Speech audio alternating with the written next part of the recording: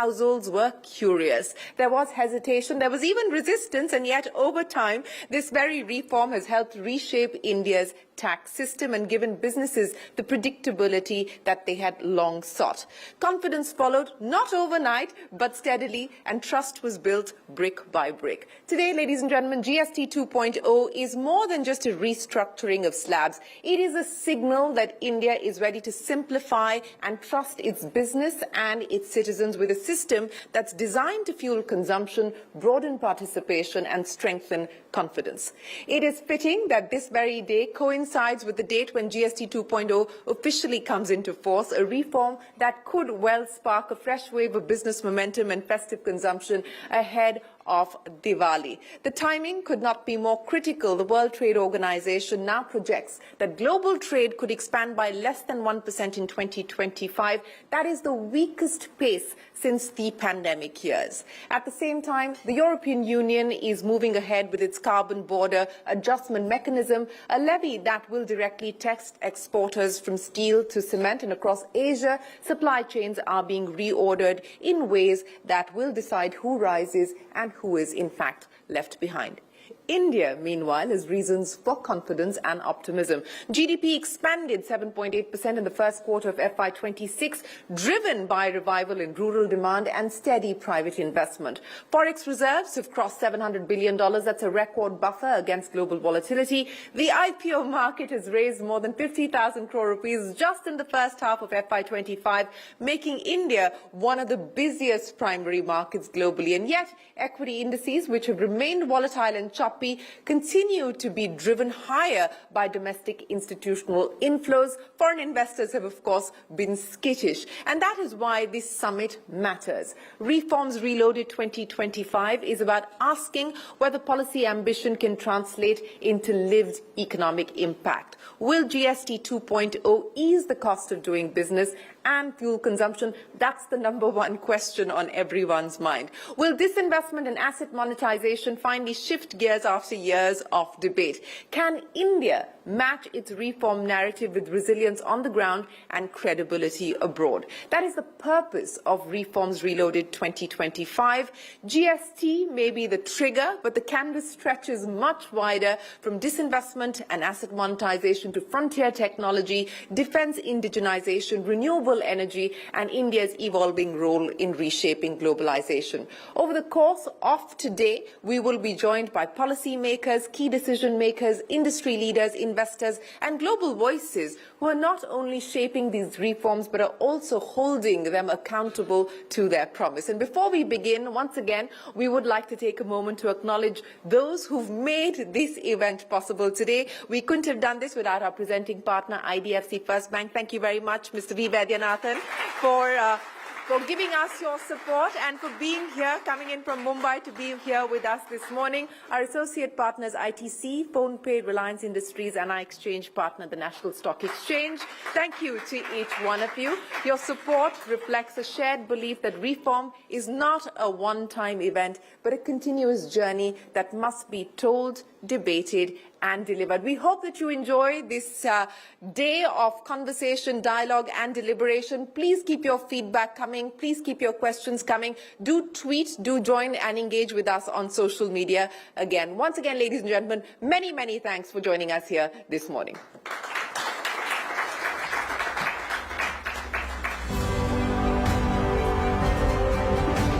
Thank you, Shireen, for setting the tone for today and requesting you to also please come back on stage. We want to start the day as we are in a time of global shifts, slowing trade abroad, and India stepping up in BRICS and the G20 as well. At home, GST 2.0 is reshaping the Indian economy. The real question, can we speed up reforms to boost investment, competitiveness, and global standing? At the heart of this lies divestment and asset monetization. Are we moving fast enough to take us into that debate? Please welcome Mr. Arunish Chawla, who's the Secretary of Department of Investment and Public Asset Management, with a huge round of applause, ladies and gentlemen. Shiri, please.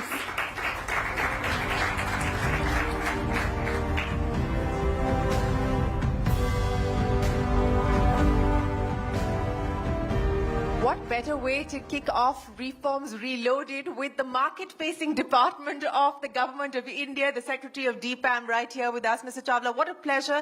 Thank you so much for joining us here. Before I talk to you about disinvestment and the disinvestment roadmap, I want to understand from you the broad picture within North Block at this point in time with the rollout of the GST, with the income tax cuts that were given by the government. The clear effort and message seems to be, as we heard from the Prime Minister yesterday in his address to the nation, boost consumption, drive consumption. The budget-making exercise is going to start shortly, Mr. Chawla. How does all of this stack up on balance as you get into the budget-making process?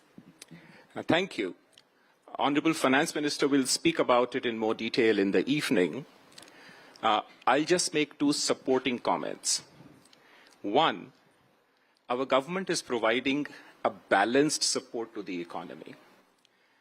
And balanced support includes support to private consumption, and which, as you very rightly said, includes both the income tax relief that was given in the budget and this great GST 2.0 reform, which is being rolled out and which was announced by the Honourable Prime Minister, both from the Red Fort and yesterday.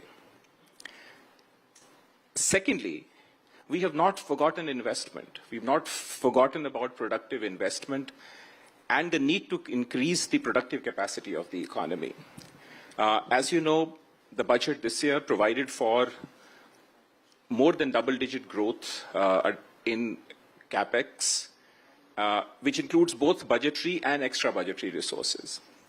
And as you know, if you can see the CGA data which came out the first quarter, that investment, public investment through the budgetary sources was on target. Equally important, what is called the extra budgetary resources, where we directly come in and where the public enterprises play a role. The data we have as of end of July, we achieved almost one-third, about 30 to 33% of the yearly target by July itself, which tells you that we have front-loaded reforms. We have kept them on track. And the industry and the commercial side of the government is working on the global value chains, how to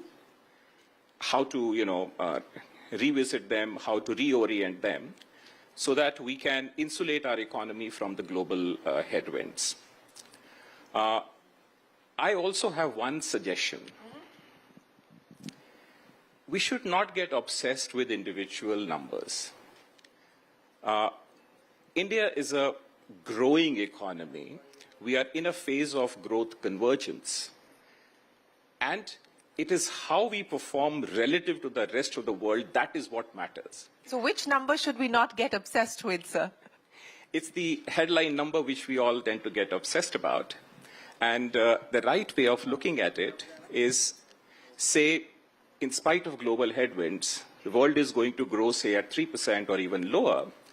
If we can grow double that in real terms and maybe exceed that, and that is what the early data shows, we should be thrilled.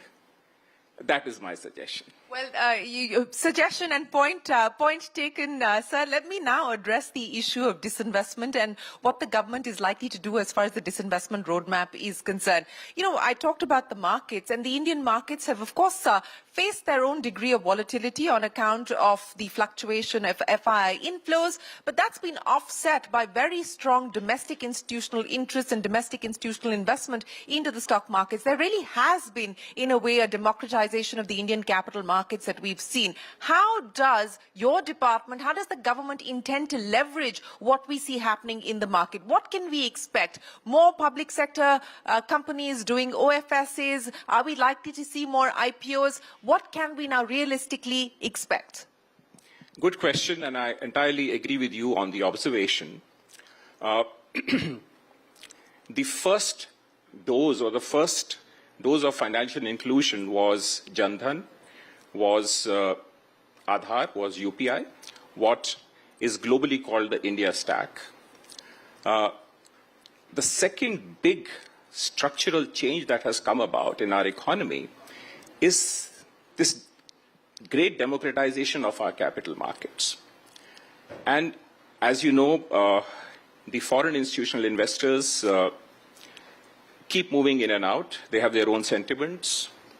Last year, they gave us a tough time. And this year as well, you know, in the last few months, there has been great nervousness because of the reasons that you well know. To great comfort and great relief, the domestic institutional investors have become part of our capital markets in a very organic way and in a very democratized way. And if I can just quote you numbers, just say last closing financial year, if the FIIs were maybe slightly negative in the net sense, the domestic institutional investors poured in 6 lakh crores of savings and into the capital markets. So we have moved away from that era where everyone just kept money in fixed deposits and provident funds.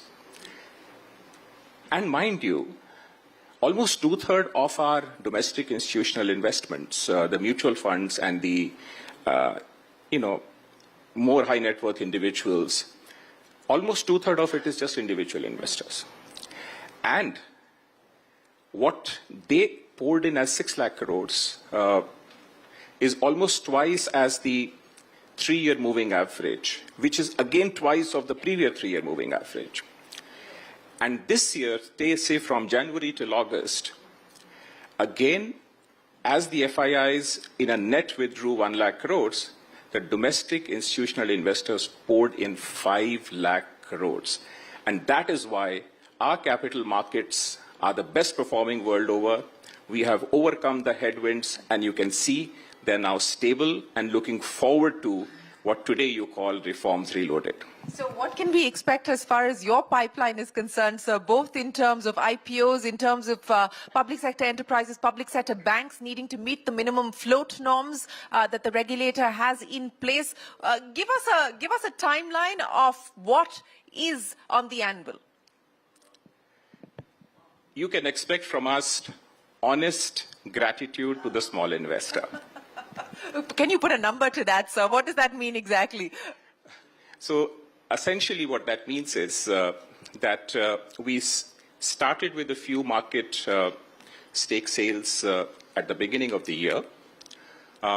We held up a bit in the days of nervousness, but as markets have stabilized, we will bring in value creation opportunities for small investors.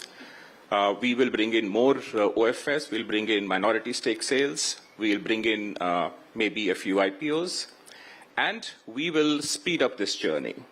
And I will also congratulate and thank CNBC TV 18 because you have helped us connect the policy space, the market space, the investors together in such a beautiful manner. Well, thank you very much for that, and we look forward to being able to continue to do that, sir. But, you know, so the second half of the year, IPOs, minority stake sales, and OFS, do you intend to make that disinvestment target of 47,000 crore rupees, or perhaps this time, for a change, beat the disinvestment target as well?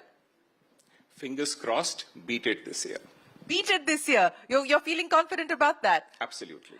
IPOs, sir, on the insurance side, are we likely to see IPOs from the insurance companies? Are we likely to see IPOs from the defense space? Because that's a space that the markets are at this point in time fairly excited about. Where could we see the next set of IPOs coming in from the public sector? It would not be fair for me to name individual companies. You can give us a sector. Yes. But broadly speaking, what you said are the right sectors. And in these sectors, you will see various forms of minority stake sales through various methods, the SEBI-approved methods. And we, as you said, have a good target in mind and maybe exceed it so that all these small investors who have reposed their faith in us, we repay the gratitude back to them. So how do you then respond, sir, to the comments that have come in from many market observers and market watchers who say that, look, the disinvestment story in India is dead? I would refute that very strongly. we tend to pick up stereotypes very quickly. What is disinvestment needs to be understood very carefully. And if you see the evolution of this policy 25 years ago, when this department of the government was founded, it has been through four phases. The first phase was 1999-2004, which was a learning phase, or you can say an experimental phase. The second phase, that is 4 to 14, was a phase of political constraints or coalition constraints. That is a better word.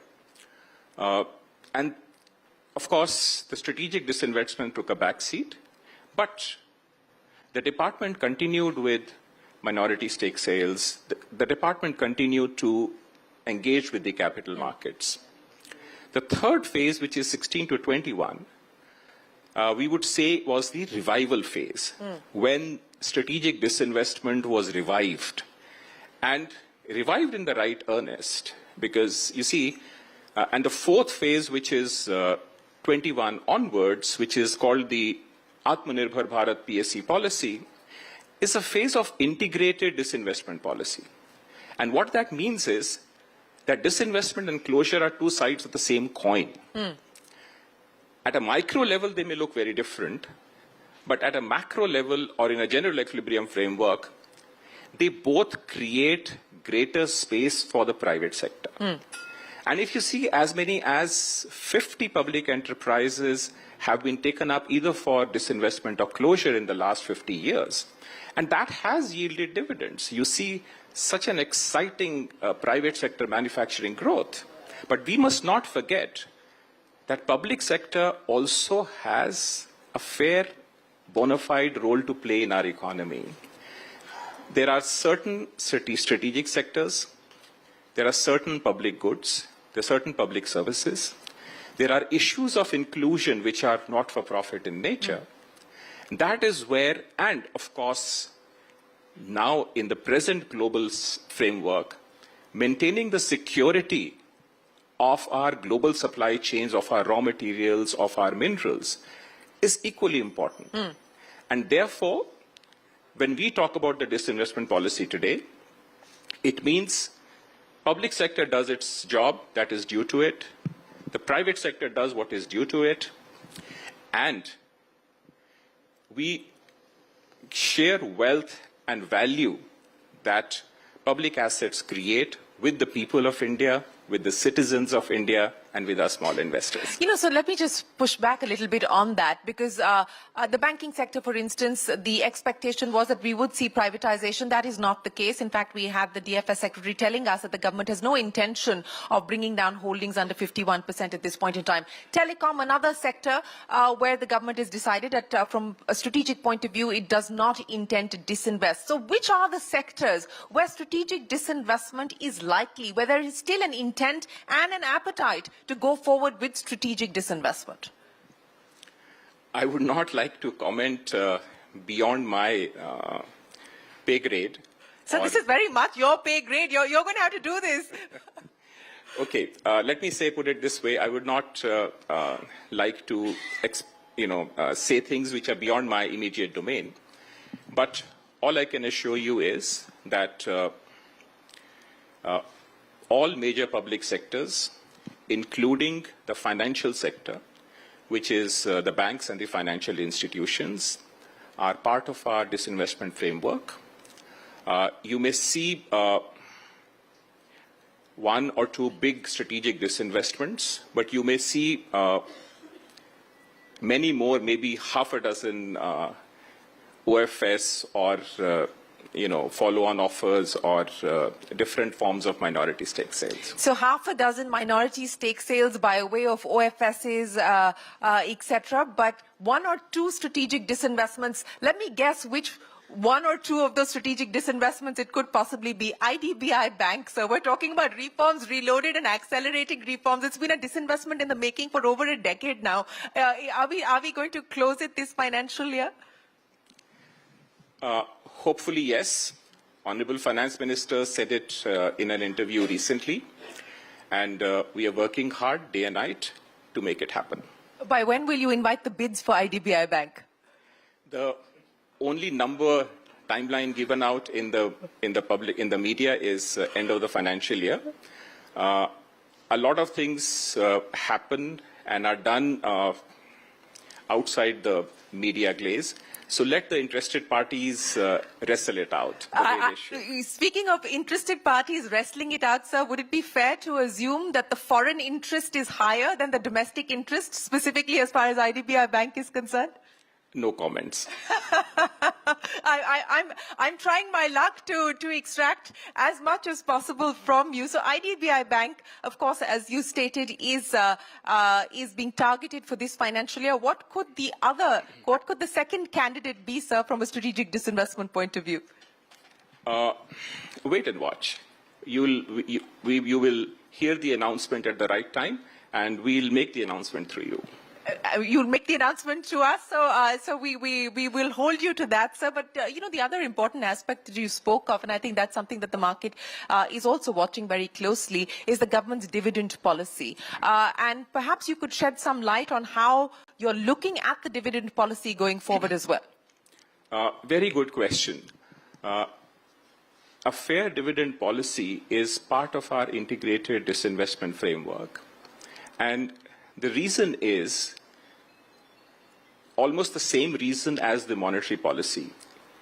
Essentially, it is the discretion versus rule, which is also called time consistency. And it's a very careful optimization between the investors and the traders. We don't give any targets to the private sector. We allow them to freely operate in the capital markets. For the public sector, we want them to be benchmarks. And so we create that nudge. And over the last 10 years, we have debated this internally. The policy framework has evolved and matured.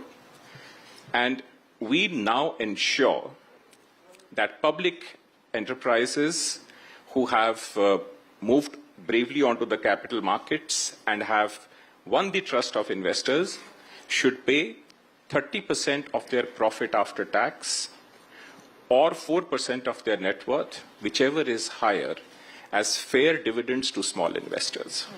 And this has picked up. If you see in the last 5 years, the dividends payout by the public sector enterprises has doubled. And even though they occupy only 14% of the market cap in our capital markets, they pay 25% of dividends to the small investors. So that will continue? That will continue, and they achieved a record landmark last year. Almost 1,20,000 crores was distributed as total dividends, and we hope to exceed it this year. You hope to exceed that number this year, 1,20,000 crores. IPOs, and I want to go back to that because the last big blockbuster from the government, of course, was the LIC IPO. What's the thinking? What would you like to prioritize in terms of the IPO pipeline? We talked about how strong the appetite has been as far as the primary markets are concerned. What would the government like to prioritize, given the global challenges as well as the appetite in the market from an IPO perspective? Good. We are doing investor meetings and market research. You should expect that at least some public enterprises in the strategic sector or natural resources space, or maybe their subsidiaries, will be brought out and placed suitably. So natural resources space. So you've given us a clear heads up there in terms of what the priority is likely to be, sectorally at least at this point in time. Okay. And how soon can we expect you to look at hitting the markets? End of financial year. Anything before that. This financial year. So that's the target. And how many are you working towards, sir? No comments. Okay, fair enough. Mr. Chawla, I want to take a little segue away from disinvestment to talk about something that I know you've very closely been involved with. I don't know how many people in this room know, but he's, of course, had stints at the IMF, and he's been very closely involved with economic diplomacy as well.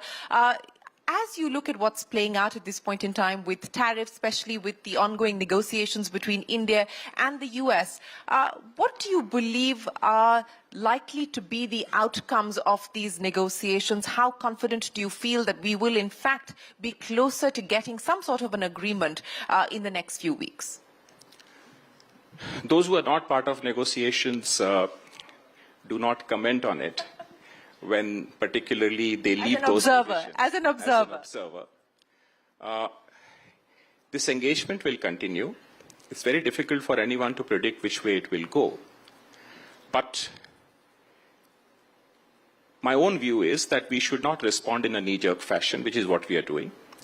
We should continue to work on our fundamentals, strengthen our economy, provide balanced support to growth, reorient our value chains, and at the end of it, it will pay us good dividends. So, a calibrated approach is what you're essentially suggesting. But on the macros, as you look at what's happening, especially as far as the currency markets are concerned, and we've seen a fair degree of volatility there, how do you see the rupee and the move in the rupee also offsetting some of the impact as far as exporters are concerned? But, what you believe the strategy should be there? It's the domain of the central bank, so I would not give any comment on it. But being the market-facing department, whatever we see and whatever we research, broadly the rupee is aligned with the fundamentals, which is called the real effective rate. Coming back to asset monetization, and we had that big plan as far as asset monetization was concerned. What can we expect now realistically as far as this financial year is concerned on that front specifically, sir? As I said, I would reiterate that we are on course to meet our target. We've been planning it since the beginning of the year. We did a few things at the beginning, and, when the headwinds come, we lie down, but we keep ourselves ready. And the moment the fresh breeze comes, we come out and, I would say, give fair returns, and if I may use my language, fair dividends to the investors. Fair returns and fair dividends. Do you feel a fresh breeze, sir? Is it picking up momentum? Is it getting stronger at this point in time? Very much. And I'm very happy to say that the fresh breeze is now coming from the domestic investors. And they have saved our capital markets, they have saved our economy, and I use this opportunity through you to acknowledge their contribution and also assure and promise them that we will come back with a bouquet of gratitude and give them, share more assets and more valuable assets with them as part of their portfolio. Well, that's a great message from the Reforms Reloaded platform from you, Mr. Chawla. But, what's next is the question that we're asking here. The government has undertaken several steps, several measures. We saw in the budget the income tax cuts. We've now seen the GST cuts. There's been many moves as far as the ease of doing business are concerned, both at the level of the centre as well as the level of the state.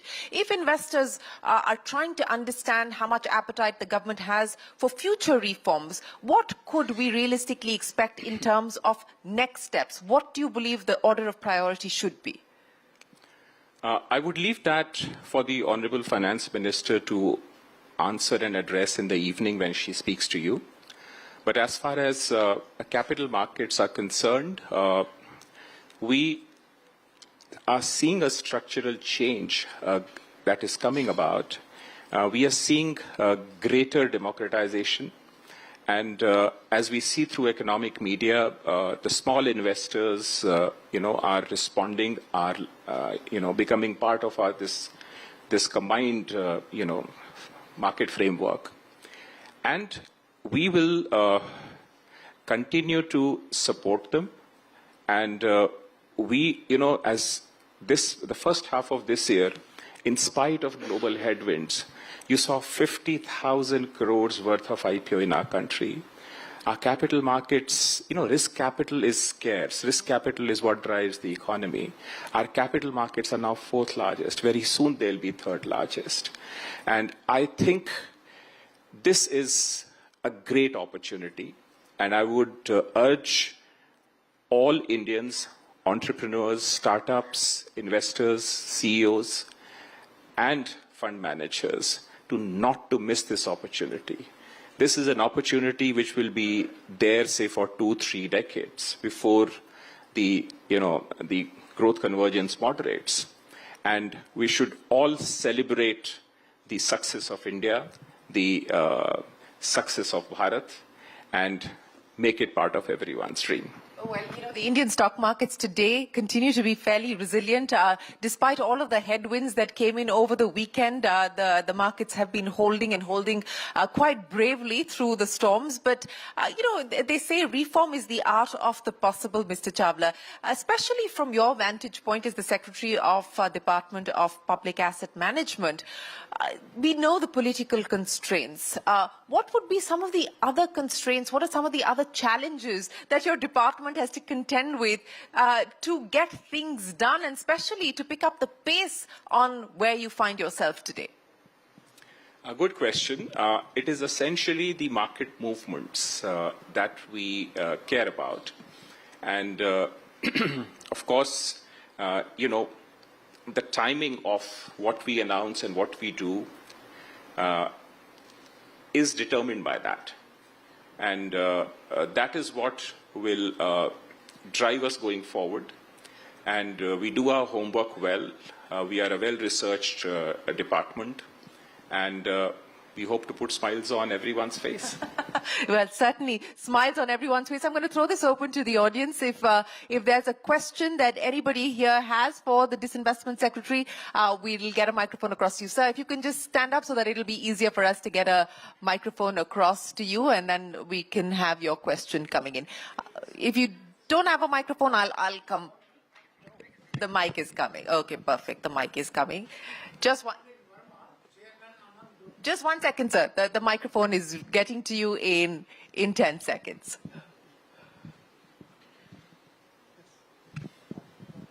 I am Anil Verma, Chairman, Anand Group of Enterprises.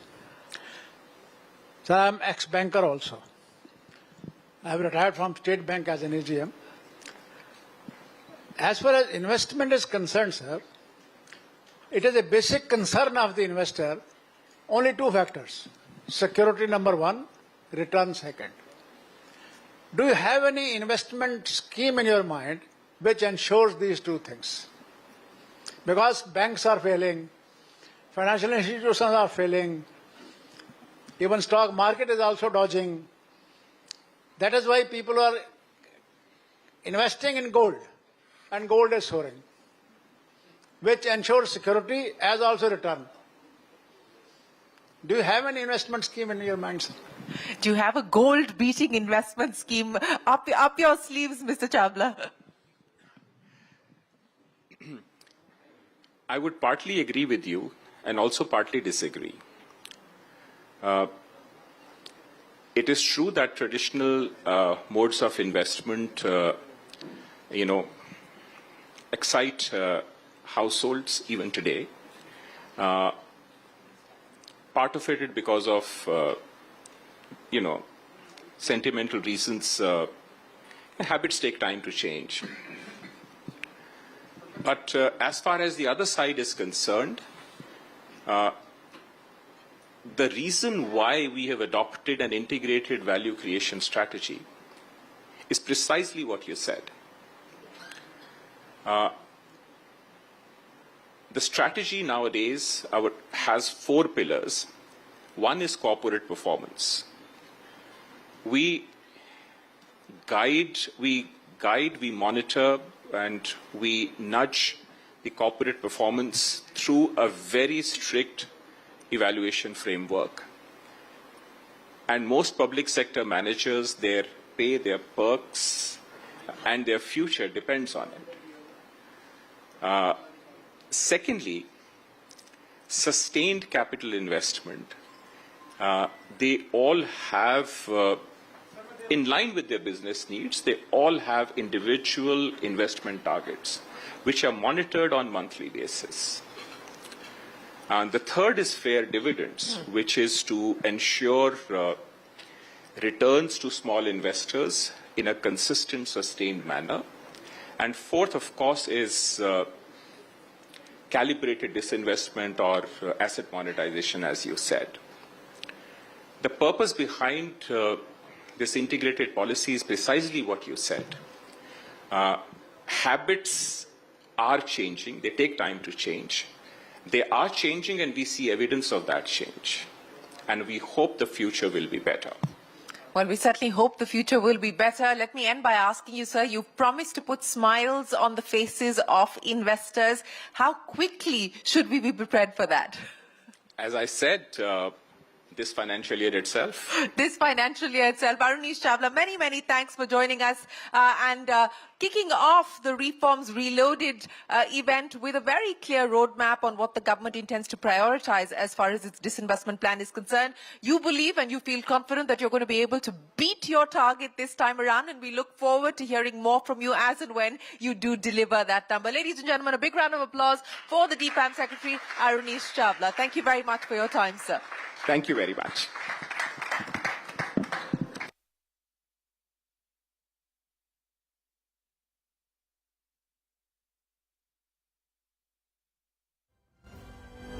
Thank you, Mr. Chawla, and thank you, Shireen, for a very interesting conversation and those precious insights.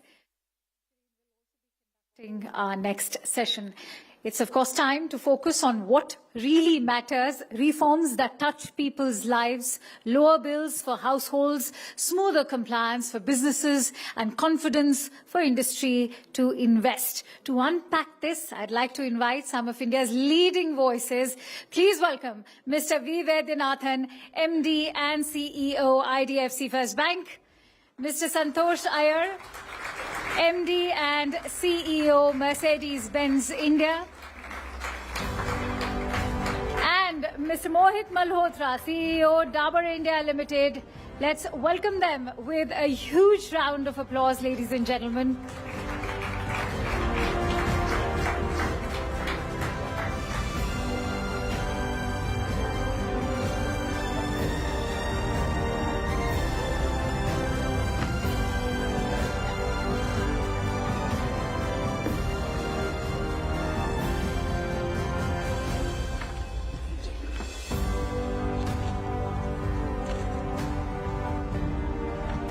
Well, we continue our conversations here, and it's time for us to welcome representatives and stakeholders from industry. As we said, today is the 22nd of September. It's the date for the GST rates, the GST rate cuts to be rolled out, and it's also the start of the festive period. Mr. Vaidyanathan, Mohit and Santosh, great to have you join us here on Reforms Reloaded. My very first question to you, Santosh, how many Mercedes cars have you sold since morning? Well, I landed, and before I came in, I went to our dealership on the way, and I think the excitement is palpable. You can just feel it. Our expectation is the next 8 days will record the highest ever per day car sold in history in India, for sure. That's good to hear, but there's also a lot of pent-up demand, right? Because August was virtually no sales. That's true. That's true. To be fair, August till 22nd, it was almost breaks on sale. So all of this has to be recovered. So for sure. But I think there is a lot of optimism that even the festive period starting October 2nd, the Dasharas and Diwali should deliver even a double-digit growth if possible. Double-digit growth if possible. But how much cheaper have the cars gotten? Because for the auto sector, the cut has been significant. I mean, for the the smaller cars, the cut is from 28% to 18%. For cars like yours, you're 40%, but no cess. So what does that now result in on an average in terms of price cuts for you? So average cuts are close to between 5 to 8%. So average for us in luxury segment will be around 6%, which is translated to the customer. So yeah, that's substantial when you look at in rupee terms, somewhere around 1.5 lakhs to 10 to 20 lakhs. 1.5 lakhs to 10 to 20 lakhs. But does the rupee move impact you, or is it likely to impact you? No, surely. Actually, if you take away that euphoria of the 6-8%, this is the same pricing we used to operate in 2024.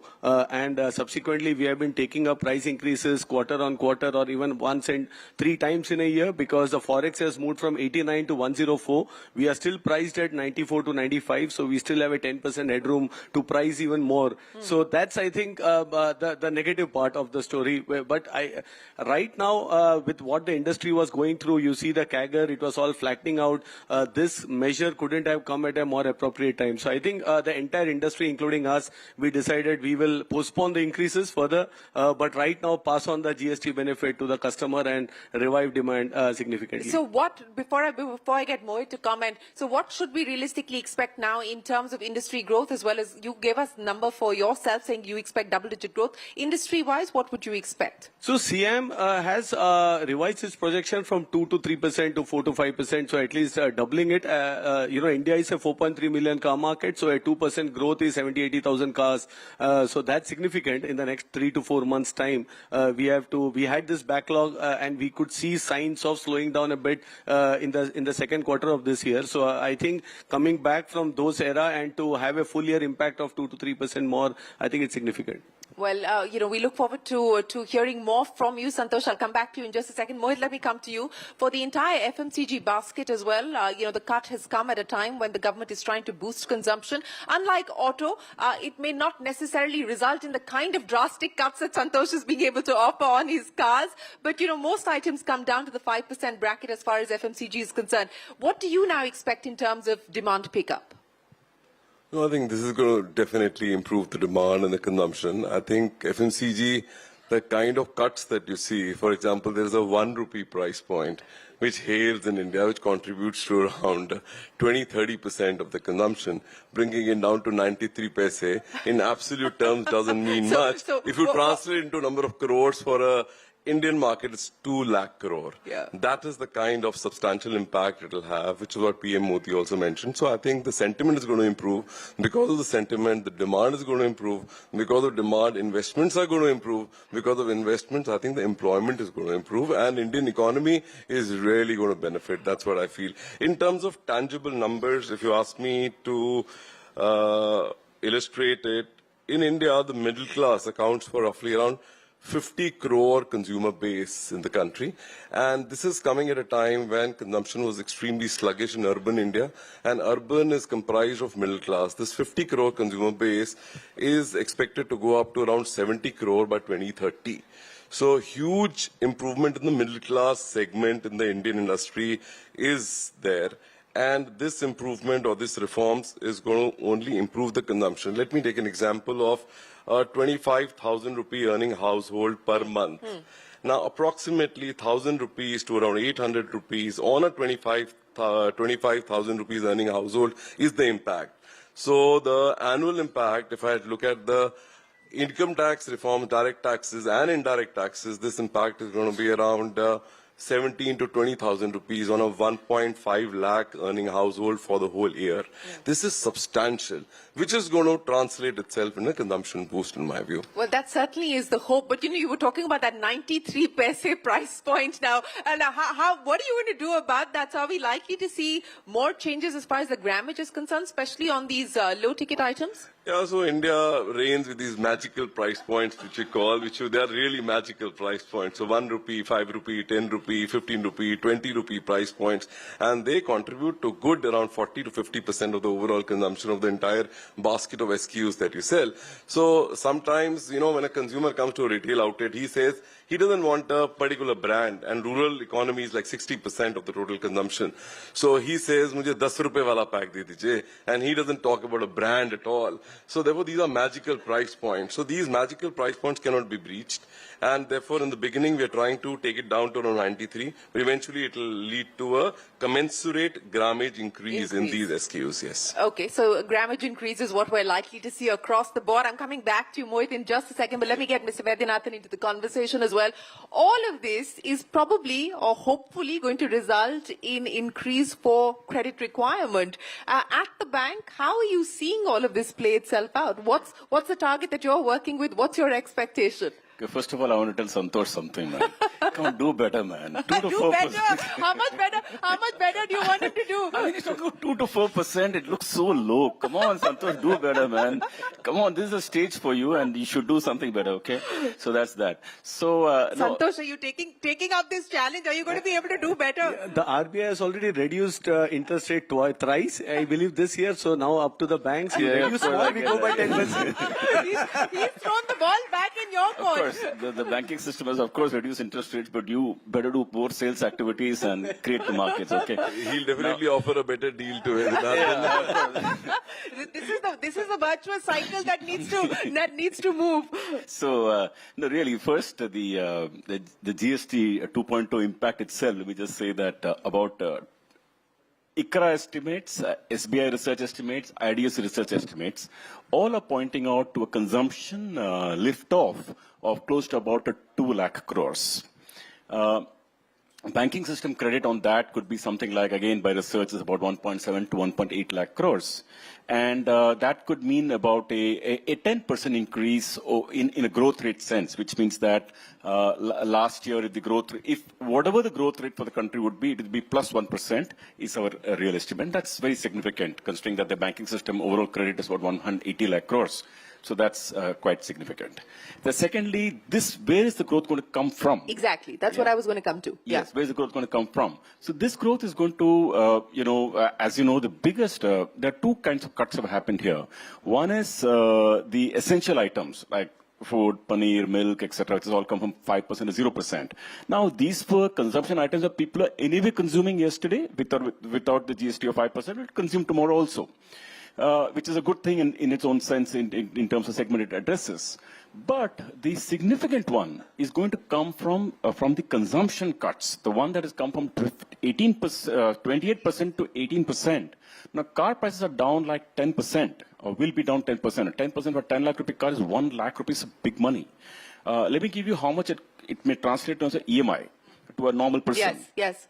So, if you think of a 10 lakh rupee car, which will now cost 9, assuming a loan amount of say 7 lakh rupees, and EMI earlier would have been say 16,500 rupees, now EMI will be 14,500. So 2,000 rupees per person per month for 60 months is the reduction in people's EMI.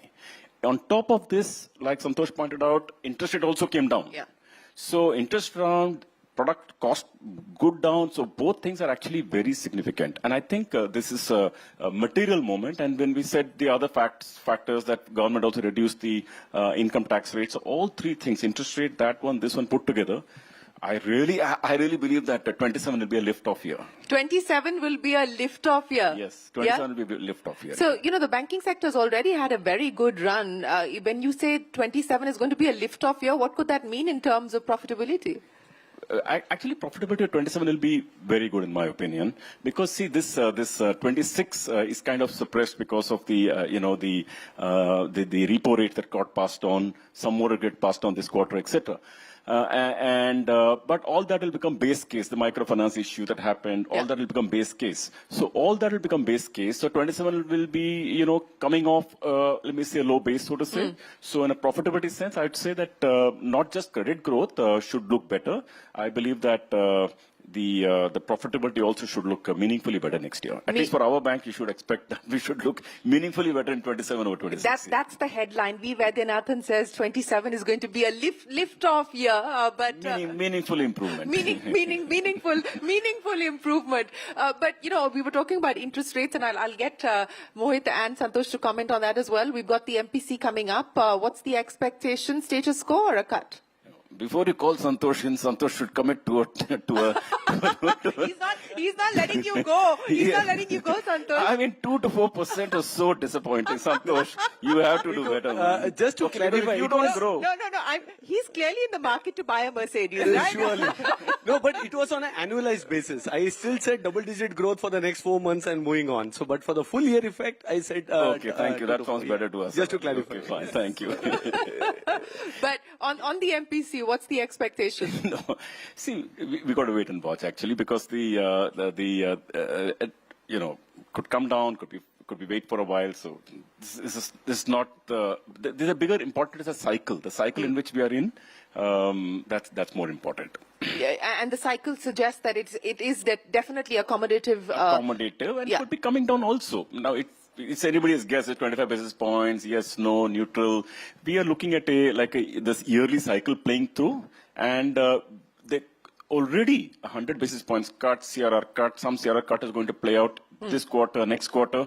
So that's why I feel more bullish about 2027. So liquidity, ample liquidity in the system? Liquidity is no problem at all. Deposits also not a problem. At least our bank is growing deposit 20% plus. So deposits also not a problem. So when you grow deposits, it gives you good license to grow loans. But I can say for the banking system as a whole, I think this is probably the year in which whatever negative we had to factor is factored. I think next year should be better.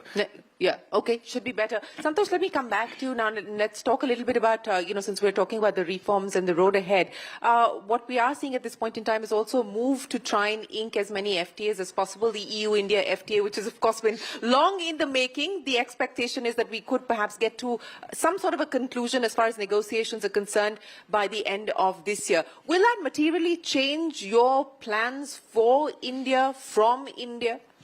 No, for sure. We as multinationals have always advocated free trade, fundamentally because we feel that the economic growth is significant whenever the borders open up. And it's just not about the tariffs, it's also about harmonizing the regulations, for example, between countries. So, I think Indian automotive industry has also come out of age. So the access to bigger developed markets which has money in their pocket to sell and export grows. As far as we are concerned, surely today more than 90% of the cars we sell in India are locally produced. So they hardly have a 15% tariff when it comes to parts and components. So that won't change.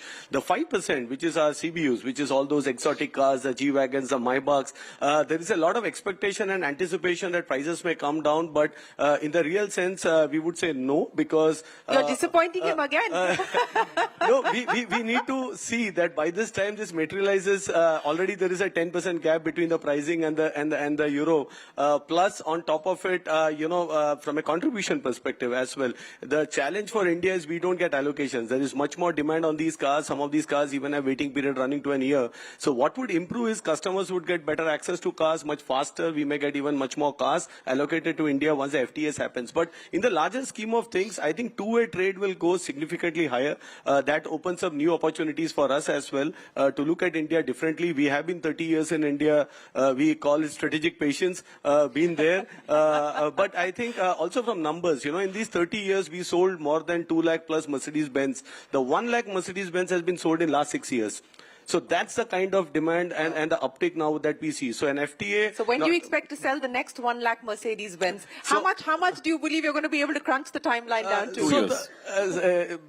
It depends on all the forecasts. I think we have to look at all the factors in. And this is where the Forex is one aspect where we are not able to put a finger in. And that's will go back to... because, a 5% increase in price will take us back to pre-GST 2.0 pricing. So we are back to square one. So this is something, and that may happen as early as 1st of Jan next year, because we will not be able to hold on to the pricing. So this is because of the rupee depreciation. The rupee depreciation. So I think on the other side we have enablers like FTAs, which by end of the year, if it concludes, and maybe it takes another 12 months for a trickle-down effect to come in, that's a positive side. So we have been strategically patient. We'll continue to be there, and the hope is positive for sure. Well, strategic patience, that's a new term that we've heard here from Santosh Iyer. But Mohit, you were talking about this virtual cycle, and I think that's the question that the government is also asking, that look, we've done the heavy lifting now by way of the income tax cuts, by way of the GST rate cuts. It's time for industry to go out there and do some batting on the front foot. What kind of capacity utilization are you currently looking at? Are you looking to set up fresh capacity given the kind of demand expectation and demand visibility that you have? Yes, Shireen. So we expect the demand actually to move up by at least to 500 to 600 basis points going forward next year. And next year is going to see a real boost in consumption and the demand, and which is going to have a trickle-down impact on the investments. So just to illustrate an example, the demand boost happened. We put up a capacity of around 1,000 crore in Madhya Pradesh around 4 years back, and we are at almost like 70 to 80% capacity utilization. So what the GST, another dimension to the GST reforms has happened is that we used to get GST benefits in a lot of places where we used to put up our manufacturing locations. For example, Tezpur or the backward areas, we used to set up manufacturing locations. With the GST rates now reducing from 18% to 5%, that is no more valid. Okay. So it calls for capacity relocations from one plant to the other plant. For example, in Tezpur, we end up losing something like around 100 crores per annum of the benefit that we get out of GST. So it calls for a relocation from a GST from a Tezpur to a south of India. Oh, okay. So besides the augmenting of demand and the consumption and the investments which will go up and the employment which will go up, that will call for capacity installations. There will be relocations of capacities also which will happen for a lot of FMCG companies that I know, which are availing the benefit. So that's a little flip side, but we have to work around the same. Yeah. Yes, and I guess many will have to navigate that. We've got Rajiv Memani, the president of the Confederation of Indian Industry, here, and we're going to ask him to join the panel in just a second. I would imagine that you were out buying a Mercedes-Benz because Santosh Iyer was basically talking about the fact that his dealerships are completely chock-a-block, which is why Rajiv has managed to come to us a little later than we had when we had expected. But and Vedinathan has managed to get a great hard bargain from him, at least 10-15%. Not yet. He's trying. But He's trying. Maybe by the end of the panel. By the end of the panel. No, let me just tell you the reality, okay? I'm not in the market buying Mercedes, but over the weekend, really, I'll give a real case, okay? Over the weekend, I actually tried purchasing a car, which is the sub 10 lakh category, because, you know, weekend driving, small parking, easy stuff. So the person actually told me, and Santosh is interesting, that he said that it is a small car. And he said that the GST benefit you're going to get, I'm going to give you upfront, even though the GST cuts have not come. So how they're managing that, really? You have touched a super touchy topic. There is something called cess. Yes. And the dealers are really grappling with, because the government has said that they can't compensate this cess as of now. There are still deliberations on, and that's the reason the dealers, to offset the cess balance, are just throwing away cash. So it's something that the dealers are trying to push, along with some OEMs also encouraging to give this benefit. But it is going below the balance sheet, and it will hit for sure the profits. Yeah, in fact, the Association of Dealers, FADA, has raised this concern with the CBIC and with the government, but at this point in time, there hasn't been any agreement on the way forward, but perhaps we will hear more. Rajiv Memani, welcome to Reforms Reloaded. Thank you very much for joining us here. So were you out shopping? Yeah, I was. I'll keep quiet. Yeah. But I was certainly not shopping. You were certainly not shopping. But what's the view coming in from CII, Rajiv, at this point in time, in terms of confidence, in terms of demand, in terms of investments, on the back of the measures taken by the government? So I think just from a CII perspective, I think we have mentioned this. I think this is a really far-reaching reform. CII has been requesting the government on this for the last year or so, year and a half. I know government has also been working on this, but what they have come out with is far more comprehensive than what anyone expected. And the time frame with which it has come, the clarity with which it has come, and also it's not just rate reduction, but it's also a structural reform. So, 2 rates simplifies things a lot. Otherwise, there was a multiplicity of rates. Ensuring that, they are now setting up the appellate tribunals. They are now committed to set up a national appellate authority. So I think if I look at the overall package, and without actually putting in any legal requirement to say on anti-profiteering, I think nudging the industry, and to industry's credit, I think industry after industry have come out and voluntarily saying that we'll be passing on the benefit, which is, I think, makes sense from an industry perspective also, is great. CII is very hopeful that with the kind of, at least the feedback that we are getting from our members, is that the various soft signals that you get, number of people visiting websites, number of people going to dealer stores, he'll have much better idea of that. The soft signals that we are getting is that it's lined up for a very positive 1 month, and I think it coincides very well with Navratris today. So I think overall I would say it's very positive, and hopefully the investment climate, which had, because of the geopolitical things and geopolitical uncertainty, it had got mired a bit. Hopefully this gives the impetus for people to look at investing, because eventually for the government to accede to a lot of the requests that industry is making to make India more competitive, from an industry standpoint, I think it has to lead to more investments as well. Because unless you don't have more investments, the entire thing of greater manufacturing in India, greater economic value added in India won't happen. So Shireen, we are very hopeful. I think that this will not only lead to greater consumption in the short term, but also it will lead to overall it has to lead to revival of investment activity. That's very critical from a country standpoint, and also for, as an impetus to future reforms that we will see. And also the way it's been done, I also, we've not talked much about it, but I think also from a macroeconomic standpoint, I do believe that the government has balanced this very well. I do anticipate that they will look at other forms of incremental revenues to make up for this, at least in the short term. By the time the GDP growth picks up and makes up for this shortfall, I think there will be other forms of revenue, whether it comes in accelerated privatization, other things. I think that momentum will also come through. You missed the session that we just had with the DPAM secretary, where he talked about that. He said that the hope and the expectation is that they will be able to beat the disinvestment target, which was a modest 47,000 crores, but the hope is that they'd finally this year be able to beat that with a bunch of OFSs and minority stake sales, etc., that they are planning. But that's where I want to take the conversation. What's next? The ask of industry is go out there, be competitive, put out globally relevant and globally competitive products. We heard that from the Prime Minister yesterday. But what next now on the industry wish list of what you want from the government, Rajiv? No, I would say, from what I think GST was high on the wish list. Macroeconomic stability was high on the wish list. I think those two things are big tick boxes that have happened. If you look at that, then you start coming into more sectoral issues. I think India is probably right now having its lowest tax regime that we've had, whether it's in terms of personal tax, if you look at corporate tax, if you look at revenue neutral rate of tax, if you look at interest rates. I mean, if you look at the last 10 years, 15 years, and the number of simplification and reforms that the government is announcing almost every week, whether it's for MSMEs and others, I think it's been very, very positive. So I would say now you come to the sectoral pieces. So in power sector, for example, if you have to look at factor reforms, for India to be more competitive, I think power cost has to be higher.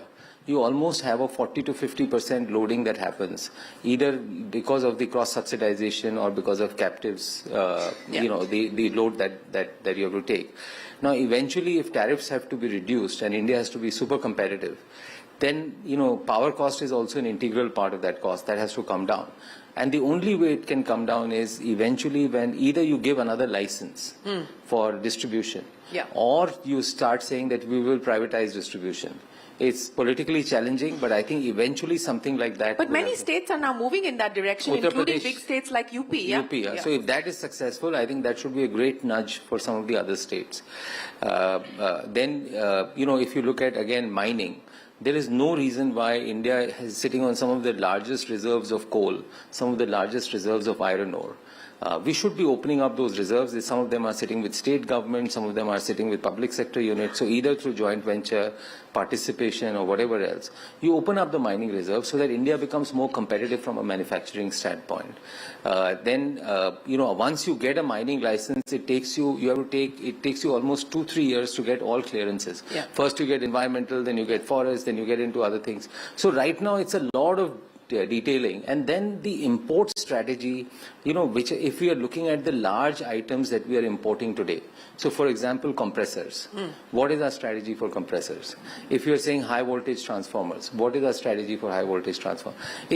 I think it's crystal clear that for India to move ahead, India to succeed, we have to very sharply focus on greater domestic value add within the country, and whatever enables through ease of doing business, through factor reforms, reducing your costs, and having a targeted strategy by products, by sectors to say how you can move that forward.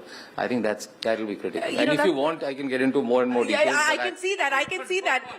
That's what happens when you become president of CII. You have a laundry list. You only do this. Laundry list of asks that you have for the government. But that's an important point that you brought up, Rajiv, because we heard from the Prime Minister yesterday as well. Of course, the call for self-reliance and Atmanirbharta has been on the table for a while now. And yesterday, the Prime Minister talking about Swadeshi once again. Santosh Iyer, when you hear comments like that, does that worry you? Does it concern you? How do you see it?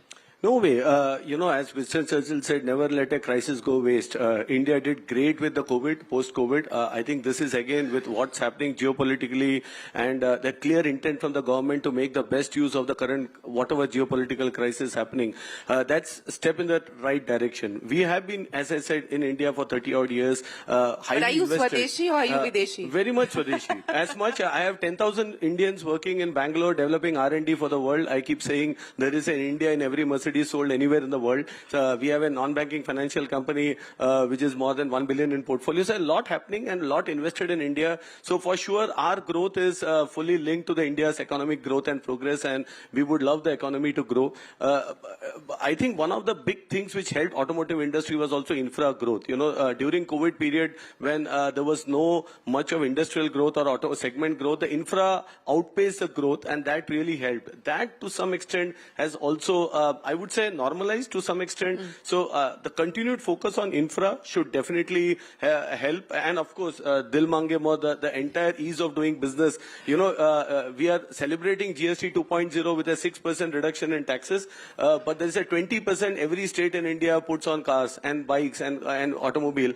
as taxes, which is registration tax. Our worry is now states would use this opportunity and increase their taxes and revenue. So I think India's federal structure is, it's not one India, it's many, and therefore more simplification, more I would say standardization. I think that's the direction which should be taken, and as India grows, we are super confident we would also take the full potential of the market. Mohit, how do you see the comments that came in from the Prime Minister yesterday, or asking people to buy Swadeshi?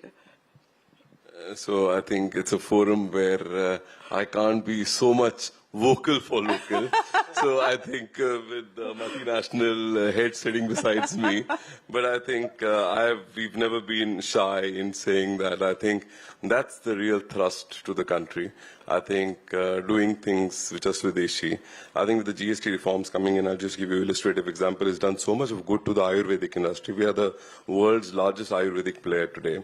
And with the GST reforms, what we see optically is just a reduction in the GST rates. What we don't see is procedural simplifications which have actually happened, procedural reforms which have happened. So what they've done is that the difference between a consumer shifting from an unorganized brand to an organized brand, the difference has got bridged to a certain extent.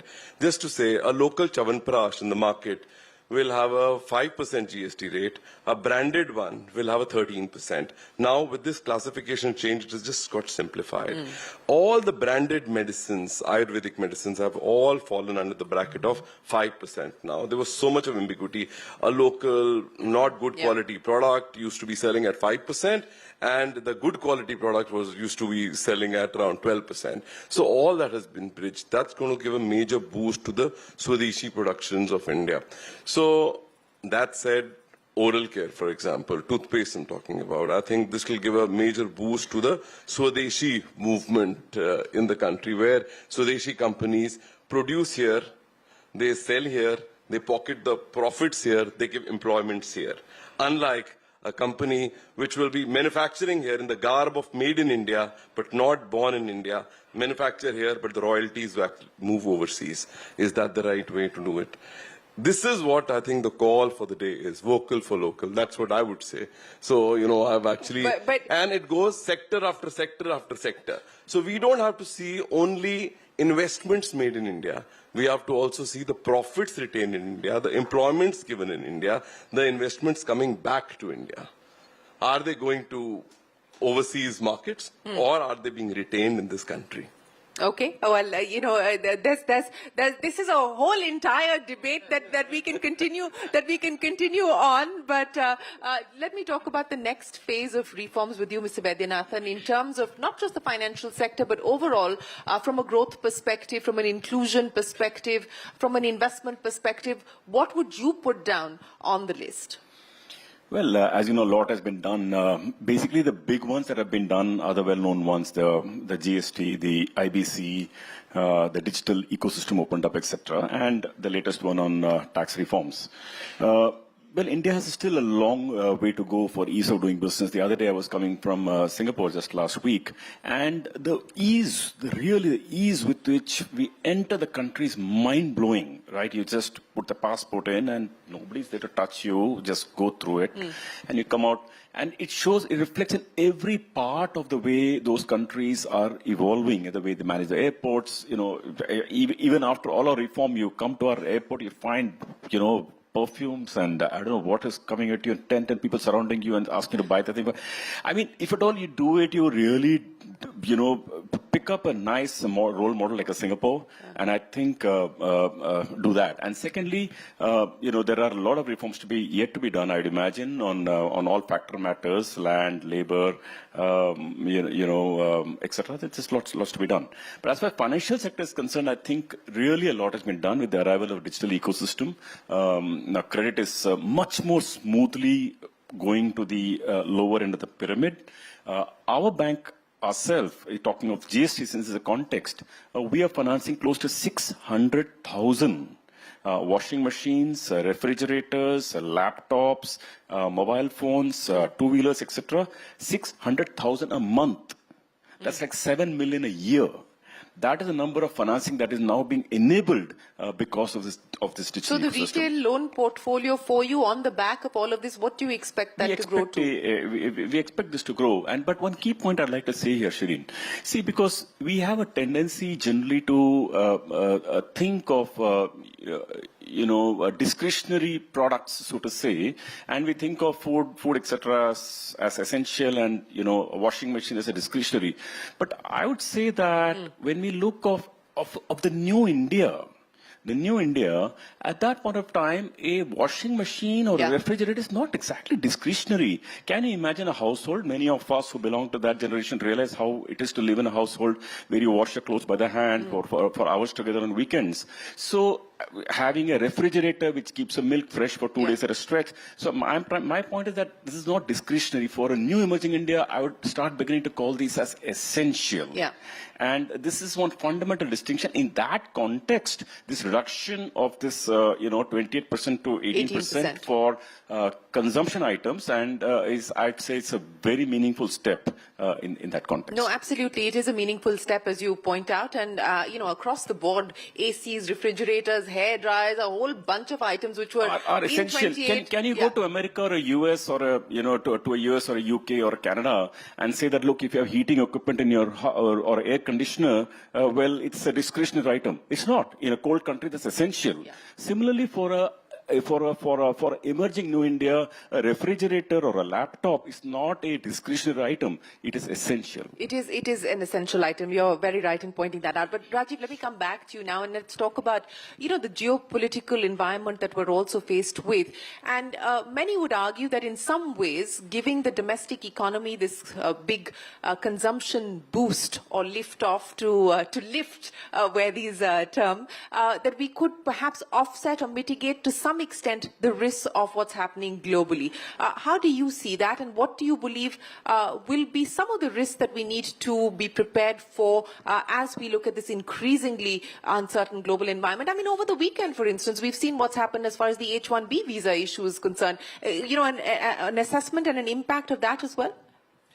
No, I think that we've not done any assessment impact because it's still not clear what the final law will be. I mean, I think, so once there's clarity whether it's one time, whether it's not one time. It is one time. That they've clarified. It's not on renewals, it's one time. But till the time it doesn't come out. Yeah, so far. So unless these things don't come out black and white, I mean, the pace at which they get announced and they shift, I think it's so to answer your question, Shireen, we are in, I mean, everyone knows, a very complex geopolitical, geo-economic issue.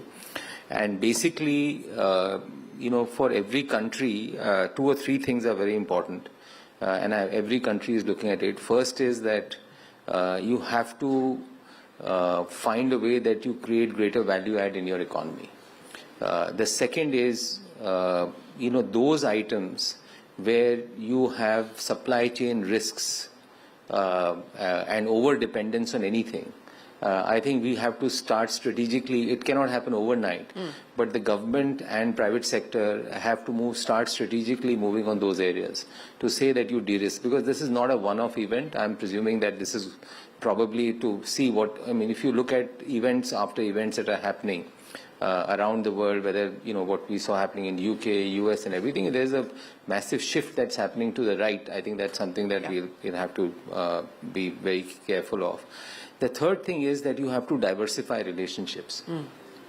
So I think India's recent signing of FTAs, the FTAs that have been signed already to look at the version 2 of that FTA, more strategic engagement with regions like Middle East and others, I think those are, hopefully, FTA gets signed with EU, ways in which we can look at, engage with other emerging countries like Africa, Latin America and others. So I think we have to diversify our relationships so that there is strategic independence in the way India as a country operates. And I think fourth, I would say, is that the narrative of India also, we need to communicate much more effectively. I think there is a lot of muscle memory to say, if you talk to investors, there was this tax issue that happened, there's this issue that happened. But overall, I would say for most foreign investors, they've done very well. Returns have been pretty strong for most of them. So we have to, I was just, what Mohit and you asked Santosh, I think for me, Swadeshi is something where you're creating value in India. Irrespective of where you come from. The parentage doesn't matter. Parentage, I don't, India is very open. We need investments. We need to create more jobs. We need to be engaging with the global economies. We need to become more competitive. I don't think India should be going to a point, and I don't think that's the intent of the government or the Prime Minister, to say that we should be a closed economy. But yes, you have to create greater value add in the country. That's very clear.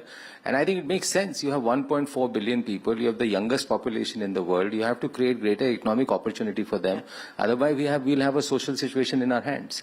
So I think it's absolutely the right strategy. I think it has been the strategy, but I think we really now need to give it for things, ease of doing business, factory reforms, unlocking those parts of the economy where there's greater potential. I think we need to do some of that with much greater speed.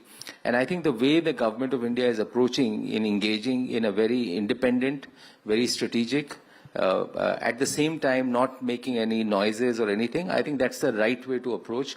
Whenever I'm engaging with people around the world, I think they're really, and in the country, they're really appreciative. Even those whose industries have been impacted, I think they're really appreciative in the way India is engaging with all the challenges. You have new challenge almost every week, but engaging with confidence, in a diplomatic way, with a calmness, that shows the intrinsic strength of the government and how we are, how we want to deal with these situations as we go ahead. And one thing we didn't talk about, Shireen, that even one of the good things that the sin goods, so to say, that have come up now, gutka, pan, chewing tobacco, cigarettes, the kind of stuff that has been loaded upon them is absolutely right, because they're actually doing no good to anyone at all. Sure, only increasing health problems in the country and maybe addictive. I think, I'm not sure luxury is in, so over a period of time, you got to have Santosh there, will probably, the first time he'll agree with me. But then, that I'd actually differentiate between, domestic luxury and foreign luxury, because at least domestic luxury, even if you're Ritu Kumar or I don't know, for garment making, they have some embroidery going on somewhere, some workers being some crafts, some design, something's going on in India.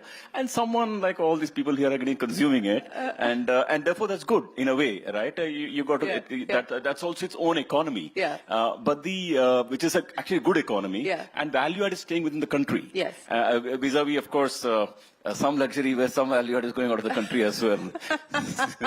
He has it in for you today, Santosh. He's not giving you a break, is he? I need to get. You don't have a strategic financing tie with ideas. Should happen by end of this He has session. his own NBFC. Maybe that's the problem. He'll definitely get a good deal on his car for sure. No, I don't want We any. upgrade him from the small. No, I am not in the market of buying any luxury car, to make it clear. But let me tell you, therefore, that the cracking down on sin goods is good, and I think that's one of the highlights. I think it's got missed out in the process. Yeah, but I think you make a valid point that also don't see luxury as sin, because that's its own economy and that has a significant multiplier impact as well.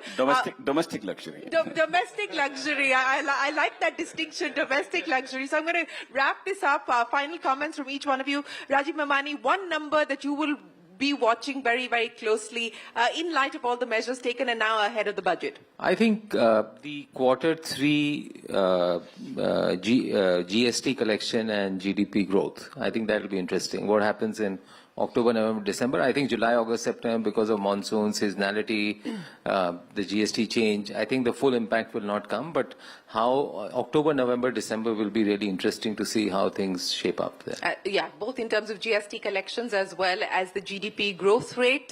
Santosh, one number that you would like to put on the table, and we'll hold you to account to that. I would sharply look at automotive sector growth itself, nothing more here and there, because I think that also to some extent reflects a larger stuff happening in the economy. So, and we have drawn a correlation as well. So maybe very keen to see the next quarter automotive growth compared to the last year's and the CAGR impact as well. And Vaidyanathan as a customer. For sure. Mohit, volume growth. What volume growth will you realistically put on the table? I think around 300 basis points of increase in consumption, definitely backed by volume, is what we should see. I think that's something that should definitely happen. And it is both going to be two-pronged, both urban and rural. Rural is already chugging ahead of the curve. I think urban was lagging behind. I think this middle-class boost on GST and income tax boost, which has happened, I think definitely will help the urban growth to actually resurrect back to the same level as the rural growth. I think we are very hopeful, and I think as a representative of the FMCG industry, I think we all resolve to pass it on to the consumers, and as an industry, we will do our best that it all goes to boosting the consumption and the investments and employments in India. Yeah, Thank you. That certainly is the hope. The last ball of the match to you, Mr. Vaidyanathan. So you better hit it for a 6.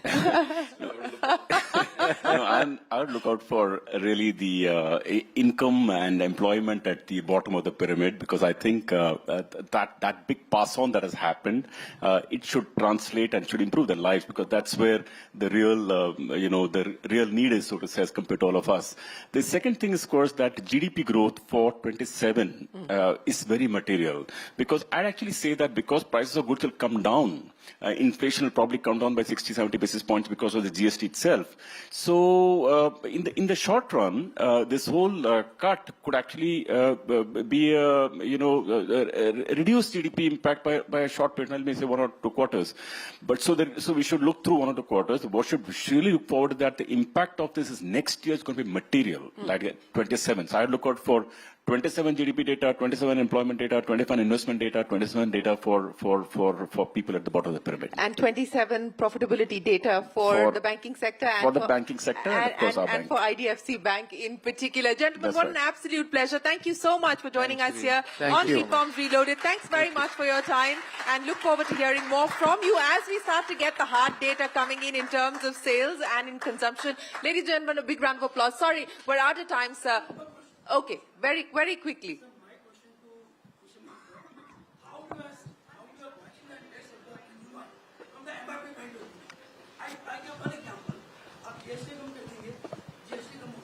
Olive oil, 1 liter bottle, MRP is 570, 540, and B purchases 240, I purchases 240, he purchases 300, he purchases 400. how you see our interest. You see the case of medicines. Yeah. एक shop पे लिखा है 22% discount, एक पे लिखा है 5% discount, एक पे 0 discount. If I go to nursing home, he charge me the MRP plus 5% extra. Yeah. आप लोग जीएसटी की बात करें 2%, 3%, हमने 7 पैसे की बात की, 10 पैसे की बात की.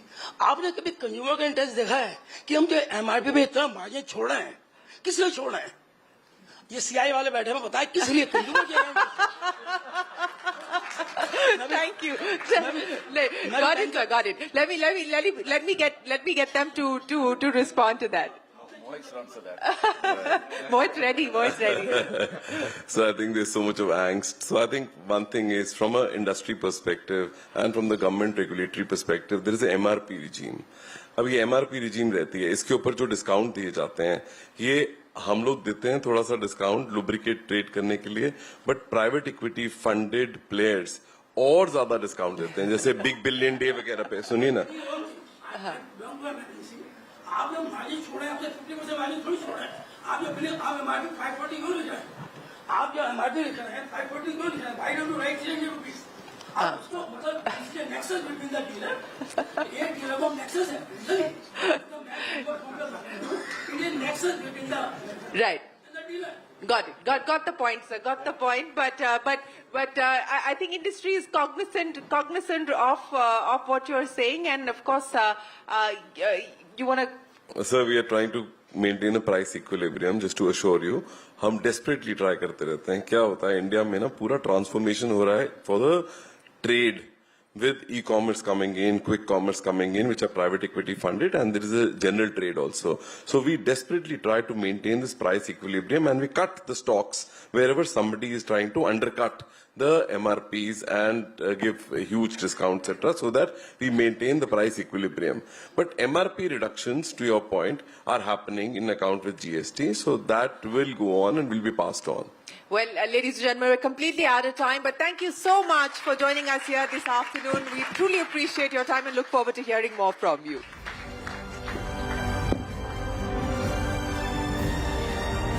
Thank you, Mr. Vaidyanathan, Mr. Memani, Mr. Malhotra, and Mr. Iyer for such an enlightening, razor-sharp, frank and honest discussion. Thank you, Shireen, as well.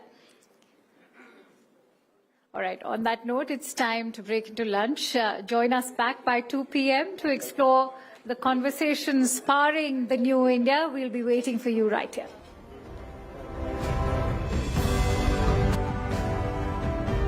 What better way to kick off Reforms Reloaded with the market-facing department of the Government of India, the Secretary of DPAM right here with us, Mr. Chawla. What a pleasure. Thank you so much for joining us here. Before I talk to you about disinvestment and the disinvestment roadmap, I want to understand from you the broad picture within North Block at this point in time with the rollout of the GST, with the income tax cuts that were given by the government. The clear effort and message seems to be, as we heard from the Prime Minister yesterday in his address to the nation, boost consumption, drive consumption. The budget-making exercise is going to start shortly, Mr. Chawla. How does all of this stack up on balance as you get into the budget-making process? Thank you. Honorable Finance Minister will speak about it in more detail in the evening. I'll just make two supporting comments. One, our government is providing a balanced support to the economy. And balanced support includes support to private consumption, and which, as you very rightly said, includes both the income tax relief that was given in the budget and this great GST 2.0 reform, which is being rolled out and which was announced by the Honorable Prime Minister, both from the Red Fort and yesterday.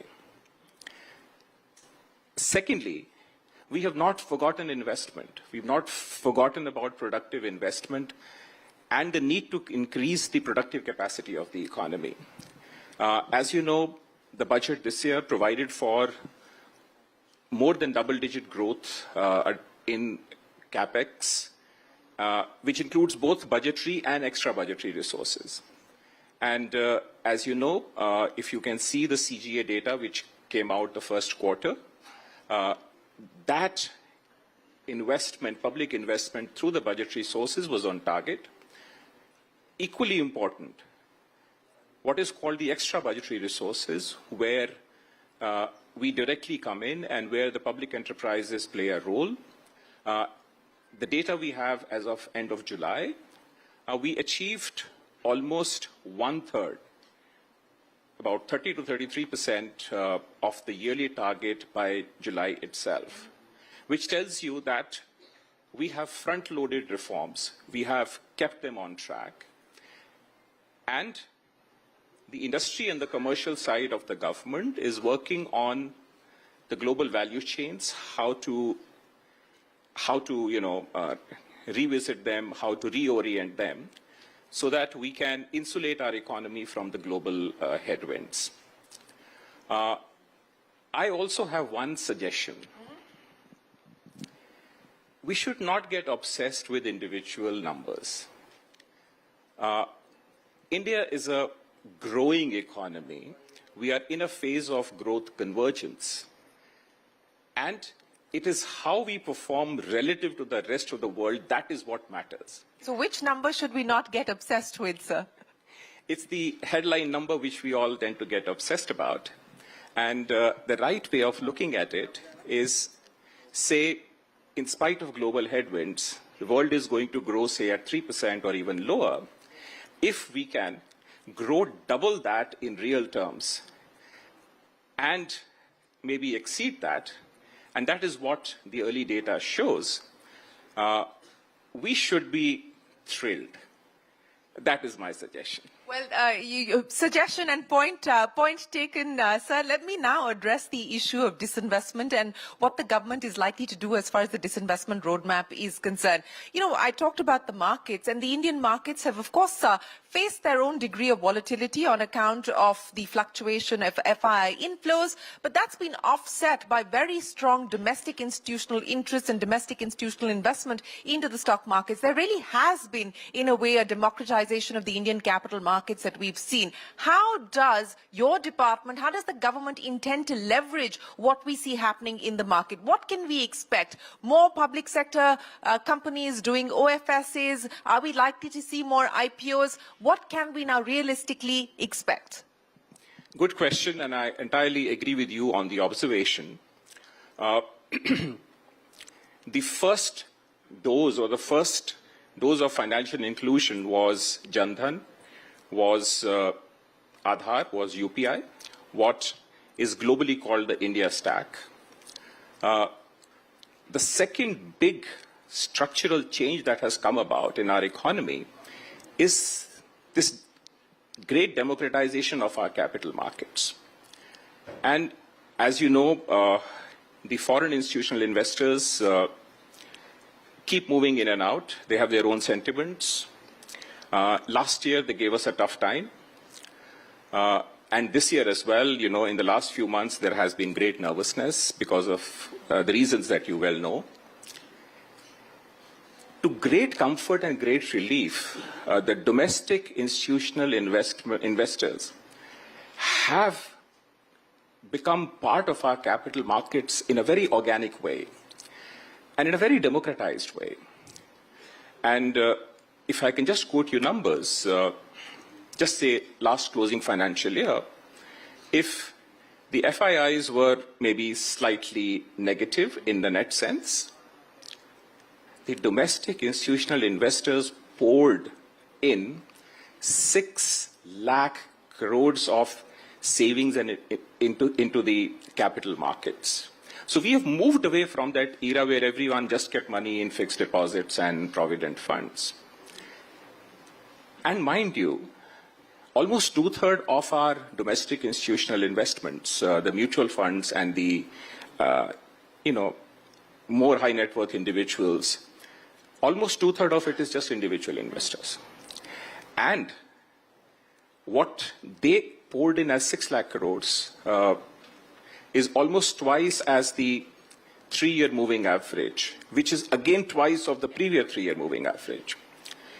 And this year, they say from January till August, again, as the FIIs in a net withdrew 1 lakh crores, the domestic institutional investors poured in 5 lakh crores. And that is why our capital markets are the best performing world over. We have overcome the headwinds, and you can see They're now stable and looking forward to what today you call reforms reloaded. So what can we expect as far as your pipeline is concerned, sir, both in terms of IPOs, in terms of public sector enterprises, public sector banks needing to meet the minimum float norms that the regulator has in place?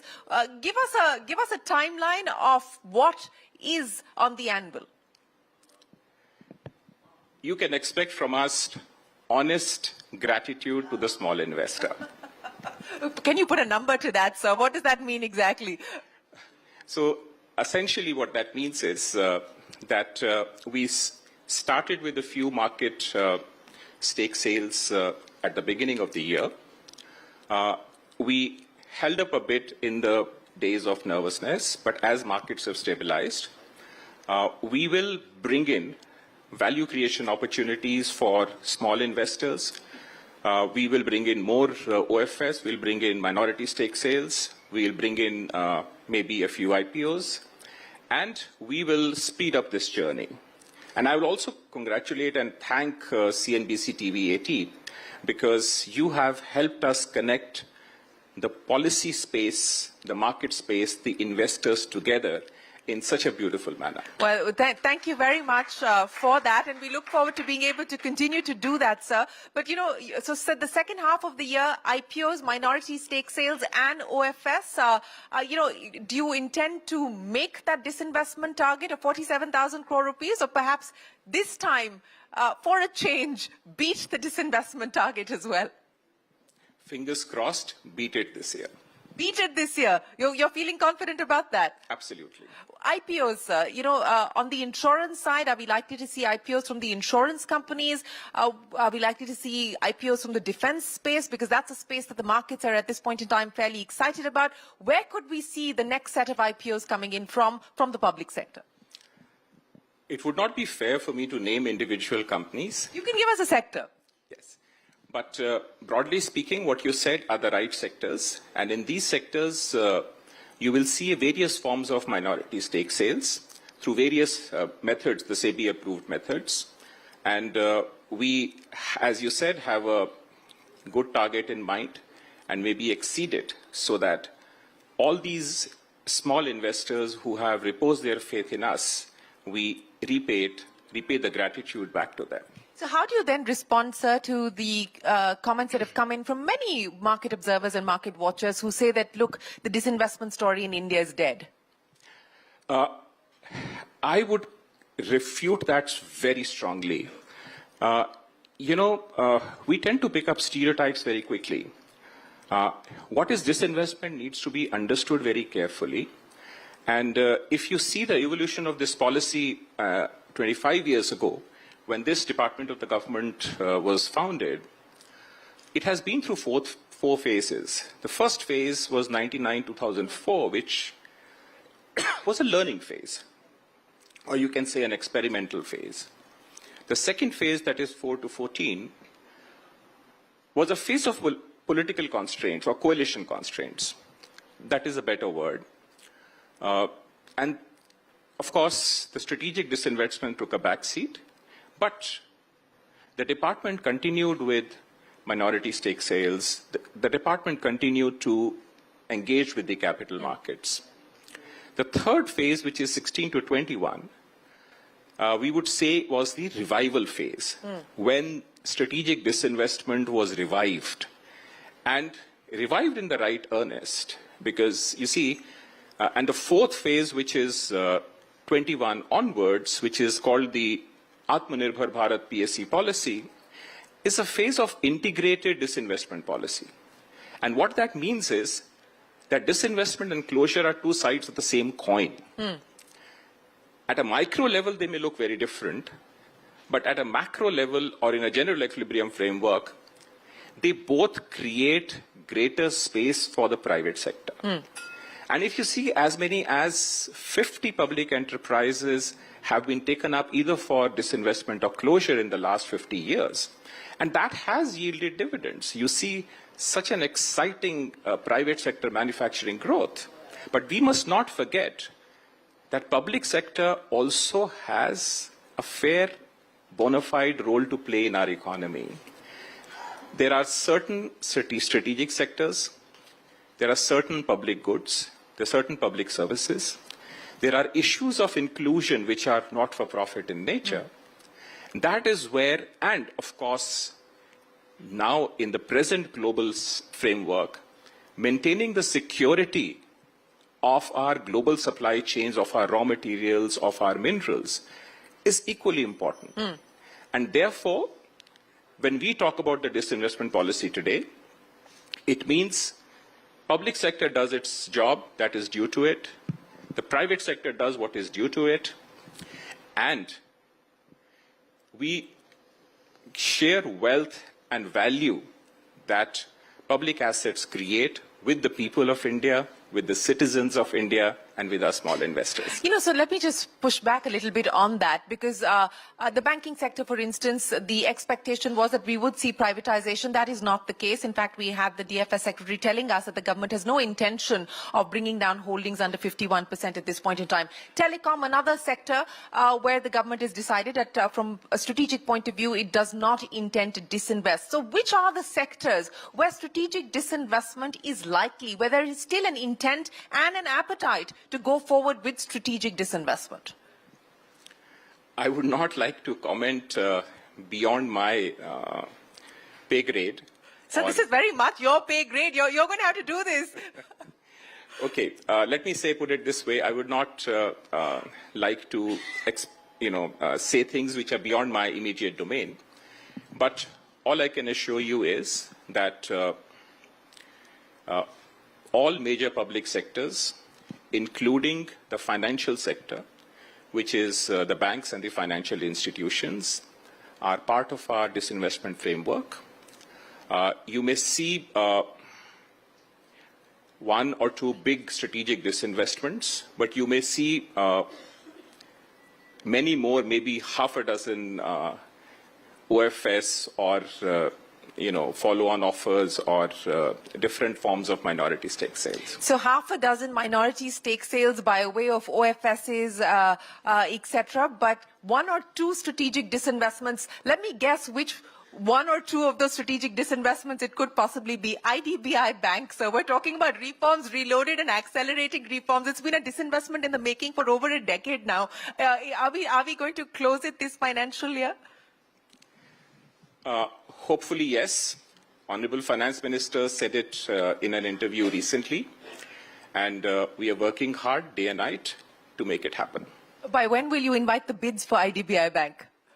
The only timeline given out in the media is end of the financial year. A lot of things happen and are done outside the media glaze. So let the interested parties wrestle it out. Speaking of interested parties wrestling it out, sir, would it be fair to assume that the foreign interest is higher than the domestic interest, specifically as far as IDBI Bank is concerned? No comments. I'm trying my luck to extract as much as possible from you. So IDBI Bank, of course, as you stated, is being targeted for this financial year. What could the second candidate be, sir, from a strategic disinvestment point of view? Wait and watch. You will hear the announcement at the right time, and we'll make the announcement through you.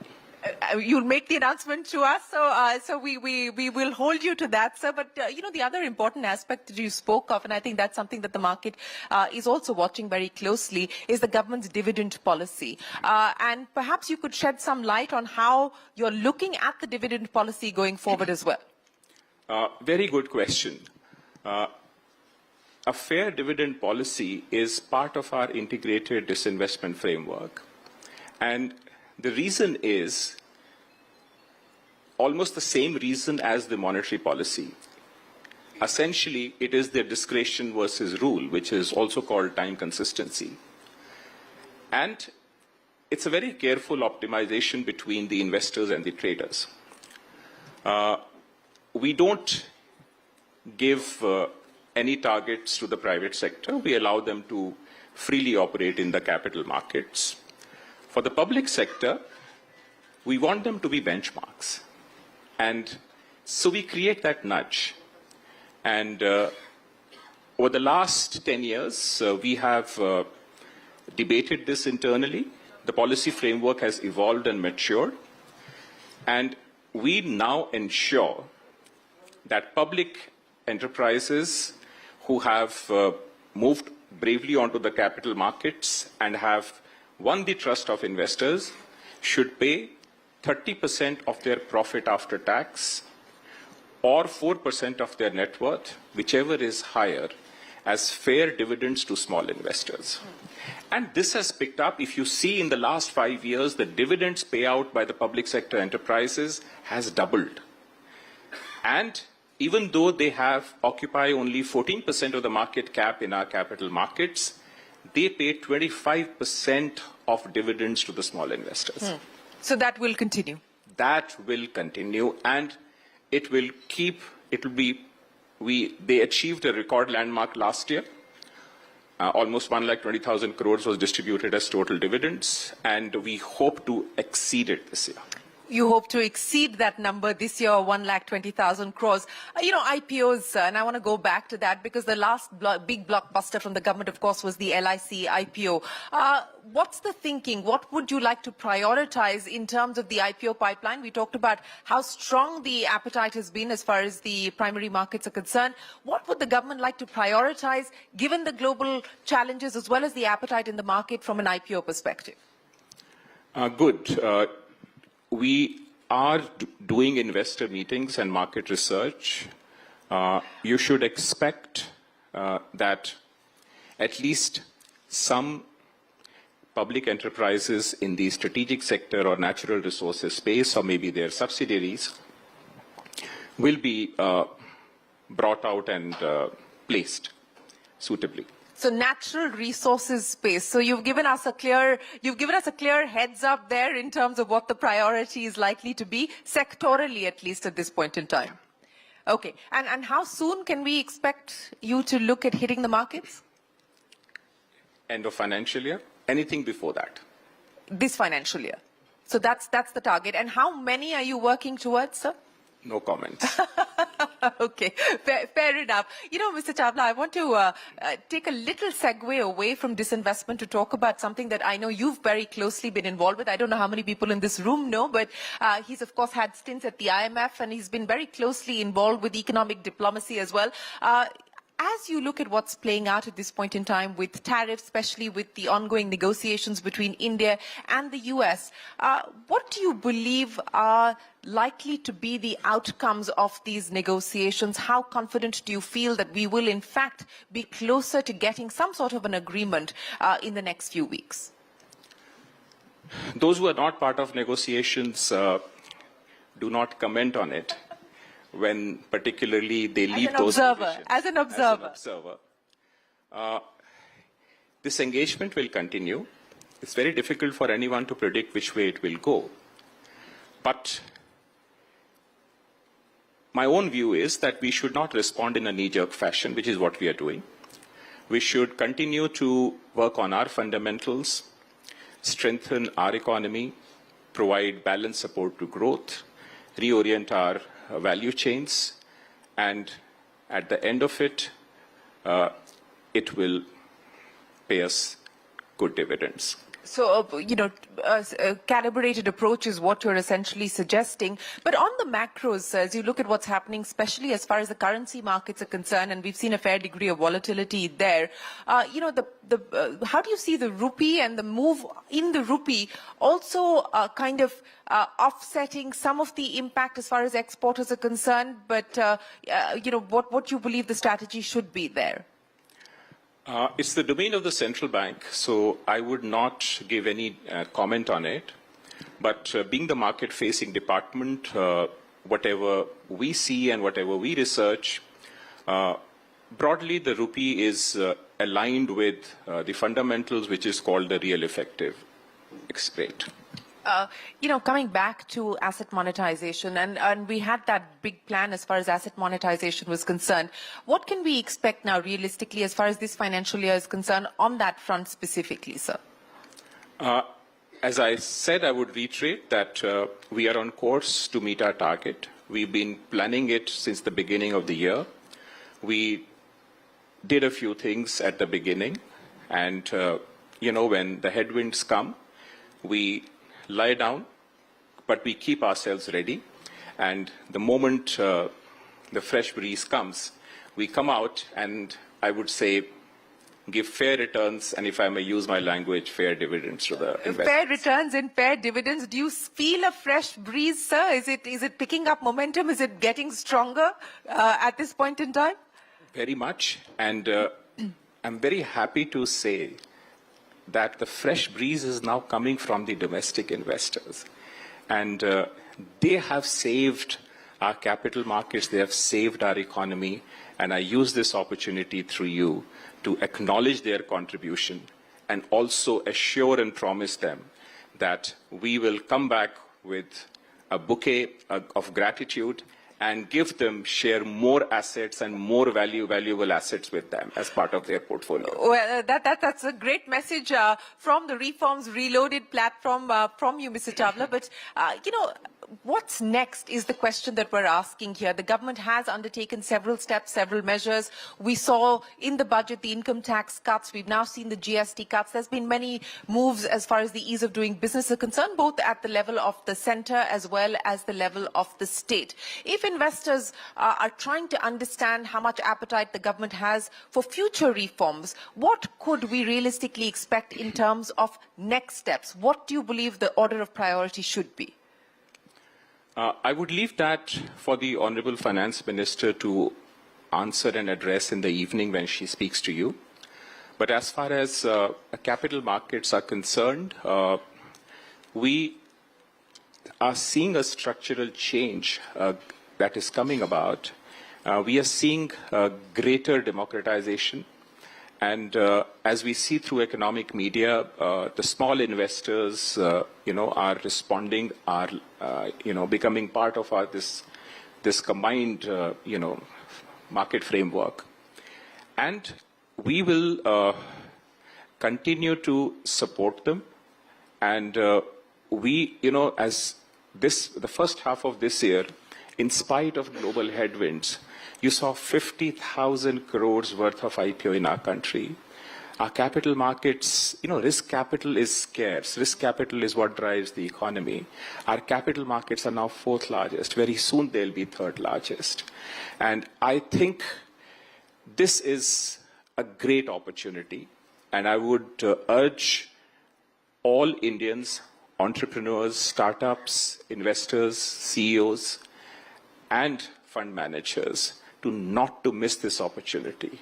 This is an opportunity which will be there, say, for 2-3 decades before the growth convergence moderates. And we should all celebrate the success of India, the success of Bharat, and make it part of everyone's dream. Well, the Indian stock markets today continue to be fairly resilient. Despite all of the headwinds that came in over the weekend, the markets have been holding quite bravely through the storms. But, they say reform is the art of the possible, Mr. Chawla. Especially from your vantage point as the Secretary of Department of Public Asset Management.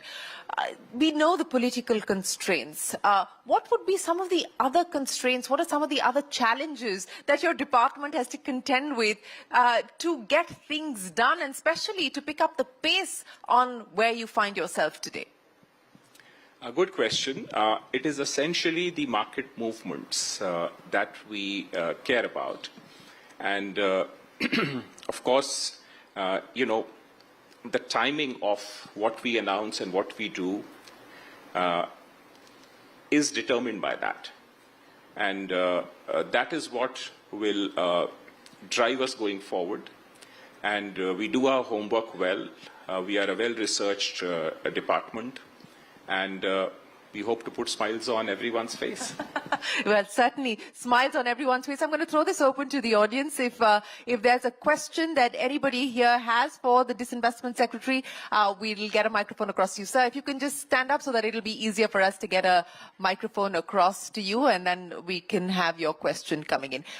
If you don't have a microphone, I'll come. The mic is coming. Okay, perfect. The mic is coming. Just one. Just 1 second, sir. The microphone is getting to you in 10 seconds.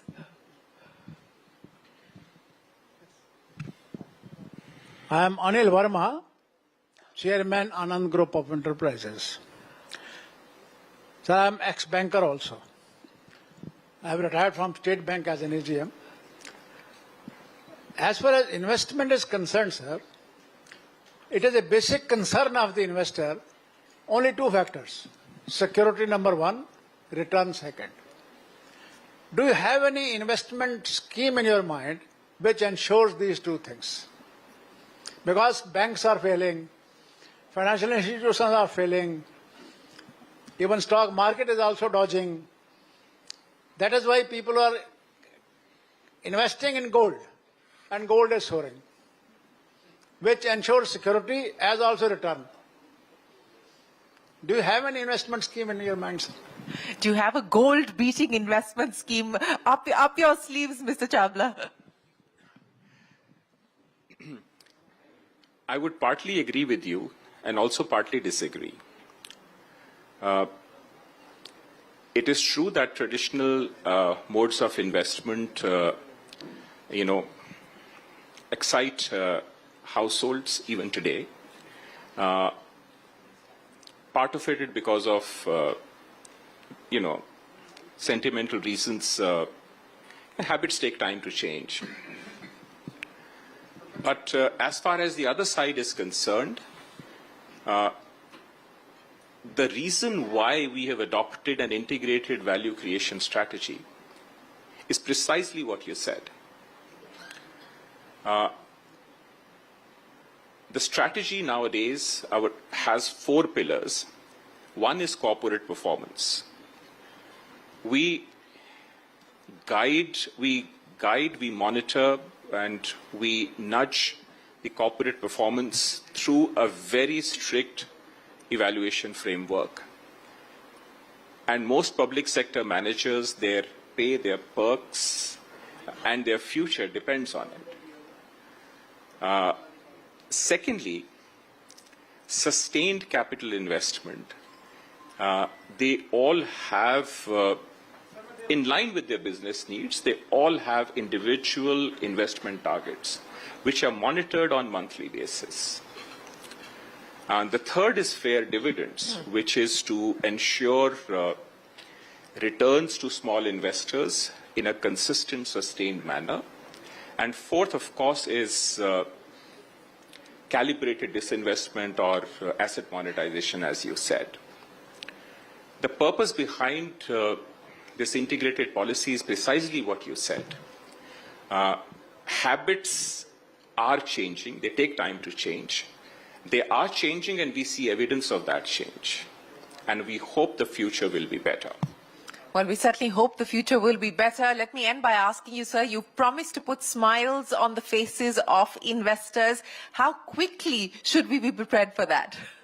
As I said, this financial year itself. This financial year itself. Arunish Chawla, many, many thanks for joining us and kicking off the Reforms Reloaded event with a very clear roadmap on what the government intends to prioritize as far as its disinvestment plan is concerned. You believe and you feel confident that you're going to be able to beat your target this time around, and we look forward to hearing more from you as and when you do deliver that number. Ladies and gentlemen, a big round of applause for the DPAM Secretary, Arunish Chawla. Thank you very much for your time, sir.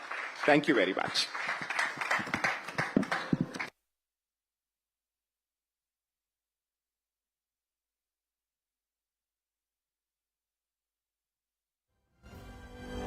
Thank you, Mr. Chawla, and thank you, Shireen, for a very interesting conversation and those precious insights. Our next session. It's, of course, time to focus on what really matters, reforms that touch people's lives, lower bills for households, smoother compliance for businesses, and confidence for industry to invest. To unpack this, I'd like to invite some of India's leading voices. Please welcome Mr. V. Vaidyanathan, MD and CEO, IDFC First Bank, Mr. Santosh Iyer, MD and CEO, Mercedes-Benz India, and Mr. Mohit Malhotra, CEO, Dabur India Limited. Let's welcome them with a huge round of applause, ladies and gentlemen.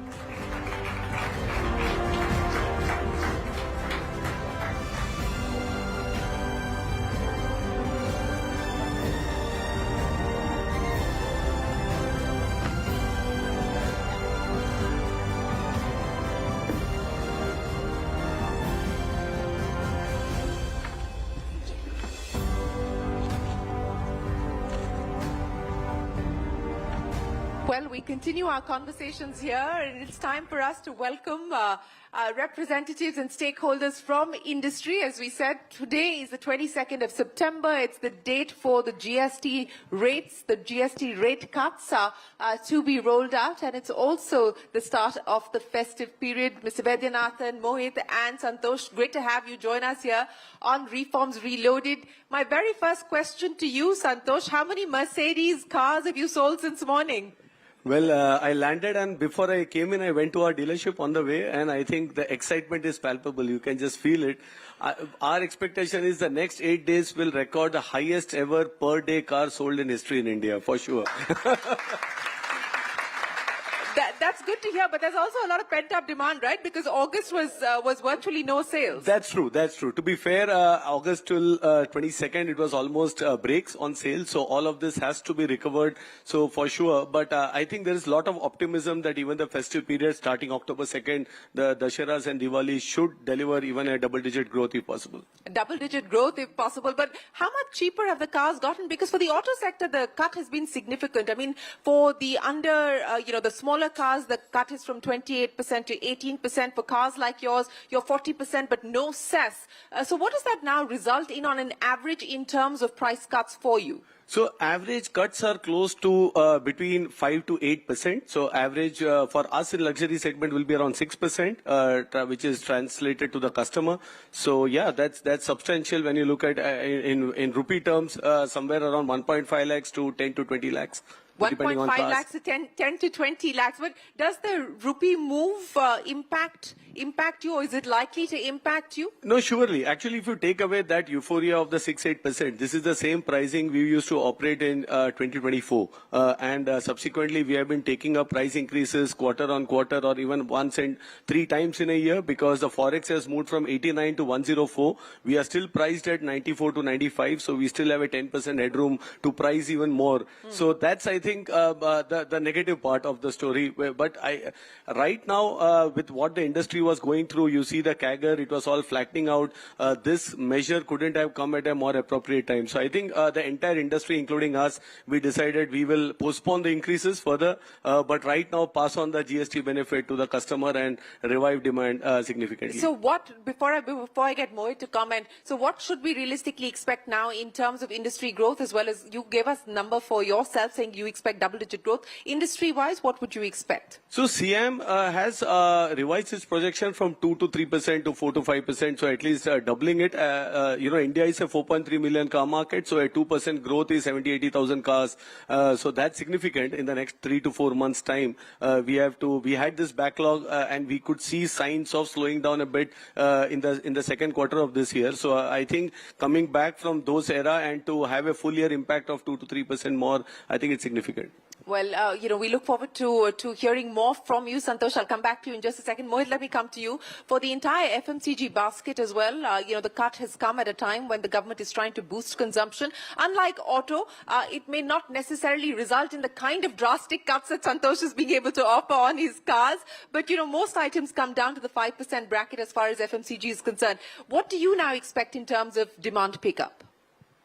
No, I think this is going to definitely improve the demand and the consumption. I think FMCG, the kind of cuts that you see, for example, there's a 1 rupee price point, which hails in India, which contributes to around 20-30% of the consumption, bringing it down to 93 paise. In absolute terms, doesn't mean much. If you translate into number of crores for a Indian market is 2 lakh crore. Yeah. That is the kind of substantial impact it will have, which is what PM Modi also mentioned. So I think the sentiment is going to improve. Because of the sentiment, the demand is going to improve. Because of demand, investments are going to improve. Because of investments, I think the employment is going to improve. And Indian economy is really going to benefit. That's what I feel. In terms of tangible numbers, if you ask me to illustrate it, in India, the middle class accounts for roughly around 50 crore consumer base in the country.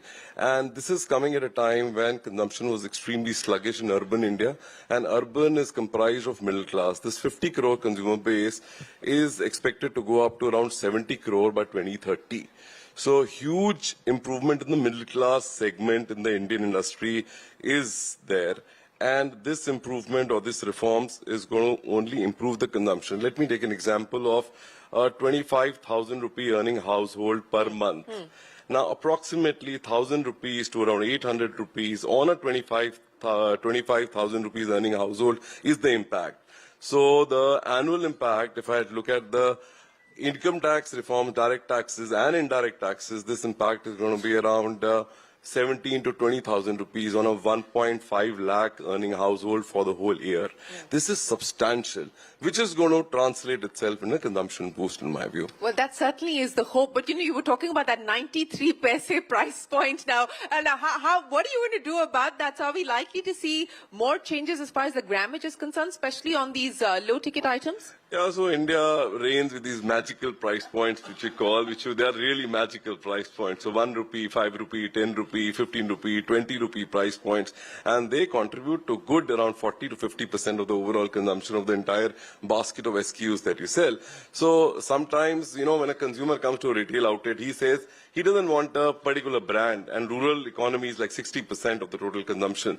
So he says, "Mujhe 10 rupees wala pack de dijiye." And he doesn't talk about a brand at all. So therefore, these are magical price points. So these magical price points cannot be breached. And therefore, in the beginning, we are trying to take it down to around 93. But eventually, it will lead to a commensurate grammage increase in these SKUs, yes. Okay, so grammage increase is what we're likely to see across the board. I'm coming back to you, Mohit, in just a second. But let me get Mr. Vaidyanathan into the conversation as well. All of this is probably or hopefully going to result in increase for credit requirement. At the bank, how are you seeing all of this play itself out? What's the target that you're working with? What's your expectation? Okay, first of all, I want to tell Santosh something, man. Come on, do better, man. 2 to 4%. Do better? How much better? How much better do you want him to do? I mean, it's not 2 to 4%. It looks so low. Come on, Santosh, do better, man. Come on, this is a stage for you, and you should do something better, okay? So that's that. So, Santosh, are you taking up this challenge? Are you going to be able to do better? The RBI has already reduced interest rate thrice, I believe, this year. So now up to the banks. Yeah, Reduce small, we go by 10%. He's thrown the ball back in your court. The banking system has, of course, reduced interest rates, but you better do more sales activities and create the markets, okay? He'll definitely offer a better deal to him. This is the virtuous cycle that needs to move. So, no, really, first, the GST 2.0 impact itself, let me just say that about ICRA estimates, SBI research estimates, IDS research estimates, all are pointing out to a consumption lift-off of close to about 2 lakh crores. Banking system credit on that could be something like, again, by research, is about 1.7 to 1.8 lakh crores. And that could mean about a 10% increase in a growth rate sense, which means that last year, if whatever the growth rate for the country would be, it would be plus 1% is our real estimate. That's very significant, considering that the banking system overall credit is about 180 lakh crores. So that's quite significant. Secondly, where is the growth going to come from? Exactly. That's what I was going to come to. Yes, where is the growth going to come from? So this growth is going to, as you know, the biggest, there are two kinds of cuts have happened here. One is the essential items, like food, paneer, milk, etc., which has all come from 5% to 0%. Now, these were consumption items that people are anyway consuming yesterday without the GST of 5%, will consume tomorrow also. Which is a good thing in its own sense in terms of segment it addresses. But the significant one is going to come from the consumption cuts, the one that has come from 28% to 18%. Now, car prices are down like 10%, or will be down 10%. 10% for 10 lakh rupee car is 1 lakh rupees, big money. Let me give you how much it may translate to an EMI to a normal person. Yes, yes.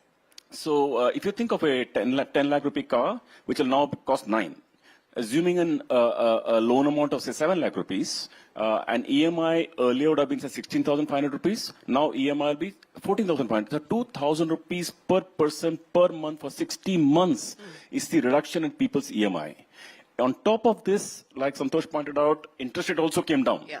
So interest around product cost good down. So both things are actually very significant. And I think this is a material moment. And when we said the other factors that government also reduced the income tax rates, so all three things, interest rate, that one, this one put together, I really believe that 27 will be a lift-off year.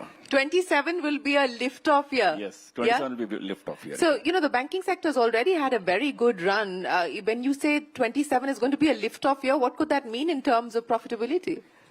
Actually, profitability of 27 will be very good in my opinion, because see this 26 is kind of suppressed because of the the repo rate that got passed on, some more will get passed on this quarter, etc. But all that will become base case. The microfinance issue that happened, all that will become base case. So all that will become base case. So 27 will be, coming off, let me say, a low base, so to say. So in a profitability sense, I'd say that not just credit growth should look better. I believe that the profitability also should look meaningfully better next year. At least for our bank, you should expect that we should look meaningfully better in 27 over 26. That's the headline. V. Vaidyanathan says 27 is going to be a lift-off year, but meaningful improvement. meaningful improvement. But we were talking about interest rates, and I'll get Mohit and Santosh to comment on that as well. We've got the MPC coming up. What's the expectation? Status quo or a cut? Before you call Santosh in, Santosh should commit to a He's not letting you go. He's not letting you go, Santosh. I mean, 2 to 4% is so disappointing. Santosh, you have to do better. Just to clarify, you don't grow. No. He's clearly in the market to buy a Mercedes, right? Surely. No, but it was on an annualized basis. I still said double-digit growth for the next 4 months and moving on. So, but for the full year effect, I said. Okay, thank you. That sounds better to us. Just to clarify. Okay, fine. Thank you. But on the MPC, what's the expectation? No, see, we got to wait and watch actually, because could come down, could be wait for a while. So this is not there's a bigger important is a cycle. The cycle in which we are in, that's more important. Yeah, and the cycle suggests that it is definitely accommodative. And could be coming down also. Now it's anybody's guess. It's 25 basis points. Yes, no, neutral. We are looking at this yearly cycle playing through, and already 100 basis points cut, CRR cut. Some CRR cut is going to play out this quarter, next quarter. So that's why I feel more bullish about. So liquidity, ample liquidity in the system. Liquidity is no problem at all. Deposits also not a problem. At least our bank is growing deposit 20% plus. So deposits also not a problem. So when you grow deposits, it gives you good license to grow loans. But I can say for the banking system as a whole, I think this is probably the year in which whatever negative we had to factor is factored. I think next year should be better.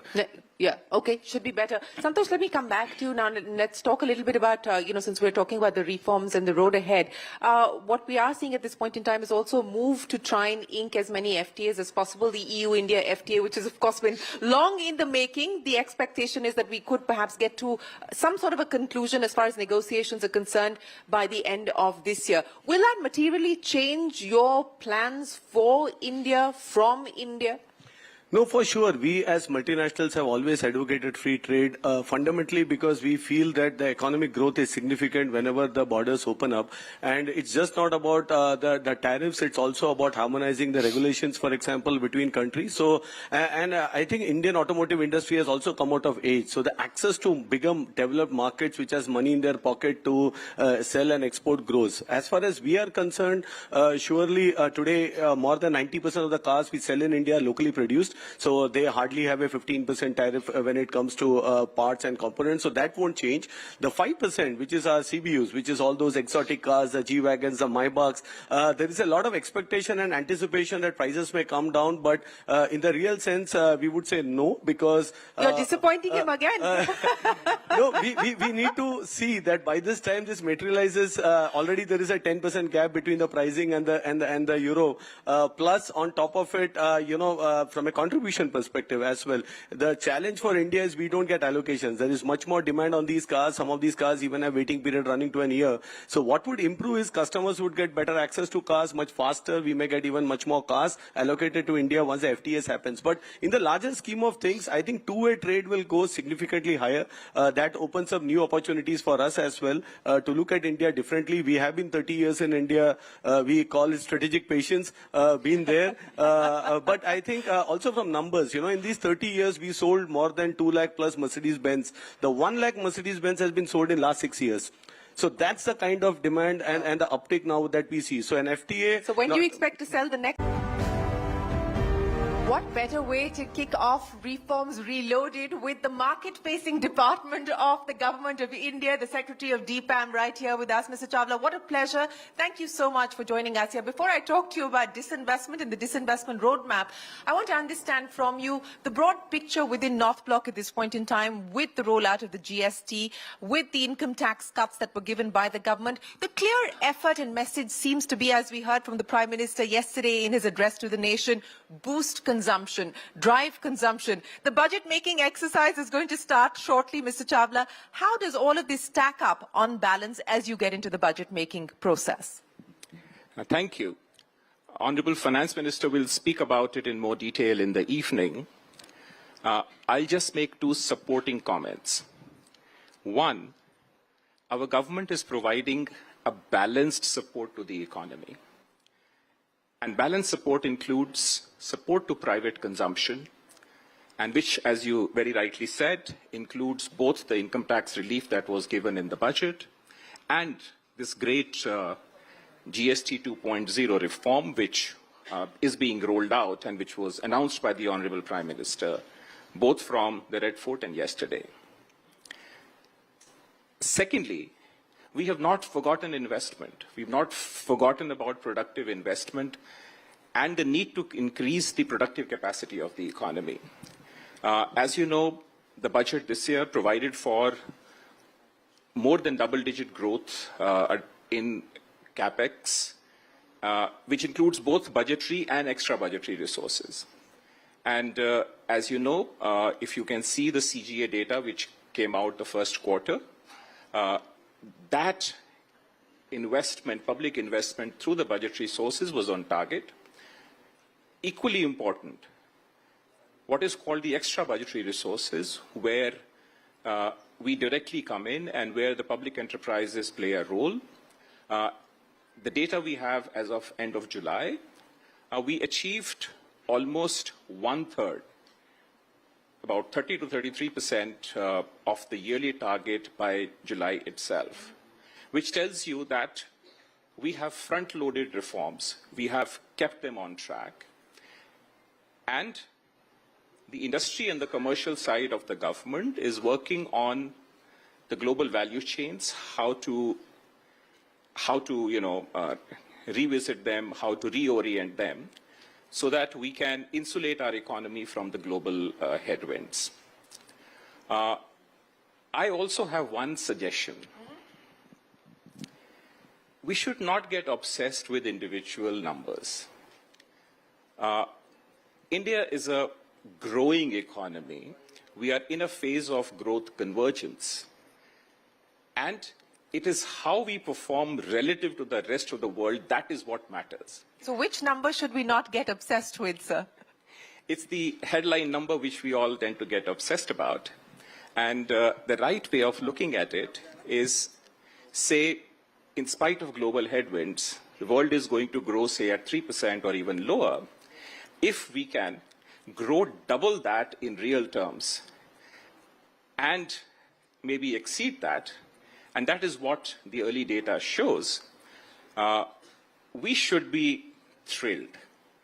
That is my suggestion. Well, suggestion and point taken, sir. Let me now address the issue of disinvestment and what the government is likely to do as far as the disinvestment roadmap is concerned. You know, I talked about the markets, and the Indian markets have, of course, faced their own degree of volatility on account of the fluctuation of FII inflows, but that's been offset by very strong domestic institutional interest and domestic institutional investment into the stock markets. There really has been, in a way, a democratization of the Indian capital markets that we've seen. How does your department, how does the government intend to leverage what we see happening in the market? What can we expect? More public sector companies doing OFSs? Are we likely to see more IPOs? What can we now realistically expect? Good question, and I entirely agree with you on the observation. The first dose or the first dose of financial inclusion was Jan Dhan, was Aadhaar, was UPI, what is globally called the India Stack. The second big structural change that has come about in our economy is this great democratization of our capital markets. And as you know, the foreign institutional investors keep moving in and out. They have their own sentiments. Last year, they gave us a tough time. And this year as well, you know, in the last few months, there has been great nervousness because of the reasons that you well know.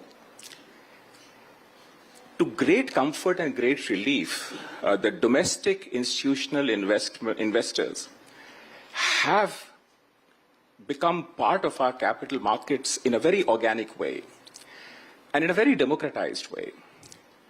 And if I can just quote you numbers, just say last closing financial year, if the FIIs were maybe slightly negative in the net sense, the domestic institutional investors poured in 6 lakh crores of savings and into the capital markets.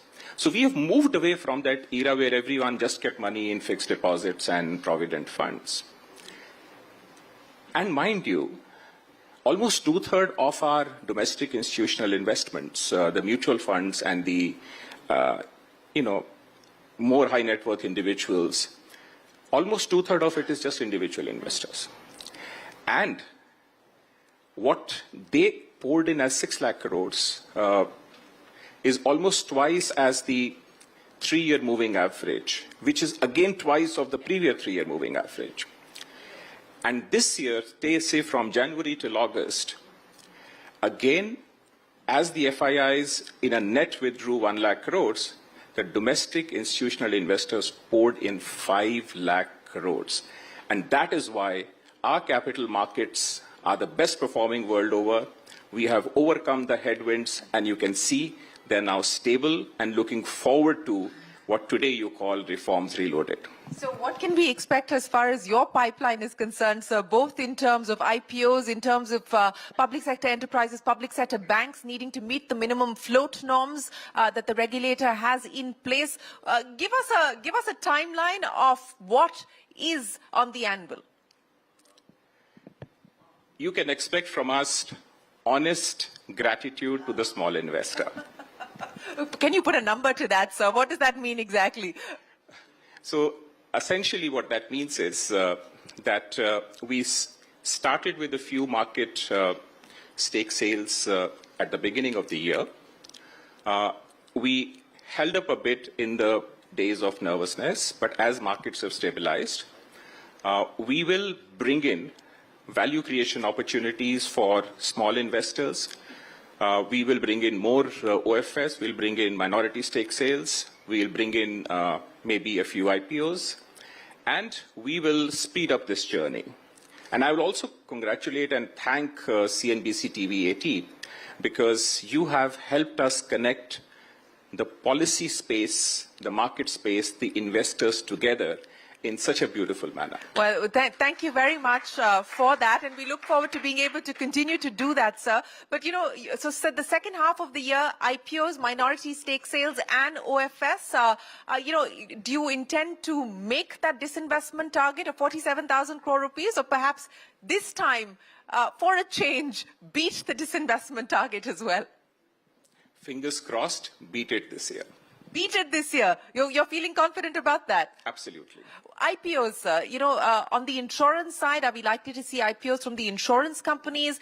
Are we likely to see IPOs from the defense space? Because that's a space that the markets are at this point in time fairly excited about. Where could we see the next set of IPOs coming in from the public sector?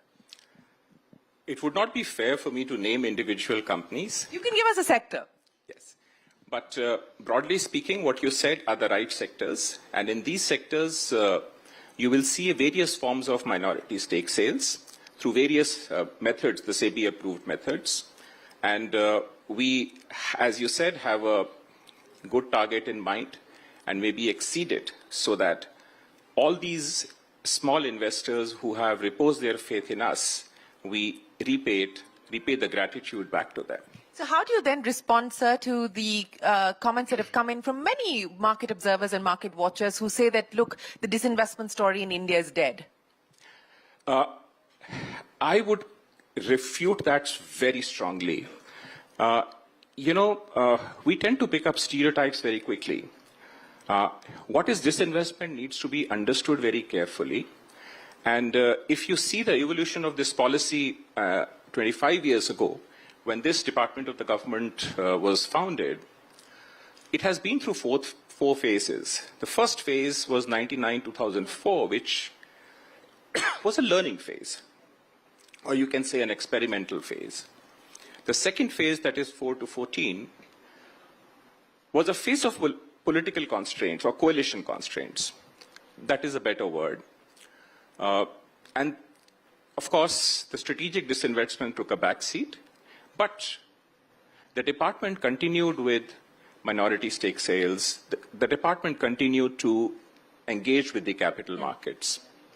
The third phase, which is 16 to 21, we would say was the revival phase, when strategic disinvestment was revived, and revived in the right earnest, because you see, and the fourth phase, which is 21 onwards, which is called the Atmanirbhar Bharat PSC policy, is a phase of integrated disinvestment policy. And what that means is that disinvestment and closure are two sides of the same coin. At a micro level, they may look very different, but at a macro level or in a general equilibrium framework, they both create greater space for the private sector. And if you see, as many as 50 public enterprises have been taken up either for disinvestment or closure in the last 50 years. And that has yielded dividends. You see such an exciting private sector manufacturing growth. But we must not forget that public sector also has a fair, bona fide role to play in our economy.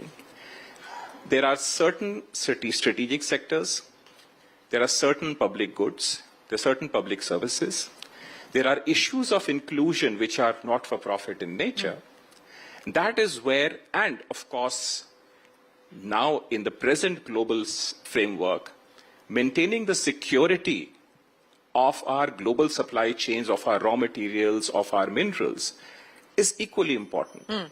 And therefore, when we talk about the disinvestment policy today, it means public sector does its job that is due to it, the private sector does what is due to it, and we share wealth and value that public assets create with the people of India, with the citizens of India, and with our small investors. So let me just push back a little bit on that, because the banking sector, for instance, the expectation was that we would see privatization. That is not the case. In fact, we had the DFS secretary telling us that the government has no intention of bringing down holdings under 51% at this point in time. Telecom, another sector where the government has decided that from a strategic point of view, it does not intend to disinvest. So which are the sectors where strategic disinvestment is likely, where there is still an intent and an appetite to go forward with strategic disinvestment? I would not like to comment beyond my pay grade. So this is very much your pay grade. You're going to have to do this. Okay, let me put it this way. I would not like to, say things which are beyond my immediate domain. But all I can assure you is that all major public sectors, including the financial sector, which is the banks and the financial institutions, are part of our disinvestment framework. You may see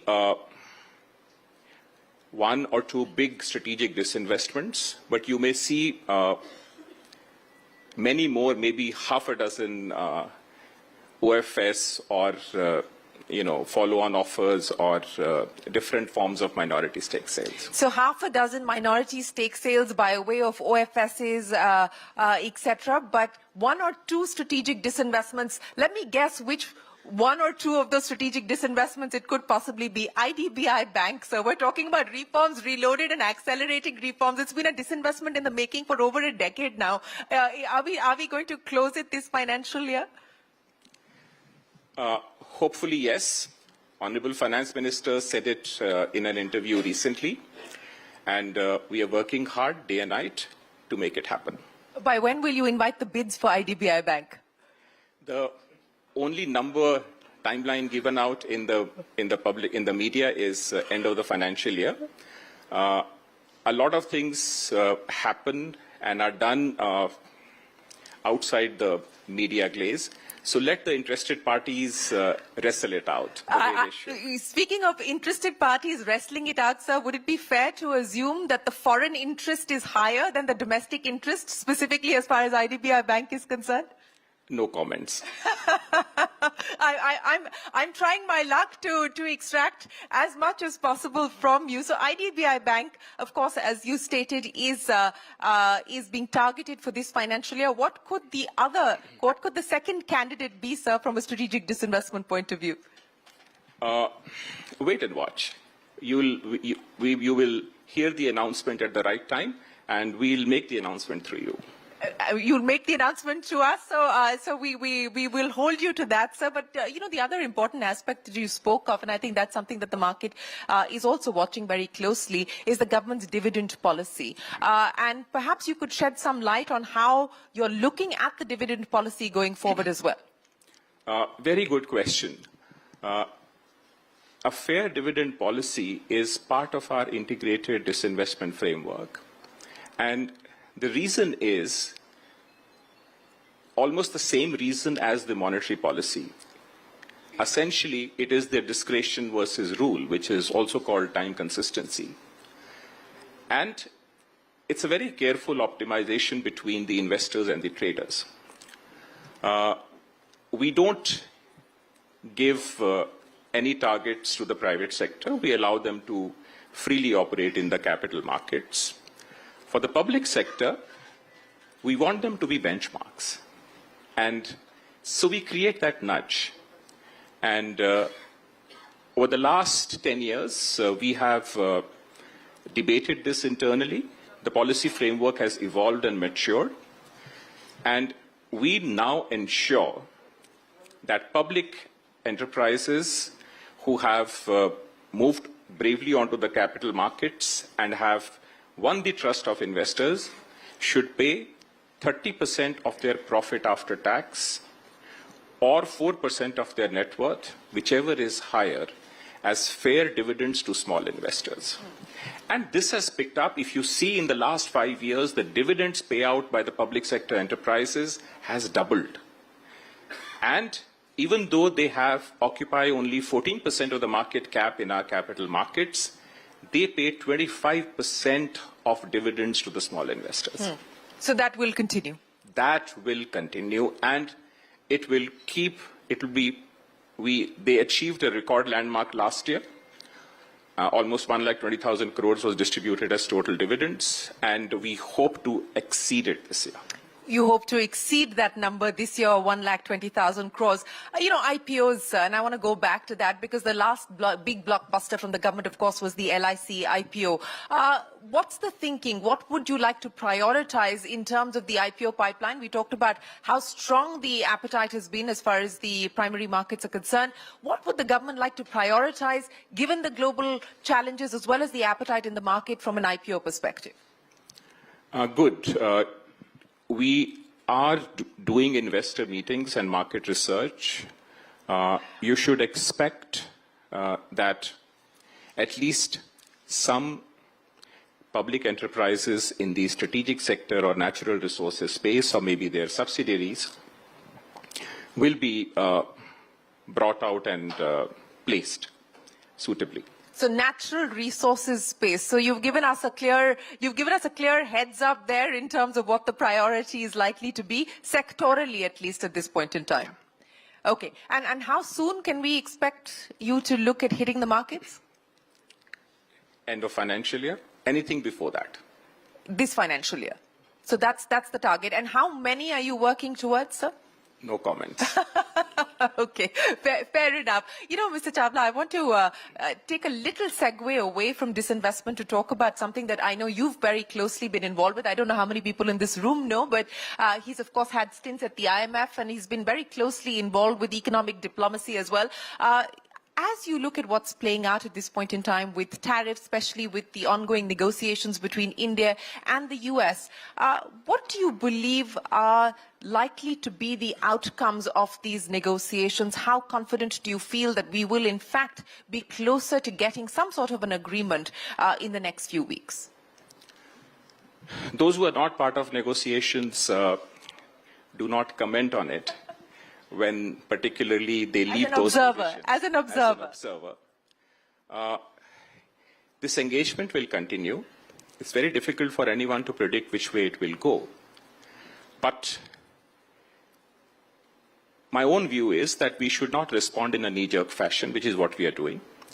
We should continue to work on our fundamentals, strengthen our economy, provide balanced support to growth, reorient our value chains, and at the end of it, it will pay us good dividends. So, a calibrated approach is what you're essentially suggesting. But on the macros, as you look at what's happening, especially as far as the currency markets are concerned, and we've seen a fair degree of volatility there, how do you see the rupee and the move in the rupee also offsetting some of the impact as far as exporters are concerned? But, what you believe the strategy should be there? It's the domain of the central bank, so I would not give any comment on it. But being the market-facing department, whatever we see and whatever we research, broadly the rupee is aligned with the fundamentals, which is called the real effective rate. Coming back to asset monetization, and we had that big plan as far as asset monetization was concerned. What can we expect now realistically as far as this financial year is concerned on that front specifically, sir? As I said, I would reiterate that we are on course to meet our target. We've been planning it since the beginning of the year. We did a few things at the beginning, and when the headwinds come, we lie down, but we keep ourselves ready. And the moment the fresh breeze comes, we come out and I would say give fair returns, and if I may use my language, fair dividends to the investors. Fair returns and fair dividends. Do you feel a fresh breeze, sir? Is it picking up momentum? Is it getting stronger at this point in time? Very much. And I'm very happy to say that the fresh breeze is now coming from the domestic investors. And they have saved our capital markets, they have saved our economy, and I use this opportunity through you to acknowledge their contribution and also assure and promise them that we will come back with a bouquet of gratitude and give them, share more assets and more valuable assets with them as part of their portfolio. Well, that's a great message from the Reforms Reloaded platform from you, Mr. Chawla. But, what's next is the question that we're asking here. The government has undertaken several steps, several measures. We saw in the budget the income tax cuts. We've now seen the GST cuts. There's been many moves as far as the ease of doing business are concerned, both at the level of the centre as well as the level of the state. If investors are trying to understand how much appetite the government has for future reforms, what could we realistically expect in terms of next steps? What do you believe the order of priority should be? I would leave that for the Honourable Finance Minister to answer and address in the evening when she speaks to you. But as far as Enjoyed your lunch. Let's now move on to a sector that's seeing fresh momentum from reforms like GST 2.0, which has eased compliance and made travel and hospitality more affordable, and that is tourism. Today, we'll explore how these reforms are creating new opportunities for investment, boosting regional economies, and positioning India as a global travel destination. Let's take this conversation forward, and for that, let me also welcome Amish Devgan of Network18. Let's have a huge round of applause, ladies and gentlemen. Thank you. And to share insights from the front line of this transformation, we are honored to have Shri Gajendra Shekhawat, Union Minister of Tourism, Government of India.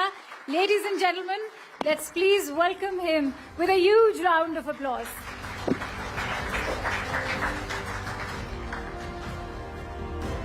चलिए, lunch के बाद एक political session होना बड़ा महत्वपूर्ण है. आप सबकी भी नींद खुल जाएगी थोड़ी. सो जोरदार तालियों से अभिनंदन करिए गजेंद्र सिंह शेखावत का. सेंट्रल मिनिस्टर हैं और साथ ही साथ बीजेपी के कद्दावर नेता भी हैं. शेखावत जी, अभिनंदन है आपका न्यूज 18 पर. सबसे पहले तो आपको शारदीय नवरात्रों की बहुत बहुत शुभकामनाएं. और कल प्रधानमंत्री ने देश के नाम एक संबोधन दिया और उस संबोधन में प्रधानमंत्री ने जो जीएसटी 2.0 है उसको एक उत्सव के रूप में, अंग्रेजी में जिसे कहते हैं एक फेस्टिवल के रूप में बनाने का अनुरोध किया समूचे देश से. How big is this? देखिए, शारदीय नवरात्र की बहुत सारी शुभकामनाएं आपको और आपके सभी दर्शकों को, यहाँ उपस्थित सभी श्रोताओं को. लंच के बाद में पॉलिटिकल सेशन रखना मुझे लगता है सबसे अच्छा था, क्योंकि लंच के बाद में किसी कॉन्फ्रेंस में मंच पर बैठने वाले लोगों की दोहरी चुनौती होती है. मैं जब स्टूडेंट लीडर था उससे पहले भी बहुत बार बहुत सारी कॉन्फ्रेंसेस में, प्रोग्राम्स में मुझे मंच के सामने बैठने का अवसर मिला. तब एक ही चुनौती होती थी कि अपने आप को जगाए रखना, ताकि कैमरा कहीं घूमे और आप सोते हुए कैद न हो जाओ. लेकिन अब जब मंच पे होते हो तब खुद को भी जगाए रखना होता है और सामने वालों के ऊपर भी. और मुझे एक बात याद आई, पार्लियामेंट में किसी को आप लोगों ने पकड़ लिया था सोते हुए.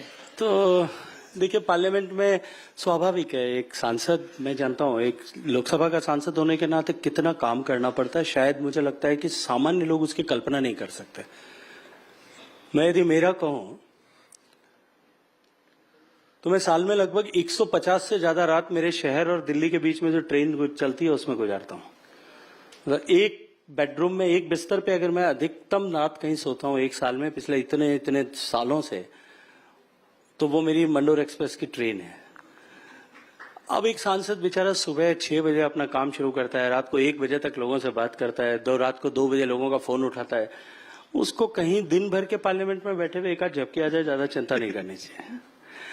जहां तक जीएसटी रिफॉर्म्स की बात है, जीएसटी रिफॉर्म्स केवल एक नीतिगत निर्णय नहीं है जी. जीएसटी रिफॉर्म्स केवल मात्र एक करों में राहत जितना विषय नहीं है. जीएसटी रिफॉर्म्स पिछले 10 साल में माननीय प्रधानमंत्री नरेंद्र मोदी जी के नेतृत्व में जिस तरह से देश की अर्थव्यवस्था जो यूपीए के समय बेपटरी हुई थी, उनके लोन देने की कल्चर के चलते हुए जिस तरह से हमारे बैंक बर्बादी के कगार पर थे, पॉलिसी पैरालिसिस के चलते हुए जिस तरह से भारत की अर्थव्यवस्था को फ्रेजाइल 5 इकोनॉमीज में खड़ा किया गया था, वहां से लाकर के आज भारत कड़े और बड़े फैसलों के आधार पर, लोकहित और देश हित में लिए गए निर्णयों के आधार पर आज जिस मुकाम पर आकर के खड़ा हुआ है, जब देश चौथी बड़ी अर्थव्यवस्था बना है, 4 साल से लगातार दुनिया की सबसे तेजी से बढ़ती हुई अर्थव्यवस्था है, देश का कर संचय का बेस जो है ब्रॉडन होकर के 2.5-3 गुना बढ़ गया है. देश का टैक्स कलेक्शन 60,000 से 70,000 करोड़ रुपए पर मंथ के बीच में जब जीएसटी लागू हुआ था तब था, वहां से लेकर के आज 2 लाख करोड़ रुपए प्रतिमाह हो गया है. ये देश के लिए उन सारे फैसलों और माननीय प्रधानमंत्री के नेतृत्व में देश की प्रगति की परिणति है. और जब प्रधानमंत्री ने कहा लाल किले के प्राचीर से देश 2 बार दिवाली मनाएगा, देश दिवाली से पहले दिवाली के मोड में आ चुका है। जी, लेकिन प्राइम मिनिस्टर ने कल एक टर्म को यूज किया, न्यू मिडिल क्लास। उसमें सरकार का संदर्भ क्या है? देखिए, माननीय प्रधानमंत्री जी के इस राष्ट्रीय राजनीति में पदार्पण से पहले 2014 से पहले गरीबी हटाओ इसको एक नारे की तरह या राजनीतिक हथियार के रूप में उपयोग किया गया था, लेकिन देश में गरीबों की संख्या सुरसा की मुंह की तरह बढ़ती जा रही थी। पहली बार किसी ने व्यावहारिक तौर पर काम करते हुए देश में गरीबी और गरीबी से जुड़े हुए विषयों को एड्रेस करने पर काम किया। योजनाओं का ही केवल निर्माण की नहीं किया, अपितु योजनाओं को 100% सैचुरेशन के दृष्टिकोण से धरातल पर उतारा। जी, मूलभूत आवश्यकताओं की, मूलभूत विषयों की चुनौती से जूझते हुए समाज को उनसे बाहर निकाल करके देश के लिए एक असेट साइड में ला करके खड़ा किया, और उसका परिणाम था नीति आयोग के आंकड़े उठा करके देख लें, वर्ल्ड बैंक के आंकड़े उठा करके देख लें, देश की दुनिया के दूसरे इकोनॉमी का एनालिसिस करने वाले ऐसे सारे ऑर्गेनाइजेशंस और इंस्टीट्यूट्स के आंकड़ों को उठा करके देख लें, मीडिया के वर्टिकल्स पे उठा करके देख लें। कुछ आंकड़ों में अंतर हो सकता है, कहीं 20 करोड़ होगा, कहीं 22 करोड़ होगा, कहीं 25 करोड़ होगा, कोई 30 करोड़ की बात कर रहा होगा, लेकिन इतना बड़ा तबका ऐसा है जो गरीबी की रेखा से बाहर निकल करके अब मध्यम वर्ग का जीवन जीने का सौभाग्य प्राप्त कर चुका है। वो न्यू मिडिल क्लास है। तो that is aspiring class of our country. Okay, आप कह रहे हैं जो मिडिल क्लास और एक दूसरी क्लास के बीच में वो न्यू मिडिल क्लास है? नहीं जी, नई कोई क्लास नहीं है। मिडिल क्लास में जो नए लोग एंटर हुए हैं that is new middle class. अच्छा, एक इसकी पॉलिटिकल साइड है, और पॉलिटिकल साइड ये है कि बीजेपी का, जब से बीजेपी का जन्म हुआ तब से मिडिल क्लास जो है वो बीजेपी का बहुत बड़ा सपोर्ट बेस रहा है नेशन वाइड, स्पेशली अगर हम पूरे देश की बात करें अटल जी, अडवाणी जी के युग से। उस मिडिल क्लास को 10 साल में बीजेपी की सरकार देने का बहुत प्रयास कर पा रही थी, लेकिन दे नहीं पा रही थी। इसीलिए इनकम टैक्स में भी राहत दी है, और इसीलिए जीएसटी में भी इतनी बड़ी राहत देने का प्रयास हुआ है, और इसका एक हमें रिजल्ट भी देखने को मिला। दिल्ली इलेक्शंस में आपने अरविंद केजरीवाल जैसे एक दिग्गज को चुनाव हरवा दिया, मतलब उनकी पार्टी चुनाव हार गई। इसकी एक पॉलिटिकल साइड भी है शेखावत जी। इसको देखिए, हर निर्णय की में राजनीति खोजना इस देश की लोकतांत्रिक व्यवस्था के साथ में जुड़ा हुआ विषय है। जी, हमारे मन में नहीं होगा तो मीडिया के साथ ही आप लोग खोज देंगे, और आप लोग खोज करके हमारे सामने प्रतिपक्ष में बैठे हुए लोगों को सुझा देंगे, और वो उसका तंदूरा बजाने लगेंगे। नहीं, हम नहीं समझा रहे, या वो बजाने लगेंगे तो आप उसको दिखाने लगेंगे, वाइस वर्सा दोनों हो सकता है। देखिए, मोदी सरकार के फैसले राजनीतिक स्वार्थ और हितों को लेकर के नहीं किए जाते। वहां मंत्र है देश हित सर्वोपरि, दल का हित उसके बाद में, और उसके बाद में कहीं व्यक्ति या कहीं किसी और का हित आता है। इसलिए देश का हित लेकर के जब फैसले करते हैं, देश की जनता प्रतिसाद के रूप में जो है वो राजनीतिक दायित्व देती है, सफलताएं देती है, वो इनडायरेक्ट बेनिफिट है। लेकिन डायरेक्ट राजनीतिक के लाभ से और राजनीतिक दृष्टिकोण से फैसले जिन्होंने किए थे वो आज देश में, देश की राजनीति में हाशिए पर सिमट करके खड़े हो गए। नहीं, जब ऑपोजिशन के नेता बोलते हैं, बड़े बड़े नेता बोलते हैं, मैं सबका नाम लेना चाहूंगा तो समय निकल जाएगा सवाल में, वो कहते हैं कि टैरिफ से ध्यान हटाने के लिए ये पूरा खेल खेला गया है। That's another version. What's your take?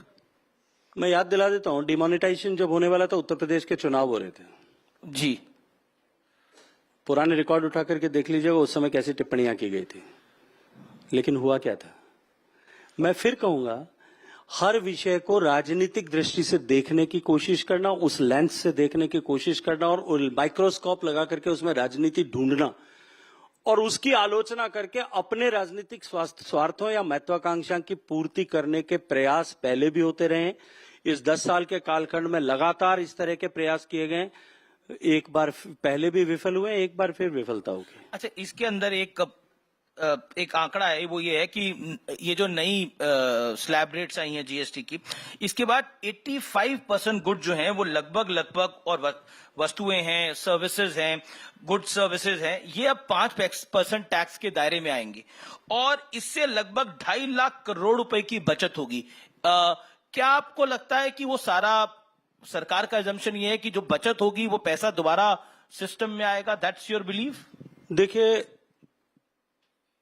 हालांकि जो दो इंपॉर्टेंट टैक्स स्लैब्स की बात करें, हम 12% की या 12 और 18 दोनों को जोड़ करके अगर उससे हम टैक्स रिडक्शन हो उसकी बात करें तो 95% गुड्स जो है इन दोनों स्लैब में थे उनका टैक्स रेट कम हो गया है। 28% स्लैब में थी, उसमें भी लगभग 85% का आंकड़ा जो है वो ये दिखाता है कि वहां टैक्स स्लैब कम हो गया है। हर एक आदमी के, आपके, मेरे सामने बैठे आपके दर्शक, किस जब के घर में जितनी भी दैनिक उपयोग की वस्तुएं जी, खेत में काम करने वाले किसान से लेकर के और बंबई के बड़े आलीशान घर में रहने वाले तक, सबके हर एक के जीवन की उपयोग की वस्तुओं को जो है वो टैक्स स्लैब कम करके 0 से 5% के बीच में लाया गया है। जी, जब बचत होती है, मैंने जब इनकम टैक्स का स्लैब चेंज किया था, माननीय वित्त मंत्री जी ने पिछले बजट में जब ये तय कर दिया था कि 12 लाख रुपए तक देश में किसी भी नागरिक पर 0 इनकम टैक्स होगा, तब भी मैंने जो बात कही थी मैं आज फिर दोहराता हूं। देखिए, जब टैक्स का बोझ कम होता है तो निश्चित रूप से जेब में पैसा बचता है। जब जेब में पैसा बचता है तो आदमी मार्केट में जाके या तो निवेश करेगा या खर्च करेगा, दो ही काम करेगा। दोनों में सरकार का लाभ है। निवेश करेगा तो भी सरकार का लाभ है, और जो है अगर जाकर के मार्केट में खर्च करता है, चाहे वो अपने घर में कुछ सामान खरीदने के लिए, संसाधन खरीदने के लिए, गैजेट्स खरीदने के लिए खर्च करे या पर्यटन के लिए, पर्यटन उसका ऑटोमेटिकली एक बड़ा बेनिफिशियरी होता है। और हम सब ने देखा है जिस तरह से इकोनॉमी ने ग्रो किया, जिस तरह से टैक्स बेस कम हुआ, आज भारत का डोमेस्टिक ट्रैवल जो है वो बेतहाशा बढ़ रहा है। पिछले एक साल में 294 करोड़ यात्राएं इस भारत में डोमेस्टिक ट्रैवलर्स ने की है।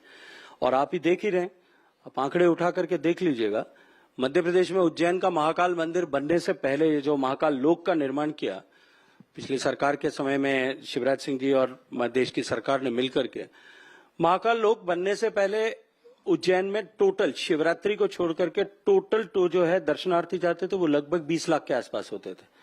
और अभी शिवरात्रि को छोड़ करके एवरेज अगर निकालें तो हर सप्ताह का लगभग 10 लाख से ज्यादा है।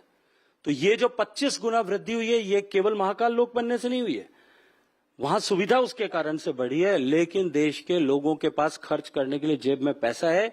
इसलिए आप हर सीजन के समय ओवर टूरिज्म की जो है स्टोरीज आप लोग सब चलाते हो, शिमला में भीड़ है, मसूरी में भीड़ है, नैनीताल में पांव रखने की जगह नहीं है, देश के किसी भी मंदिर में जगह नहीं है, किसी भी तीर्थ पर्यटन स्थल पर जगह नहीं है। वो इसलिए है क्योंकि देश की इकोनॉमी ग्रो कर रही है और देश के लोगों की जेब में पैसा बच रहा है। हमने महाकुंभ में देखा, मैंने खुद विटनेस किया है कि कितने लोग वहां जा रहे थे। एक जो हिंदू तीर्थ स्थानों पर भीड़ बढ़ी है, उसके पीछे एक बड़ा कारण है कि भारतीय जनता पार्टी की सरकार ने एक हिंदू चेतना भी जगाई है। तो कहीं ना कहीं जेनजी में भी, जेनजी की बड़ी बात हो रही है, तो एक उनमें फोमो हो जाता है कि हम नहीं जा रहे तो we are missing out something. I will get into that also, but GST की बात अगर हम करें तो इन रिफॉर्म की अभी आवश्यकता क्या थी? इकोनॉमी ने ऐसा क्या सिग्नल दिया था? What's your view? देखिए, देश की अर्थव्यवस्था, जिस तरह से मैंने प्रारंभिक प्रश्न के उत्तर में कहा था कि जब जीएसटी लागू हुआ था उससे पहले के परिप्रेक्ष्य में चाहिए, अनेक तरह के टैक्स, देश में अलग अलग तरह के टैक्स स्लैब्स, हर राज्य की अपनी टैक्स संरचना और लगभग 18 तरह के ऐसे टैक्स जो सिमिलर टैक्सेस सब जगह थे, इसके स्लैब्स अलग अलग हो सकती थी, हर राज्य में थे। मैन्युफैक्चरर परेशान था, उपभोक्ता परेशान था, टैक्स ओवर टैक्स के कारण से कैस्केडिंग इफेक्ट होता था, उसके कारण से जो है आम जन को, उपभोक्ता को वस्तुएं महंगी मिलती थी। जी, प्रधानमंत्री जी ने निर्णय किया, विपक्ष ने बहुत सारे, विपक्ष की नेतृत्व वाली सरकारें थी, उन्होंने बहुत सारी चिंताएं व्यक्त की। आज इस जगह पे खड़े होकर और बैठ के धन्यवाद देना चाहता हूं देश के प्रधानमंत्री के, उन्होंने उनके निर्णय का और उनके साहस का। उन्होंने कहा कि टैक्स कलेक्शन कम नहीं होगा और किसी राज्य को अगर नुकसान होगा उसकी भरपाई केंद्र सरकार करेगी, और हमने की। आप जब प्रारंभ में 2017 में जीएसटी लागू हुआ था, उस समय पहले 6 महीने का एवरेज टैक्स कलेक्शन देखिए, वो 60-70 हजार करोड़ के बीच में एक महीने का था। जी जी जी, ऑल टाइम हाई 2,34,000 करोड़ को छोड़ दूं, लेकिन अभी भी पिछले 6 महीने का टैक्स कलेक्शन उसी जो है रेस्पेक्टिव 6 महीनों का ही अगर मैं निकालूंगा तो 2 लाख करोड़ रुपए। ये जो इकोनॉमी ने ग्रोथ की, क्योंकि हमने टैक्स एक किया, मार कम हुई, लोगों के पास पैसा पड़ा, हमने साहसिक निर्णय लिए, देश की इकोनॉमी को सपोर्ट करने वाले निर्णय लिए, हमने देश में करदाताओं के बेस को ब्रॉडन अप किया। लेकिन पहले थोड़े से करदाता बहुत सारा बोझ उठाते थे, अब बहुत सारे करदाता मिलकर के थोड़ा थोड़ा बोझ उठाते हैं। ये जब काम करना शुरू किया, इसके अतिरिक्त ईमानदारी से जो है टैक्स असेसमेंट को शुरू किया, टैक्स कलेक्शन को शुरू किया, आज उसका परिणाम ये हुआ कि देश की सरकार टैक्स बढ़ाने के बजाय टैक्स घटा करके देशवासियों को सौगात दे पाई। एक सिग्नल इकोनॉमी ने क्या दिया, उस लाइन में आप क्या बोलोगे? वन लाइन में कि एक नहीं, एक का अधिक 2,34,000 करोड़ रुपए देश की सरकार के पास में एक महीने का हाईएस्ट कलेक्शन अगर होता है, 60,000 करोड़ से यात्रा इकट्ठी होकर शुरू होकर के 2,34,000 करोड़ रुपए की दिखता है। मुझे लगता है ये निर्णय पर्याप्त है। ग्लोबल और इसके अतिरिक्त देश की जनता पर कर का बोझ कम करने से देश की मैन्युफैक्चरिंग और विशेष रूप से जो हमारा एमएसएमई सेक्टर जो है वो बेनिफिट होता है, देश की मेक इन इंडिया स्पिरिट को फायदा होता है। ये प्रूवन ट्रैक रिकॉर्ड है, इसलिए देश की सरकार को ये निर्णय करना। ये पॉइंट ये तो सब पहले भी हो रहा था, अब क्योंकि ग्लोबल परिप्रेक्ष्य को देखते हुए ये फैसला लिया। कोई आदमी अगर दौड़ना शुरू करे 400 मीटर की रेस में जी, और वो 400 मीटर की फिनिश लाइन पे जाकर के बहुत तेजी के साथ में 3-4 कदम भर के दौड़े और फिनिश लाइन पे जीत जाए, क्या आप उससे ये प्रश्न करोगे कि दौड़ तो आप पहले भी तेज रहे थे, आज अभी लास्ट में जाकर के आपको 4 कदम क्यों दौड़ना पड़ा? तो आप तय कर दीजिए सब। तो चलिए मैं जीएसटी की पॉलिटिक्स पे बात करता हूं। कांग्रेस पार्टी कह रही है कि ये सब कुछ राहुल गांधी ने करवाया है, राहुल गांधी की वजह से सब कुछ हुआ है। फाइनली मोदी जी को राहुल गांधी की सुननी पड़ी, मोदी कैबिनेट को सुननी पड़ी। आपने ठीक से तो सुना था? नहीं, यही बोला है, जो बोला है मैं बता रहा हूं। क्योंकि कांग्रेस के अधिकांश नेता आजकल ऑफ द कैमरा तो ये कहते हैं कि ये सब राहुल गांधी का किया धरा है, ये जो दुर्दशा है, दुर्गति है, ऐसा कहते हैं। जितने मेरे मित्र हैं, मैं जब ऑफ द रिकॉर्ड बात करता हूं तो वो ऐसी बात करते हैं। कहीं ऐसा तो नहीं सुना है आपने? वरना जीएसटी को लेकर के, जब जीएसटी लागू हुई तब से लेकर के आज तक हर मंच पे खड़े होकर के उन्होंने इसको गब्बर सिंह टैक्स कहा था। उन्होंने ये कहा था कि ये गब्बर सिंह टैक्स जो है ये देश का शोषण है। उन्होंने कहा था कि देश की अर्थव्यवस्था को बर्बाद कर देगा, देश के उपभोक्ताओं के जेब खाली कर देगा। उन्होंने ये कहा था कि जब कभी भी हमारी सरकार बनेगी, उनको भी पता है कि नहीं बनेगी, लेकिन जब कभी भी बनेगी तो हम इसको समाप्त कर देंगे। अब जब देश की जनता दिवाली मना रही है, खुशियों के चरम पर है, तब अपनी खींच मिटाने के लिए वो राहुल गांधी जी को श्रेय देने का कोशिश कर रहे हैं। देखिए वैसे तो सोर्स बताना चाहिए, लेकिन मैं सोर्स बता देता हूं। जयराम रमेश लिखते हैं, ही राइट्स की हमने जुलाई 2017 से ही जीएसटी 2.0 की मांग कर दी थी। ये लोकसभा चुनाव 2024 के लिए हमारे न्याय पत्र का में भी प्रमुख वादा था। आज उसी वादे को निभाया गया है। आप 2024 के उनके पॉलिटिकल भाषण हर मंच के उठा करके देख लीजिए। उन्होंने कहा था कि हमारी सरकार बनेगी, हम जीएसटी खत्म कर देंगे। जो खत्म करने की बात थी वो राहत की चाव के ऊपर क्रेडिट लेने की कोशिश कैसे कर सकते हैं? कांग्रेस अध्यक्ष मल्लिकार्जुन खड़गे कहते हैं 900 चूहे खाके बिल्ली हज को चली। ये आज ही सुबह का है। अमीश भाई, मल्लिकार्जुन खड़गे साहब के पास में गांधी परिवार की तारीफ करने के अलावा या उनको हर चीज का क्रेडिट देने के अलावा उनके पास में और है भी क्या? कांग्रेस के अध्यक्ष हैं वो, तो तभी तो उनके पास में और कुछ नहीं है इसके अतिरिक्त। तो आप कह रहे हैं उनकी अपनी कोई क्षमता ताकत नहीं है? ये आप मुझे मत पूछिए, मैं पूछ रहा हूं आपसे। देश के 140 करोड़ लोगों से नींद में से उठा करके पूछोगे, वो भी बता देंगे, चाहे वो किसी भी पॉलिटिकल आइडियोलॉजी का होगा। जी, लेकिन उन्होंने क्या कहा, सरकार ने कांग्रेस के सरल और कुशल जीएसटी की बजाय अलग अलग 9 स्लैब से वसूली करके गब्बर सिंह टैक्स लगाया था। 8 साल में 55 लाख करोड़ रुपए से ज्यादा वसूले हैं। अब फाइनली इन्होंने बात मानी है, वो भी यही लिख रहे हैं। मैं आपसे एक बात पूछना चाहता हूं आपके दर्शकों के सामने भी, किस 2017 से लेकर 2025 तक सारे टैक्स को एक साथ इकट्ठा करके जी एक जीएसटी लागू किया गया था 2017 में। उससे पहले 10 साल तक उनकी सरकार थी, अलग अलग टैक्सेस लगते थे। 18 तरह का इंस्पेक्टर जो है वो ट्रेडर और मैन्युफैक्चरर की छाती पे उसके घर पे घुसा रहता था। कैस्केडिंग इफेक्ट की मार जो है उपभोक्ता झेलता था।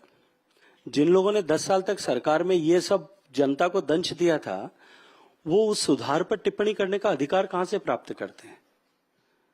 और देश की जनता ने इसको देखा है। लोकतंत्र में देखिए सबसे बड़ा पैमाना क्या होता है? चुनाव होता है। अगर माननीय मोदी जी का निर्णय देश के हित में और देशवासियों के अनुकूल नहीं होता ना, तो तीसरी बार लगातार इतने बड़े बहुमत के साथ में देश की जनता जो है उनको आशीर्वाद देकर के प्रधानमंत्री नहीं बनाती। जी, लेकिन कांग्रेस को लग रहा है कि उनका आइडिया, आजकल उनको बहुत चीजें लग रहा है चोरी हो रही हैं, लेकिन उनको लग रहा है आइडिया भी चोरी हो रहा है उनका। देखिए, कोई आइडिया, मैं आपके सामने एक बात और रखना चाहता हूं। उन्हीं की रिजीव में देश के प्रधानमंत्री ने यह कहा था कि हम 100 रुपया दिल्ली से भेजते हैं, वो धरातल पर पहुंचते पहुंचते 15 रुपए बच जाता है। उन्होंने पैसे में कहा होगा 100 पैसे भेजते हैं, 15 पैसे पहुंचते। जी। 85% ड्रेन हो जाता है। ये वो एक्सेप्ट करते थे। फाइलें उठा करके देखिएगा, कभी एक्सेस मिलेगा तो उस समय भी इस पर विचार हुआ था कि इसका समाधान क्या हो सकता है, लेकिन समाधान नहीं हुआ था। समाधान करने की चेष्टा भी नहीं की गई थी, और कुछ जितनी की गई थी वो भी कर नहीं पाए थे, क्योंकि साहस नहीं था, राजनीतिक डर इतना था कि कुर्सी छिन जाएगी। इस डर के मारे नहीं कर पाए। देश के प्रधानमंत्री नरेंद्र मोदी जी ने एक संकल्प लेकर के देश के हर आदमी का बैंक का खाता खुले और डिजिटाइजेशन की ताकत से दुनिया को सबसे ज्यादा डिजिटल ट्रांजैक्शन वाला देश भारत को बना दिया, बिचौलियों को समाप्त कर दिया। अब वो ये कहें कि ये आइडिया हमारा चोरी कर लिया। तुम आइडियाज के साथ में रात भर स्वप्न देखो और उनके डर के मारे आइडियाज को इंप्लीमेंट नहीं कर पाओ, और कोई आकर के आइडिया को इंप्लीमेंट कर दे, तो धन्यवाद देना चाहिए ना। जी, हमने उनके आइडिया को, अगर वो मानते हैं तो उनको धन्यवाद देना चाहिए। आपने हमारा आइडिया इंप्लीमेंट कर दिया। चलिए, एक बार भी साहस के साथ में खड़े होकर के उन्होंने धन्यवाद दिया क्या? नहीं, पर एक बात तो बहुत साहस जब के साथ जीएसटी लागू किया तो उन्होंने कहा कि जीएसटी तो गब्बर सिंह टैक्स है। जीएसटी की शुरुआत की लेकिन बात एक बात तो बहुत साहस के साथ कहते हैं, वो कहते हैं वोट चोरी करा है आप लोगों ने। वो हर दूसरे दिन कहते हैं, कह रहे वोट चोरी करा है। वो कुछ आंकड़े भी लेकर आ जाते हैं। नहीं, मैं तो अभी इस पर विचार कर रहा हूं। हम कुछ लोग बैठ करके सोच रहे हैं कि अब अगला वो क्या बात करेंगे, क्योंकि पिछले चुनाव तक वो ईवीएम पर बात करते थे, उसके बाद में वो ईसीआई पर बात करते थे, उससे पहले वो कुछ और विषयों पे बात करते थे। अब की बार वो वोट चोरी तक पहुंचे। अगली बार क्या बात करेंगे, अपने तो चिंता उस पर करनी चाहिए, क्योंकि उनकी बात को देश गंभीरता से नहीं लेता है, ये सिद्ध हो चुका है। उनकी बात को लोग मजाक समझ करके उड़ा देते हैं। उनकी बात में कहीं कोई तथ्य नहीं है, कहीं कोई लॉजिक नहीं है, देश सारा जानता है। आपको लगता है वोट चोरी मुद्दा है क्योंकि कांग्रेस उस पर बहुत दमखम के साथ लगी हुई है? नहीं, मैंने कहा ना कि कांग्रेस पार्टी के लोगों की मजबूरी है कि नेता जो कहेगा उसके उसी राग में राग उनको मिलानी पड़ेगी, सुर में सुर मिलाना पड़ेगा।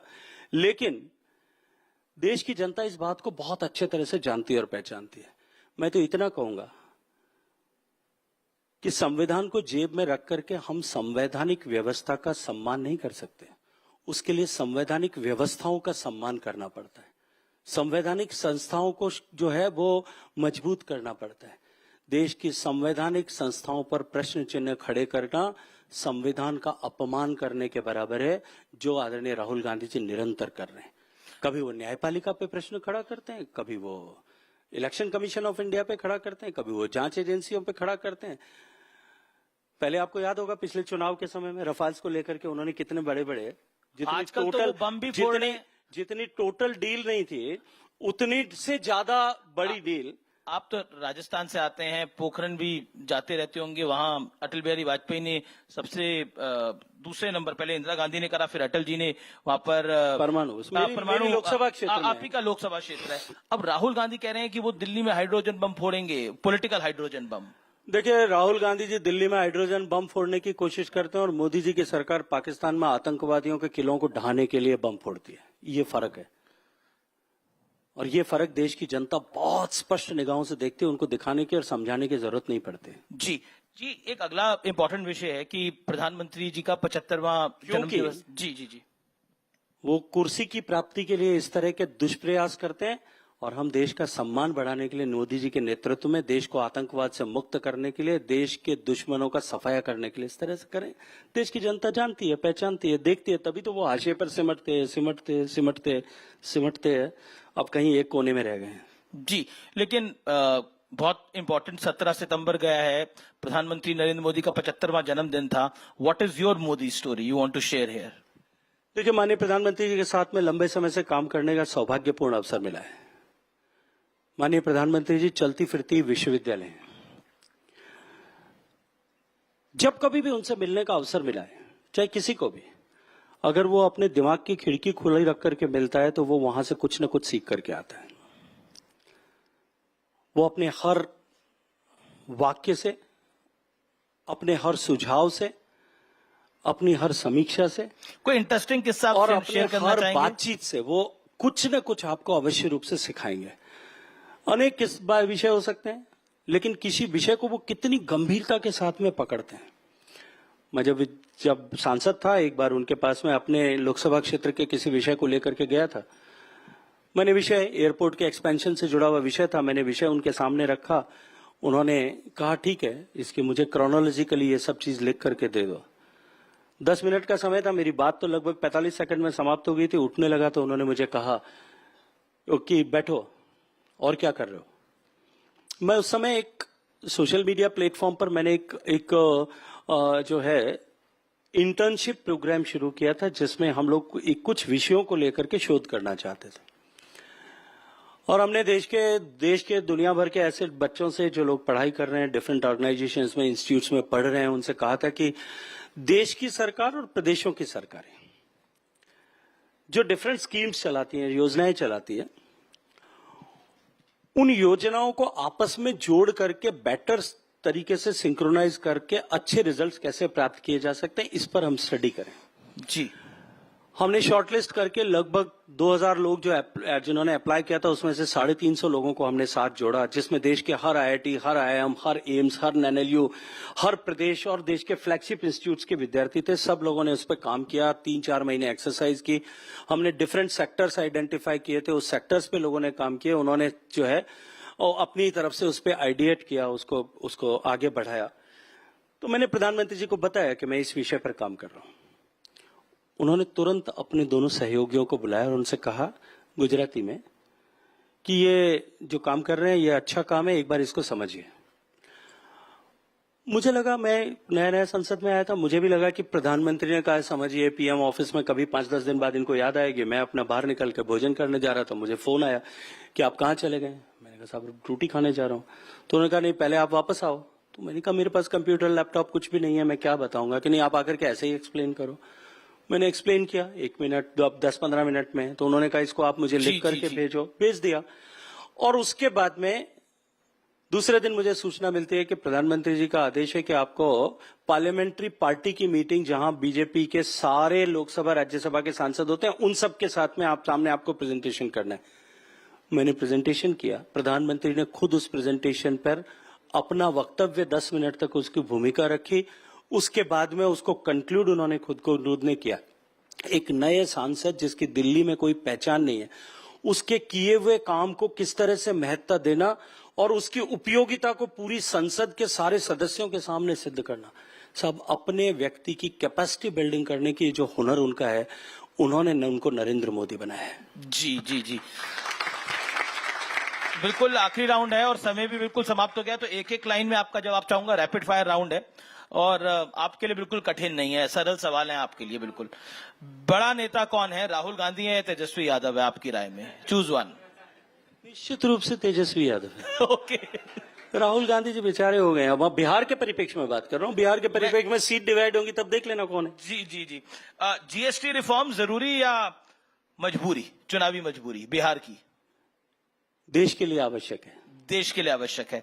और आखिरी पॉइंट, जेनजी पर आप क्या कहना चाहते हैं, क्योंकि बहुत कुछ कहा जा रहा है, नेपाल जैसे हालात यहां ना बन जाए। देश का भविष्य और भारत का जेनजी जिस तरह से देश के विषयों को लेकर के जिम्मेदार है, पंजाब यूनिवर्सिटी का चुनाव, दिल्ली यूनिवर्सिटी का चुनाव, हैदराबाद यूनिवर्सिटी का चुनाव, ये इस बात का परिचायक है।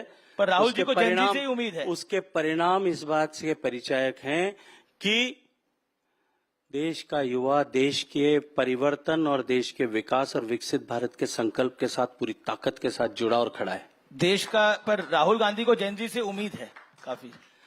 हाँ, लेकिन राहुल गांधी जी से कांग्रेस पार्टी के नेताओं को और उनके कार्यकर्ताओं को कितनी उम्मीद बची है, समीक्षा इस पर करनी चाहिए। शुक्रिया, बहुत बहुत धन्यवाद आपका हमारे साथ जुड़ने के लिए, इस मंच पे आने के लिए। जोरदार तालियों से धन्यवाद करिए गजेंद्र सिंह शेखावत का, केंद्रीय मंत्री।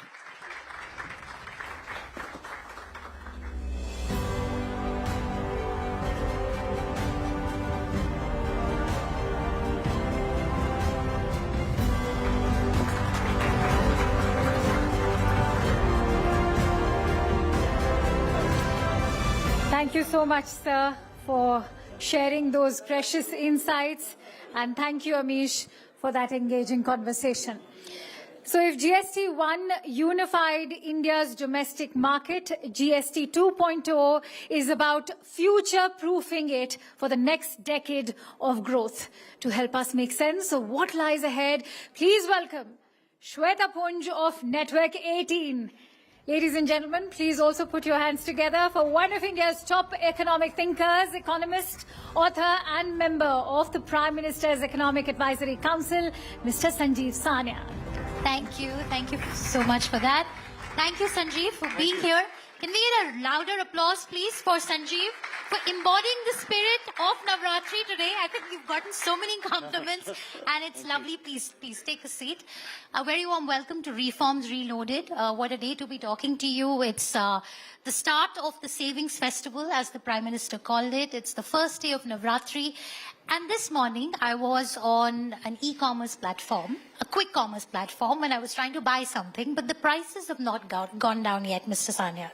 So, and we had, some companies talking about why it'll be difficult for them to pass on the rate cuts because it's just the price points are tricky. They'd rather increase the product size. I just want to get your thoughts in on this. Now, never confuse capitalism with the private interests of capitalists. Of course, nobody wants to reduce their prices. However, let me say that the government has been very, very clear that we don't want to introduce another anti-profiteering type of thing because in the end, creating another Inspector Raj in that sense is not helpful. So it would be good if prices were passed through. Some may prefer to pass it through larger quantity. Obviously depends on the particular product. I mean, I can't see how you can pass on 25% or 18% more television, but anyway, it may be possible in some products, I don't know. But let me say that there should be public pressure on the manufacturing and producers and companies to pass this through because it is a windfall, but the windfall is not meant for them, it is meant for consumers. Absolutely. In fact, yesterday the Prime Minister also said that the citizen is God, and you're saying that the public needs to speak up and, put public pressure.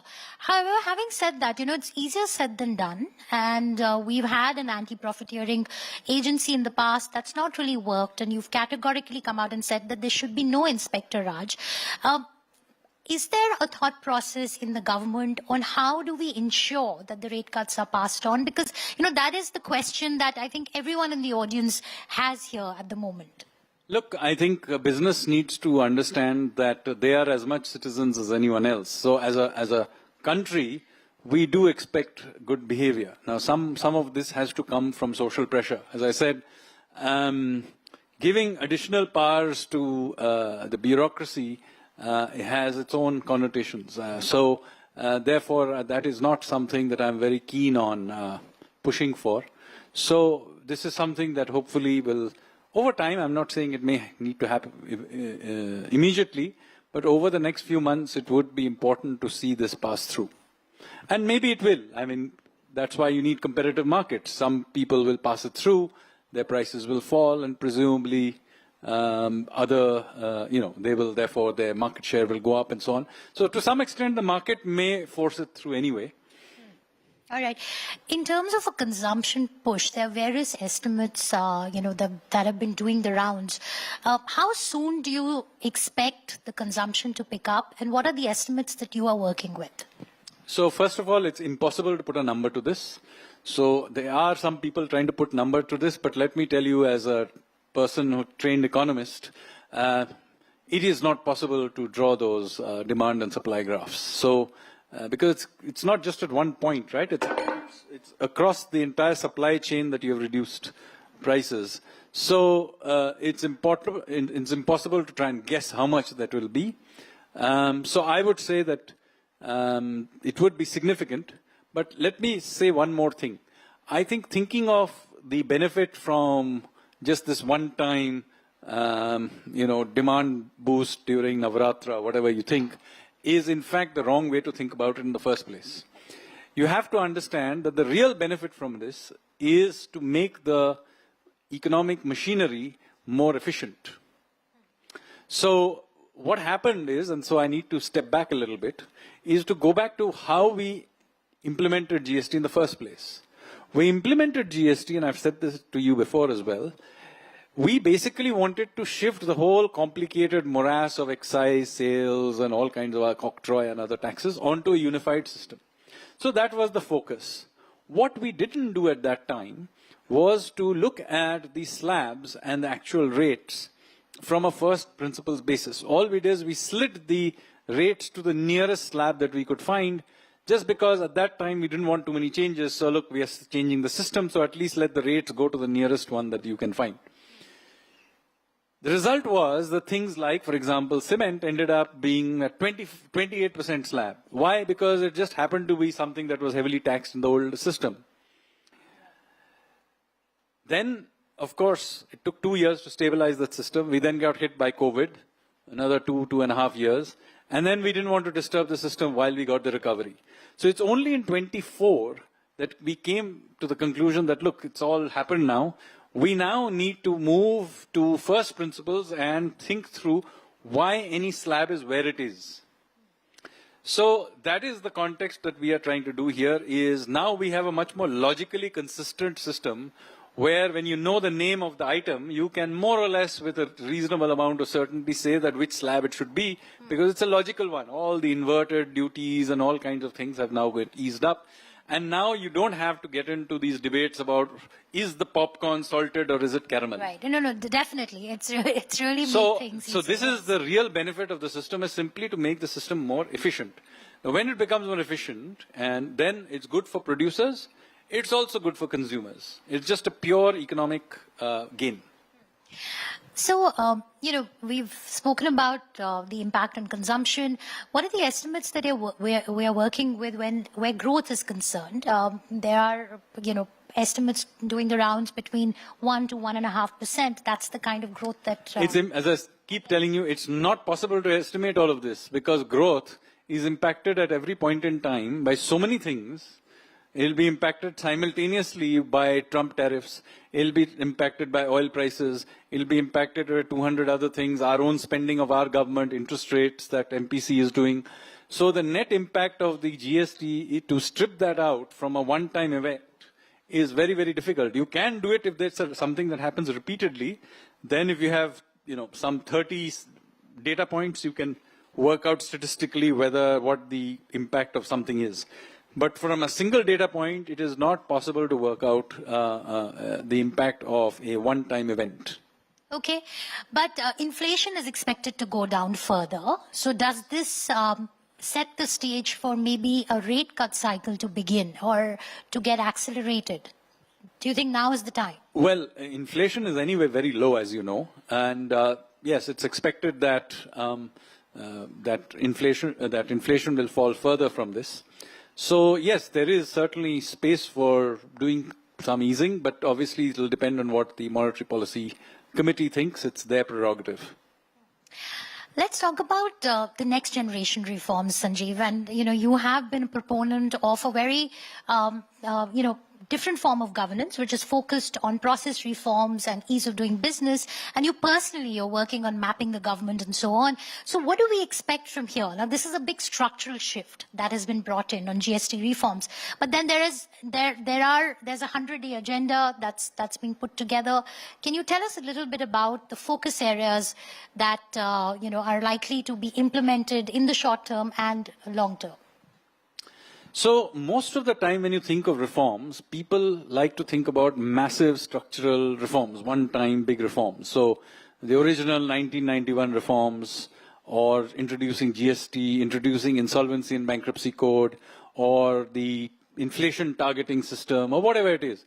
Basically, those are structural changes because they change the structure of whatever that activity is. However, I have been arguing for many years, as many of you know, that most of what needs to be done, however, is actually process reform. It is some rule number 53 subsection D, some clause C, where 3 words have to be changed. Most of the pain points of business, pain points of living are caused by these frictions in the system, and India is replete with them. Then there are all kinds of departments, etc., which are defunct. We need to go back into the government and close them down, merge them, and so on. So this process reform, which is the small reforms in the system that need to be done, I have argued for some time, and now I think many people in government and in the wider economics field also agree, that much of what needs to be done is cleaning this up. Now, this is not going to hit the newspaper anytime, because most of these reforms are extremely sectoral, and as I told you, they are very, very specific. And unless you happen to be that from that little sector, you may not care about it. But the accumulation of literally thousands of these small reforms is what is needed to be done. It's very painful stuff, meticulous work, and I and my team at the Economic Advisory Council have been working on this for some time.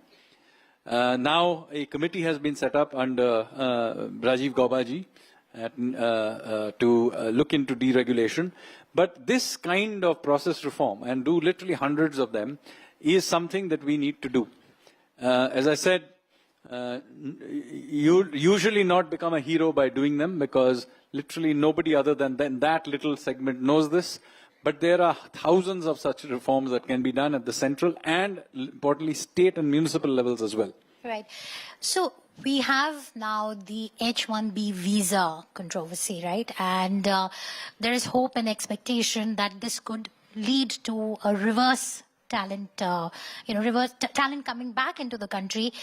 And process reforms are closely integrated to that, because if we do get talent back into the country to encourage the entrepreneurial spirit, we need to simplify processes. I want to understand from you, on one, how are you viewing the H-1B visa situation playing out for India? And secondly, when it comes to process reforms, what are the top 3 things that you are going to be focusing on that we can expect? See, my views on H-1B and any other long-term visa to another country has been the same for a long time. That this is really a good thing for that country. Even today, H-1B visas is primarily used by Amazon, Google, and so on, and not so much by Indian companies. In any case, if they're IT companies, why do they need to move to America? I mean, surely if you are outsourcing it to some email account or something, no. You're doing it online. If you can do it sitting there, you can do it sitting here. After all, you are in the industry that claims that you can do work from anywhere. So surely work from anywhere. You use the business visa to visit it once in a while. Why do you need to move there?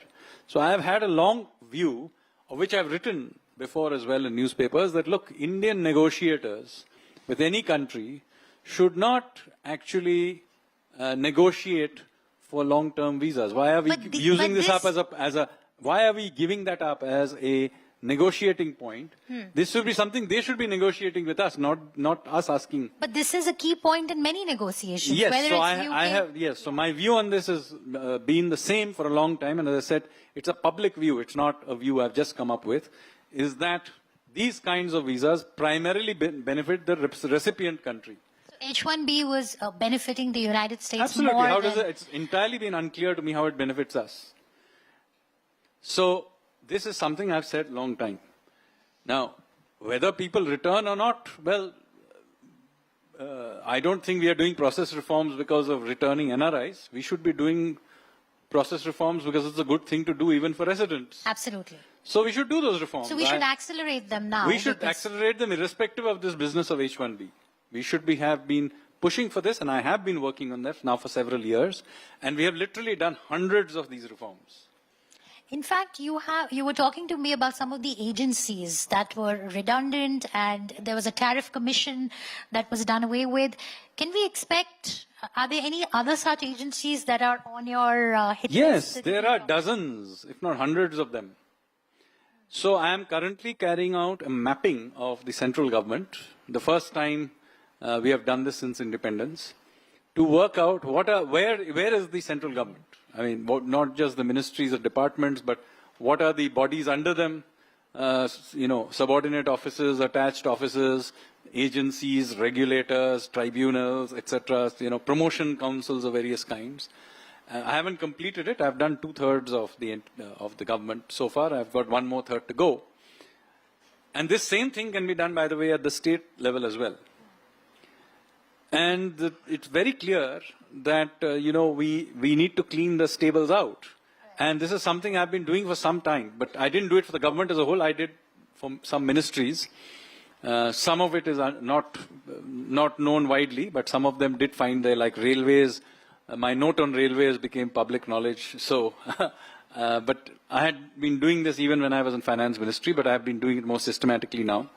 And yes, there is a large amount of the Indian government that is either redundant or should be cleaned up, but also that there are many parts of the government that need to be grown as well.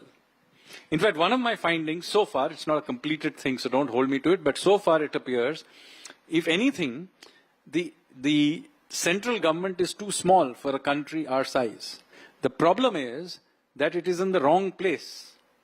There are parts of the government that should actually be grown and some parts should be shrunk.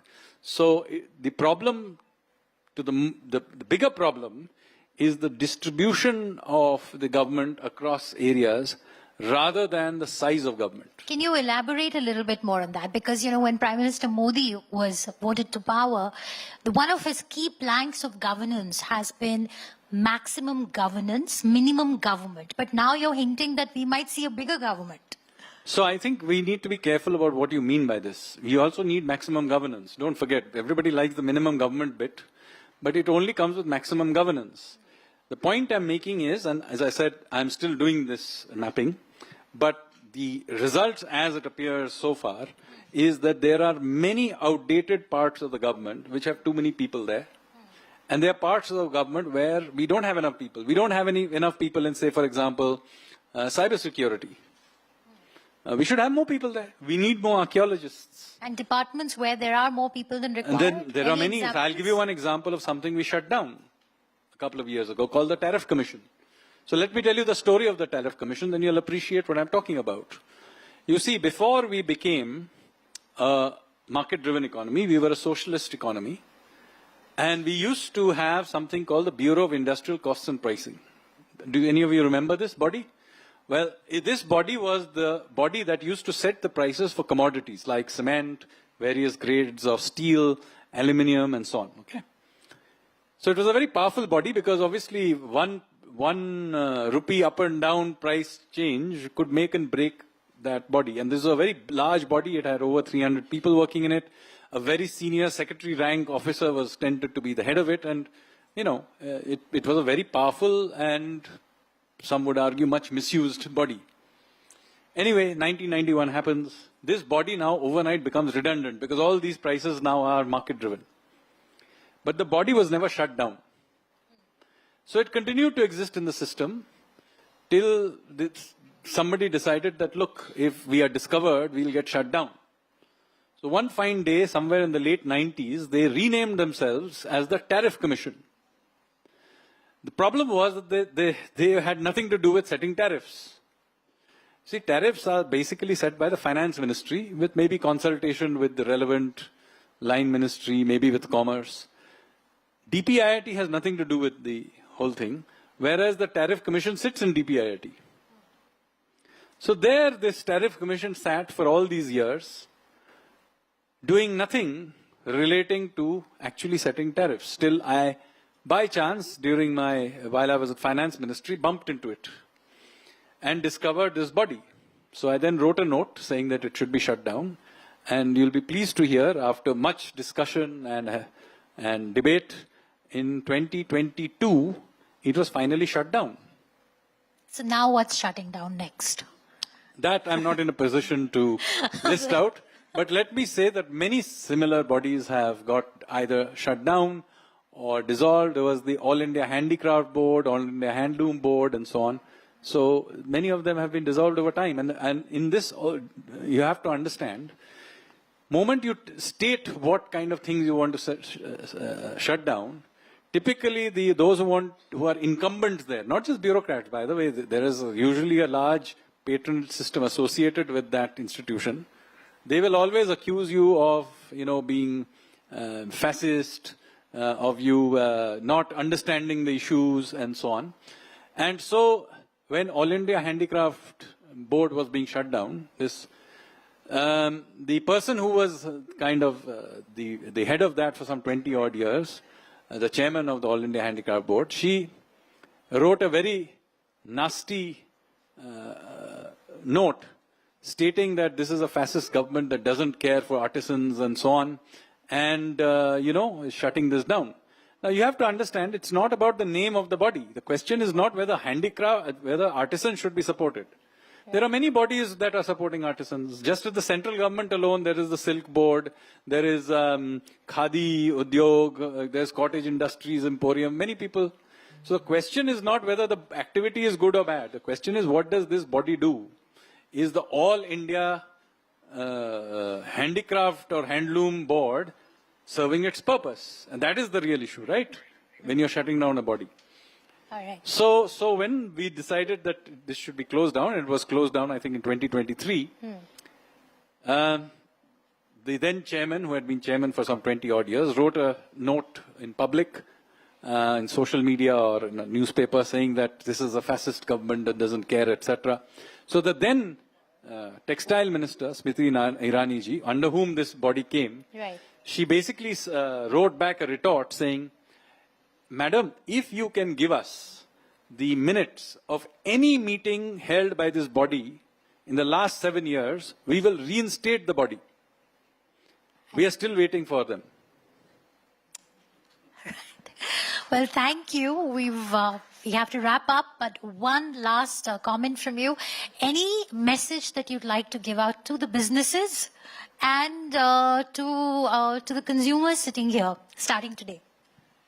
So, well, the effort of the GST over the last 8 years, we introduced it to unify the system. The original introduction of GST was like a free trade agreement that India signed with itself. The second round that we have now done is to radically simplify it and lower the tax rates, one, to benefit the consumers, and second, to make the system radically more efficient. The idea is that, one, of course, our consumers are able to consume goods, particularly India-produced goods, and also that our producers are able to now take advantage of a much simpler system to basically make in India. So buy Swadeshi and make in India. And you are embodying all of that. All right. Thank you so much. A big round of applause for Sanjeev Sanyal. Thank you. Thank you, Mr. Sanyal, for those invaluable insights, and thank you, Shweta, for an engaging discussion. Now, looking at the national picture, the stakes couldn't be higher. GST has transformed states like Arunachal Pradesh, where collections have surged 700% since 2017. Yet, markets remain cautious.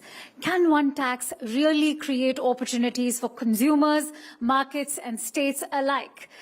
To explore this, please welcome Shireen Bhan, who will be joined by Dr. V. Ananth Nageswaran, the Chief Economic Advisor to the Government of India. Ladies and gentlemen, let's have a huge round of applause, please.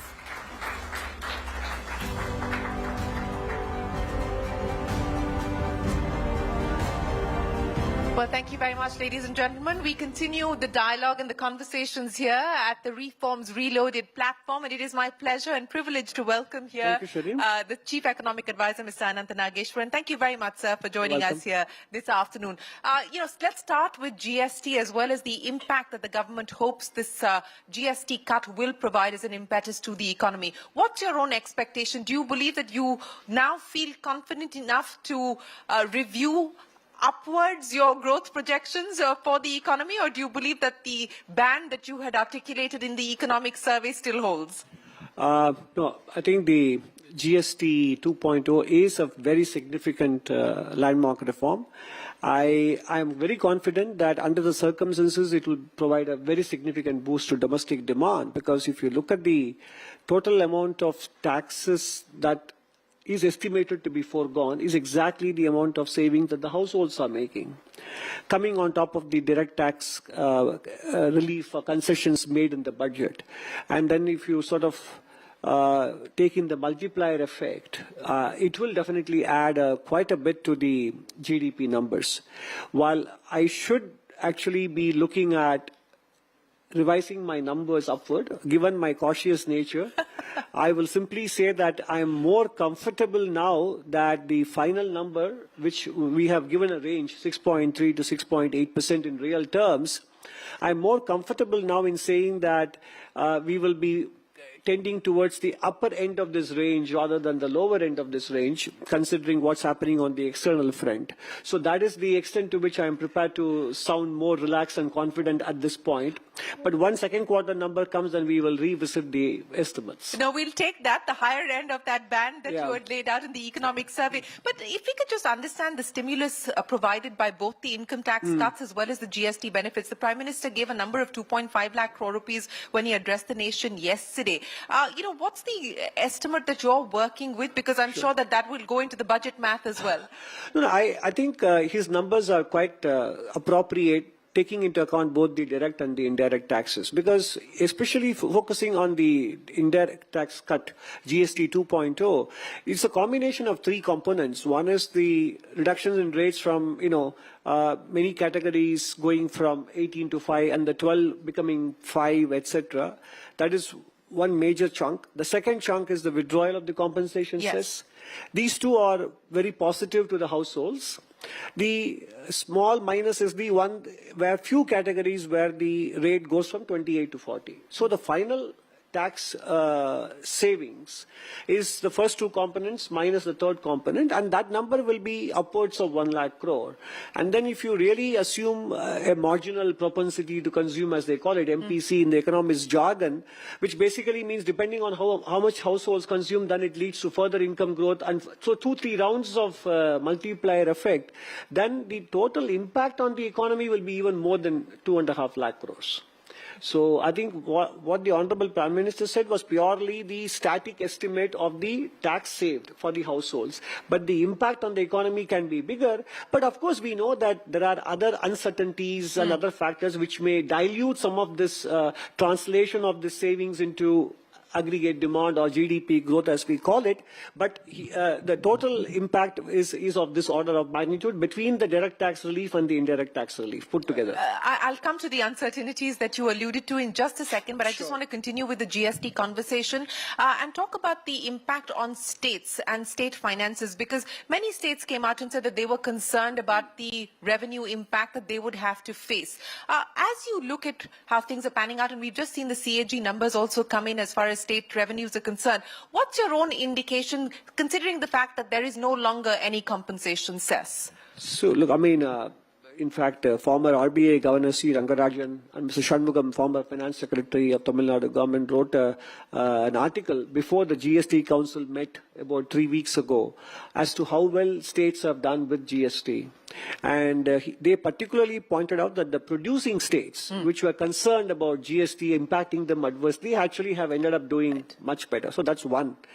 The second point I would like to make is GST rate, the revenue neutral rate, which was around 15% when GST came into being, actually has been coming down even before this happened. So by last year, it was down to 11% something. Yes. So there's a 4%. Every time the revenue neutral rate or the effective GST rate came down, but the annual average collection actually kept going higher up and higher. So you already have a track record where the reduction in the GST rate, effective GST rate, did not result in decline in GST revenues. But revenues were having a step-up function every year. And this happened even in 2019, before the election, sometime in February, March or April, I don't know the exact month, when the GST significant reliefs were announced, there was a concern that it would lead to a decline in revenue. But immediately after the elections, the monthly numbers picked up within no time. So these two examples, I think, give us encouragement that the volume growth will make up for the static calculation that, as the rate drops, the revenue collections will drop because the volumes will go up. And the last point I want to make is, last year I wrote a paper co-authored with the Joint Secretary in the GST Council. We both wrote saying that whenever UPI transactions they pick up, they have a very high correlation with GST revenues. And UPI transactions are growing, at record highs. Yeah. Growing at 20 to 30% per annum year on year every month. So the rise in UPI transaction is actually a very good harbinger of GST revenues continuing to rise, and with the rate cut, the volume effect will dominate. So we shouldn't be overly concerned because the track record is there.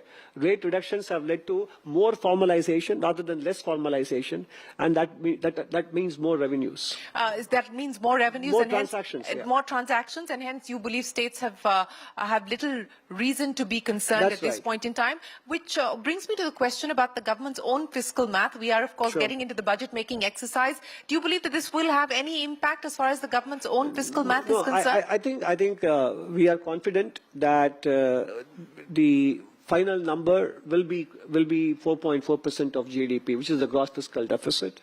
We have had good non-tax revenue growth, and overall revenue growth is on track in comparison to last year's numbers. And we feel that the festival season will last all the way until the end of the year because of successive, the Diwali festival spilling over towards Christmas and New Year, etc. So we are confident that the fiscal math will hold up very well for the current financial year. The Q2 numbers should be out shortly at the end of this month. Q2 of the GST numbers, you mean? No, GDP. GDP for the second quarter Yes. will come only in November. Yeah, November. Yeah, that's right. That's right. It comes only end of November. Correct, Yeah, yeah. correct. But what's the expectation there No, on the back of the data available so far? No, I think I don't want to, sort of, what shall I say, jinx the GDP number. But from whatever we have seen in the first 2 months of July and August, the second quarter numbers look very encouraging. Very encouraging. We may be getting closer to the 7 handle. Even for the month of, even for the second quarter, notwithstanding the tariff that came into effect from August 3rd week onwards, the fiscal second quarter growth numbers are looking quite promising based on the high frequency indicators we track. But of course, that is still only about 1.5 to 2 months of data. So we have to wait and see how much, how did September fare, etc. But we're sort of quietly hopeful that the second quarter has maintained the momentum that we saw in the first quarter. And so closer to the 7% mark is what you're hoping for, but on the back of what the I information would you say have. I'm hoping for, rather than saying I'm predicting it. I'm not predicting it. Fair point. I'm simply saying, based on the trends I have seen, it's the number that I hope for. Yeah. Okay, yeah. We'll take that. So you talked about the tariff impact, and what is the expectation if this were to continue? I mean, the hope is that we will be able to arrive at a middle path, and there will be a conclusion to the trade negotiations that are underway. We don't know whether that will result in 25% of the additional tariffs being done away with. But if 50% continues for the foreseeable future, what will the impact be on the economy? I think it will have an impact. I think for this year, maybe obviously it will be slightly muted because half the year went away before the tariffs kicked in. And we also achieved 50% of our annual merchandise export to the US by August. Yes. So this year, the impact will be, I mean, but then it will be diluted or compensated for by the GST cut, etc. So it will be very difficult to give you a net effect. Let's assume that, so we have to make some simplifying assumptions. If the GST rate reductions were not there, based on what we knew at that time, by the end of August or something, we could have said this year's impact will be about 0.4 to 0.5% of GDP reduction. And next year, it might be, I'm saying reduction from what, you might ask. Reduction from the trend growth rate of 6.5%. Right. That is what we would have said. And next year, it would have been closer to 1%. Right. But again, now that the GST rate reductions have happened, it might actually be a lower impact than what I just now mentioned. Since we're talking about the impact of the tariffs, and that is on goods so far, but what we have seen over the weekend is the first indication of the Trump administration now trying to go after services. H-1B is the first move that's come in. Of course, there have been clarifications that the administration has put out, which have sort of provided some relief to what was expected as the worst case scenario. What is your impression, assessment of the impact of this, especially when we talk about remittances, etc.? No, I think it's still very early days because, as you said, clarifications have been issued and 2/3 of the annual visa issuances is pertaining to renewals. So, and that is not affected by this new announcement. And I think the fee also, if I'm not mistaken, I think NASCOM has clarified. It's a one-time. No, not only that. I think it kicks in from 2026. Yes, from the next lottery. That's correct. From the next, which is 2026. 26, correct. So I think in that sense, the impact will not be immediate. And I think there will be, by the time the next lottery comes around, I'm sure there is plenty of room for the American companies and the Indian companies to figure out ways to deal with this, etc. So I think it is still, having seen the announcement only in the last couple of days or so, it is difficult to give you a quantified impact of what it would mean for remittances or for services sector, export growth, etc. But again, considering the clarifications issued and that it is coming into effect from 2026, and there is much these days that's too long-term a period, too long-term for us to comment on. I wouldn't be, anxious at this point about the impact. Yeah. While we've seen many changes between decisions that have been taken by the Trump administration and eventually what gets rolled out. But, the momentum that seems to be building on going after services, the Hire Act, of course, is more a private, almost akin to a private member's bill at this point in time, which talks about a 25% tax on outsourcing. But the possibility or the probability of that, does that seem to worry you, concern you now? No, I think we have already enough on our plate to think about. So I don't want to add hypotheticals also to this list. And anyway, as the moment, it is a private member's initiative. It has to get through the Senate, and then it has to get through the House, and then it has to reach the President's desk. So there is plenty of steps for that process, for that particular piece of legislation to make its way through the Congress and to the President's desk. So let's wait for it to play out rather than sort of reacting preemptively. No, I completely agree with you. But, the impact of all of this, especially as far as foreign direct investment is concerned, and that is something that, we've been trying to attract FDI across sectors into the country. Given the uncertainty, the volatility, the unpredictability, what sort of an impact do you believe this could have in the medium to long term on FDI? I think the operative words in your question is the medium to long term. In the medium to long term, I think there will be some via media found, and I don't think it will have an impact on the FDI numbers. In the short run, yes, people will wait to see some sort of a resolution to this situation. And if anything, if the Indian system, by that I mean both the public and the private sector, if we are able to use these developments as opportunities for changing the business model on the part of the private sector, or for the government to do what it is doing in terms of focusing on structural reforms like GST, deregulation, etc., they may actually end up as catalysts for higher FDI. And if you look at the first quarter numbers, April to June, the gross FDI flows were $25 billion, so annual run rate of $100 billion at the moment, compared to last year, which was $80 billion.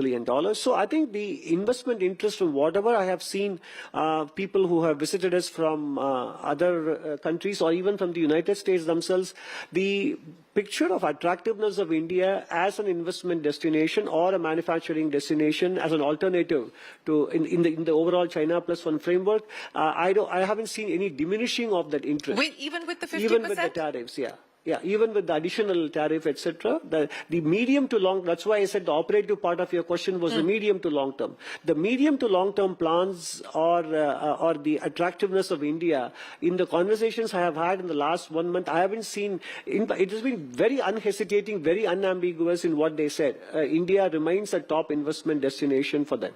Well, that's good to hear. You know, you talked about never missing a crisis as an opportunity to reform, and we're perhaps seeing that play out starting with the GST. The economic survey that you presented had a lot there in terms of what the government needs to do on deregulation, the ease of doing business, and so on and so forth. We've got the government set up committees under the Cabinet Secretary to look at exactly that. What would you now prioritize in light of the measures already undertaken, but given the need of the hour today with the global uncertainty being the way that it is, what would you prioritize today in terms of next steps? No, I think the policy steps, apart from the three important boosts we have given to domestic demand, direct taxes, indirect taxes, and income tax simplification, etc. Now, the other thing that we are focusing on is the deregulation part, because our goals are to boost private capital formation and get manufacturing share of GDP up and increase the share of small and medium enterprises in this. All these three goals are well served by deregulation, not just at the union government level, but also at the state government level. So I think the next important policy agenda would be to get this deregulation committees to submit their reports and start acting on them immediately. Apart from that, yes, there is emphasis on innovation, R&D, but that is more a private sector responsibility than a public sector responsibility. There, the government has done its bit by notifying the Anusandhan National Research Fund and the Research and Development Innovation Fund. No, they have to become active. They have to have the governing structure in place and get to start funding research ideas and so on. The other important thing would be to get our energy transition and energy security in place. I think we have, in the budget, we announced that we will open up nuclear energy for the private sector and remove the civil nuclear liability provisions in the law, etc. That would be, in my opinion, an important area. And the third one, which we are doing already, again, it is a work in progress, because UGC, for example, 2 years ago notified simplified norms for foreign universities to set up shop here. Yes. But in general education, both school and higher education, we have a lot of input-based requirements. I think those sectors now need opening up for more competition, more innovation, focus on outcomes. I think just as, we talk about external developments, providing the impetus for change, the infusion of AI into the learning and teaching process will also trigger these reforms. So I would say, from a structural reform perspective, focusing on education and skilling will be more important now that we have taken care of the demand aspect, and then the deregulation, ease of doing business. The third important bit is the human resources. And that is where I would think we will be focusing on, and we are doing that. Let's start to ramp it up further. Okay, ramp that up further. I want to go back to the demand issue that you just spoke of. You said that now that we've taken care of demand, what does that mean in terms of investments? What's the sense that you get in terms of a further pickup on private investments? You've, of course, been talking about the fact that we've been seeing green shoots emerge on the private investment side. Right. But, given capacity utilization across sectors, what's the indication on that front? So, frankly, if you look at post-COVID trends, we have had 4 completed years of data.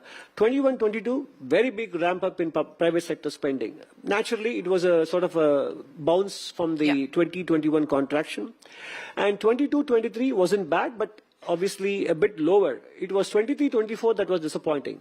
And 24-25, actually, from what I gather, I think those numbers are going to be good. So if you, we will get to see it only in February next year, the breakdown. But I think the fact is, therefore, you would have had 2 very good years, one moderate year, one disappointing year post-COVID. And that isn't a bad record, because considering the circumstances, higher interest rates in the world in general, the Ukraine-Russia conflict, and supply chain disruptions in semiconductor chips, etc., the overall pace of capital formation in India at around 30.4% of GDP, it's not something concerning, in my opinion.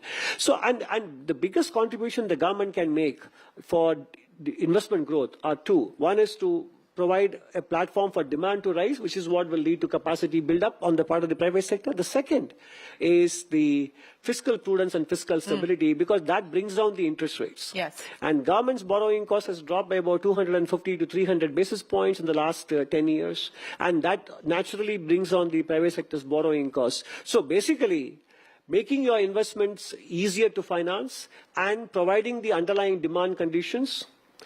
And third, by continuing to invest in ease of doing business, I think these are the 3 building blocks of boosting capital formation, and all of them are in place right now. Okay, all of them in place right now, and you expect a further pickup as far as capital That's right. formation is concerned. That's right. You know, since we're talking about industry, and I think, would it be fair for me to say that I've sensed some disappointment in your commentary on how industry has responded by way of wages, etc. You know, you've made those comments that is true. in public forums several times. No, absolutely. You know, I agree with you. I have made my comments, and I continue to make those comments whenever I have conversations with the industry. I think that's important because from a medium-term perspective, there is no trade-off between how well we take care of our workers and how well we perform profitably. There is no trade-off. It's the trade-offs occur only in the short run. And yes, if you look at the track record of India's top 25 manufacturing companies or the entire private sector data, it is true that salaries and wages growth have substantially trailed profitability growth. And this will become even more acute when we are talking about inroads that AI would make in terms of job creation, not to mention job displacement, etc.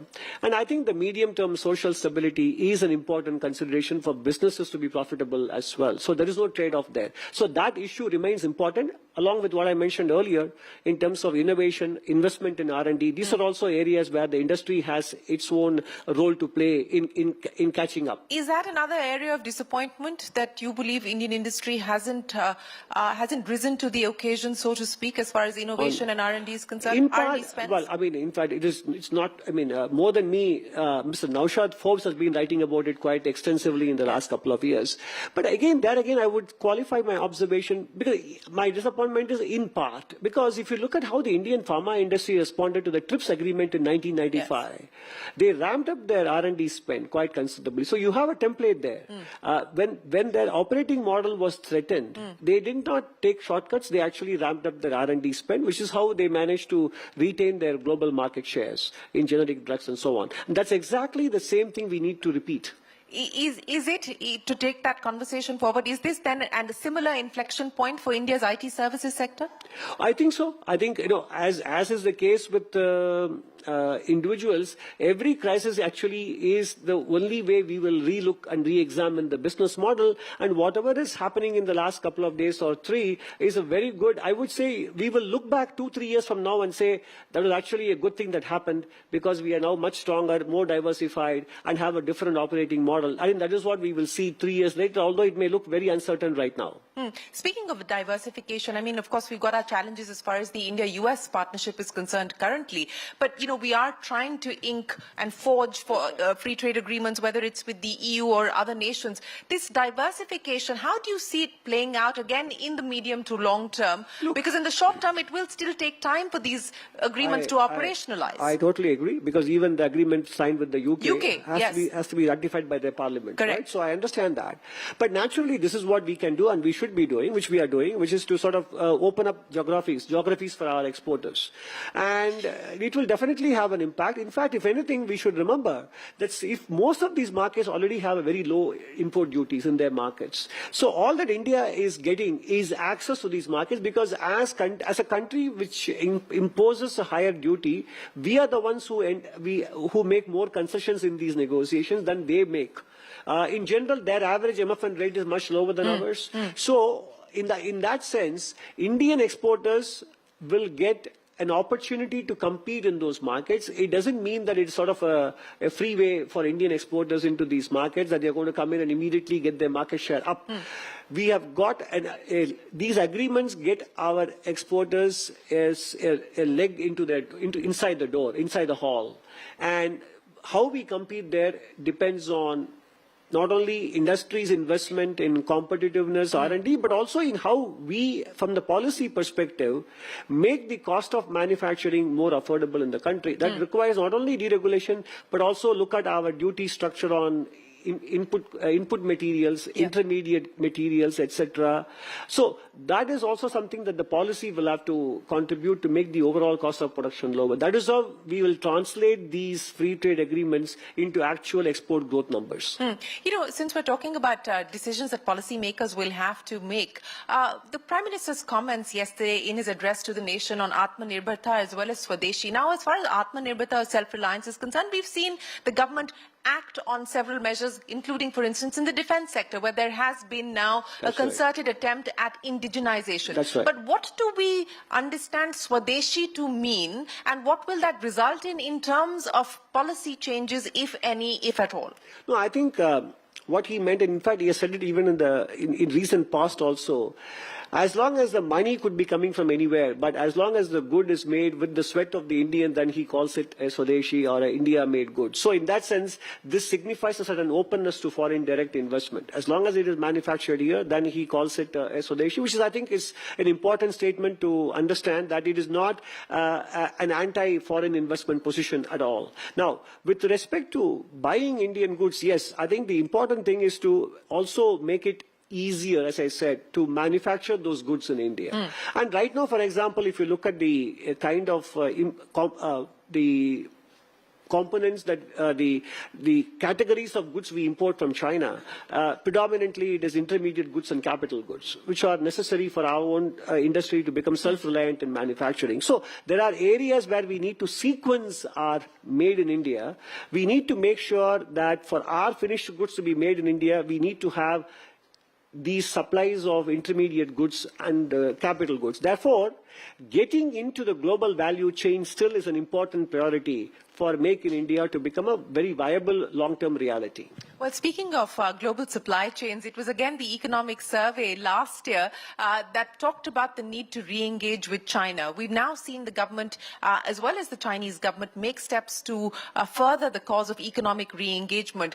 There's a lot of talk around the possibility of Press Note 3 being up for review, for instance, to try and draw in investments from China. What do you think the way forward should be on this economic re-engagement with China? I think it will be somewhat difficult for me to comment on what should be the way forward, because I think there are many more steps required for both the countries to take it to the next level, etc.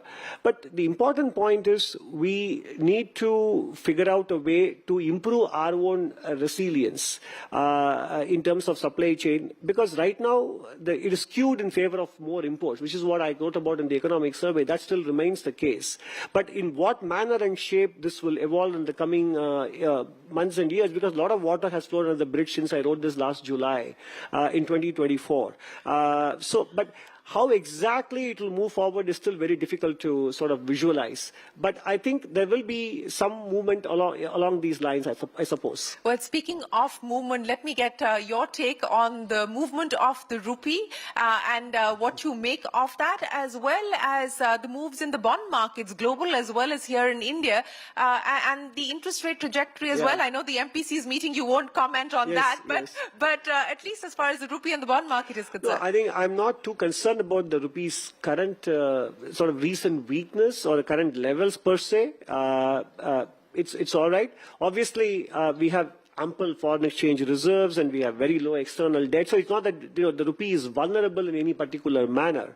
It is just maybe the current demand for dollars or the reduction in the inflows on the portfolio side may have contributed to this weakness. So I'm not worried about the And does it actually also help offset some of the, at least as far as the exporters are concerned? To a limited extent, it's actually a good thing because if the Indian rupee is depreciating on the back of a depreciating dollar, it does impart a certain competitiveness in the near term. But of course, anything that is overdone will be a challenge. But that is not something we are facing right now. The interest rates, yes, I think. The 10-year bond yield went to 6.6, but we are now hovering around 6.5 or 6.45. I think it is still room for it to go down, and it will go down because right now maybe the market is concerned about second half supply and RBI's monetary policy stance and what will be the fiscal deficit, etc. And as I said, we are confident of maintaining the fiscal deficit. The second half market borrowing will be unchanged, etc. And I think we will know what the Reserve Bank decides. So I do believe that the Indian bond market is a pretty good opportunity for investors at the current 10-year yield levels. The third point was about? Inflation. Oh, I think, frankly, if you ask me, until the end of next calendar year, by and large, I see pretty benign inflation trends. I know that I am speaking a little too far ahead because next year's monsoon will play an important part. But assuming that it's a normal monsoon, I think then we are looking at fairly benign inflation until the end of the next calendar year. Until the end of the next calendar year. next calendar year. So what will that then mean as far as the business of inflation targeting is concerned? The RBI discussion paper is out. I don't know whether the government has sent in its feedback or not yet. No? No. I think we haven't responded officially, and I don't think it will serve any purpose by commenting on it in public at this point. But do you believe a status quo perhaps is warranted, or? I suppose, because on the face of it, as long as the central bankers have the flexibility and are willing to exercise it and not be doctrinaire about it, then I think the framework, as long as the framework doesn't become a sort of a constraint, then it's fine. Because sometimes once a framework is in place, disrupting it also will send confusing signals to investors. So a status quo, even though you haven't officially sent in the feedback yet. I don't know about that. That is a question you need to ask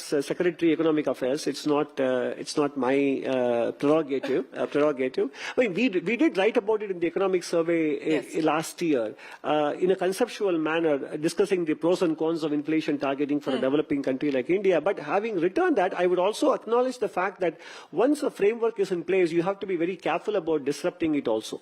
Well, fair enough. Let me end by asking you, you are, of course, going to be presenting the economic survey come February next year. January, and I would imagine that we'll get some sort of an update from you on the measures already undertaken, especially on heads like deregulation. What could that potentially look like? How much ground has been covered? No, I think it will be unnecessarily spoiling the whatever little fun people have in reading economic surveys. I don't think I call it a fun document, but anyway, whatever little surprises. It's a voluminous document. For sure. Sorry? It's a voluminous document for sure. Exactly. So whatever little surprises, I don't want to spoil it by talking about it right away, but having written about deregulation, it's only natural for us to write about the progress that the government has made, not just the government, but the governments around the country have made in the last 1 year. That will be something that we will cover in the economic survey. Well, we look forward to the next edition of the economic survey. CM, many thanks for joining us here on Reforms Reloaded. Ladies and gentlemen, a big round of applause for the Chief Economic Advisor, Anantha Nageshwaran. Thank you very much for your time. Thank you, sir.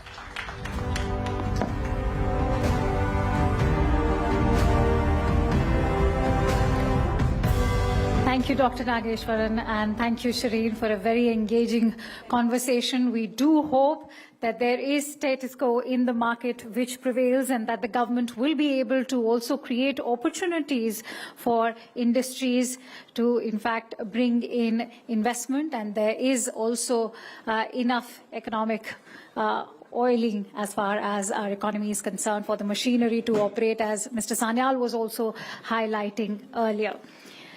But GST 2.0 is resetting the rules of the economy. India's next frontier, as we reset the rules for the economy, is also going to be technology. Why do we say so? It's also about building capabilities that will define sovereignty for decades. GST 2.0 has arrived, but the big question is, will we be able to create those opportunities for investors? And what will this mean for the market, for the consumer, for the customer, even though Prime Minister arrived with that message of giving a boost to spending? Will that boost actually happen?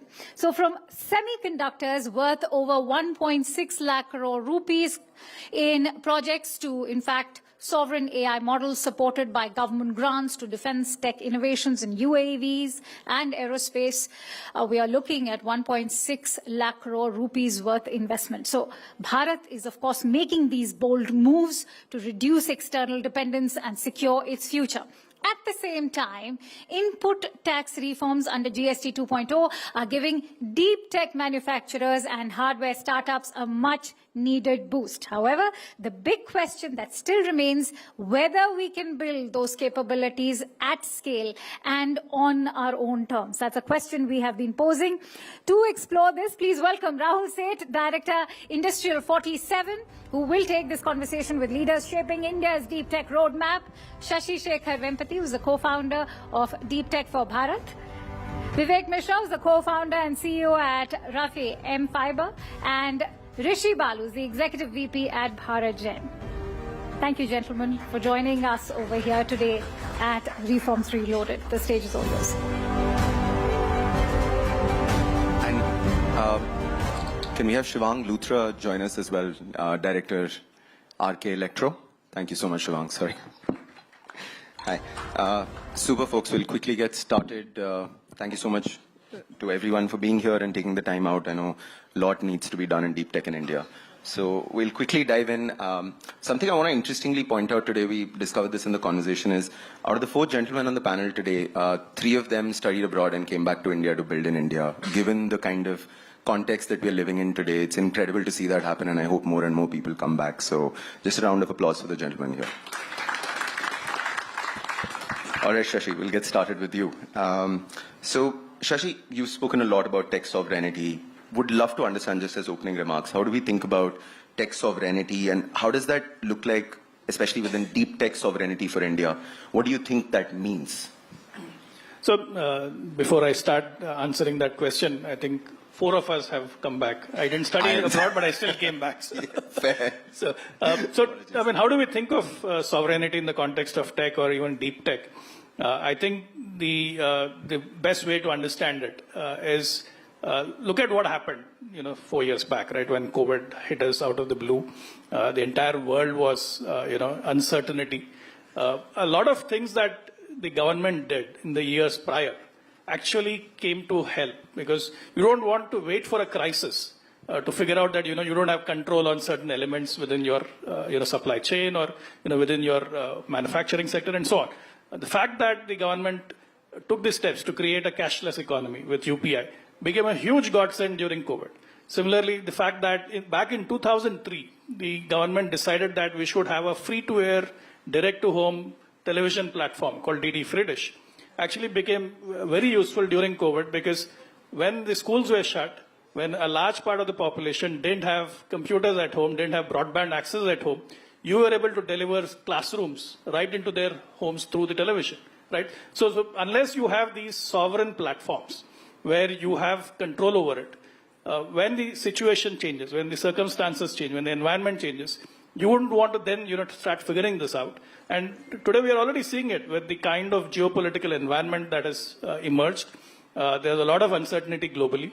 The entire semiconductor supply chain is concentrated on one country. And that country is sort of, the center of focus for a lot of the geopolitical conversations. So that's a big, huge risk there. Similarly, with AI models, we've seen that there are deep biases. When you have a country which is as diverse culturally, socially as us, we don't want, fundamental technologies or foundational technologies carrying risks, carrying biases, that would create problems for us down the road. So sovereignty to us is not just merely about Swadeshi, it's not merely about building everything in India, it's also being prepared for what we can't foresee today for the crises of the future as well. Interesting. So I'll take off from the semiconductor bit that you said. So we have Mr. Luthra with us. So Mr. Luthra, I'd love to understand from the semiconductor and electronics industry perspective, what do you sort of see as, where has India come from our journey of dependence, the days of the SCI in Chandigarh, to today what we're calling about self-reliance? There are about 18 projects that have recently been sanctioned. Where do you think we are now? So definitely we are moving towards from being dependent to a self-reliant country. Recently, if you see, in the last month, we have had an event for Semicon, where about 30,000 participants actively participated into it. Honorable PM was the one who inaugurated the event. So there is a lot of traction happening into the semiconductor market. Talking about the 18 plants that you've just highlighted, we have Tata coming into the plant of packaging and also a fabrication plant.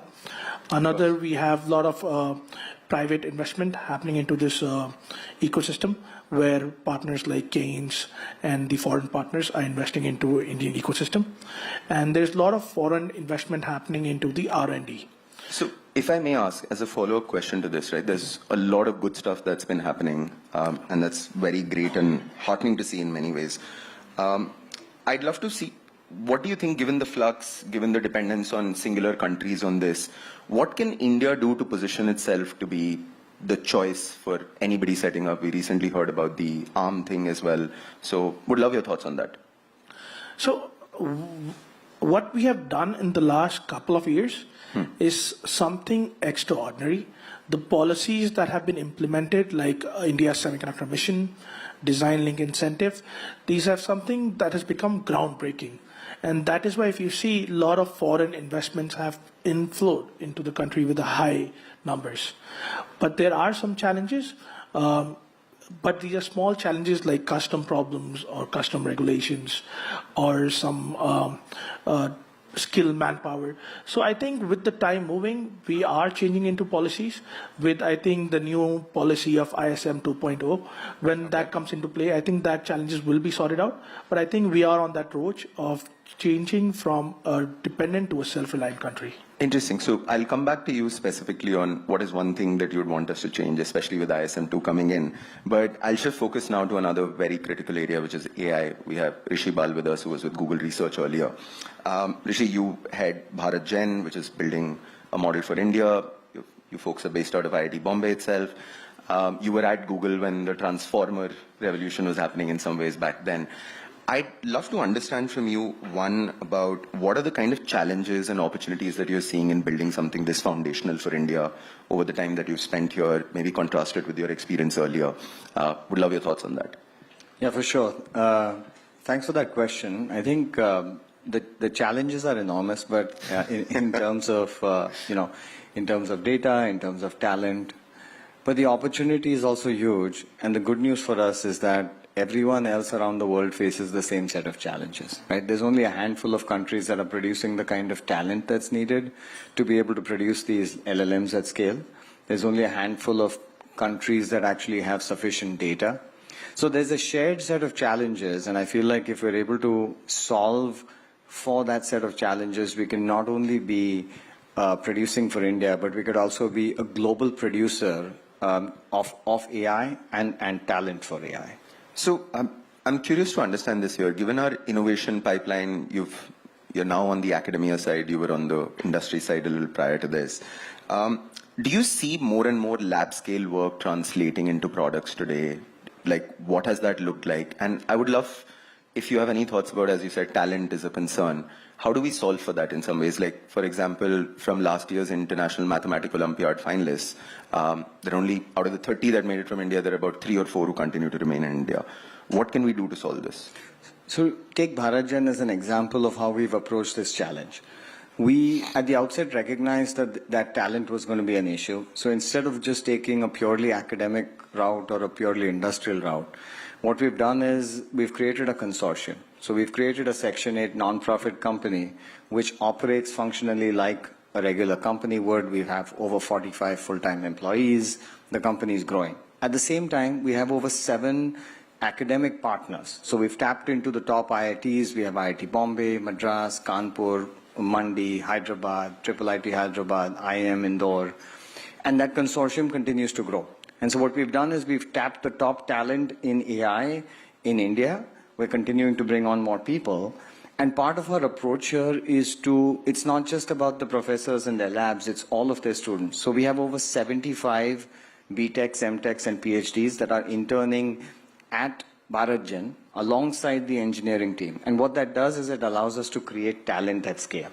And these people that are graduating and working with Bharat Gen will be part of that industry, but they're not just consumers of AI or application builders, they're actually creators of AI. And that's just one way in which sort of we're doing this. So I think going back to that larger opportunity, that partnership and the intersection between industry and academia is super important. And as part of that engagement, it's been really heartening to see the level of support that we've gotten from IIT Bombay and some of the other institutes in making available these faculty members. And so as we're able to drive and encourage this type of industry participation as part of how academia is evaluated or given an alternate route, right? Not just publications, but publication plus industry, very interesting things can happen at that intersection. Interesting. And you mentioned that there are a lot of challenges that we face with the kind of AI work that we're doing in India as such. On the positive side, what could you tell us about what we are doing right that we should possibly double down on? It's been incredible to see the level of support that we've received from across the country. It really starts with the government. So the Department of Science and Technology, which did the seed funding for Bharat Gen, it's a significant seed funding. and to see the India AI mission and Ministry of Information Technology pick up on that, right? And it's actually now a one government approach in terms of seeding the funding and then taking it through different TRL levels, right? That's been really heartening to see. It's been incredible to see how engaged the government has been in terms of understanding what the needs are in terms of building AI and then making the commitment in terms of funding and support as well. So certainly a lot of things that we're doing right. Another big shout out is we are an enormous producer of talent, right? Having worked with some of the best at Google Research and other places, I have to say the graduating students I see at all of these IITs are second to none, right? And so what we need to do now is create that product pipeline that encourages innovation right here. So in addition to the work that we're doing in the services industry, having a larger product mindset and IP creation mindset right here in India. Interesting. One of the things I'm hearing, because this used to be a common critique, that there's an overlapping of efforts across different government departments, but I heard you mention that DST, METI, and a host of departments came together to work with you guys. This isn't something I've heard so far. Would it be fair to say that different departments are working in concert together on focused, and like the kind of infighting that used to happen has tamped down significantly? I can't speak to what used to happen, but I have no idea either. Assuming. But what I will speak to is sort of that positive one government approach that I'm experiencing, and that's one aspect. The other aspect is a genuine curiosity to understand what we need in the Indian AI ecosystem, and then be able to invest in different layers that are needed. It's not a one and done. We need people at every part of this AI ecosystem. We need people that play in data. We need the talent institutes that are actually churning out people. We need AI builders, model builders, fine-tuners, application builders, and all of that needs to come together. Interesting. So on financing, as you said, and how that's become a lot more available, I want to come to Vivek on this. Vivek, you're the founder of Refi. You came back, decided to build defense tech in India in 2016-17, which is unheard of. We're almost a decade into the journey in many ways. So I'd love to hear from you, and given how sensitive defense innovation is, it's been at the forefront recently as well. What has your journey and experience been like since you came back, and then building this company over the last 6-7 years? What has that looked like? How have you seen things change? So over the last 1 decade, we have seen a lot of things move and move very quickly. Okay. And especially in terms of how supportive the government and the user has been. Okay. So when we came back in, there was no vehicle to go and interact with the user, to start research, and you know the research starts with funding. And of course. So we were very lucky to see over the last 10-12 years what has happened is that the interaction with the user has increased. You get to know what you need to work on. So if you want to work on a product and you yourself think about that, hey, this is something which is going to work, it's most probably going to fail. So most likely, yeah. When you get to interact with the user, you get to see what the requirements are and hear from them directly. Then you are focused towards what needs to be developed. Second is there has been a lot of vehicles that have been created to fund research. Now, I want to say this and probably put a pressure on it, is that aerospace and defense is a place where jugaad doesn't work. Agreed. So I know there has been a lot of buzz about that we are good at jugaad, but this is where it doesn't work, and it needs research from ground up. So rather than working on the system itself, it takes a lot of effort to work on the subsystems, because even if one subsystem is unreliable, that can create an unreliable system itself.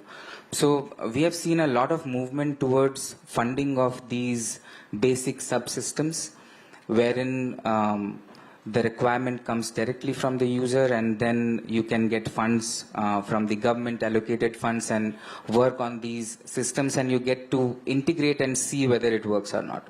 Interesting. So that has been the major push.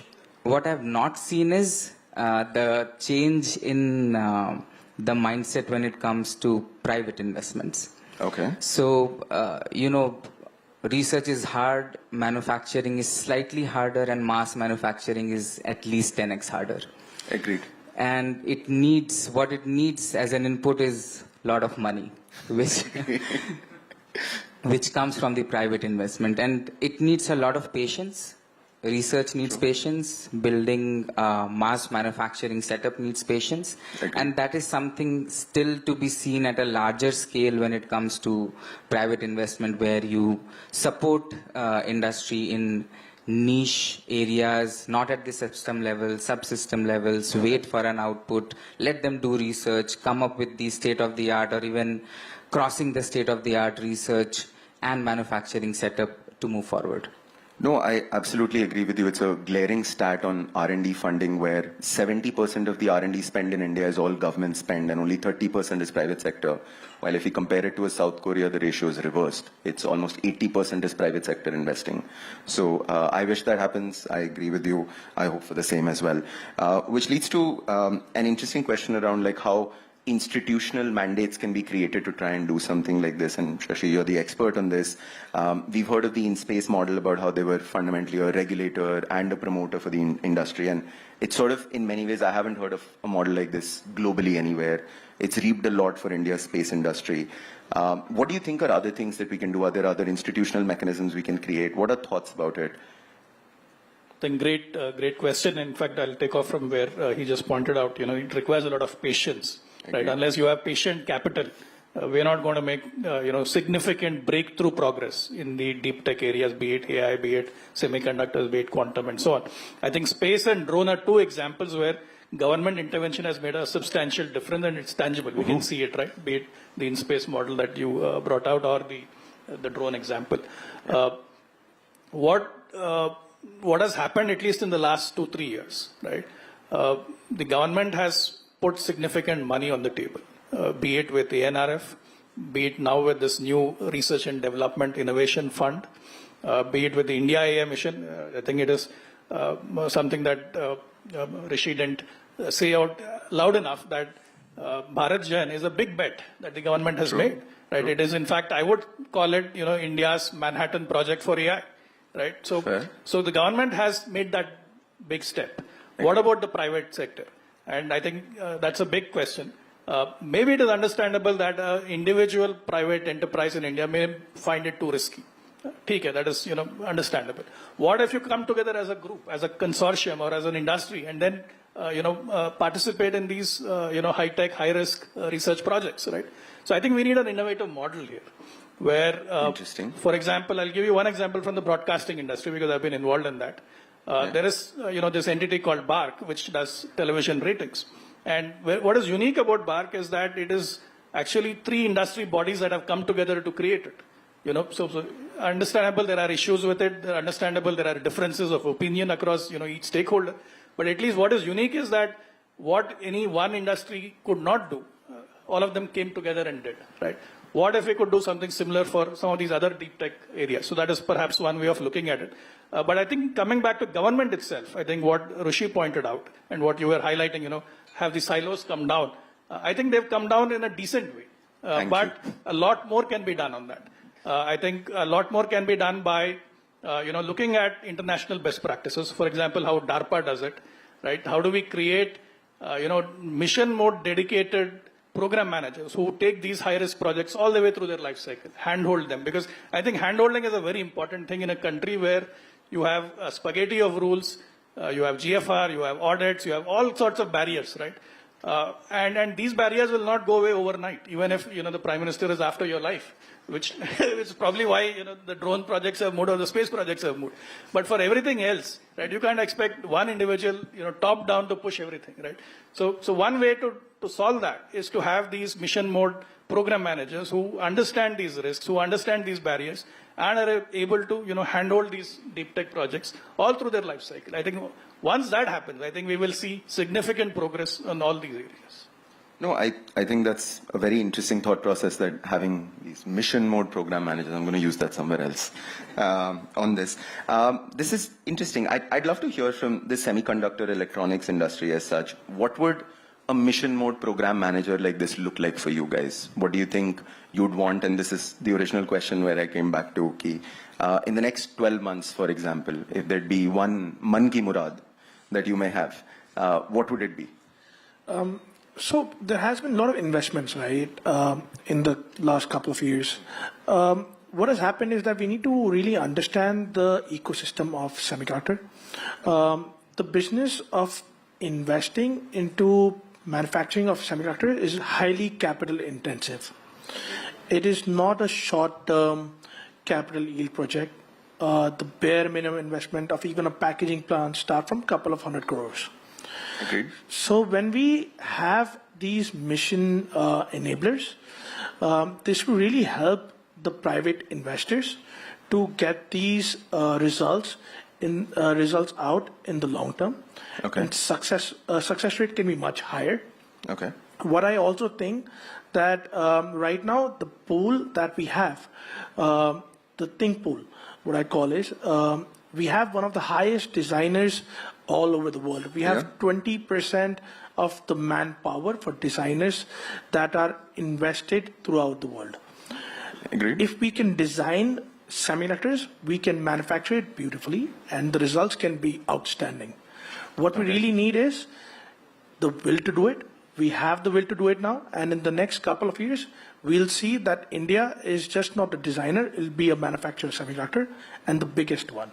Well, fingers crossed for that. Hope that happens. So, Vivek, coming back to investments in this space, you're the founder on the table with us, as is Rishi, as is all of us. But help me understand, when you think about investment models for this space, building subsystems, etc., what could be things that we could try out that would help? Like, what is something that you would have wanted when you came back in 2016, 17? And a bunch of it is there now, that you would have said, if this was there, that'd be interesting, or if for the investors in the room or investors watching, what could we do that would be helpful? See, what we missed the most was when we came back from the US, doing research in the US costs at least 1/10 the cost here. Because you have labs set up, you have skilled people available. Okay. Now, if I want to say do a research on composites or alloys, okay, right? For me to be able to do that, I have to get the whole infrastructure setup done, hire people, learn the machine myself, then train the people on those machines, and then start the research. So both in terms of cost and opportunity cost, okay, it's a huge investment. Now, what, which I keep on saying everywhere, what the wish is that we establish a strong research and manufacturing ecosystem, not only for defense and aerospace, but for the other industries as well, wherein whenever you want to surpass the state of the art, it doesn't have to take an individual to do a whole lot of investment and spend a lot of time in training people to be able to do that. Interesting. And since, as Rishi was also saying, you folks train a lot of talent here and try and do that and bring them up to speed, but as Vivek said, it takes a certain amount of time, a certain amount of cost, etc. What could be other ways we could short-circuit this? Are there other thoughts about this? For example, China very famously had the 1,000 Feathers program where they dedicatedly brought talent back in a focused manner over decades, in many ways as such. So any thoughts about what we could do from both of you? Vivek and Rishi. See, do you want to start? Okay, I'm sorry. Yeah. So we recently went to US and sponsored a IEEE event. Okay. And I was happy and surprised at the same time to see that I met with around 150 Indian professors. Wow. And students who really, really want to come back. Okay. But the problem is that if you bring people back and you don't give the same amount of, same quality of work that they get there, that's the challenge. Money is not of a big challenge. But then this is where we need to invest more towards doing a lot of basic research, working on alloys, working on metals, working on magnets, and bring people back in to do quality research and give them that work. And I know, like us, a lot of people are sitting there waiting for an opportunity to come back. Okay. And Rishi? Yeah, maybe I'll add in a few things. Thanks for that. At BharatGen, we're building what is India's sovereign AI program. And so we think about AI not just in the context of what we're building, but what is the larger ecosystem and how do we grow that ecosystem to be successful. And one of the things we see as we look around the world is there's two patterns that have emerged in AI. There's the American pattern, which is largely private sector funded, and that comes from funding from profit sources in other areas that then subsidize model creation. That's your Microsoft, Meta, Google, Amazon. And then there's the private sector VC sovereign fund funding that's going to companies like OpenAI. There's the other model in China, which offers government funding, and then it also offers a closed ecosystem where startups and companies can continue to thrive. Now, the environment in which we are building AI is one where government-funded entities are dropping trillion parameter models that have been built with a subsidy elsewhere. Yeah. And so if we want to grow our AI ecosystem, we have to find ways of nurturing it. And that nurture, you have to create some kind of area where the AI ecosystem can be incubated and actually given a chance to actually grow with the significant funding. We talked about, access to labs, we talk about access to talent, but it's going to need an incubation environment. And I also think we have to think deeply about policy and incentives so that there's encouragement for Indian players to work durably with the Indian AI ecosystem going forward. Otherwise, the sheer sort of force of money, is going to be very hard to compete with people that are subsidized in other sources when we don't have an ecosystem that allows for that growth. Fair. Gentlemen, this has been absolutely fantastic. Thank you so much for your time and all your insights. A big round of applause to the folks here. Thank you for being patient listeners as well. And we look forward to more of this happening in the country. Thank you so much. Thank you, folks.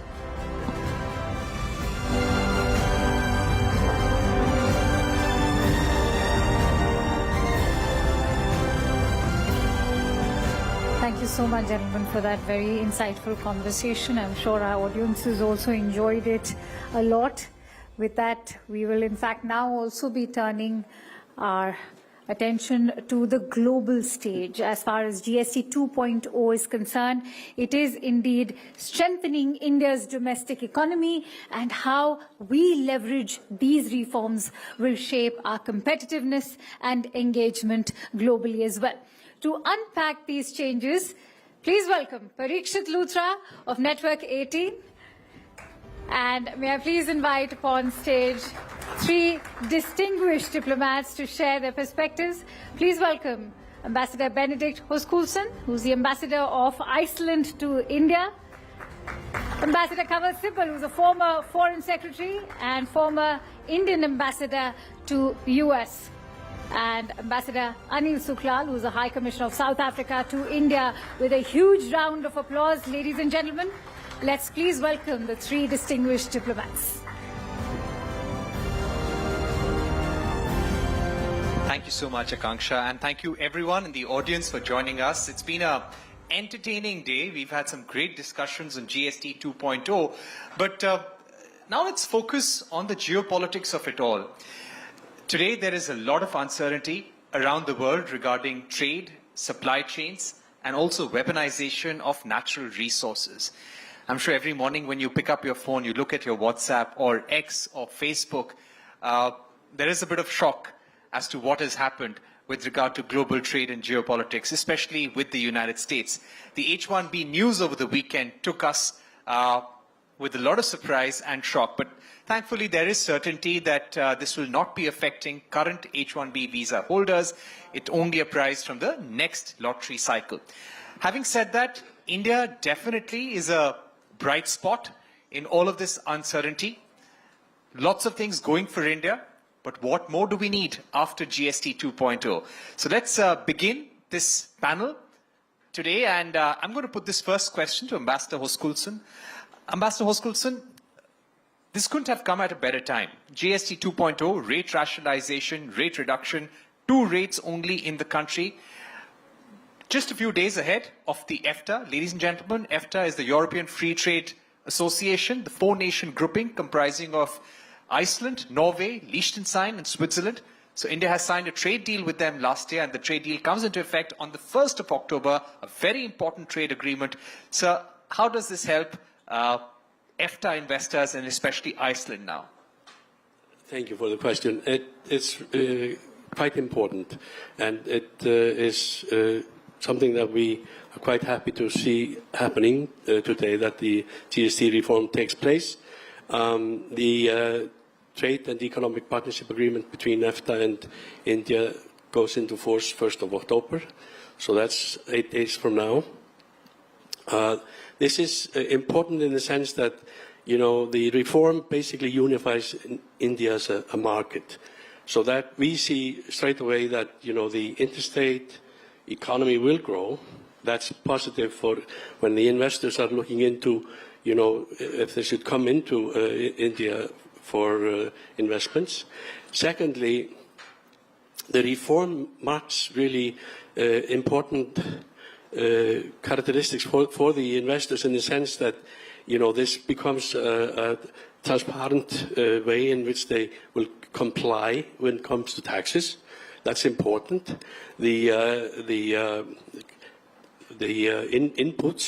Input tax credits will be more transparent and automated, so that it will become easier for the companies to operate, and that will actually leave them also in an area where they will have lesser expenses to comply with the Indian system. So those are very important factors or components of doing business, and we already see this as something that will take place.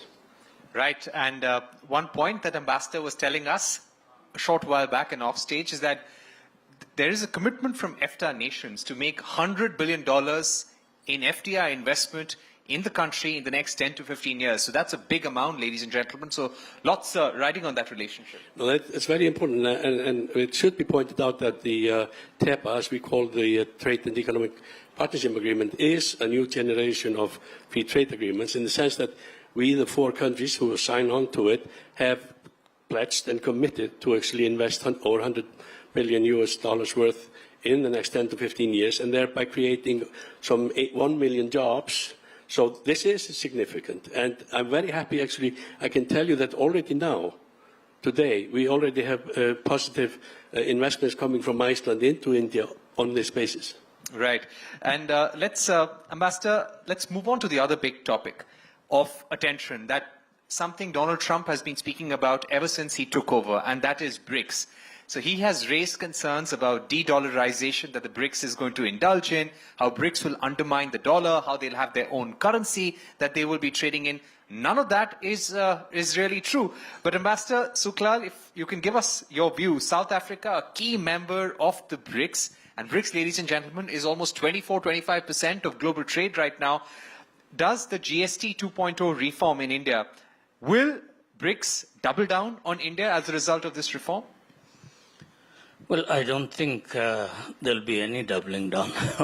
If any reform comes about that is positive for the country, for its growth, and for its people, especially those that are at the lower rungs of society, I think that's most welcome. Now, let me say that in terms of BRICS and de-dollarization, I think de-dollarization has become a catchphrase. You know, I served as South Africa's BRICS Sherpa for 13 years before being posted here. That was my last portfolio. So I know this whole history. This issue of de-dollarization arose in 2023 during South Africa's chairship. At no stage during the course of that year did South Africa or any 5 of us at that stage, still BRICS 5, spoke about de-dollarization. But what became a major issue during our chairship was the expansion of BRICS. And this was not well received, especially by our friends in the global north. And it was the Western media that started this whole debate that BRICS has on the agenda de-dollarization. What we had on the agenda is deepening trade in local currency. That was on the agenda, and looking at alternative payment platforms, especially given the unilateral sanctions and the freezing of Russian funds by the Western countries. And we felt that if this could happen to Russia, it could happen to any one of us. So we need to look at our own financial systems and how do we deepen trade between ourselves and trade in local currency. Because way back, I think in 2018, we signed an interbank BRICS agreement. So it was already there for a number of years, but we didn't activate that.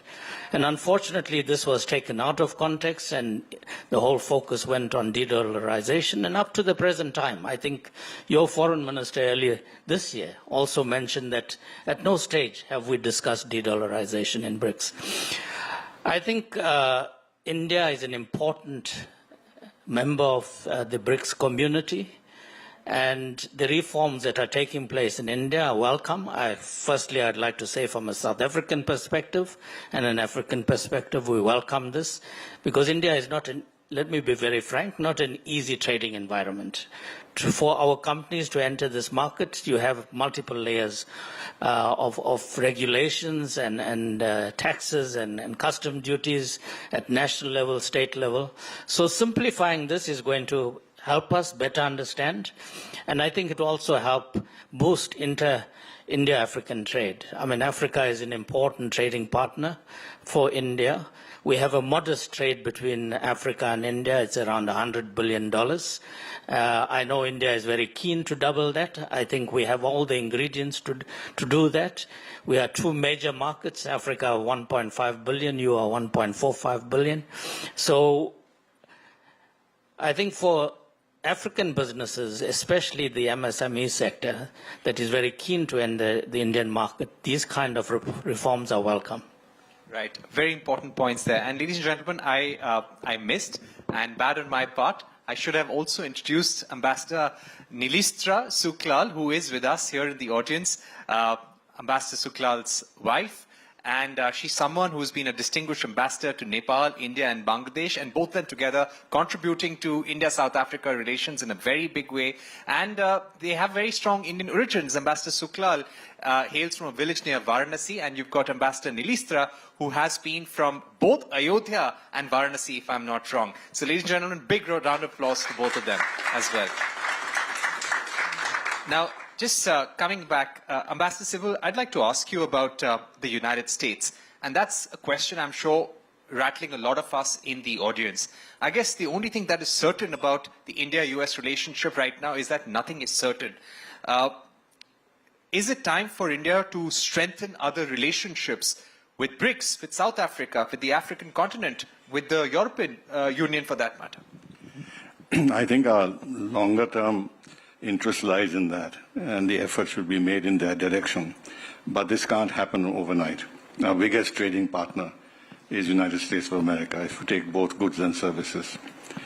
It's the biggest market in the world, huge consumption market, the biggest source of technology and investment. So if you look around, what are the choices we have? With China, we have a $100 billion deficit, and I don't think they're going to make it easy for us. With Russia now, we have a $60 billion deficit. Our exports are about $5 billion. Even if they increase by 100%, it will be $10 billion. It's nothing. In terms of technology and investments, I don't think we have those easy choices.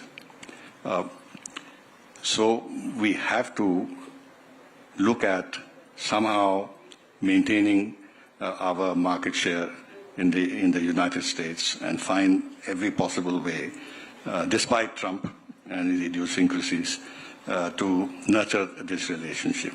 However, for the next 3.5 years, I think we're going to have a tough time. One option we have, and which is actually a very productive option, is to strengthen our ties with the European Union. The European Union itself is under huge pressure from the United States, the manner in which they have been humiliated in this framework agreement. They are looking for partners also. And they have all the attributes that the United States market has. They have a lot of technology, they have a lot of investment potential, high consumption market. We have $130 billion roughly of trade with them, which is roughly balanced. So we can help each other. So I think this is the time to actually accelerate, if it's possible, the finalization of the FTA. Now, van der Leyen and others are talking very positively about wanting to do that before the end of the year. But whether it can happen or not happen, it's I think, uncertain. One of the issues that has been raised by the Americans, which has complicated our ties, and they are putting pressure on Europe also to go in that direction, is to raise the issue of our oil purchases from Russia. And unfortunately, Brussels is today headed by people who are viscerally anti-Russian. To begin with, the foreign policy chief, who has no concept of geopolitics, frankly. And if they make that an issue and start imposing sanctions on us, which probably they won't, because that will derail the India-EU FTA negotiations. But nevertheless, this is a pressure point. So the long and short is that we have to look at Africa, particularly Latin America, where there's a lot of potential, and we can do much more with that continent. Unfortunately, all our deficits are eastwards, whether it's ASEAN or Japan or China or what have you. So we have to look, now the Middle East, there we can, with the UAE and all, we can expand our economic ties. We have this target now of $100 billion of mutual trade, non-oil trade with the UAE.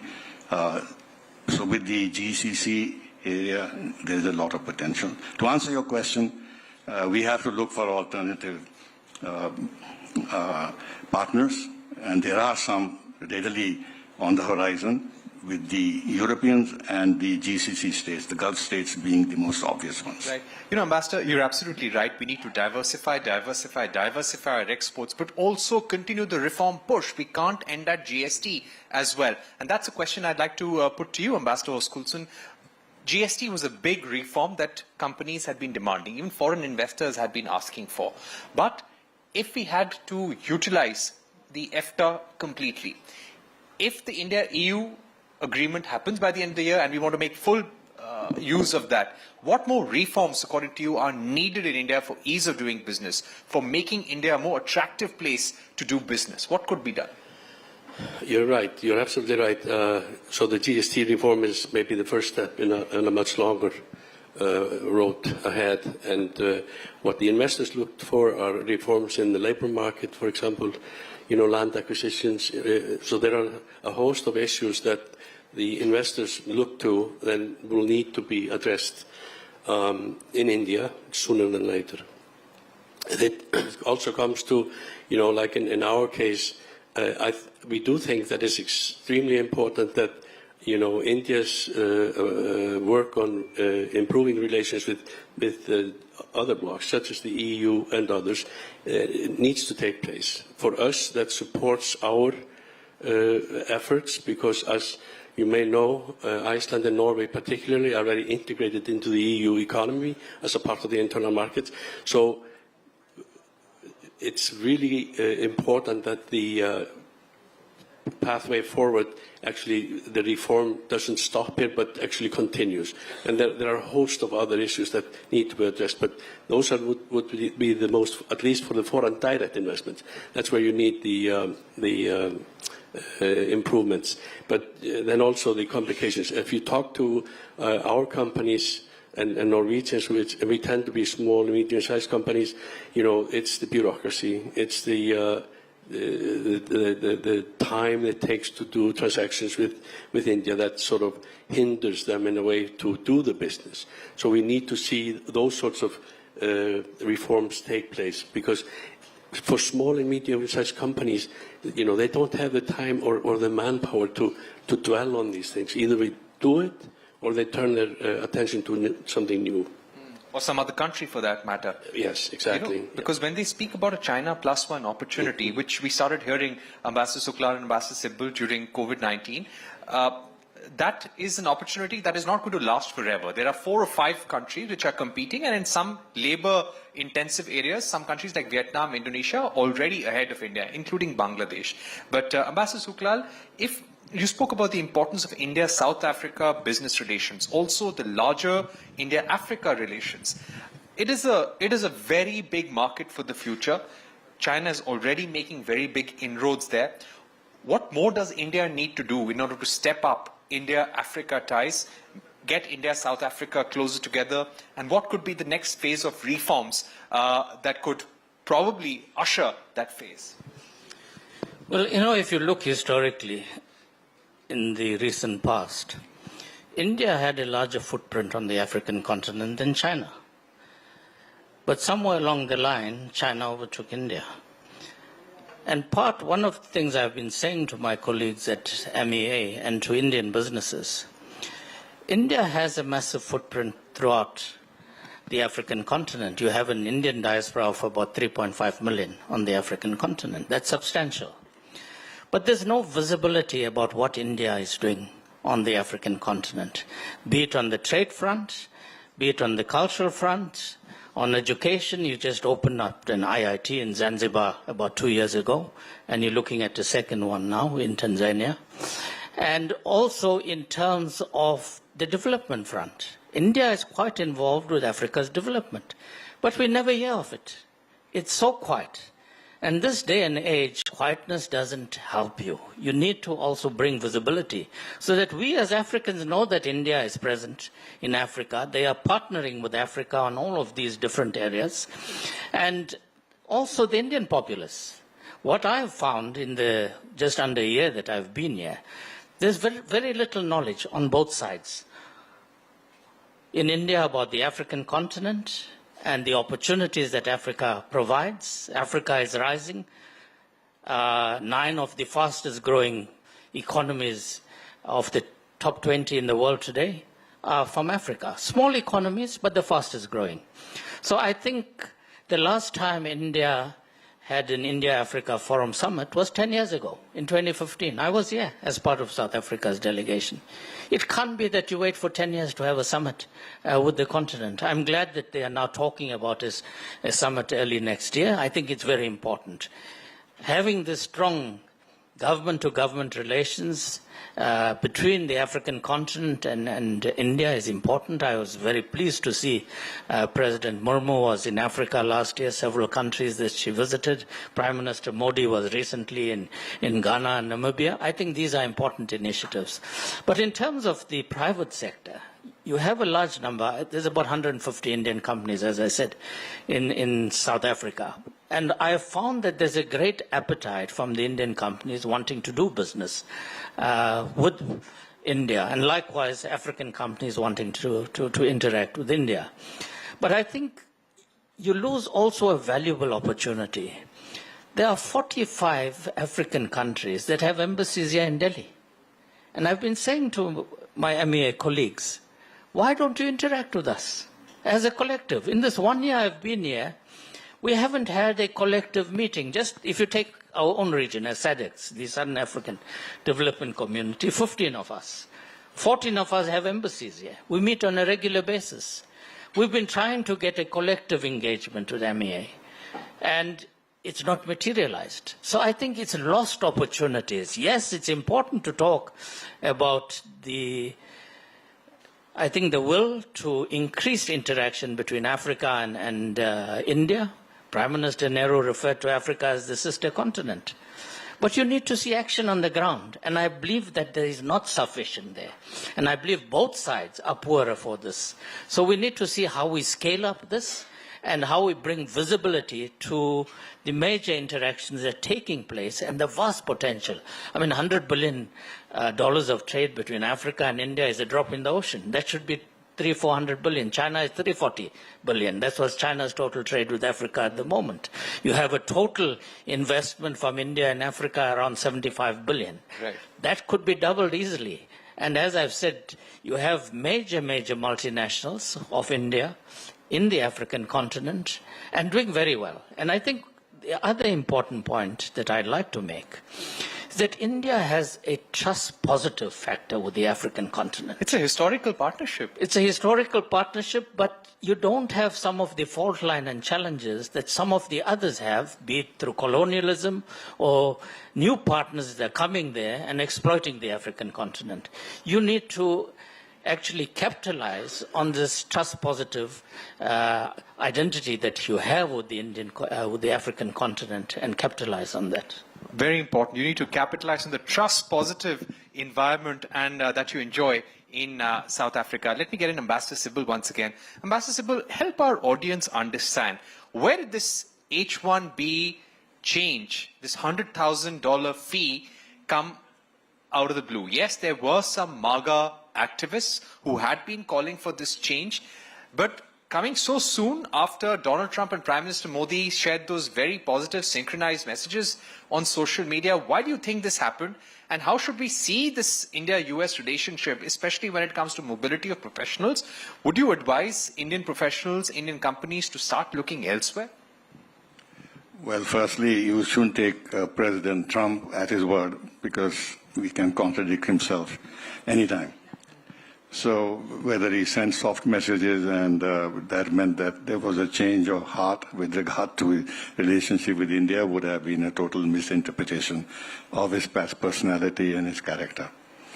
He blows hot and cold, and I think he thinks that being unpredictable gives him a lot of scope to put the other side on pressure, under pressure, because the other side doesn't know what he's going to do.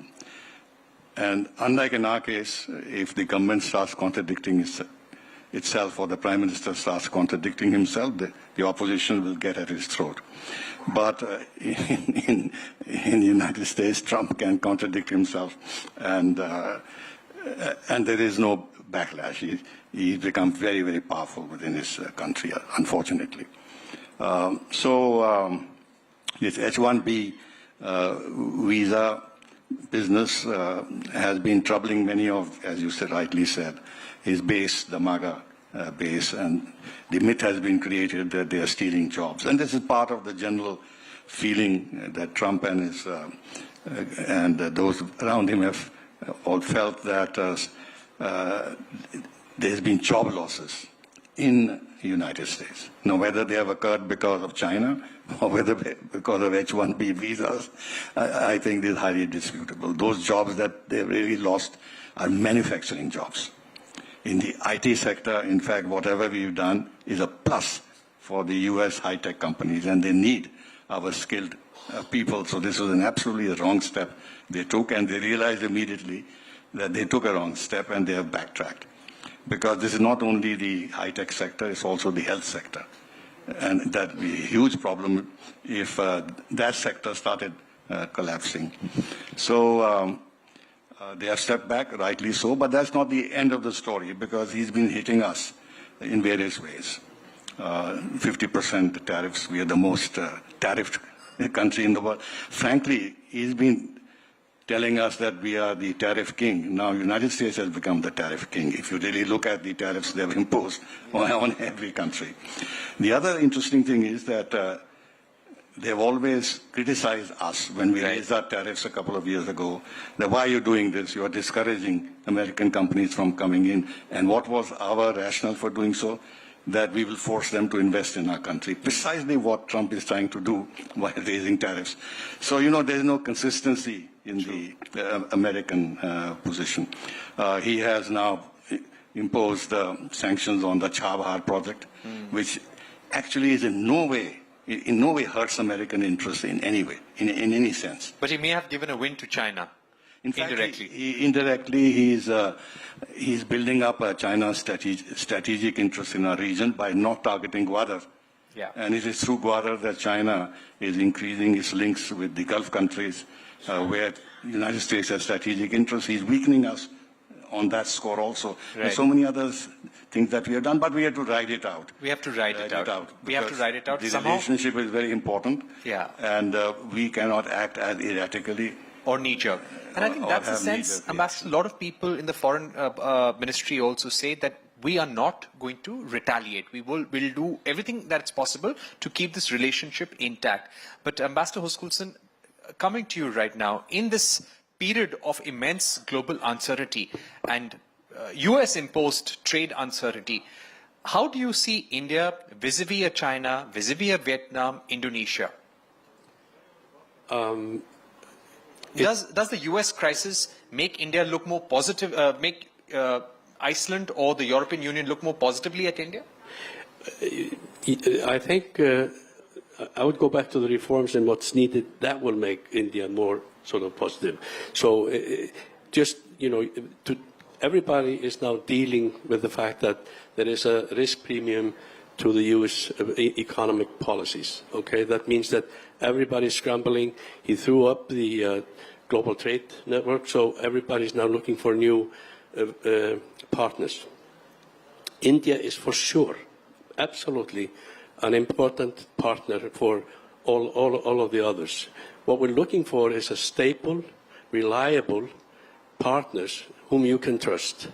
And right now, India is one of those and will be. So as far as we see it, India is a reliable partner. We have already signed it, and I think that's we are the first one, so that we're happy with that. But India is, but you cannot stop in a sense. You need to make the reforms that this is the beginning.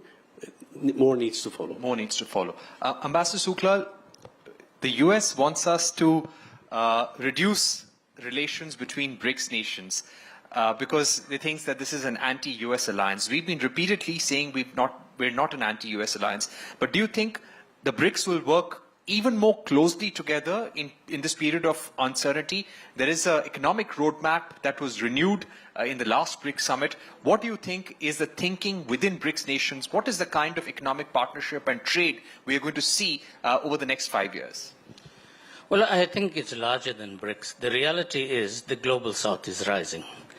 Countries like India, China, Indonesia, African countries are on the rise. They're no more on the margins, nor do they want to remain on the margins. They're very vocal. India, you introduced during your G20 summit, Voice of the Global South. You had 3 editions of it, where you are constantly pushing forward the agenda of the Global South to address the fault lines in a global community that's global architecture that's outdated. This is very weak. Leaders of the world, well, some leaders of the world, because many important leaders of the world are not converging in New York. And yet it's the 80th anniversary of the founding of the UN. I recall the 70th anniversary. I was part of South Africa's delegation. And the pomp and grandeur celebrating 70 years of the UN, and many pronouncements were made in terms of reform. You rightfully are talking about reforms. But what reform have we seen in the past 10 years in terms of the multilateral architecture? On the contrary, unilateralism has become the norm of the day. And unfortunately today, we are no longer trying to reform the United Nations system. We are rendering it paralyzed, because that's what's happened to the UN system, unfortunately.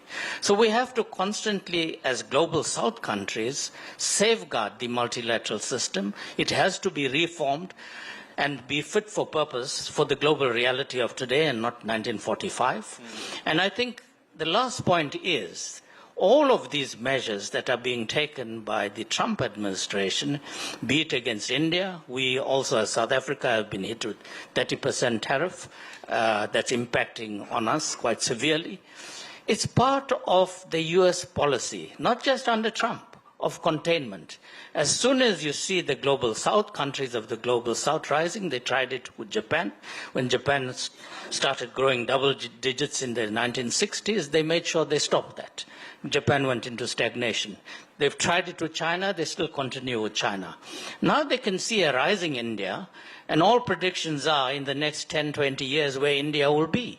And that is not a comfort position for a country that wants to occupy that space solely by itself. But the world is changing and the global south is rising, and BRICS is an important platform that will provide this. Absolutely, Ambassador Suklal. Those are great words. My final question to Ambassador Sibal, we've run out of time, but Ambassador Sibal, as someone who's watched India for decades now, you've seen the 91 reforms, and currently we're in a crisis. What we're seeing with the US right now is a crisis, and one should make good use of a crisis. So if you had to make one or two recommendations to the Indian government to do something right now which will make India a very attractive destination and will usher in the next phase of growth, what would that be? Well, I think there are better minds than me who've been addressing this issue, and it's become more pressing after the difficulties we're having with the United States. Clearly, we have to go in for the second set of reforms, deeper reforms. Everybody is agreed on that. What the nature of those reforms should be can always be discussed. Less regulation, or at least more efficient regulatory practices, helping build our MSME sector, which is going to be the backbone of our economic growth going into the future, making investments in India easier, ease of business. That's never ending. Now the ambassador of Iceland talked about reforms in our country. You will always be under pressure from investing countries to go in for reform. They'll never be satisfied. They'll never say that this is enough, because they would always want it that the ecosystem in India should be more congenial for foreign investment, and for the Americans, they would want to have the same kind of system here that they have in America, which they are used to, which is not going to happen. And anyway, the other thing, of course, which is not relating to reform, but in a way it is. It is this Autonomy. It's extremely important, important, because more self-reliant you are, more attractive you will become as a partner. Because you will deal with the world more equally. So at the moment, there are a lot of pressure points on us. China, why is there less pressure points? Because China has developed its own capacities. It's self-reliant. So if you develop your own capacities, your bargaining power increases. And finally, on the defense side, extremely important that we develop the capability to defend ourselves. Then we are much less vulnerable to all kinds of pressures that we may be subject to in the future. Very important. I think for India, the focus needs to be on Atmanirbharta, Atmanirbharta, Atmanirbharta. Thank you very much, ladies and gentlemen, and Ambassador Hoskulson, Ambassador Suklal, and Ambassador Sibal for joining us for this fantastic masterclass on geopolitics in the India context.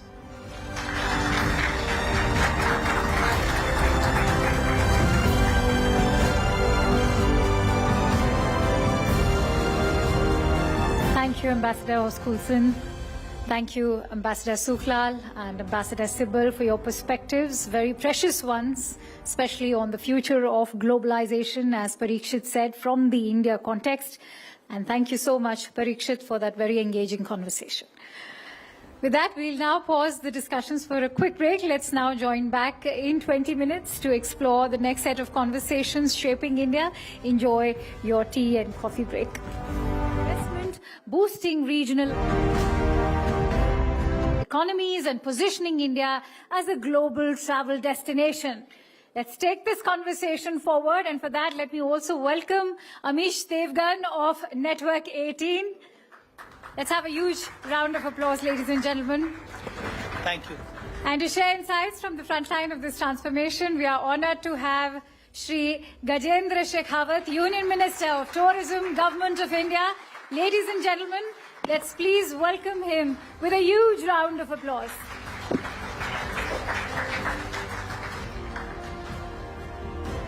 चलिए, lunch के बाद एक political session होना बड़ा महत्वपूर्ण है. आप सबकी भी नींद खुल जाएगी थोड़ी. सो जोरदार तालियों से अभिनंदन करिए गजेंद्र सिंह शेखावत का, सेंट्रल मिनिस्टर हैं और साथ ही साथ बीजेपी के कद्दावर नेता भी हैं। शेखावत जी, अभिनंदन है आपका न्यूज 18 पर। सबसे पहले तो आपको शारदीय नवरात्रों की बहुत बहुत शुभकामनाएं। और कल प्रधानमंत्री ने देश के नाम एक संबोधन दिया और उस संबोधन में प्रधानमंत्री ने जो जीएसटी 2.0 है उसको एक उत्सव के रूप में, अंग्रेजी में जिसे कहते हैं एक फेस्टिवल के रूप में बनाने का अनुरोध किया समूचे देश से। How big is this? देखिए, शारदीय नवरात्र की बहुत सारी शुभकामनाएं आपको और आपके सभी दर्शकों को, यहाँ उपस्थित सभी श्रोताओं को। लंच के बाद में पॉलिटिकल सेशन रखना मुझे लगता है सबसे अच्छा था, क्योंकि लंच के बाद में किसी कॉन्फ्रेंस में मंच पर बैठने वाले लोगों की दोहरी चुनौती होती है।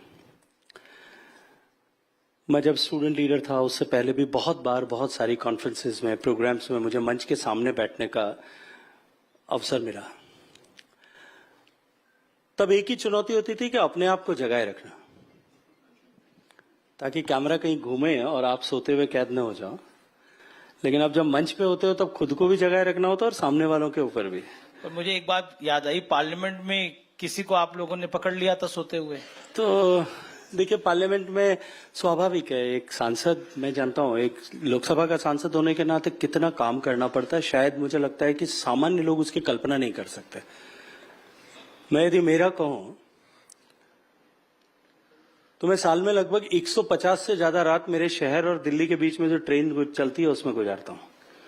मतलब एक बेडरूम में एक बिस्तर पे अगर मैं अधिकतम रात कहीं सोता हूं एक साल में, पिछले इतने सालों से, तो वो मेरी मंडोर एक्सप्रेस की ट्रेन है। अब एक सांसद बेचारा सुबह 6 बजे अपना काम शुरू करता है, रात को 1 बजे तक लोगों से बात करता है, रात को 2 बजे लोगों का फोन उठाता है। उसको कहीं दिन भर के पार्लियामेंट में बैठे हुए एक आध झपकी आ जाए, ज्यादा चिंता नहीं करनी चाहिए। जहां तक जीएसटी रिफॉर्म्स की बात है, जीएसटी रिफॉर्म्स केवल एक नीतिगत निर्णय नहीं है जी। जीएसटी रिफॉर्म्स केवल मात्र एक करों में राहत जितना विषय नहीं है। जीएसटी रिफॉर्म्स पिछले 10 साल में माननीय प्रधानमंत्री नरेंद्र मोदी जी के नेतृत्व में जिस तरह से देश की अर्थव्यवस्था जो यूपीए के समय बेपटरी हुई थी, उनके लोन देने की कल्चर के चलते हुए जिस तरह से हमारे बैंक बर्बादी के कगार पर थे, पॉलिसी पैरालिसिस के चलते हुए जिस तरह से भारत की अर्थव्यवस्था को फ्रेजाइल 5 इकोनॉमीज में खड़ा किया गया था, वहां से लाकर के आज भारत कड़े और बड़े फैसलों के आधार पर, लोकहित और देश हित में लिए गए निर्णयों के आधार पर आज जिस मुकाम पर आकर के खड़ा हुआ है, जब देश चौथी बड़ी अर्थव्यवस्था बना है, 4 साल से लगातार दुनिया की सबसे तेजी से बढ़ती हुई अर्थव्यवस्था है, देश का कर संचय का बेस जो है ब्रॉडन होकर के 2.5-3 गुना बढ़ गया है। देश का टैक्स कलेक्शन 60,000 से 70,000 करोड़ रुपए पर मंथ के बीच में जब जीएसटी लागू हुआ था तब था, वहां से लेकर के आज 2 लाख करोड़ रुपए प्रतिमाह हो गया है। ये देश के लिए उन सारे फैसलों और माननीय प्रधानमंत्री के नेतृत्व में देश की प्रगति की परिणति है। और जब प्रधानमंत्री ने कहा लाल किले के प्राचीर से देश 2 बार दिवाली मनाएगा, देश दिवाली से पहले दिवाली के मोड में आ चुका है जी। लेकिन प्राइम मिनिस्टर ने कल एक टर्म को यूज किया, न्यू मिडिल क्लास। उसमें सरकार का संदर्भ क्या है? देखिए, माननीय प्रधानमंत्री जी के इस राष्ट्रीय राजनीति में पदार्पण से पहले 2014 से पहले गरीबी हटाओ इसको एक नारे की तरह या राजनीतिक हथियार के रूप में उपयोग किया गया था। लेकिन देश में गरीबों की संख्या सुरसा की मुंह की तरह बढ़ती जा रही थी।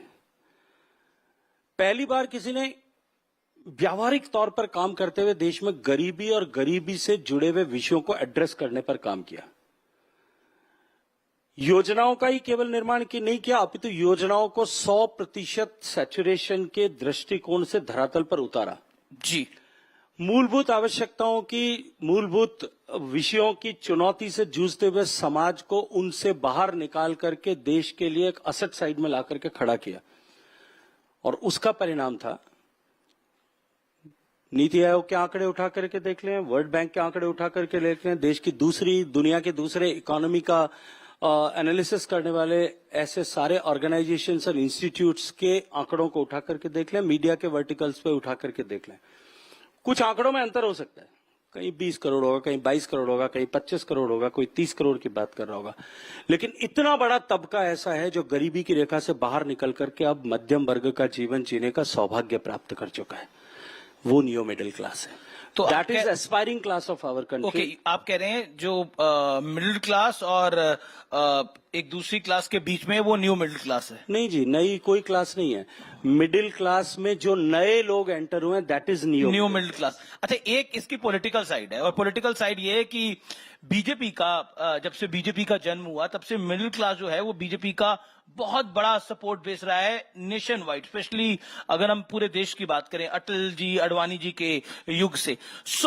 उस मिडिल क्लास को 10 साल में बीजेपी की सरकार देने का बहुत प्रयास कर पा रही थी, लेकिन दे नहीं पा रही थी। इसीलिए इनकम टैक्स में भी राहत दी है, और इसीलिए जीएसटी में भी इतनी बड़ी राहत देने का प्रयास हुआ है, और इसका एक हमें रिजल्ट भी देखने को मिला। दिल्ली इलेक्शंस में आपने अरविंद केजरीवाल जैसे एक दिग्गज को चुनाव हरवा दिया, मतलब उनकी पार्टी चुनाव हार गई। इसकी पॉलिटिकल साइड भी है शेखावत जी? इसको देखिए, हर निर्णय की में राजनीति खोजना इस देश की लोकतांत्रिक व्यवस्था के साथ में जुड़ा हुआ विषय है जी। हमारे मन में नहीं होगा तो मीडिया के साथ ही आप लोग खोज देंगे, और आप लोग खोज करके हमारे सामने प्रतिपक्ष में बैठे हुए लोगों को सुझा देंगे, और वो उसका तंदूरा बजाने लगेंगे। नहीं, हम नहीं समझा रहे, या वो बजाने लगेंगे तो आप उसको दिखाने लगेंगे, वाइसी वर्सा दोनों हो सकता है। देखिए, मोदी सरकार के फैसले राजनीतिक स्वार्थ और हितों को लेकर के नहीं किए जाते।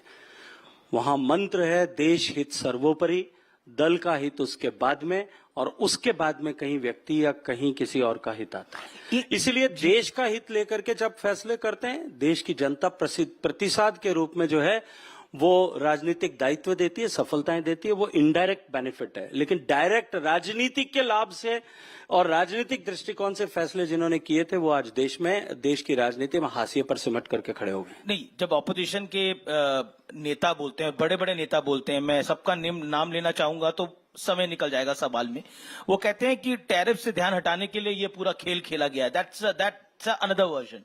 What's your take? मैं याद दिला देता हूं, डिमोनेटाइजेशन जब होने वाला था उत्तर प्रदेश के चुनाव हो रहे थे जी। पुराने रिकॉर्ड उठा करके देख लीजिएगा उस समय कैसी टिप्पणियां की गई थी, लेकिन हुआ क्या था।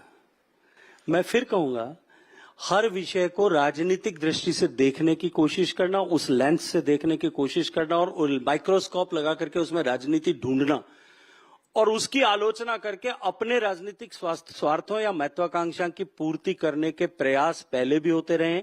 इस 10 साल के कालखंड में लगातार इस तरह के प्रयास किए गए, एक बार पहले भी विफल हुए, एक बार फिर विफलता होगी। अच्छा, इसके अंदर एक आंकड़ा है, वो ये है कि ये जो नई स्लैब रेट्स आई हैं जीएसटी की, इसके बाद 85% गुड जो हैं वो लगभग और वस्तुएं हैं, सर्विसेज हैं, गुड सर्विसेज हैं, ये अब 5% टैक्स के दायरे में आएंगे, और इससे लगभग 2.5 लाख करोड़ रुपए की बचत होगी। क्या आपको लगता है कि वो सारा सरकार का एजम्पशन ये है कि जो बचत होगी वो पैसा दोबारा सिस्टम में आएगा? That's your belief? देखिए, हालांकि जो दो इंपॉर्टेंट टैक्स स्लैब्स की बात करें हम 12% की, या 12 और 18 दोनों को जोड़ करके अगर उससे हम टैक्स रिडक्शन हो उसकी बात करें तो 95% गुड्स जो है इन दोनों स्लैब में थे उनका टैक्स रेट कम हो गया। 28% स्लैब में थी, उसमें भी लगभग 85% का आंकड़ा जो है वो ये दिखाता है कि वहां टैक्स रेट कम हो गया है। हर एक आदमी के, आपके, मेरे सामने बैठे आपके दर्शक, सबके घर में जितनी भी दैनिक उपयोग की वस्तुएं हैं जी, खेत में काम करने वाले किसान से लेकर के और बंबई के बड़े आलीशान घर में रहने वाले तक, सबके हर एक के जीवन की उपयोग की वस्तुओं को जो है वो टैक्स स्लैब कम करके 0 से 5% के बीच में लाया गया है जी। जब बचत होती है, मैंने जब इनकम टैक्स का स्लैब चेंज किया था, माननीय वित्त मंत्री जी ने पिछले बजट में जब ये तय कर दिया था कि 12 लाख रुपए तक देश में किसी भी नागरिक पर 0 इनकम टैक्स होगा, तब भी मैंने जो बात कही थी मैं आज फिर दोहराता हूं। देखिए, जब टैक्स का बोझ कम होता है तो निश्चित रूप से जेब में पैसा बचता है। जब जेब में पैसा बचता है तो आदमी मार्केट में जाके या तो निवेश करेगा या खर्च करेगा, दो ही काम करेगा। दोनों में सरकार का लाभ है। निवेश करेगा तो भी सरकार का लाभ है, और जो है अगर जाकर के मार्केट में खर्च करता है, चाहे वो अपने घर में कुछ सामान खरीदने के लिए, संसाधन खरीदने के लिए, गैजेट्स खरीदने के लिए खर्च करे, या पर्यटन के लिए, पर्यटन उसका ऑटोमेटिकली एक बड़ा बेनिफिशियरी होता है। और हम सब ने देखा है जिस तरह से इकोनॉमी ने ग्रो किया, जिस तरह से टैक्स बेस कम हुआ, आज भारत का डोमेस्टिक ट्रैवल जो है वो बेतहाशा बढ़ रहा है। पिछले एक साल में 294 करोड़ यात्राएं इस भारत में डोमेस्टिक ट्रैवलर्स ने की है। और आप ही देख ही रहे हैं, आप आंकड़े उठा करके देख लीजिएगा, मध्य प्रदेश में उज्जैन का महाकाल मंदिर बनने से पहले ये जो महाकाल लोक का निर्माण किया पिछली सरकार के समय में, शिवराज सिंह जी और देश की सरकार ने मिलकर के, महाकाल लोक बनने से पहले उज्जैन में टोटल शिवरात्रि को छोड़ करके टोटल तो जो है दर्शनार्थी जाते थे वो लगभग 20 लाख के आसपास होते थे। और अभी शिवरात्रि को छोड़ करके एवरेज अगर निकालें तो हर सप्ताह का लगभग 10 लाख से ज्यादा है। तो ये जो 25 गुना वृद्धि हुई है, ये केवल महाकाल लोक बनने से नहीं हुई है, वहां सुविधा उसके कारण से बढ़ी है। लेकिन देश के लोगों के पास खर्च करने के लिए जेब में पैसा है, इसलिए आप हर सीजन के समय ओवर टूरिज्म की जो है स्टोरीज आप लोग सब चलाते हो। शिमला में भीड़ है, मसूरी में भीड़ है, नैनीताल में पांव रखने की जगह नहीं है, देश के किसी भी मंदिर में जगह नहीं है, किसी भी तीर्थ पर्यटन स्थल पर जगह नहीं है। वो इसलिए है क्योंकि देश की इकोनॉमी ग्रो कर रही है और देश के लोगों की जेब में पैसा बच रहा है। हमने महाकुंभ में देखा, मैंने खुद विटनेस किया है कि कितने लोग वहां जा रहे थे। एक जो हिंदू तीर्थ स्थानों पर भीड़ बढ़ी है, उसके पीछे एक बड़ा कारण है कि भारतीय जनता पार्टी की सरकार ने एक हिंदू चेतना भी जगाई है। तो कहीं ना कहीं जेनजी में भी, जेनजी की बड़ी बात हो रही है, तो एक उनमें फोमो हो जाता है कि हम नहीं जा रहे तो we are missing out something. I will get into that also, but GST की बात अगर हम करें तो इन रिफॉर्म की अभी आवश्यकता क्या थी? इकोनॉमी ने ऐसा क्या सिग्नल दिया था? What's your view? देखिए, देश की अर्थव्यवस्था जिस तरह से मैंने प्रारंभिक प्रश्न के उत्तर में कहा था कि जब जीएसटी लागू हुआ था उससे पहले के परिप्रेक्ष्य में चाहिए। अनेक तरह के टैक्स, देश में अलग अलग तरह के टैक्स स्लैब्स, हर राज्य की अपनी टैक्स संरचना, और लगभग 18 तरह के ऐसे टैक्स जो सिमिलर टैक्सेस सब जगह थे, इसके स्लैब्स अलग अलग हो सकती थी, हर राज्य में थे। मैन्युफैक्चरर परेशान था, उपभोक्ता परेशान था, टैक्स ओवर टैक्स के कारण से कैस्केडिंग इफेक्ट होता था, उसके कारण से जो है आम जन को, उपभोक्ता को वस्तुएं महंगी मिलती थी। जी, प्रधानमंत्री जी ने निर्णय किया, विपक्ष ने बहुत सारे, विपक्ष के नेतृत्व वाली सरकारें थी, उन्होंने बहुत सारी चिंताएं व्यक्त की। आज इस जगह पे खड़े होकर और बैठ के धन्यवाद देना चाहता हूं देश के प्रधानमंत्री के, उन्होंने उनके निर्णय का और उनके साहस का। उन्होंने कहा कि टैक्स कलेक्शन कम नहीं होगा और किसी राज्य को अगर नुकसान होगा उसकी भरपाई केंद्र सरकार करेगी, और हमने की। आप जब प्रारंभ में 2017 में जीएसटी लागू हुआ था, उस समय पहले 6 महीने का एवरेज टैक्स कलेक्शन देखिए, वो 60-70 हजार करोड़ के बीच में एक महीने का था। जी।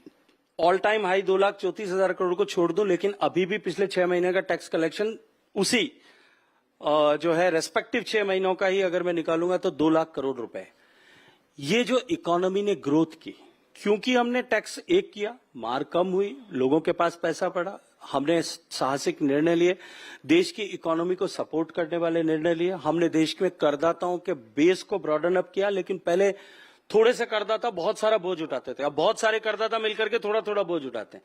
ये जब काम करना शुरू किया, इसके अतिरिक्त ईमानदारी से जो है टैक्स असेसमेंट को शुरू किया, टैक्स कलेक्शन को शुरू किया, आज उसका परिणाम ये हुआ कि देश की सरकार टैक्स बढ़ाने के बजाय टैक्स घटा करके देशवासियों को सौगात दे पाई। तो एक सिग्नल इकोनॉमी ने क्या दिया, उस लाइन में आप क्या बोलोगे? वन लाइन में कि एक नहीं, एक का अधिक 2,34,000 करोड़ रुपए देश की सरकार के पास में एक महीने का हाईएस्ट कलेक्शन अगर होता है, 60,000 करोड़ से यात्रा इकट्ठी होकर शुरू होकर के 2,34,000 करोड़ रुपए की दिखता है। मुझे लगता है ये निर्णय पर्याप्त है। ग्लोबल और इसके अतिरिक्त देश की जनता पर कर का बोझ कम करने से देश की मैन्युफैक्चरिंग और विशेष रूप से जो हमारा एमएसएमई सेक्टर जो है वो बेनिफिट होता है, देश की मेक इन इंडिया स्पिरिट को फायदा होता है। ये प्रूवन ट्रैक रिकॉर्ड है, इसलिए देश की सरकार को ये निर्णय करना। ये पॉइंट है, ये तो सब पहले भी हो रहा था, अब क्योंकि ग्लोबल परिप्रेक्ष्य को देखते हुए ये फैसला लिया।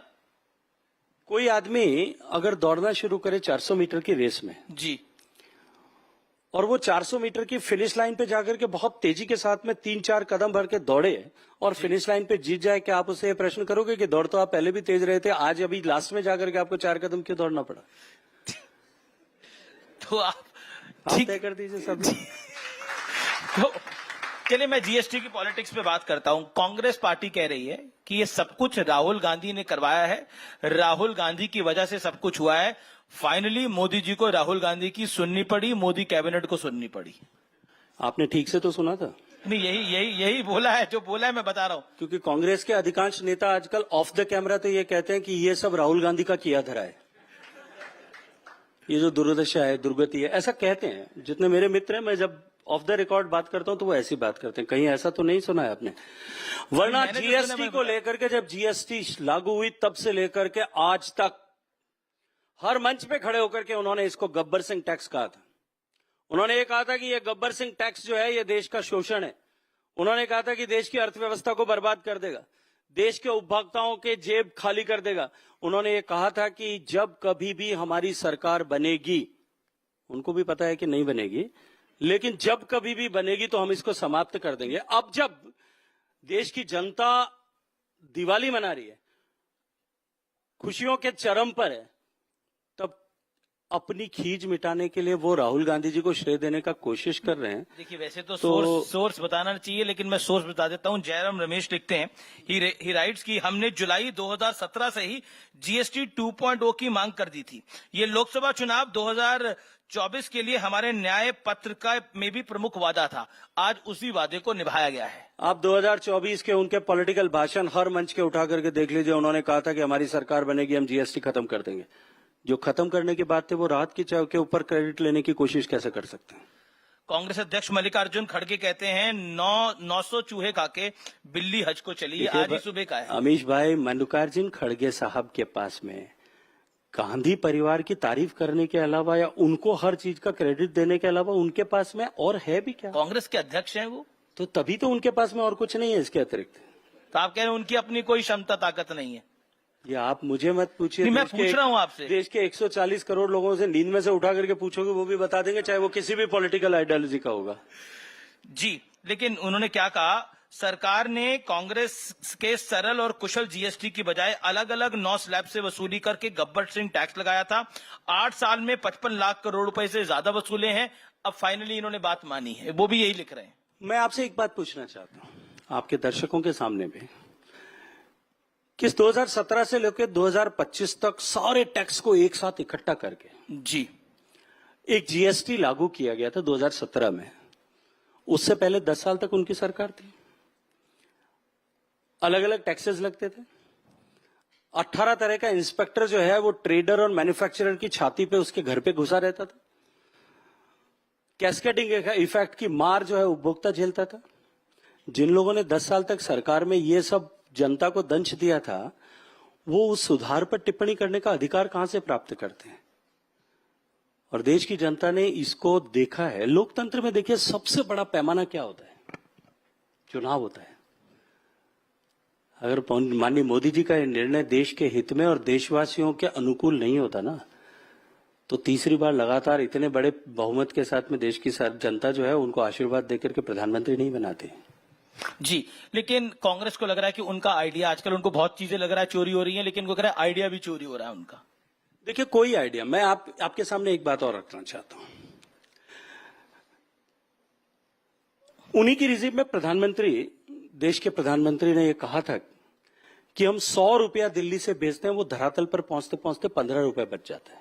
उन्होंने पैसे में कहा होगा 100 पैसे भेजते हैं, 15 पैसे पहुंचते हैं। जी 85% ड्रेन हो जाता है। ड्रेन हो जाता है, ये वो एक्सेप्ट करते थे। फाइलें उठा करके देखिएगा, कभी एक्सेस मिलेगा तो उस समय भी इस पर विचार हुआ था कि इसका समाधान क्या हो सकता है, लेकिन समाधान नहीं हुआ था। समाधान करने की चेष्टा भी नहीं की गई थी, और कुछ जितनी की गई थी वो भी कर नहीं पाए थे, क्योंकि साहस नहीं था, राजनीतिक डर इतना था कि कुर्सी छिन जाएगी। इस डर के मारे नहीं कर पाए। देश के प्रधानमंत्री नरेंद्र मोदी जी ने एक संकल्प लेकर के देश के हर आदमी का बैंक का खाता खुले और डिजिटाइजेशन की ताकत से दुनिया को सबसे ज्यादा डिजिटल ट्रांजैक्शन वाला देश भारत को बना दिया, बिचौलियों को समाप्त कर दिया। अब वो ये कहें कि ये आइडिया हमारा चोरी कर लिया। तुम आइडियाज के साथ में रात भर स्वप्न देखो और उनके डर के मारे आइडियाज को इम्प्लीमेंट नहीं कर पाओ और कोई आकर के आइडिया को इम्प्लीमेंट कर दे तो धन्यवाद देना चाहिए ना जी। हमने उनके आइडिया को अगर वो मानते हैं भाई, अगर वो मानते हैं तो उनको धन्यवाद देना चाहिए, आपने हमारा आइडिया इंप्लीमेंट कर दिया। चलिए, एक बार भी साहस के साथ में खड़े होकर के उन्होंने धन्यवाद दिया क्या? नहीं, पर एक बात तो बहुत साहस जब के साथ जीएसटी लागू किया तो उन्होंने कहा कि जीएसटी तो गब्बर सिंह टैक्स है, जीएसटी की शुरुआत की लेकिन एक बात तो बहुत साहस के साथ कहते हैं, वो कहते हैं वोट चोरी करा है आप लोगों ने। वो हर दूसरे दिन कहते हैं, कह रहे वोट चोरी करा है, वो कुछ आंकड़े भी लेकर आ जाते हैं। नहीं, मैं तो अभी इस पर विचार कर रहा हूं, हम कुछ लोग बैठ करके सोच रहे हैं कि अब अगला वो क्या बात करेंगे, क्योंकि पिछले चुनाव तक वो ईवीएम पर बात करते थे, उसके बाद में वो ईसीआई पर बात करते थे, उससे पहले वो कुछ और विषयों पे बात करते थे, अब की बार वो वोट चोरी तक पहुंचे। अगली बार क्या बात करेंगे, अपने तो चिंता उस पर करनी चाहिए, क्योंकि उनकी बात को देश गंभीरता से नहीं लेता है, ये सिद्ध हो चुका है। उनकी बात को लोग मजाक समझ करके उड़ा देते हैं, उनकी बात में कहीं कोई तथ्य नहीं है, कहीं कोई लॉजिक नहीं है, देश सारा जानता है। आपको लगता है वोट चोरी मुद्दा है क्योंकि कांग्रेस उस पर बहुत दमखम के साथ लगी हुई है? नहीं, मैंने कहा ना कि कांग्रेस पार्टी के लोगों की मजबूरी है कि नेता जो कहेगा उसके उसी राग में राग उनको मिलानी पड़ेगी, सुर में सुर मिलाना पड़ेगा। लेकिन देश की जनता इस बात को बहुत अच्छे तरह से जानती है और पहचानती है। मैं तो इतना कहूंगा कि संविधान को जेब में रख करके हम संवैधानिक व्यवस्था का सम्मान नहीं कर सकते, उसके लिए संवैधानिक व्यवस्थाओं का सम्मान करना पड़ता है, संवैधानिक संस्थाओं को जो है वो मजबूत करना पड़ता है। देश की संवैधानिक संस्थाओं पर प्रश्न चिन्ह खड़े करना संविधान का अपमान करने के बराबर है, जो आदरणीय राहुल गांधी जी निरंतर कर रहे हैं। कभी वो न्यायपालिका पे प्रश्न खड़ा करते हैं, कभी वो इलेक्शन कमीशन ऑफ इंडिया पे खड़ा करते हैं, कभी वो जांच एजेंसियों पे खड़ा करते हैं। पहले आपको याद होगा पिछले चुनाव के समय में रफाल्स को लेकर के उन्होंने कितने बड़े बड़े आजकल तो बम भी फोड़ रहे हैं। जितनी टोटल डील नहीं थी उतनी से ज्यादा बड़ी डील। आप तो राजस्थान से आते हैं, पोखरण भी जाते रहते होंगे, वहां अटल बिहारी वाजपेयी ने सबसे दूसरे नंबर, पहले इंदिरा गांधी ने करा, फिर अटल जी ने वहां पर परमाणु लोकसभा क्षेत्र, आप ही का लोकसभा क्षेत्र है। अब राहुल गांधी कह रहे हैं कि वो दिल्ली में हाइड्रोजन बम फोड़ेंगे, पॉलिटिकल हाइड्रोजन बम। देखिए, राहुल गांधी जी दिल्ली में हाइड्रोजन बम फोड़ने की कोशिश करते हैं और मोदी जी की सरकार पाकिस्तान में आतंकवादियों के किलों को ढहाने के लिए बम फोड़ती है। ये फर्क है, और ये फर्क देश की जनता बहुत स्पष्ट निगाहों से देखती है, उनको दिखाने की और समझाने की जरूरत नहीं पड़ती। जी, एक अगला इंपॉर्टेंट विषय है कि प्रधानमंत्री जी का 75वां जन्मदिवस। जी, वो कुर्सी की प्राप्ति के लिए इस तरह के दुष्प्रयास करते हैं, और हम देश का सम्मान बढ़ाने के लिए मोदी जी के नेतृत्व में देश को आतंकवाद से मुक्त करने के लिए, देश के दुश्मनों का सफाया करने के लिए इस तरह से करें। देश की जनता जानती है, पहचानती है, देखती है, तभी तो वो हाशिए पर सिमटते हैं। अब कहीं एक कोने में रह गए हैं। जी, लेकिन बहुत इंपॉर्टेंट 17 सितंबर गया है, प्रधानमंत्री नरेंद्र मोदी का 75वां जन्मदिन था। What is your Modi story you want to share here? देखिए, माननीय प्रधानमंत्री जी के साथ में लंबे समय से काम करने का सौभाग्यपूर्ण अवसर मिला है। माननीय प्रधानमंत्री जी चलती फिरती विश्वविद्यालय हैं। जब कभी भी उनसे मिलने का अवसर मिला है, चाहे किसी को भी, अगर वो अपने दिमाग की खिड़की खुली रख करके मिलता है तो वो वहां से कुछ न कुछ सीख करके आता है।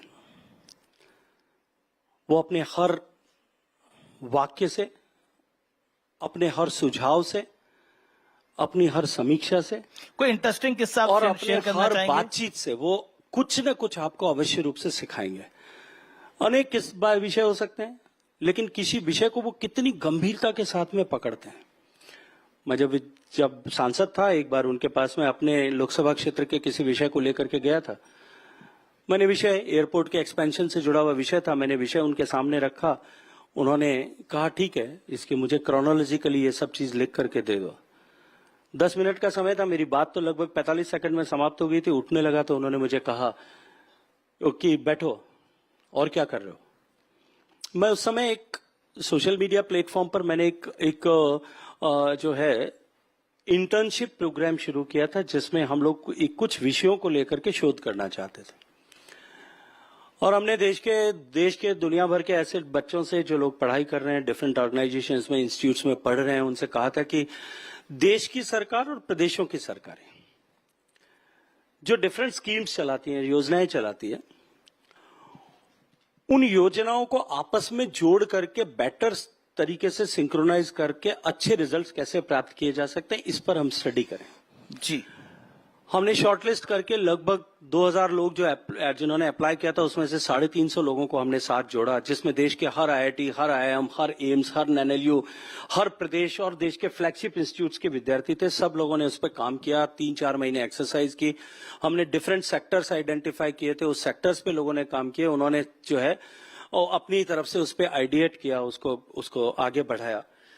तो मैंने प्रधानमंत्री जी को बताया कि मैं इस विषय पर काम कर रहा हूं। उन्होंने तुरंत अपने दोनों सहयोगियों को बुलाया और उनसे कहा गुजराती में कि ये जो काम कर रहे हैं ये अच्छा काम है, एक बार इसको समझिए।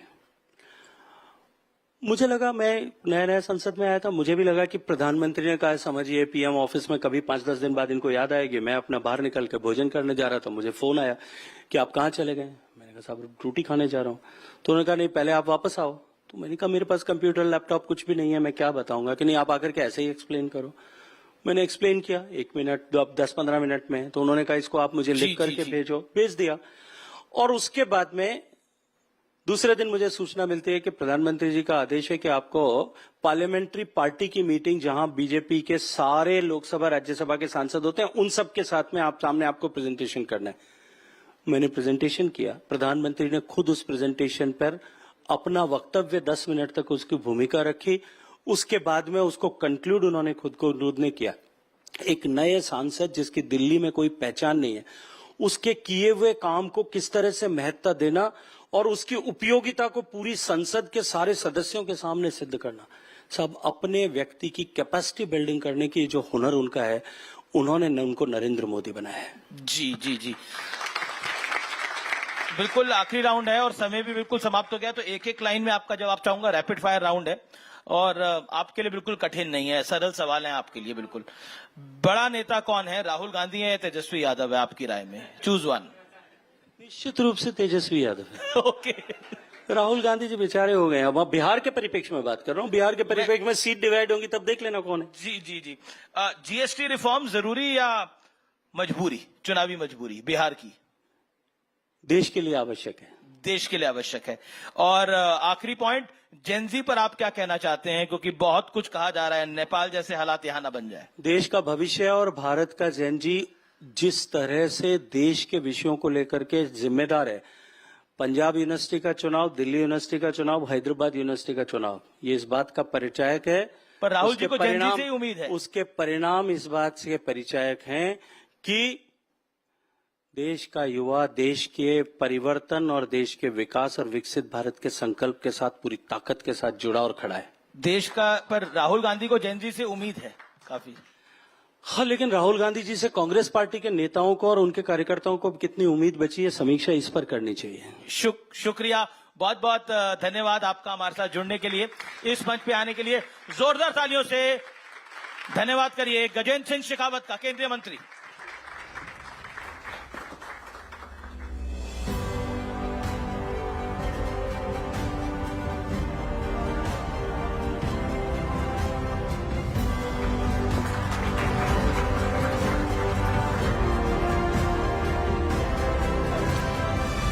Thank you so much, sir, for sharing those precious insights. And thank you, Amish, for that engaging conversation. So if GST 1 unified India's domestic market, GST 2.0 is about future-proofing it for the next decade of growth. To help us make sense of what lies ahead, please welcome Shweta Punj of Network 18. Ladies and gentlemen, please also put your hands together for one of India's top economic thinkers, economist, author and member of the Prime Minister's Economic Advisory Council, Mr. Sanjeev Sania. Thank you so much for that. Thank you, Sanjeev, for being here. Can we get a louder applause, please, for Sanjeev, for embodying the spirit of Navratri today? I think you've gotten so many compliments, and it's lovely. Please take a seat. A very warm welcome to Reforms Reloaded. What a day to be talking to you. It's the start of the Savings Festival, as the Prime Minister called it. It's the first day of Navratri. And this morning, I was on an e-commerce platform, a quick commerce platform, and I was trying to buy something, but the prices have not gone down yet, Mr. Sania. So, and we had some companies talking about why it'll be difficult for them to pass on the rate cuts because it's just the price points are tricky. They'd rather increase the product size. I just want to get your thoughts in on this. Now, never confuse capitalism with the private interests of capitalists. Of course, nobody wants to reduce their prices. However, let me say that the government has been very, very clear that we don't want to introduce another anti-profiteering type of thing because in the end, creating another Inspector Raj in that sense is not helpful. So it would be good if prices were passed through. Some may prefer to pass it through larger quantity. Obviously depends on the particular product. I mean, I can't see how you can pass on 25% or 18% more television, but anyway, it may be possible in some products, I don't know. But let me say that there should be public pressure on the manufacturing and producers and companies to pass this through because it is a windfall, but the windfall is not meant for them, it is meant for consumers. Absolutely. In fact, yesterday the Prime Minister also said that the citizen is God, and you're saying that the public needs to speak up and, put public pressure. However, having said that, it's easier said than done, and we've had an anti-profiteering agency in the past that's not really worked, and you've categorically come out and said that there should be no Inspector Raj. Is there a thought process in the government on how do we ensure that the rate cuts are passed on? Because, that is the question that I think everyone in the audience has here at the moment.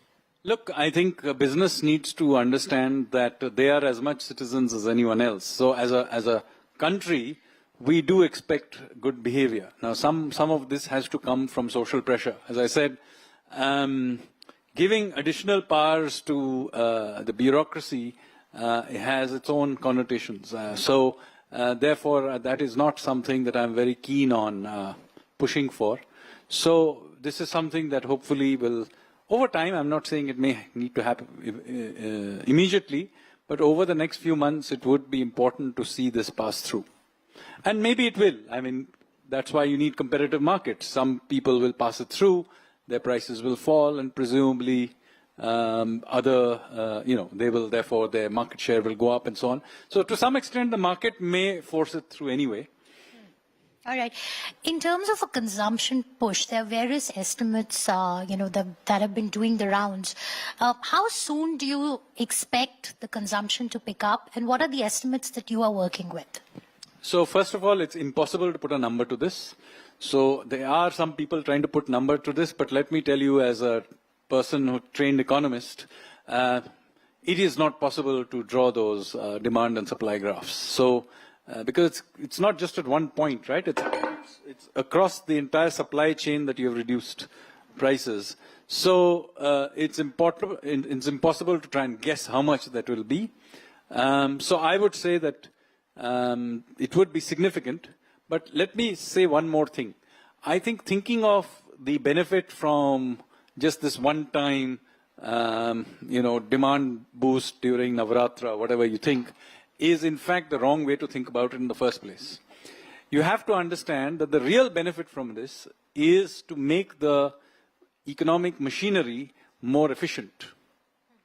So what happened is, and so I need to step back a little bit, is to go back to how we implemented GST. Ladies and gentlemen, hope you enjoyed your tea and coffee break. Let's move our attention to our next conversation, and we turn to the markets for this. The ultimate test of whether reforms inspire confidence. India's forex reserves have hit a record $703 billion, and the IPO market is buzzing with 119 issues, raising over 510 billion rupees in H1 financial year of 2025. To explore what investors want from the next wave of reforms, ladies and gentlemen, please welcome Anuj Singhal, who will be joined by Nilesh Shah, MD Kotak Mahindra AMC, Utpal Seth, who's a founder and mentor at the Trust Group, and Atul Suri, who is the CEO at Marathon Trends. Ladies and gentlemen, we are back more rejuvenated after that break. Let's welcome them with a huge round of applause, please. The stage is all yours, gentlemen.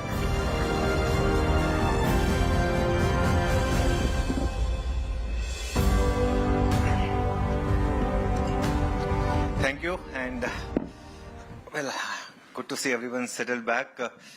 Of course, you want to understand what's happening on the policy side, what's happening. You want to get a pulse of the policy side, you come to Delhi. But if you want to know what's happening in the market, you have to travel to Mumbai. I learned that 21 years ago, and now obviously we got whole of Mumbai here. We got Nilesh Bhai, Utpal Seth, and of course Atul Suri. Thank you first of all of you, for coming here and flying from Mumbai. Nilesh Bhai, I'm going to start with you. Gujarati में कहावत है, बधारे बधारे लेवानु, घटाने घटाने बेचवानु.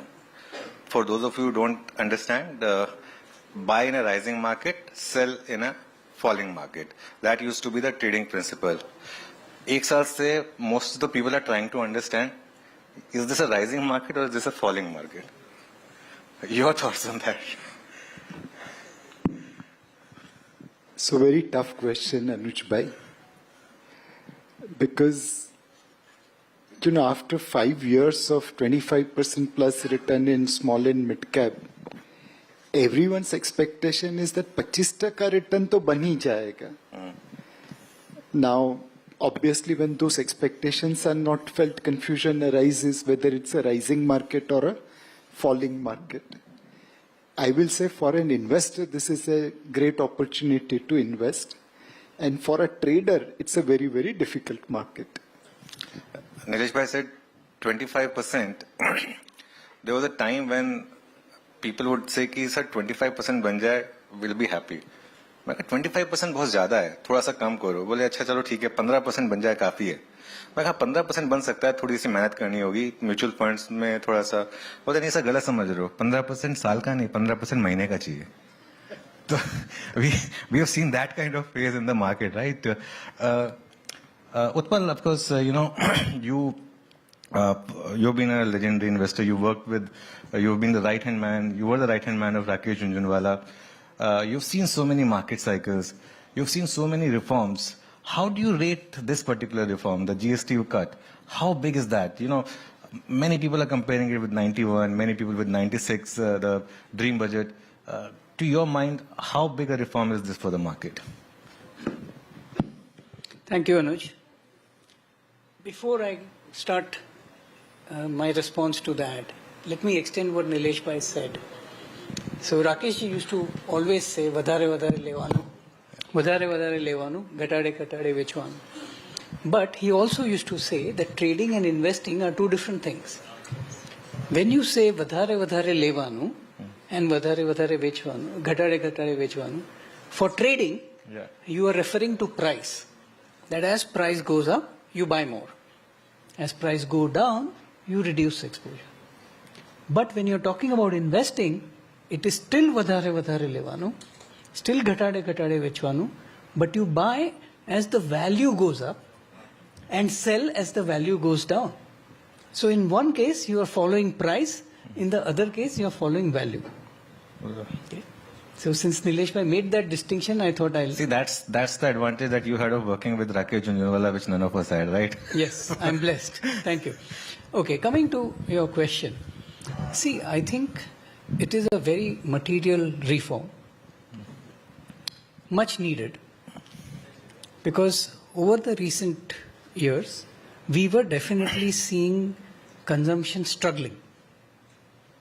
And I'm hoping that this works out and consumption does pick up.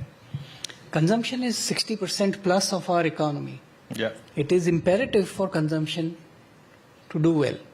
However, the root cause is actually the real per capita income. We need the real per capita income to go up. It can go up by two ways. One is incomes go up, and second is prices go down. this actually improves the real per capita income. So I think it is a very substantial reform, much needed, and we are looking forward to its positive outcome. Okay. Nilesh bhai, just to extend that point, consumption, it's 60% of our GDP, right? Do you see this as a spring kind of effect on the economy? Because 2 साल से तकलीफ क्या रही है हमारी कि earnings growth नहीं आ रही है. मार्केट में हम जब भी बात करते हैं, कोई भी आप भी अगर आए हैं चैनल पर, आपने हमेशा बोला है कि अर्निंग्स ग्रोथ नहीं आ रही है. Can this lead to that virtuous cycle, people spending more, companies earning more, and then investing more, and eventually the earning cycle revising upwards? So Anuj bhai, as Utpal bhai mentioned, this reform will support real per capita income. For last 10 years, we have done many supply side reforms, which kind of unleashed the supply creation, ease of doing business, the banking system cleanup. Now, it's time that we start pushing demand, because our capacity utilization has remained around 75% for some time. And if your capacity utilization doesn't go to 80-85%, people are not investing. So now we are giving support on the demand side, hoping that this demand will create a virtuous cycle of demand improving utilization, utilization creating private capex creating new jobs, and this circle continues to move. But to me, this is first step. There are many more steps we need to take. And the most important thing is ease of doing business. We have done a lot. But even today, we have so many rules, regulations, compliance burden on an entrepreneur that it takes his energy and time in managing those compliances. For example, we have regulation which requires spittoons in a factory. अब अंग्रेज तो थुकदान लेके चले गए थे, वो भी उन्होंने हमारे यहाँ थोड़ी छोड़ा था. But we have kept that law. There's law which says that your wage slip has to be in particular font and particular color. अब आप wage slip email पे भेजो तो there's no rule and regulation on it. Now, should an entrepreneur be spending his energy on doing this kind of compliance or actually focus on business? So, while this GST reform is a step in the right direction, let's complement it through ease of doing business and many other reforms, so that we can actually go and touch double-digit growth. All this thing is good for us to get 5, 6, 7% growth. हम वो कक्षा के वो student है जो अव्वल दर्जे पे तो पास हो रहा है, बट सिर्फ 70% पेपर ही अटेम्प्ट कर रहा है, बाकी का 30% छोड़ के आ रहा है. Let's go and get 100 out of 100 by hitting 10% growth rate. I was having a conversation with Atul earlier in the day, because I was here and Atul said ki kya lag raha hai market, and I was like, because this is the one question that everyone is asking, kya lag raha hai market, pata kisi ko nahi hai. And the problem, Atul, is that earlier we could at least report something. Now at 3:30 my biggest challenge is what should be my headline, because Nifty 50 point ऊपर है 50 point नीचे, और मुझे दोनों को explain करना है. तो एक दिन क्रूड ऊपर था तो मैंने बोला market is up because crude is up. अगले दिन मार्केट नीचे था, मैंने बोला market is down because crude is up. कुछ ना कुछ तो रीजन ढूंढना है. But you tell me as a fund manager, how are you navigating this exhausting market, and do you think this GST cut can lead to some kind of maybe upliftment of sentiment? So there's a line I heard long ago, I don't know from whom it was. So it says that they think we know. We know we don't know. But we also know they don't know. So it's like that. So we are in some sort of that stage. As you rightly said, we see the index upar hai, so you have to manufacture a reason why the market is up. And half an hour later, the market is down. You have to manufacture a reason why the market is down. So in these narrow ranges, very often we, get into that phase. And we have been experiencing for the last 1 year. But as people who manage public money, we always tell people that, hey, take a time horizon little longer. The last 1 year has been very frustrating. It's been, the index is where it is, and most funds have actually lagged it. But the moment you stretch it, as Nilesh bhai said, that the returns that we've had since 2000, which I think was a major reset, which was the COVID time. Since there, we've had 4 years of phenomenal returns. And even if you factor in this sideways market of last 1 year. You mean 2020? Yeah, 2020. Yeah. So the returns have been phenomenal. So yes, I mean, I think it's like, you're like a marathon runner, right? It's 42 kilometers. You set off. We were the best performing market those 3-4 years. But to complete a marathon, you don't have to be the first every kilometer. In fact, if you try to be the first every kilometer, you may not finish the marathon. It may exhaust you. At some stage, you need to retain your energy. You need to take a step back. So I feel that we are going through a consolidation in a larger bull market. And that 1 year is painful. Misplaced expectations, yes. The global markets are going up and we are not going up. That is even more painful. But one has to take a step back and look what we've done 2 to 3, 4 years before that. And from that point of view, I think it's phenomenal. So I think this is a correction in a larger bull market. And yes, it's always painful because expectations are 25%. The good part is that those expectations will now be tempered. And now 12 and 15 will look very good. In fact, anything positive may look good.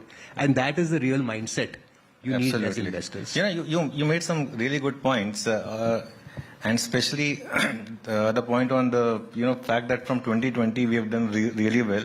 It's just last ke 2 saal thoda sa kharab rahe. But you know what?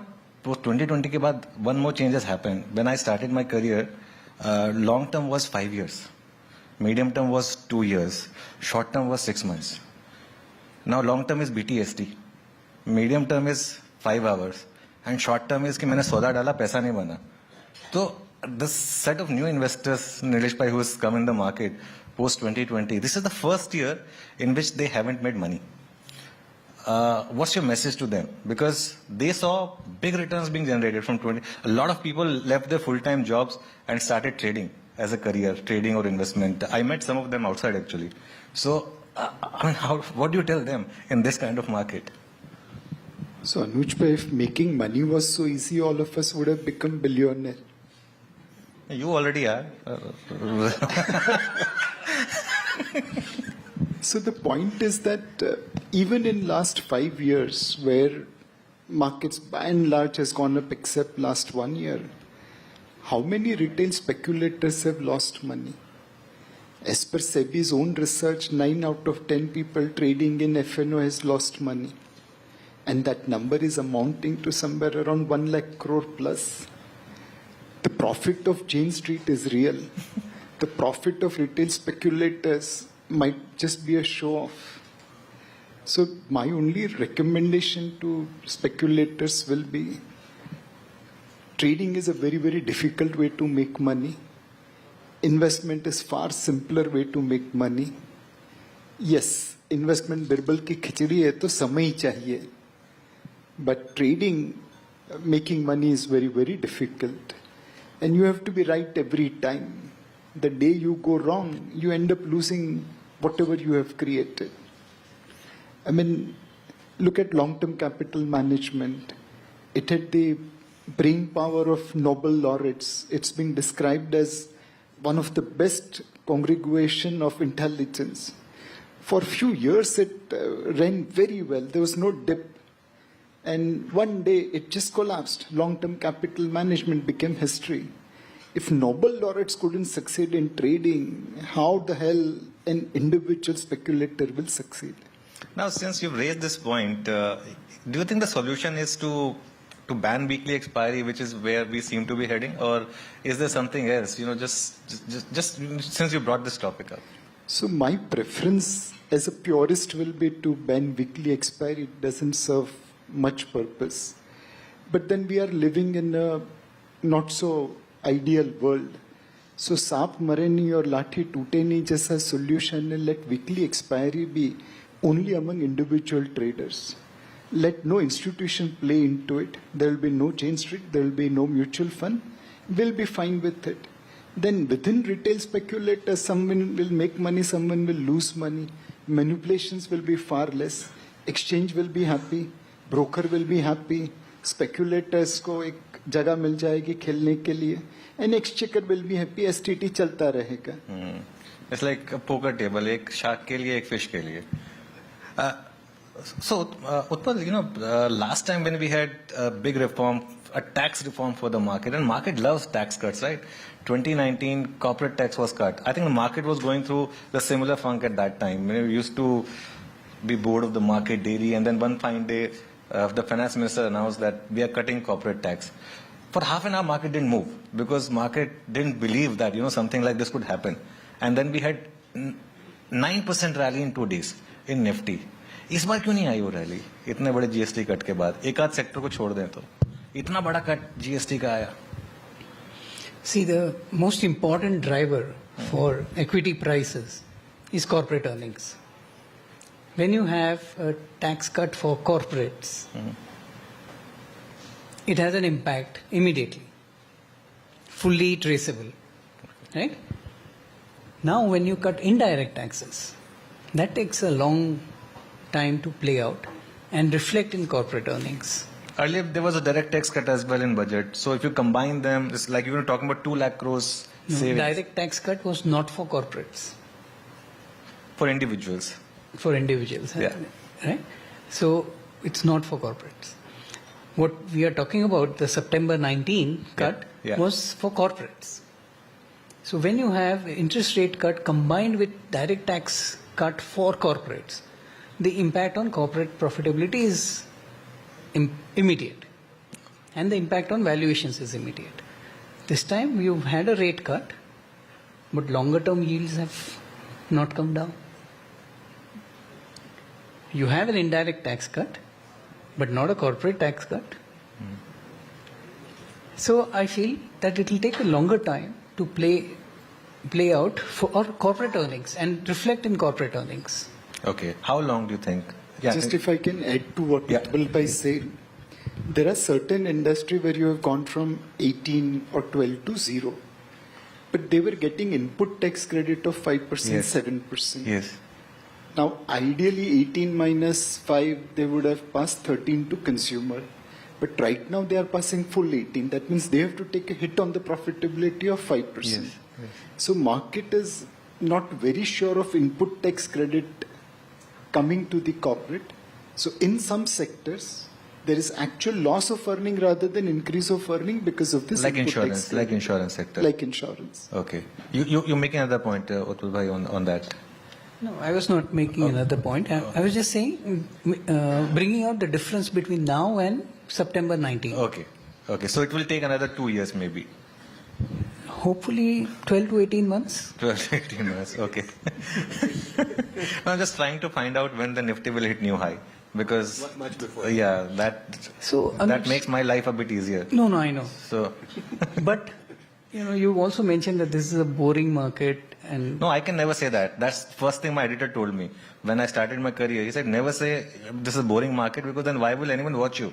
Even if the Nifty moves 5 points, you make it a point that, we have 5 point move on the Nifty. Understood. Make it exciting. You said it's a very exciting market. You said frustrating. It's a frustrating market. Okay. I think it's not about being frustrated. This is not a frustrating market. The market is signaling something. We should respect what the market is signaling. We should separate the noise from the signal. What is the signal? The signal is we are genuinely struggling with corporate earnings growth. More than that, the market is also signaling that there is a value migration taking place. The 2020 move that you asked Atul about, in that move, it was the value stocks and the small cap stocks which did the best, because there was a catalyst. The market is signaling a value migration. We all need to figure out what is the value migration towards. Got it. I think it's a very interesting market and not a frustrating market. Okay. Let's take a bit of a poll here. How many of you invest in stock markets? Okay. And how many of you are finding this market really troubling? We have only one honest person in this room. Thank you so much.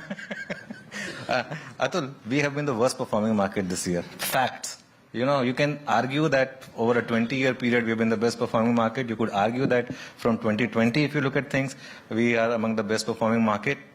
This year, it's never happened in 30 years that we have underperformed MSCI, Asia, Japan by 20%. We have done that this year. And that's reflected in the flows that you track. What's going wrong? Where are these flows headed? What's your study saying?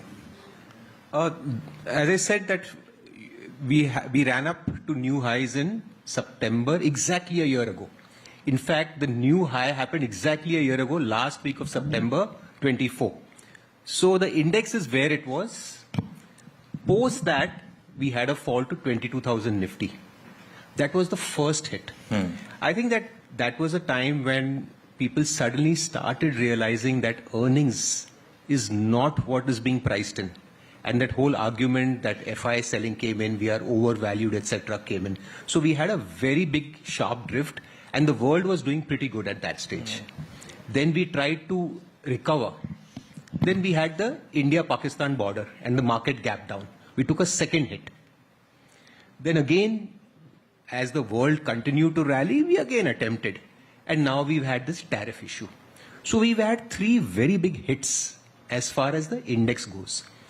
If you compare this with the world, as you rightly pointed out, is about 20% higher, MSCI Global Index. Let's not factor in some more interesting markets. A lot of the European markets, you'll find that they have done phenomenally, decadal best. So India, in that sense, has had almost a dip, a second attempt, and now it's struggling to make new lifetime highs, which you just spoke about. So I guess that's the kind of environment that there is. FII selling is constant. But I think the moot point is, which the earlier two speakers also spoke about, that the basic thing is that till earnings do not come, we do not have the legs to make new highs. Absolutely. Even if we make new highs, it will not sustain. You can have false breakouts, right? Why are some false breakouts? Why do some succeed? Ultimately, it is earnings. Just as in a case of a stock, and that is why this whole GST reforms is very interesting and timely. As you know, you asked earlier that the last time there were corporate tax cuts, it was a mathematical number. It's straight off. It had to be factored in EPS growth, post-tax. But now we do not know. Yes, the reforms look good. Yes, it has to deliver. But will it pan out? And this is going to take time. So I feel that that is definitely the silver lining. If this propels that earning growth, but it will take time, then I guess India has a very big catch-up to do. Absolutely. In fact, I foresee that we could have a 20% up move in our markets. A 20%, that would be 30,000 Nifty. In next 1 year? Yes, provided these reforms, and there are more in the pipeline, actually play out, and India as a country starts seeing that uptick in GDP growth, corporate earnings and things like that. So India has a very big catch-up to do. We've actually struggled and underperformed. And, you know, I mean, just progressing from where you are, if you look at global markets, it is crazy. It is insane. Especially the kind of rally. If you look at NASDAQ, for example, and the kind of listed anything to do with AI. Yeah. You look at, I mean, stocks, of course, we all know of NVIDIA. Look at a stock called Palantir. You will spin. You look at countries like Japan, which have not made new highs for decades.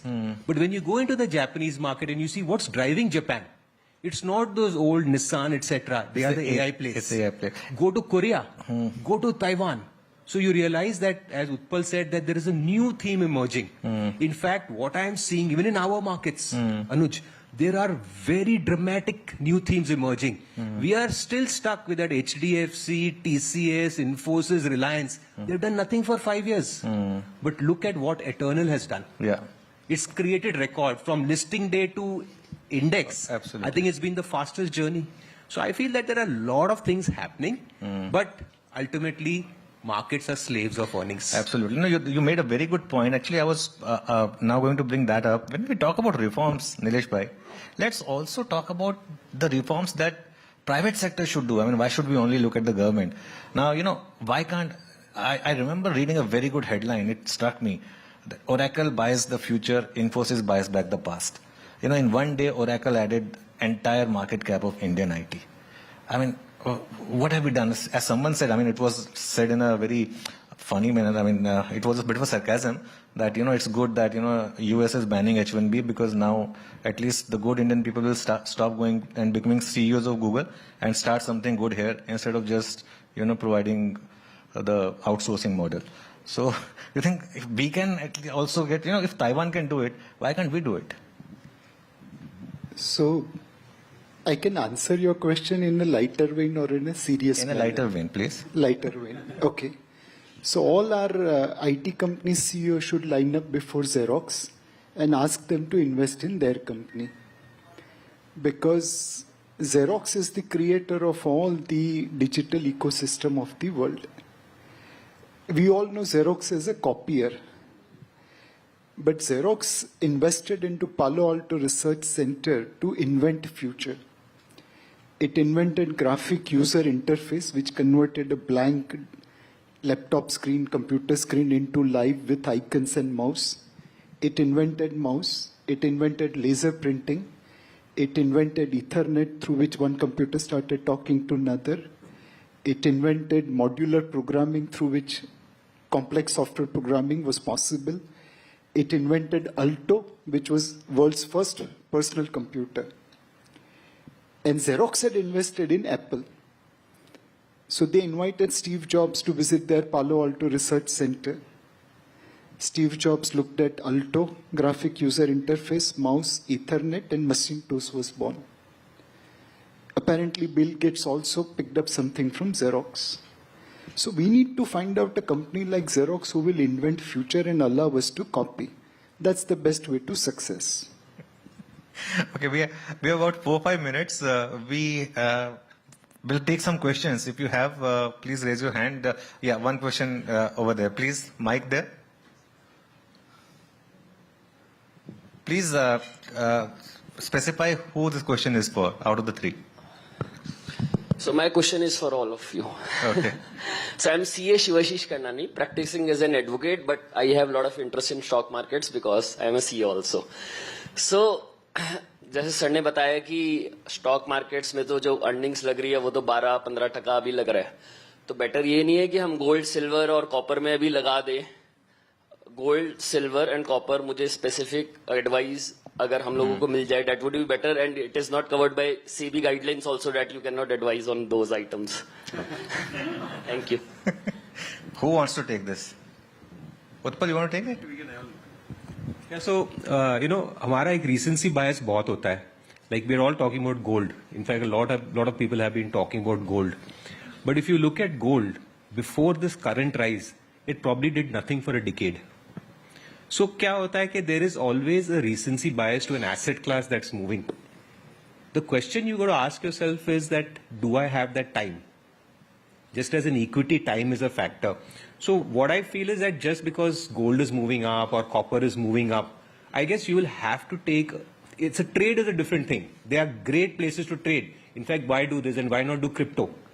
Because honestly, that's the fastest moving asset class in the world. So what I suggest is that, if you're looking at these asset classes, take a deeper thought, wonder why they are moving. Do you think that it's going to play out more? Like in the case of gold, it is a different story. In the case of copper, it's a different story.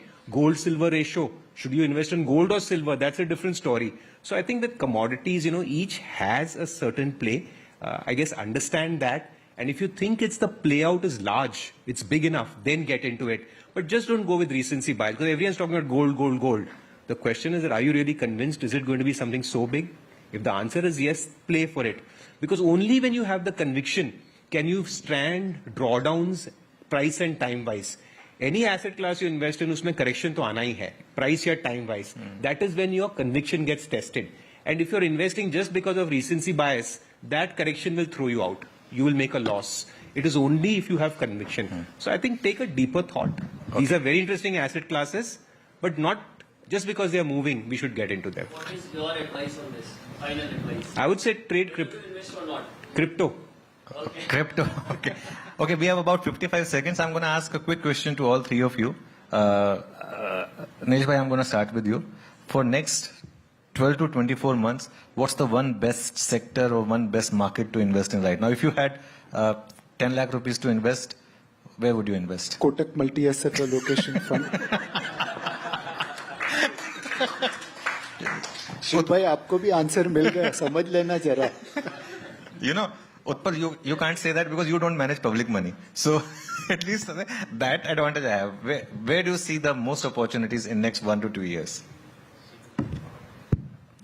I see the most opportunities not just for 1-2 years, but even for a longer period of time, into a few mega trends which are playing out.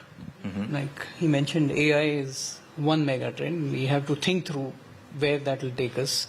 We've already seen renewables being a mega trend which has created a lot of wealth, and so on. I think there are a few... In India you see? Yeah.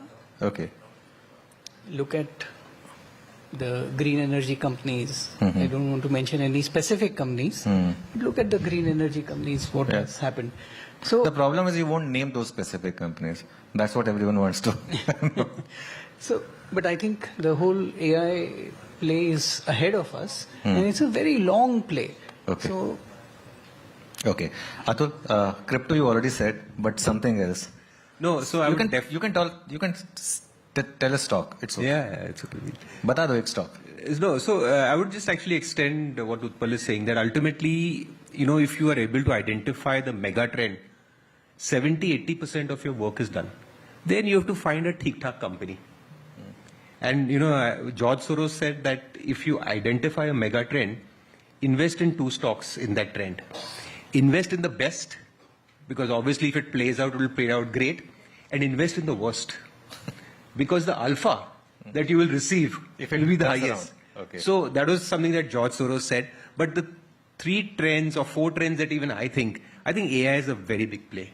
If you, as I said, if you look at global markets, for people who follow global markets, this current global equity bull market is being led by AI.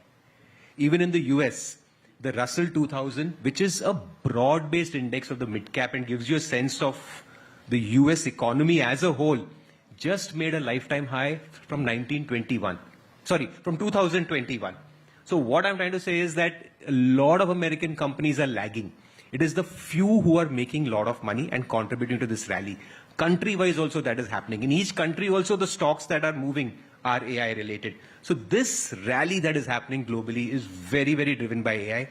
Unfortunately in India we have very few direct plays, but there are a lot of indirect plays. Like data centers is one such area you can play through. Green energy, again, I think it's a mega trend playing out. We have a lot of plays in India. I think I would like to add another sector to what Utpal said, defense. I feel the government's commitment to defense and the need for defense, and from the way geopolitics is playing out, I think this is again a very big mega trend. I feel that this is another area you can play out in.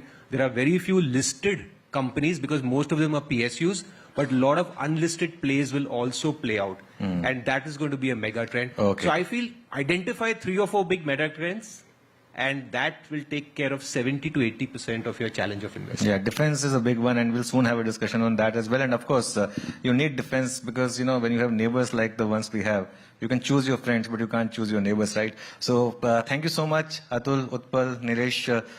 You know, we could have gone on, but we have actually run out of our time. Thank you so much, and one big round of applause, please, for all our guests.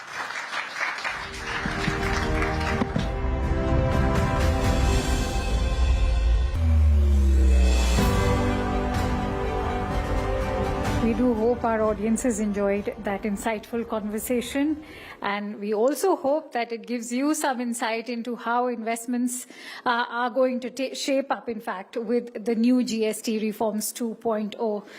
Of course, there were some very engaging and insightful discussions over there with regards to what are going to be the mega trends, how you want to look at your investments, whether they are going to be about crypto or gold. I wonder how many of us in the crowd are now looking towards investing in crypto, because remember, that's the big investment happening across the globe. The United States, especially with the US president also promoting it on his own. All right.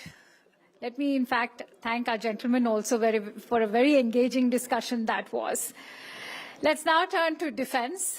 where reform meets strategy and national security, just as GST 2.0 is simplifying compliance and strengthening India's economic base, reforms in defense are building local capability, boosting indigenization and driving exports, which have reached over 23,622 crore rupees in financial year 2025. To explore how these reforms are translating into industry depth and strategic autonomy, requesting Parikshit Luthra of Network18 to please come back on stage for this very interesting conversation. Joining him is someone who has been at the forefront of driving indigenization, boosting exports, and strengthening India's defense capabilities. Please give a huge round of applause as we welcome Shri Rajesh Kumar Singh, Defense Secretary of India. Mr. Singh, thank you so much for joining us here today. Good evening, ladies and gentlemen, and this is going to be a power-packed discussion. This much I can tell you. Secretary R.K. Singh is someone who needs no introduction. He's someone who has been holding almost 20 to 30 meetings with the industry almost on a daily basis. He was at the DPIIT, helming the DPIIT a few months back, and he's done a lot of work with FDI, with startups, with investments in the country. So he is someone who's very familiar with the next generation reforms that the government is working on. But let me focus on the defense sector right now. And defense is going to be the major capex push of the government over the next 5 to 10 years. And that is because we don't have a choice when it comes to self-reliance.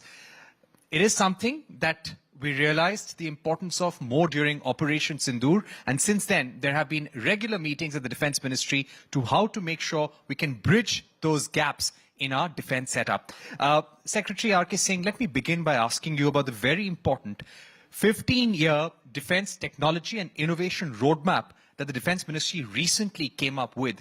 Could you give us a sense of what's going to be the value of the kind of acquisitions that we're looking at over the next 10 to 20 years? Yeah, thank you, Parikshit, for having me here. So the previous session gave us a nice lead up to this one because defense was identified as one of the mega trends by one of the previous speakers. I think that's correct. If you're looking at it in value terms, I think you can expect in capex terms somewhere between 25 to 30 billion dollars minimum per year over the next decade, maybe a little more, I would say, rather than less. In terms of the technology roadmap, the roadmap has been sort of put out by the services in the public domain. It's available now. It focuses on technologies that are of the future, whether it is AI, whether it is hypersonics, whether it is other types of standoff weapons, it is space, various types of precision ammunition, all of those technologies that they feel would be required in the future, nuclear-powered ships, etc., etc. So yeah, it's a fairly comprehensive roadmap of where they think the world is going and where we need to ensure that we try to ensure that we leverage products and platforms from those kind of cutting-edge technologies. Secretary Singh, when it comes to having this mega innovation and technology roadmap, how much of this are we looking to build indigenously? How much are we looking to acquire? And what's going to be the focus on indigenization? So our current plans are that at least 75% of our capex will be spent within the country. That's our normative target. Last year, we actually did 88% of our capex within the country. It will go up and down a little bit because it depends on, in certain areas where your technology readiness level, what they describe as TRL, is fairly high, where DRDO or other agencies have developed fairly strong technological bases, then you'll probably, do entirely indigenous procurement. Then there would be an intermediate category where you would need to do, hopefully, manufacturing within the country, but based on technology transfers from other countries. And there could be a smaller set of areas where foreign OEMs would not be willing to give you the latest technologies, and your own access to such technologies is a long way off. In those cases, you may have to, do a certain amount of, off-the-shelf global buys as well. So I would say that we need to take a fairly pragmatic look at all of these three options. But the trend should be clear. We are going to double down in terms of our indigenization efforts. 75% will be the minimum. Hopefully, we'll never go below that. So when I mentioned 25 to 30 billion every year, most of that will be spent within the country, whether it is in terms of, entirely Indian design or whether it is based on some levels of foreign technology transfers as well. Right.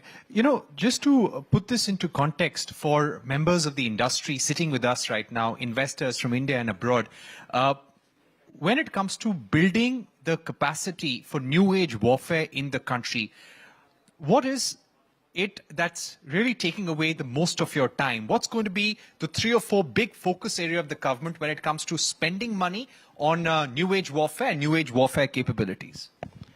Well, I mean, the obvious answers are different types of standoff weapons, drones, unmanned combat vehicles, including underwater drones. We also need to really focus on improving our satellite imagery so that we get real-time satellite imagery available to this country, which really depends on putting enough satellites into space, which hopefully with SBS3 will happen.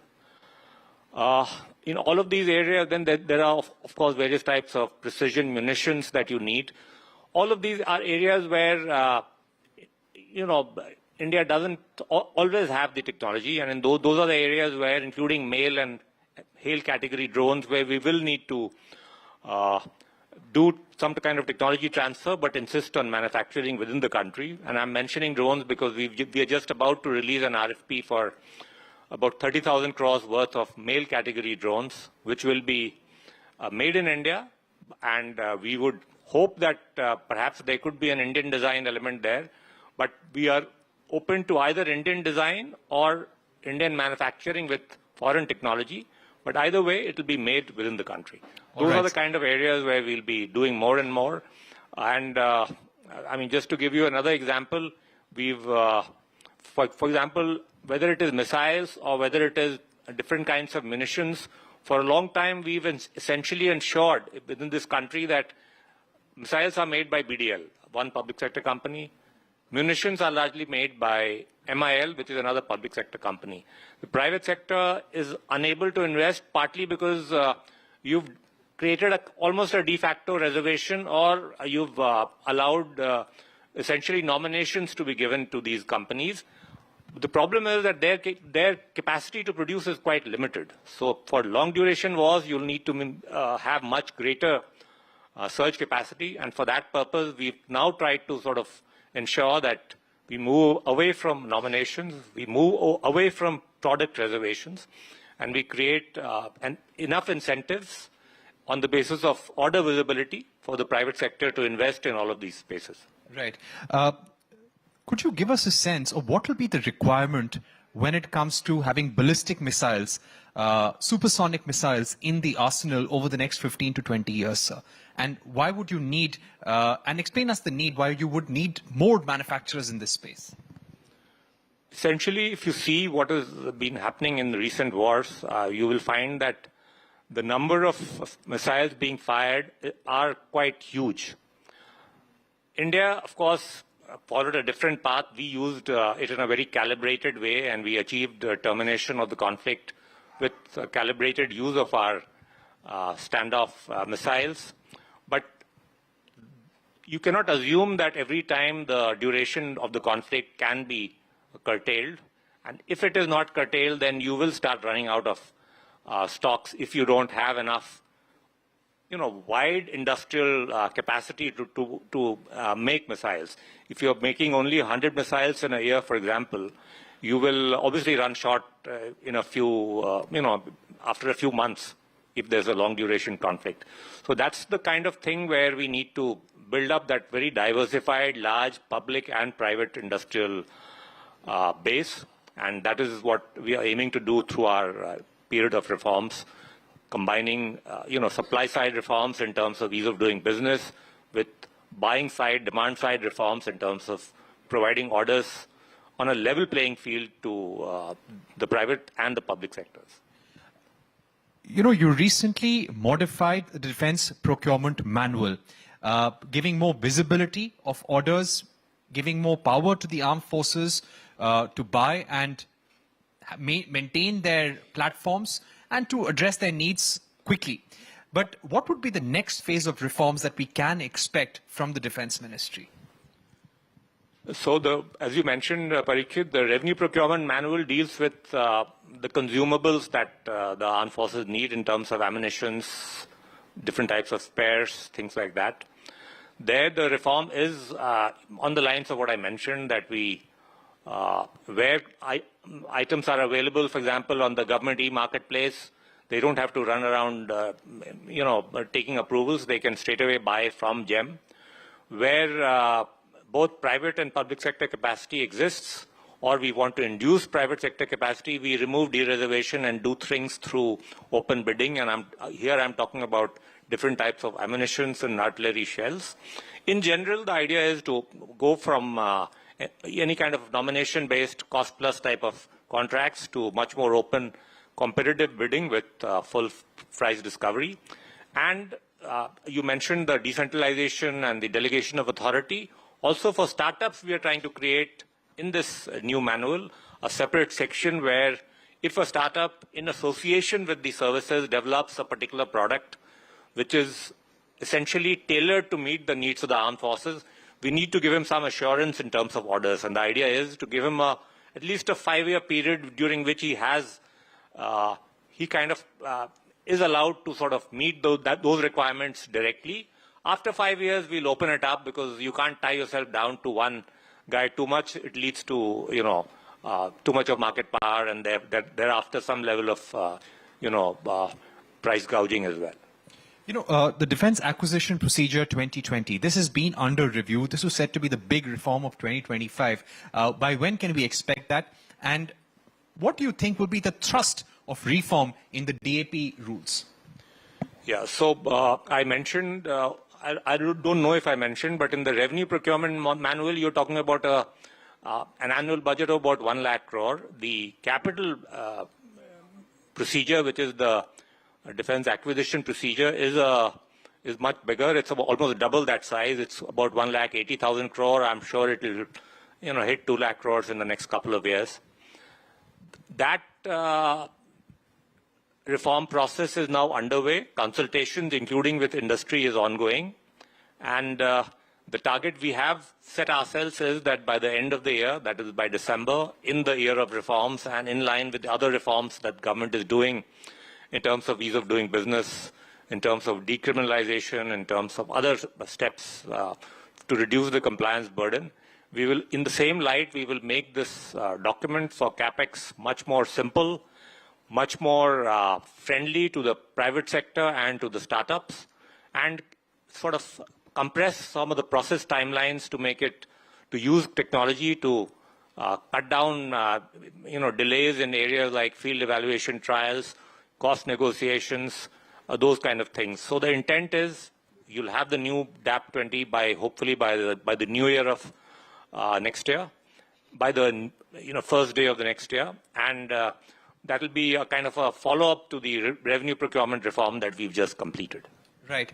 Now, considering since Operation Sindoor, we've gone in for replenishment procurements, we're going in for long-term procurements as well. To what extent do you feel that the ministry is going to either meet or exceed budgetary estimates?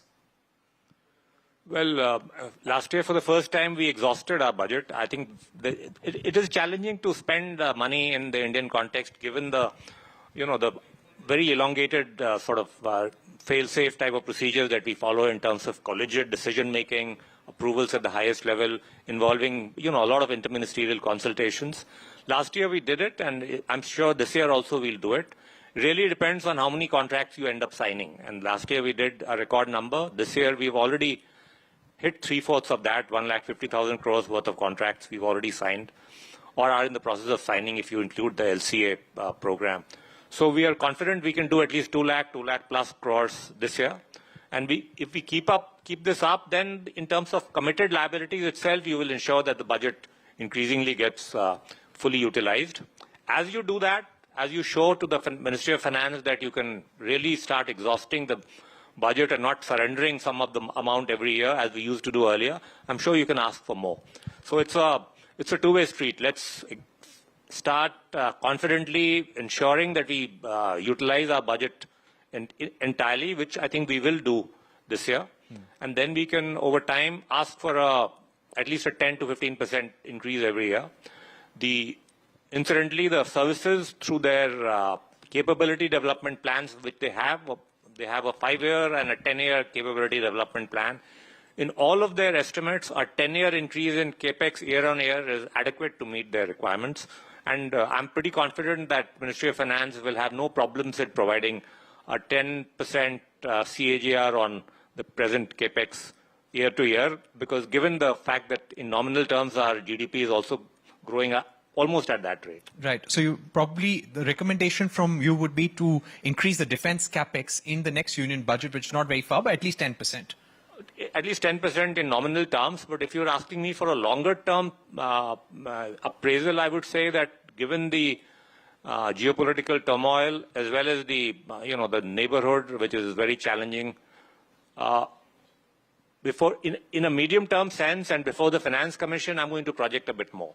So it's a 10% year on year right now, but with the Finance Commission, I'm going to ask for at least a 17 to 18% year on year increase over the next 5 years. Because otherwise our share of the GDP actually has shrunk quite a bit. It's gone below 2%.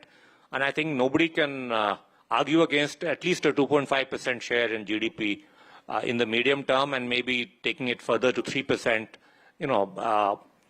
maybe in about 10 years' time. Right, and to keep it in line with some of the bigger developed nations when it comes to defense spending, I'd like to ask you about the gaps when it comes in our fighter jet capabilities, sir.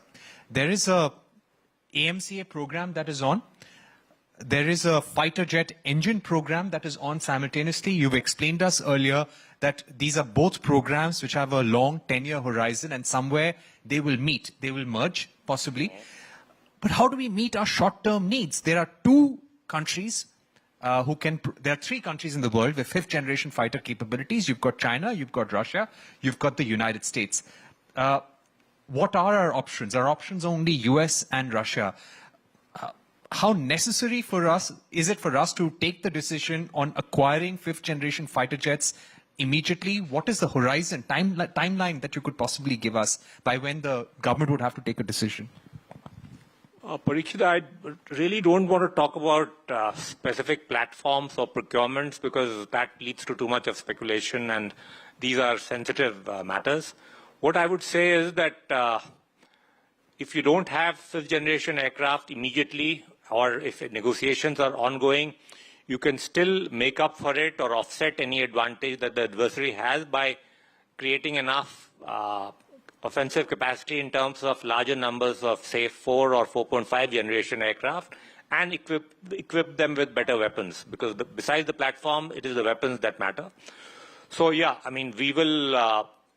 the Air Force has certain capability gaps that it has pointed out. The government will work on filling all of those gaps.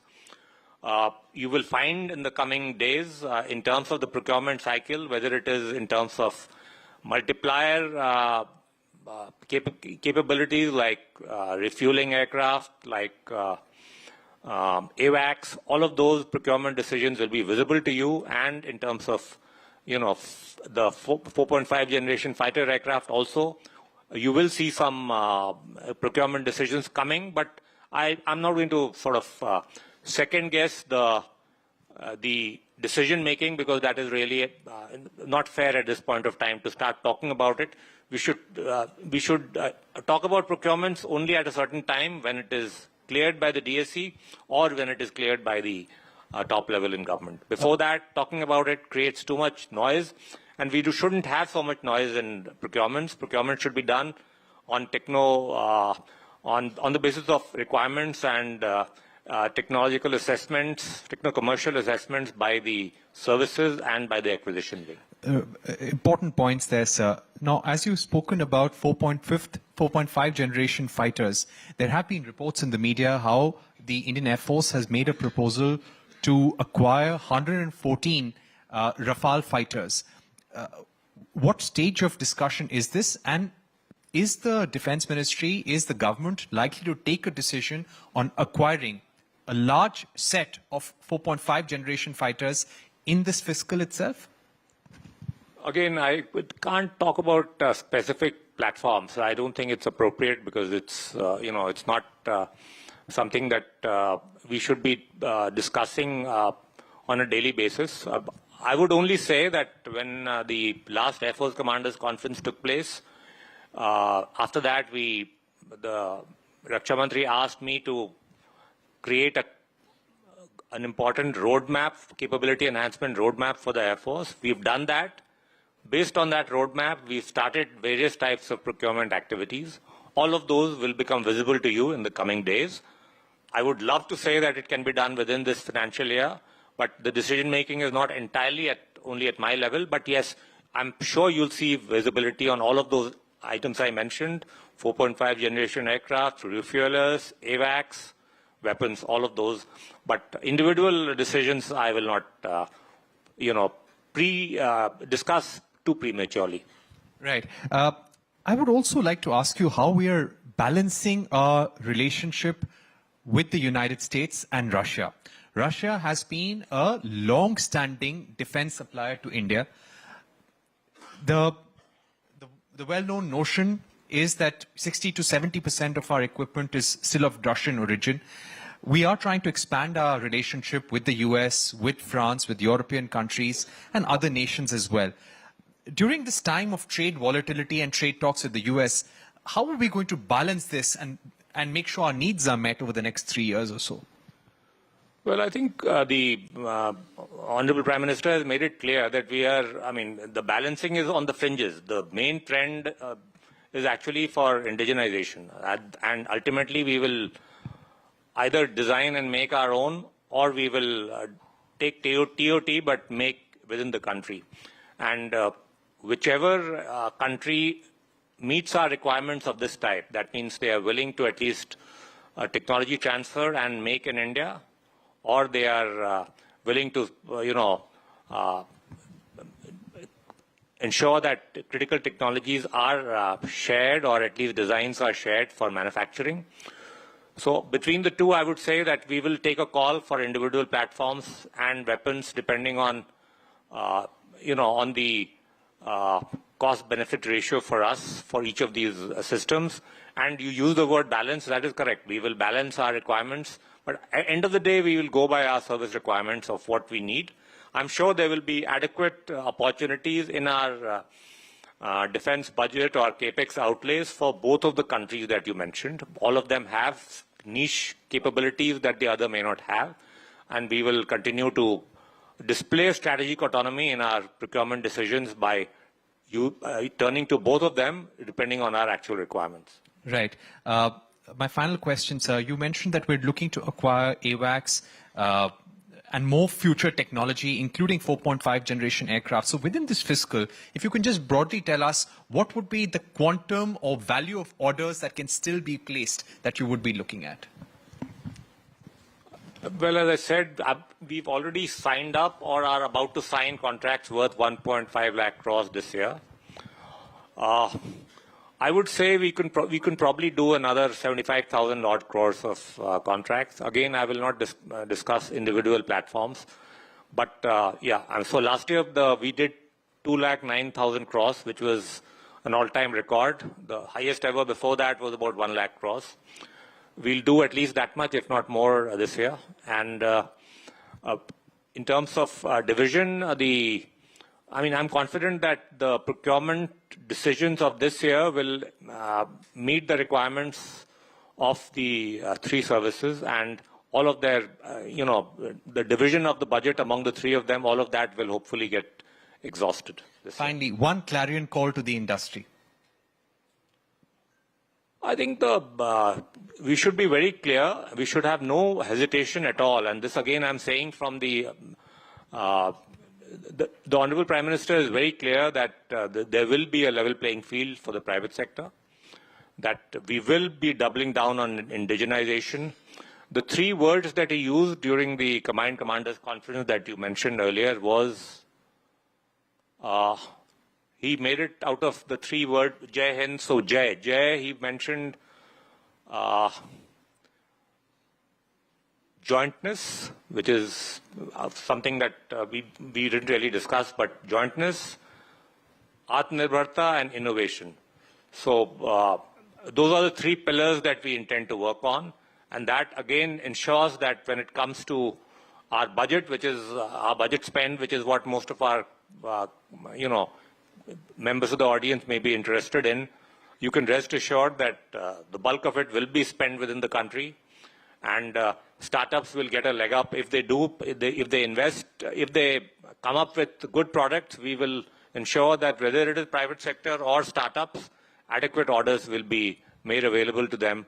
And we will treat all companies, whether they are public or private, as Indian companies first, not make no distinctions among them. Right. So jointness, Atmanirbharta and innovation. Very important messages there, sir, that you've shared with our audience. Thank you very much for joining us, taking out time to give a sense of the next 15-year roadmap of the Indian government. Thank you.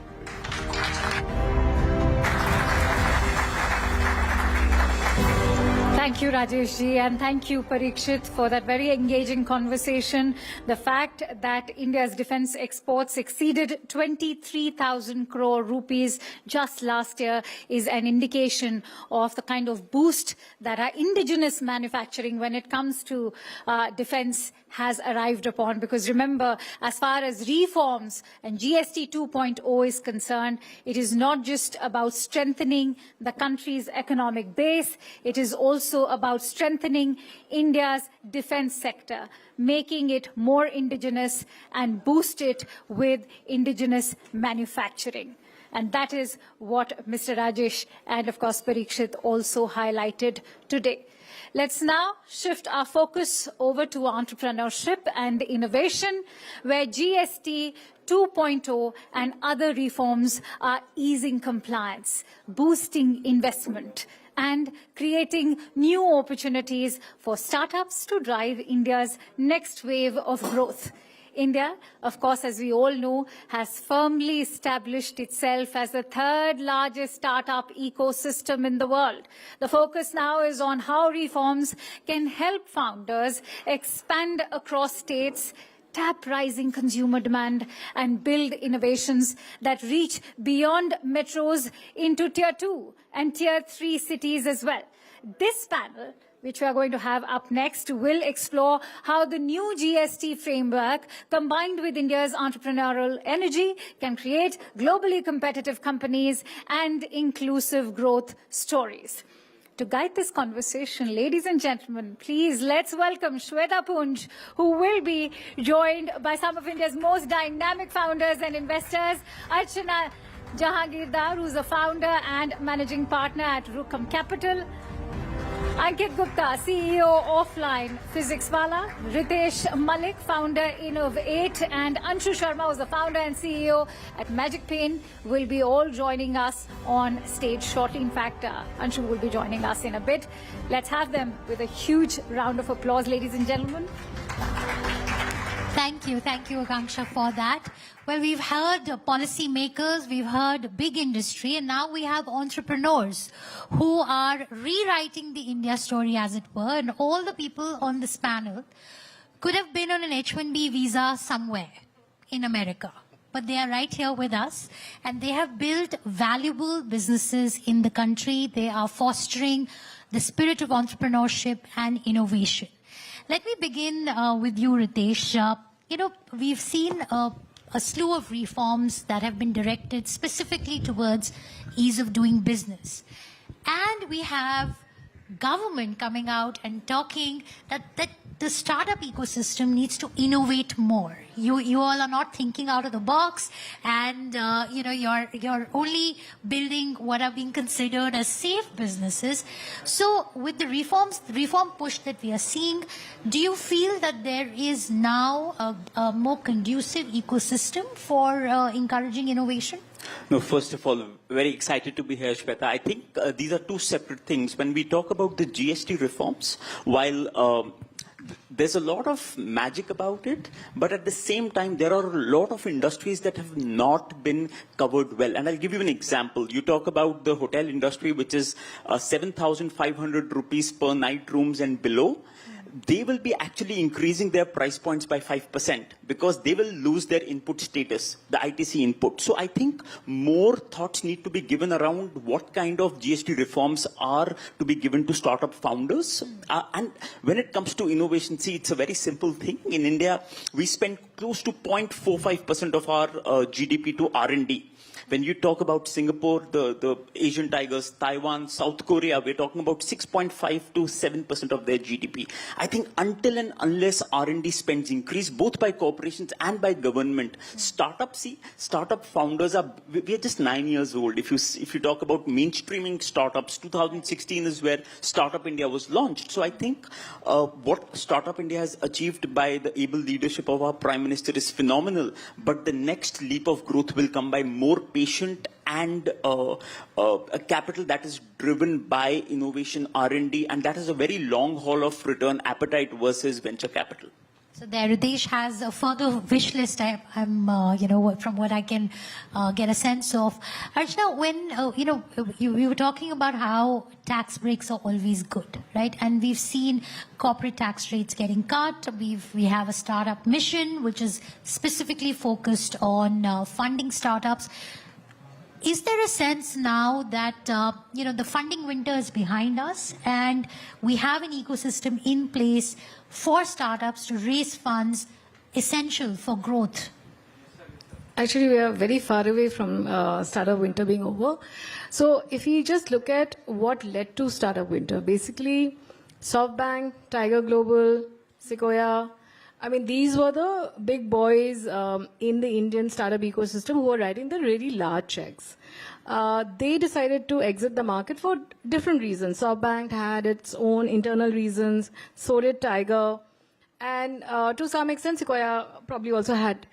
But the truth is that sort of bunch of capital, risk capital, went away. Now, startups work only on risk capital, not on venture debt, unfortunately or fortunately. Now, to get risk capital, we are significantly undercapitalized in India because on the one hand, we see the number of VC firms being set up, but these are very small firms. These are 100 crore, AUM funds. Now, I mean, it's not rocket science to say that 100 crores can't feed 2 lakh startups, which is the DPIT number. So we are very, very woefully undercapitalized when it comes to risk capital. So bulk of the capital, domestic capital today, risk capital, sits at about in the 100 crore to 200 crore fund sizes. And that's not enough because you need the Series A, Series B, Series C for the ecosystem to be complete, so to speak. And the ecosystem, therefore, is not complete at this point as the way we see it. And that is not a good sign for our ecosystem. Now, the reason I talked about tax breaks is this is a high risk, sort of asset class. It's a new asset class. It requires people with some amount of capital that they can sort of forget about. And it's also tenure based. So it's not something that you can exit in 3 years or 5 years because of the size of our market and our sort of GDP. So if you don't incentivize that capital, instead of going into real estate, to some extent real estate is, doesn't generate jobs. It doesn't generate technology. But we give tax breaks to the real estate sector, and I'm not going to be popular with the real estate guys, but it's the truth. There are other, sort of industries and sectors that get tax breaks. So if an investor is putting their money into a high-risk category where the capital can completely go down to zero, or of course if the company becomes a Zomato or whatever, then obviously everybody benefits, including the country, because you get wealth creation, you get taxpayers coming into the formal sector. So what do we want to do and how do we want to think about tax breaks is, I think, an important part of reforms, and I like the word a lot. So because it'll help this ecosystem. And while I think under the able leadership of our Prime Minister, there's a lot of awareness about startups and startup investing. You'll be surprised by the number of people who still want returns in 2 years' time, and they want like a return that is going to beat the capital markets in 2 years. I'm like, did you build a business in 2 years? Like, which business can, right? So that you do need patient capital, and that is still not. We don't have endowments, we don't have a sovereign wealth fund, and in the absence of all that, we are really dependent on individuals to underwrite our startups and risk capital, which nowhere in the world has it happened that it's only going to be private individuals who will underwrite it. So we need a sovereign wealth fund, we need tax breaks, we need better repatriation of profits. If it is, that's an NRI who wants to invest in a VC fund. So there are certain things that needs to be aligned, because innovation happens when there is risk capital. Right. The reason now investors look for, let's say, a food delivery or QCOM, because you can see there's some visibility of making money. You can't expect it. So this is not CSR, right? So this is not philanthropy money. So there has to be returns. So if you're going to do a long gestation investment, let's say a semiconductor, I mean, you're looking at least 20 years, at least. So which private investor will be willing to wait and still not get any tax breaks, pay capital gains? Like, if you're paying a full tax rate, like, what is the incentive? So that's a long answer to a short question. No, but some very, very pertinent points that you have raised. And I think we have Anshu also who's joined us. Anshu, hi. Can we have you on stage, please? Yes, please. We believe you were stuck in traffic. I think ease of living in our cities is another topic that all of us can talk a lot about. Let me come to you, Ankit. We have been, we were chatting just a little while ago on expansion of physics wala and how you want to go into small towns and cities. How challenging is it for a company such as yours to be physically expanding into cities in terms of getting permissions and approvals? Do you feel that there has been a change? We've been talking about process reforms and ease of doing business and how a lot of regulations have been done away with. But has that made a difference in the way you run your business? Great. Thank you so much, Shweta, for having me. The physics wala story. For the last 3 years, Shweta, we have been expanding our offline footprints. There has been a change. The government has made some very welcoming policies and schemes, but still I think it's a lot of work that needs to be done. Let me first start with infrastructure inspection. From the National Building Code, we have the norms, the guideline setups for schools, for colleges, but there is no such guideline set up for the coaching institute, right? So I think it's time where we have one central guidelines for the coaching institute, because these guidelines compliances vary from state to state. For some of the states, you need a coaching license. For some of the state, you don't. For some of the state, you need a trade license. For some of the states, you don't. Simple things like getting a fire safety compliance, right? It is important, mandatory, of course, right? And it's a non-negotiable thing, right? But if that can be streamlined through some sort of your online mode, it will definitely. So how long does it take for you to get a fire compliance certificate? It takes months. It takes months. Do you have a compliance department dedicated for this? Yeah, we have a team dedicated just to ensure that each and every building infrastructure we have is fully compliant according to the norms. But I think a big portion of this, if streamlined through your online mode and not getting those state to state variation, can definitely improve the business. Secondly, the education zones. For example, Delhi alone, right? There is a lot of education migration that that is there. There are so many students across India who comes to Delhi for their particular needs. Some come to Delhi for their preparation into a UPSC, some for one-day exam, railway, banking, NEET, JEE, etc. If you just see Delhi, it is so scattered. There is not even a single education zone, right? And cities like Delhi, Bangalore need those kind of a special education zones so that the basic compliances are already met.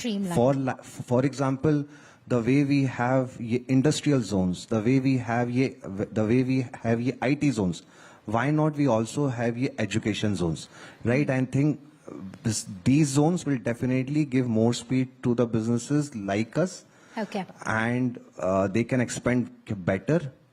So these are few of the changes which I would definitely suggest that are the things for the future. Right. Anshu, you're in the online space. Is it easier there? And is that the reason why we've seen so much more entrepreneurial activity in the services sector vis-a-vis, physical manufacturing space? I think doing anything in India is anything but easy. That anyone building a business here can tell you. And like, to put it politely, people say that there's a lot of friction that you have to deal with. But before I go on that side, right, I'd say that, and I've been first an investor in the venture space and then an entrepreneur building companies in this ecosystem, that this is the best time that I've seen to be building. It's phenomenal how things have changed in the last decade and a half that at least I've been involved here. We have a thriving public market, which is actually valuing companies which are making a loss and investing in the future, right? In the last few years, the tech companies that have come into the country and they've been so well received by our public markets, that's a very strong mandate from everyone, from the retail investor to the government to everyone else who's involved.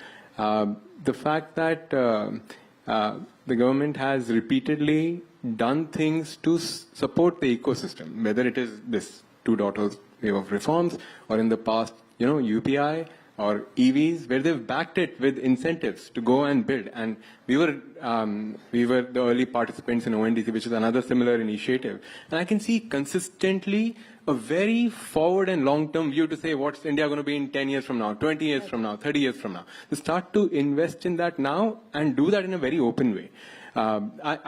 Thus, I feel we are all very fortunate to be part of building this. Now, coming back to this point on friction, India is a very tough market.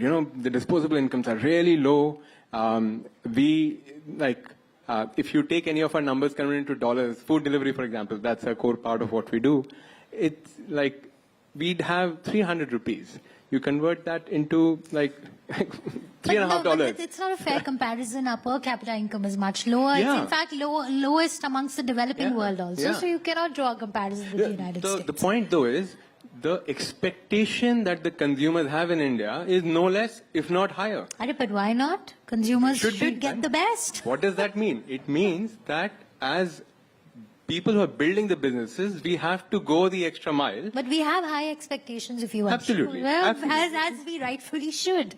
Yes. So I want to ask you about this whole H-1B visa, controversy that's happened. How do you see that playing out for all of you? Because now you will probably have access to better talent, more talent. Are you all excited about it? What's the message that you want to, put out there? Because we're getting two sides to the story. We're getting professionals who are very unhappy about it, but then a lot of people in the government have said that this could be India's time to attract the right talent. Anshu, why don't we start with you? Sure. Yeah. I think more than talent, India has so many people. It's fine if many of them go abroad and they are well-wishers of India. I don't think there's anything wrong in that. I think what that has done is that it sent a very strong message to India, which I saw Prime Minister's message today around the need for Atmanirbharta, right? To not being dependent. I think that's a very strong message. That's what all of us should take to our heart and say that we are building now for our markets today, right? And we are fairly independent in doing that. But going deeper on that stack, right? Going to more fundamental layers of technology, moving away from application and then building it for India and the world, right? That should be what we should aspire to do over the next few decades. Ankit, have you been talking to your friends, asking them to move back? Come join Physics Wala? So in the last 24 hours, I have texted few of my friends कि अब तो वापस आ जाओ. Right? So yes, and it's a personal opinion. Just I think it's a blessing in disguise. It's the time. We should stay back. We should build the nation. Right? It's the need of the hour. It was there, but I think from now on people will think more about being in India and building India. Yeah. So that's my belief. I think if we unlock enough risk capital, then yes, I think it'll be a big boon. But if there are unmet expectations, I think, it won't harm us significantly, but then you don't want a murmur, amongst the well-educated middle class. The middle class is a important pillar of our growth and of the economy. And I think it's important to understand those aspirations and work towards fulfilling those aspirations. Then I think we've got a winning sort of gamble that Mr. Trump has handed to us. He's given us something that can work.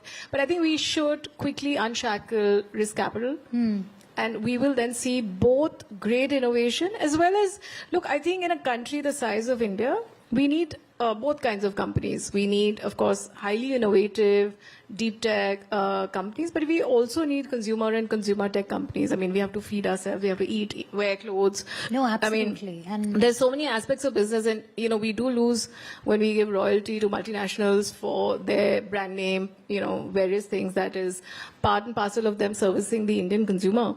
So, I mean, there's no good reason to continue to do that, because our founders, and, we've just released a report today which says that almost 70% of Indian consumers, and we looked at different cohorts, Gen Z, millennials, and so on, and they are very happy with Made in India now. So there's no barrier to Made in India from a quality or acceptance from the consumer.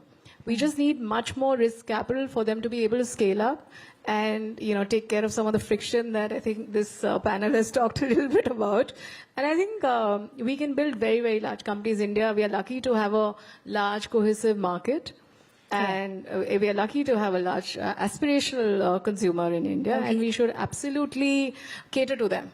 Absolutely. Ritesh, your thoughts?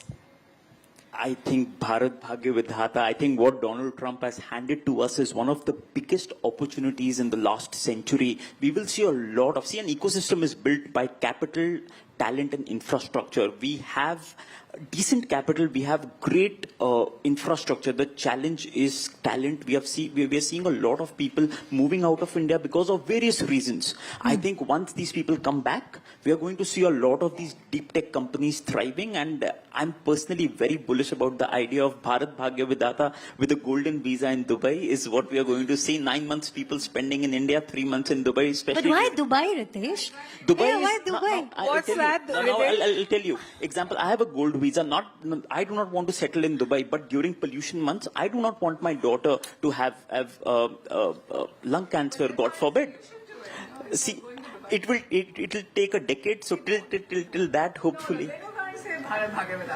See, I told Bharat Bhagya Vidhata with a golden visa in Dubai. No, that doesn't work, Ritesh. So, you cannot have, you cannot have the cake and eat it too. Absolutely. So my next question is that can India aspire to be a country where India offers a golden visa, where people talk like this, that 7 months in America and 4 months. I agree with you, Shweta. Right? Yeah. We should be the first choice. But I'll tell you something. I'm speaking to a lot of my Indian founder friends who are currently at Y Combinator, and they're actually scared. They don't want to even talk about coming back to India. My sister, my grandfather is ailing, and my sister who's in the US right now, and she's saying that I can't even hop on a plane right now. So the insecurity of leaving America is very high. Now they're literally being forced to come back to India, which they don't want to. But I think for Indians, this will be a great opportunity to get our talent back. Okay, very quickly, let me get Anshu in here. Anshu, GST 2.0.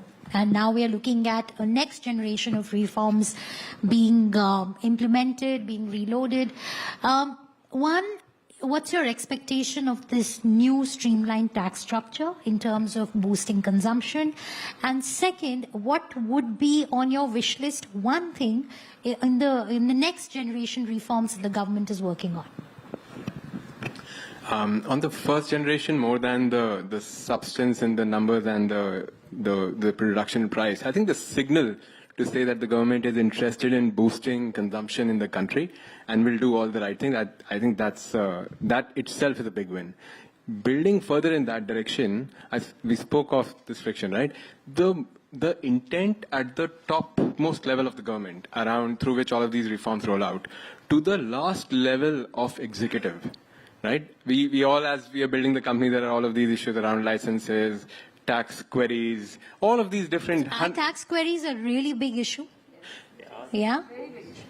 GST or income tax, both? As I said, right, I think the intent is very clear. By the time it comes all the way down, it's improved a lot, but a continuous way to make it more and more transparent. Almost everything's become online. So I think a bunch of these things, if I look back a decade versus now, they are great. I think that continued movement in that direction, which is starting with this 2.0 reforms, I think that would be just lovely and very supportive to the ecosystem. Specific item on your wish list. I gave you a couple, right? For example, tax either way, right? That continues to be something that there'd be a question on, and it can be interpreted in so many different ways, and then so much of time and money goes into that, right? That's a distraction from building the business. And that's one example. You could take that for the fire license also. It's all usually in the same way in which the executive finally gets caught. Okay, Ankit? So the next changes which the government has made are very welcoming, particularly for the automobile, for the healthcare. But I think from the educational industry point of view, there needs to be a better reform. Education is still taxed at 18%. There has been certain changes in the stationery goods, etc. From a physics wala lens point of view, I must say we teach in masses, we teach in those particular cities and towns where we are making education accessible, and that too is taxed at 18%. Any states, according to you, which do a better job at... Sorry? Any states where you feel that the states have done a better job in easing compliances that you would like to mention or talk about? See, there are variations from state to state, but I think Delhi is one where we need more better compliances, more particular coaching guidelines to be set up, right? It is all scattered, and it's such a big market, big opportunity for the entire industry. Right? And any state or any city that has got this right, where it's easier for you to expand or set up more centers? We are finding it a bit easy setting up centers in Maharashtra. Right? Okay. But that can be one side of the story, but still that needs a lot of improvement. Sure. Interesting. So I laid out my wish list in the beginning. I think some tax breaks for risk capital is extremely important. On the GST itself, I think, India has a great craft and craftsman sort of history, design. But if we start looking at luxury as something that needs to be overtaxed and look at sin goods, I think the government should have 2 slabs and leave it to the consumer to some extent, because, it's good to build in those, because if you look at European countries, you look at the US, you look at, almost every country, the first lady of that country will wear designers of that country. So you have to take pride in every sort of different sort of strata of where you can build businesses. And there is both prestige and, of course, there's capital to be made. So I think we should think a little bit about the aspirational middle class, because as they sort of go up the value chain, you don't want them to go with Ritesh to Dubai and shop there in all the designer stores. This is not going to be forgotten, huh? So I think it's important that we understand the aspirations of our citizens. Right. So I think it's important to have 2 slabs, and I think that will simplify everything. And I think so get rid of the sin goods tax. And also the luxury, believe that 40% somehow, this is basically how then all bad practices start, because if there is pent-up demand in the market, there is pent-up demand. Sure. Ritesh, very quickly, the Honorable Minister is right here. This is very interesting. I was speaking to one of the industrialists, and he said that, Ritesh, बाकी देशों में गरीब होना पाप होता है, India में अमीर होना मुश्किल होता है. And I asked him why, and the challenge is policy and laws are not clear. The biggest challenge is, I think the best thing that the government has done is in 2023, they got the Jan Vishwa Vishwas Act, wherein they decriminalized 42 petty acts. Right. I think in India, bankruptcy is very important because you will be amazed. India ke andar, very quickly, one quick suggestion because we have the minister India right के here. अंदर company बनाना आसान है, बंद करने में 3 साल लगते हैं, शादी करना आसान है, बाहर निकलने में 10 साल लग जाते हैं. So I think बाहर exiting is extremely important. All right. On that note, we'll have to close this conversation, but lots of valuable insights. Thank you very much to all our panelists. And can we get a big round of applause, Thank please, you, Shweta. for a very And thank you, candid panelists. assessment. In fact, we are learning that Honorable Minister Shri Prahlad Joshi is also with us today, and this is indeed a very precious moment. But that conversation was very engaging, Shweta. Thank you so much, and I'm sure we all do realize that Atmanirbharta in India today is not possible without buying Swadeshi or, in fact, trading in Swadeshi. Let's quickly turn our attention to India's renewable energy sector. In fact, Shri Prahlad Joshi ji is over here today. Let's welcome him with a huge round of applause, ladies and gentlemen. It's an honor to have you with us, Shri Prahlad Joshi ji. आप आए, हमारी शोभा बढ़ाई, बहुत बहुत धन्यवाद. All right, so as we all know today, we are going to explore the opportunities and challenges ahead with regards to boosting the entire sector of renewable energy. There are reforms that are easing investment, especially with GST 2.0.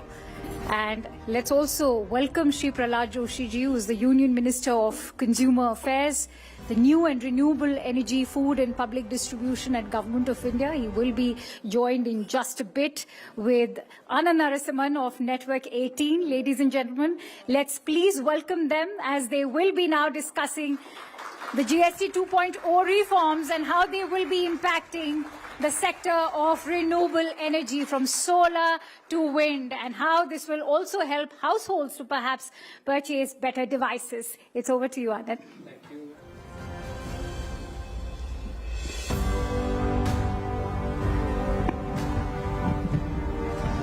Thank you, Prahlad Joshi ji. Thank you very much. And namaste and Jai Hind to everybody. Now, he doesn't often come to events, and when he comes, we would not let him go. We'd ask him some questions because his ministry, like somebody was just telling me, are कहते हैं ना घर में चिराग जलाने का काम करती है, एक राशन और दूसरा रोशनी. So that's why it's very critical. Prahlad ji, my first question, this is a white swan day, as many people say, 22nd of September 2025 with GST 2.0. Why do you believe this is landmark? So I would like to understand your perspective, from your perspective. Why is it that this day is very important, especially from the consumer's point of view and from a nation point of view? Thank you, Anand. But first of all, I'm thankful that the first day when the GST 2.0 or 2.0, you are telling it according to my, it is, and the Prime Minister, it is next gen GST. And also, as far as a political science student, I can say this is the biggest ever reform after 77 years of independence, according to me. With full confidence at my command, I am telling you, this is the biggest reform. And why it is important? Why it is important means whatever the, as far as Consumer Affairs Minister, if I can tell you, whatever the consumers day to day they are using, that is either 0% or 5%. So if I can quote, I come from the South India, if I can quote an example, if I go to, whenever I visit Bangalore, I go to one hotel there, where dosa is done very well. तो वो डोसा के लिए हमको 20% tax देना पड़ता था for own dosa. Today it is 0. ये बहुत सामान्य होटल है, उसमें तो जब वो रसीद देते थे हमको 20% मीन 100 रुपए डोसा है तो इसके लिए 20 रुपए हमको टैक्स देना पड़ता था. आज तो 0 है. अच्छे साउथ इंडियन कॉफी पीते हैं तो 20% जीएसटी था, 20% टैक्स था, all put together before to GST and before to this reform. Today it is 0%. And many of them, they are under 5%. So toothpaste and shampoo, soap, all those, they are in 5% range. Means common man is going to be benefited. And of course, either state government or central government, we are losing some revenue. Some states, especially opposition states, वो तो अभी रो रहे हैं, लेकिन रोना ही उनका काम है, उसके लिए हम कुछ नहीं कर सकते हैं.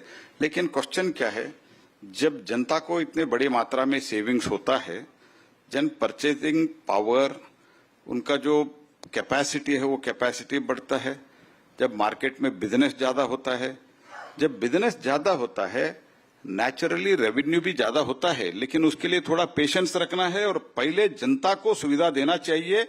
ये तो मन से काम करना है. That is what prime minister Modi has done it. ये नेक्स्ट जेन रिफॉर्म्स आपने कहा, पर प्रधानमंत्री जी ने ये भी कहा कि नागरिक देवो भव. अब आपका दूसरा एग्जाम्पल ही ले लेते हैं. वो जो 20 रुपया कम हुआ है, वो बेनिफिट पास ऑन हो रहा है कि नहीं हो रहा है, कि या उसमें थोड़ा आपको समय लगेगा? क्योंकि आज पहले दिन कई जगह से फीडबैक आया सर कि नहीं हो रहा है. एक तो प्रधानमंत्री जी का एक विशेष गुण है, he has got a special quality, that is he believes in the citizens of country, he believes the people of the country, he believes the businessmen of this country, and we are trying to promote it, we are going to canvass it, but at the same time वो भी बहुत ज्यादा कंपनियां आप देखे होंगे, तो car वाले हो, छोटे छोटे, हमारा एक कर्नाटका मिल्क फेडरेशन है कर्नाटक के, वो सरकारी कोऑपरेटिव सोसाइटी है. It is the elected body. They immediately they have given the advertisement how much they are reducing. Like many companies, they have already given. So even Hindustan Liver या Unilever, they have also given the advertisement. That is one aspect of it. Second is GST में भी एक anti profiting एक wing है. और as a consumer affairs ministry we have established a helpline because generally consumer का complaint, though there are other authorities, like for example civil aviation में भी DGCA है, फिर भी कुछ हमारे पास आता है कंप्लेंट, क्योंकि consumer as such many a time they feel that we should go to the consumer affairs ministry.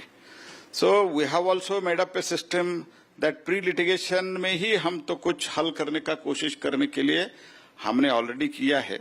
So for that purpose they are coming to us and we have established a helpline.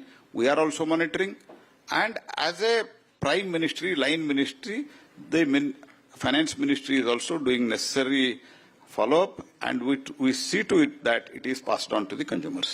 तो जैसे आपने मदद किया था प्रयागराज के time, कुंभ के time air prices को control करने में आपने मदद की थी, डिफरेंशियल प्राइसिंग थी प्लेटफॉर्म्स पर, ई कॉमर्स प्लेटफॉर्म्स पर, उस पर भी आपने कुछ मदद की थी. तो यहाँ जीएसटी में भी despite not being the line ministry आप हेल्प करेंगे?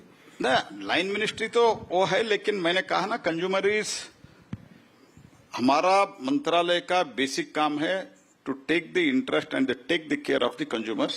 Definitely we are going to do that. That's why we have established a helpline. But Mantri ji, why do you call it the biggest reform? You said, I put my word here, this is the biggest ever reform that Bharat has witnessed. Why do you say that? Now, why I have said is probably everybody is so far, because now it has been announced 15 days back, everybody is aware. See what used to happen, so many taxes, so many compliances. अभी compliances भी इतना simple हो गया, refund इतना simple हो गया, और slab only 2 slab. तो ये सब देखते हुए लोगों को, एक तो बिजनेस कम्युनिटी को भी लग रहा है कि ये compliances भी easy है, रिफंड भी अगर कुछ है तो रिफंड भी तुरंत आता है, रिफंड के लिए भी इसमें प्रोविजन है, और टैक्स स्लैब भी कम हो गया है. पहले तो जब I can recollect, I have industry even today. I am one of the director in that. I am a shareholder. छोटा कंपनी है, ठीक है, लेकिन मैं हूं. When I started the company, you cannot believe, because I come from a very humble background. वो एक excise inspector करके इतना हमको तंग किया था, तो हमको पहले शुरुआत में ऐसे लगा क्यों हमने ये फैक्ट्री शुरू कर रहे, ऐसे लग गया था. लेकिन आज तो सिस्टम इतना सिंपल हो गया है, और एक ही जीएसटी में 1-2 ही स्लैब में पूरा आपका समस्या हल हो जाएगा, और आपका जो इनपुट क्रेडिट है वो सब तुरंत रिफंड आ जाएगा, और इसके साथ ही साथ आपका जो डेली कंज्यूमेबल आइटम्स है दैट हैव बिकम इधर 0% और 5%. इससे राहत क्या चाहिए? People are very happy about it. That's why ये सब लोग क्यों रो रहे हैं, इतना दुख इनको क्यों नहीं हो रहा है? क्योंकि मोदी जी एक कभी कभी बीच में सिक्सर मार देते हैं, इनको तो वो तो समझने के लिए कुछ समय लगता है. That is their problem, but people are very happy about and we don't want to make politics out of it, but I can tell you this is the biggest relief for the public. विपक्ष, specially the Congress is saying हमने तो 8 साल पहले कहा था, अब आज कर रहे हैं, जो हमने तब कहा था अब आज कर रहे हैं. एक तो आज मैंने एक स्टेटमेंट देखा, शायद आप भी देखे होंगे, ये तो दिखावा है, ये तो बकवास है, आई वॉश. हाँ जी, हाँ आई वॉश है. तो एक तरफ बोलते हैं आई वॉश है, दूसरी तरफ बोलते हैं हमने आइडिया दिया था. तो कम से कम पूरा क्लियर हो के आ जाओ क्या कहना चाहते हो. You come out with what you want to say about this overall reform. पहले तो कहा हम ही बोला था, तो यही लोग चाहते थे ना. I was there as a opposition MP also in parliament. तो GST का जब ये लोग लाए थे, क्यों अपोज किया था. इनका जो उस टाइम के UPA था, आज का इंडिया है, वही पार्टी के लोग अपोज किया था. What was the reason? क्योंकि उस टाइम सेंट्रल सेल टैक्स का एक इशू था, उसमें कॉम्पेंसेशन देना था, तो उसमें जो भी रिफंड करना था स्टेट को देना था, ये लोग नहीं दिया था. इसलिए यही इंडिया, यही UPA का लोग कहा आपके ऊपर हमको विश्वास नहीं है, हम GST नहीं चाहते हैं. लेकिन हमने जो GST के कॉम्पेंसेशन पर वादा किया था, वो कॉम्पेंसेट करने के लिए हमने कानून में भी प्रावधान किया और मोदी जी उसका पूरा पालन किया. इसलिए GST काउंसिल में अभी यूनानिमसली एक्सेप्ट होने के लिए कुछ लोग मन से करते हैं, लेकिन कुछ लोग तो जनता के डर से करते हैं. This is the difference what I can see today. Mamata Didi has also said that health insurance पर हमने बोला था, इसीलिए हुआ है. ये कोई सरकार ने नहीं किया, हमारा आइडिया था. नहीं, आप तो पूरा तो मन से स्वागत करो ना. आपका आइडिया है तो कम से कम मन से स्वागत तो करो ना. वो भी नहीं कर रहे हैं ना. Why you are afraid of welcoming it? But did you know that this is going to happen, or was there an indication that this is going to happen in 15 days? Suddenly this announcement comes, and do you wonder कि मोदी जी ऐसे risk क्यों लेते हैं? Does he have this appetite? Politically बड़ा risky काम है. देखिए, ये तो होने वाला है. ये तो वो क्या था, सरकार में क्या चर्चा चल रहा था पहले, ये तो मैं पब्लिक में अभी नहीं बोलता हूं. लेकिन मैं एक चीज तो कहता हूं, ये तो एक सप्ताह में, 15 दिन में, 1 महीने में ये डिसीजन नहीं हो सकता है. We should agree that there should be lot of consultation. तो इसमें बहुत ज्यादा लोगों से, हमको स्टेक होल्डर से भी कई बार चर्चा करना पड़ता है और इसके लिए तैयारी करना पड़ता है. वो तो बहुत दिनों से चल रहा था और प्राइम मिनिस्टर के मन में ये था कि हमने GST तो शुरू किया है. ये GST का बहुत अच्छे लाभ तो हुआ है जो 17 में हमने शुरू किया, लेकिन उसका जो स्लैब कम करना, कॉम्प्लायंसेस कम करना, ये सब चीजें जो है, these has to be really, इसका बेनिफिट जो है लोगों के लिए ये तो पहुंचाना चाहिए. एंड अपार्ट फ्रॉम दैट, ये जो डे टू डे यूज करने के लिए जो कंज्यूमेबल आइटम्स है, उसमें तो इधर 0 और 5% का करना है. मोदी जी के मन में पहले से ही था, and that has been implemented now. What, according to you, in the last 11-12 years, are the top 5 reforms by Prime Minister Modi? One is, according to me, GST itself is the biggest reform. Second one is insolvency and bankruptcy. इसके कारण क्या हुआ है, bank में और ये asset वगैरह के जो भी प्रॉब्लम चलता था पहले से, वो लगभग बहुत ही कंट्रोल में है. नहीं तो इवन अदरवाइज बैंकिंग रिफॉर्म्स जो है, in continuation with the banking reform, तो ऑल बैंक्स उस टाइम जो नॉन परफॉर्मिंग असेट था इतना बहुत ज्यादा था, आज तो all banks they are in profit and NPA has come down like anything. That is the second reform. And third is ease of doing business and the infrastructure. ये बहुत बड़ा एक बदलाव है. इंफ्रास्ट्रक्चर में रोड हो, पोर्ट हो, airport हो, तो मैं जानता हूं जी, हमारा एयरपोर्ट स्टेट गवर्नमेंट के द्वारा, मेरा कॉन्स्टिट्यूएंसी का एयरपोर्ट, ये तो एक एयर स्ट्रिप था. तो मोदी जी आने के बाद एयरपोर्ट फुल प्लेज्ड एयरपोर्ट हो गया और अभी 8-10 फ्लाइट ऑपरेट हो रहा है, और ऐसे 70 to 150 एयरपोर्ट्स, रोड में कितना बदलाव आया है, पोर्ट में कितना बदलाव आया है। और आज के दिन में मोदी जी बार बार हमको कहते हैं कॉम्प्लायंसेस कम करो, और जो लॉजिस्टिक टाइम है वो टाइम कम करना। This is the another biggest reform. Jan Dhan is another biggest reform. जब प्रधानमंत्री जी ने, मोदी जी ने बोला था कि आप अकाउंट ओपन करो, यही लोग मजाक उड़ाया था। पहले अकाउंट ओपन किया, बाद में आधार को लिंक किया, बाद में मोबाइल को लिंक किया। कितना बड़ा बदलाव आया जी। लगभग 4 लाख करोड़ सेविंग्स हो गया। जो हम डायरेक्टली डीबीटी करते हैं उसके कारण 4 लाख करोड़ का जो सेविंग्स हुआ, ये गरीब का कैसा बीच में कौन खाते थे, किसके जेब में जाते थे। ये तो सब जो बदलाव है ये बहुत बड़ा रिफॉर्म है, and these reforms are benefiting the people of the country. Let's talk about renewables, solar and wind. There's a huge thrust. That's also because the climate goals, we as a nation have to achieve a few climate goals. What kind of reforms are being pushed in the renewable energy sector, especially solar and wind? As it is, जो solar का और wind का overall renewable का है, if I can put it in A overall जो इस 10-11 साल में हुआ है, if I can quote about that, what was the total solar energy in the country by when it was 2014? As far as I remember, and it is correct also, 2.4 gigawatt. Today it is nearly about 125 gigawatt. Another week, 15 days, it is going to reach 130 gigawatt.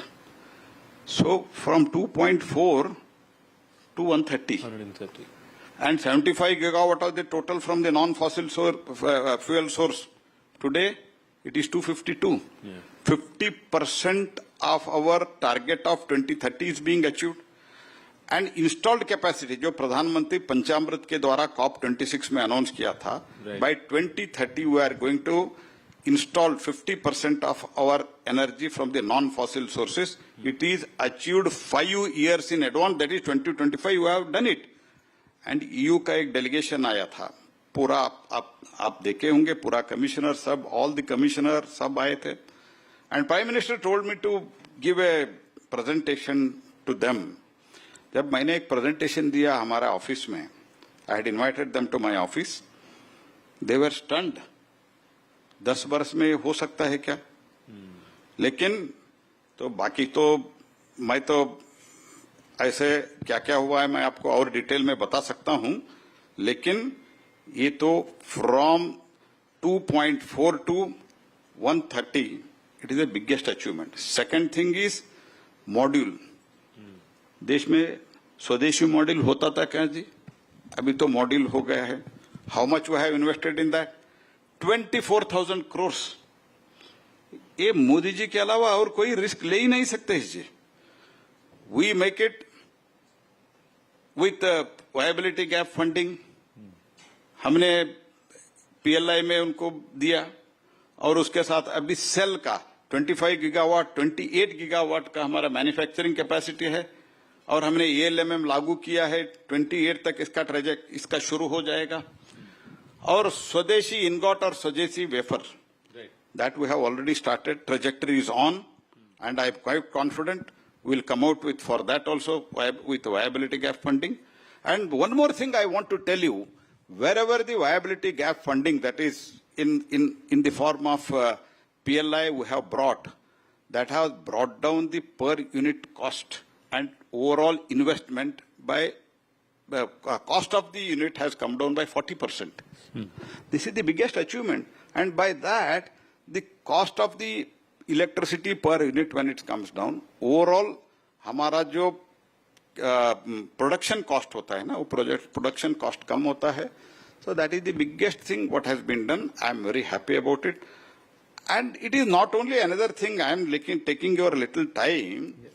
It is not just that only renewable energy emission or clean energy, ये तो ठीक है. But I have handled coal also. Yes. by handling the coal. I know little about thermal power. Thermal power ka, though we have good amount of coal, but overall problem is 6.5 rupees minimum aata hai per unit. But whereas with storage capacity, with wind, with pump storage, all put together in a hybrid model, we are giving at 4.5 per unit. So then what will be the difference? 2 rupees.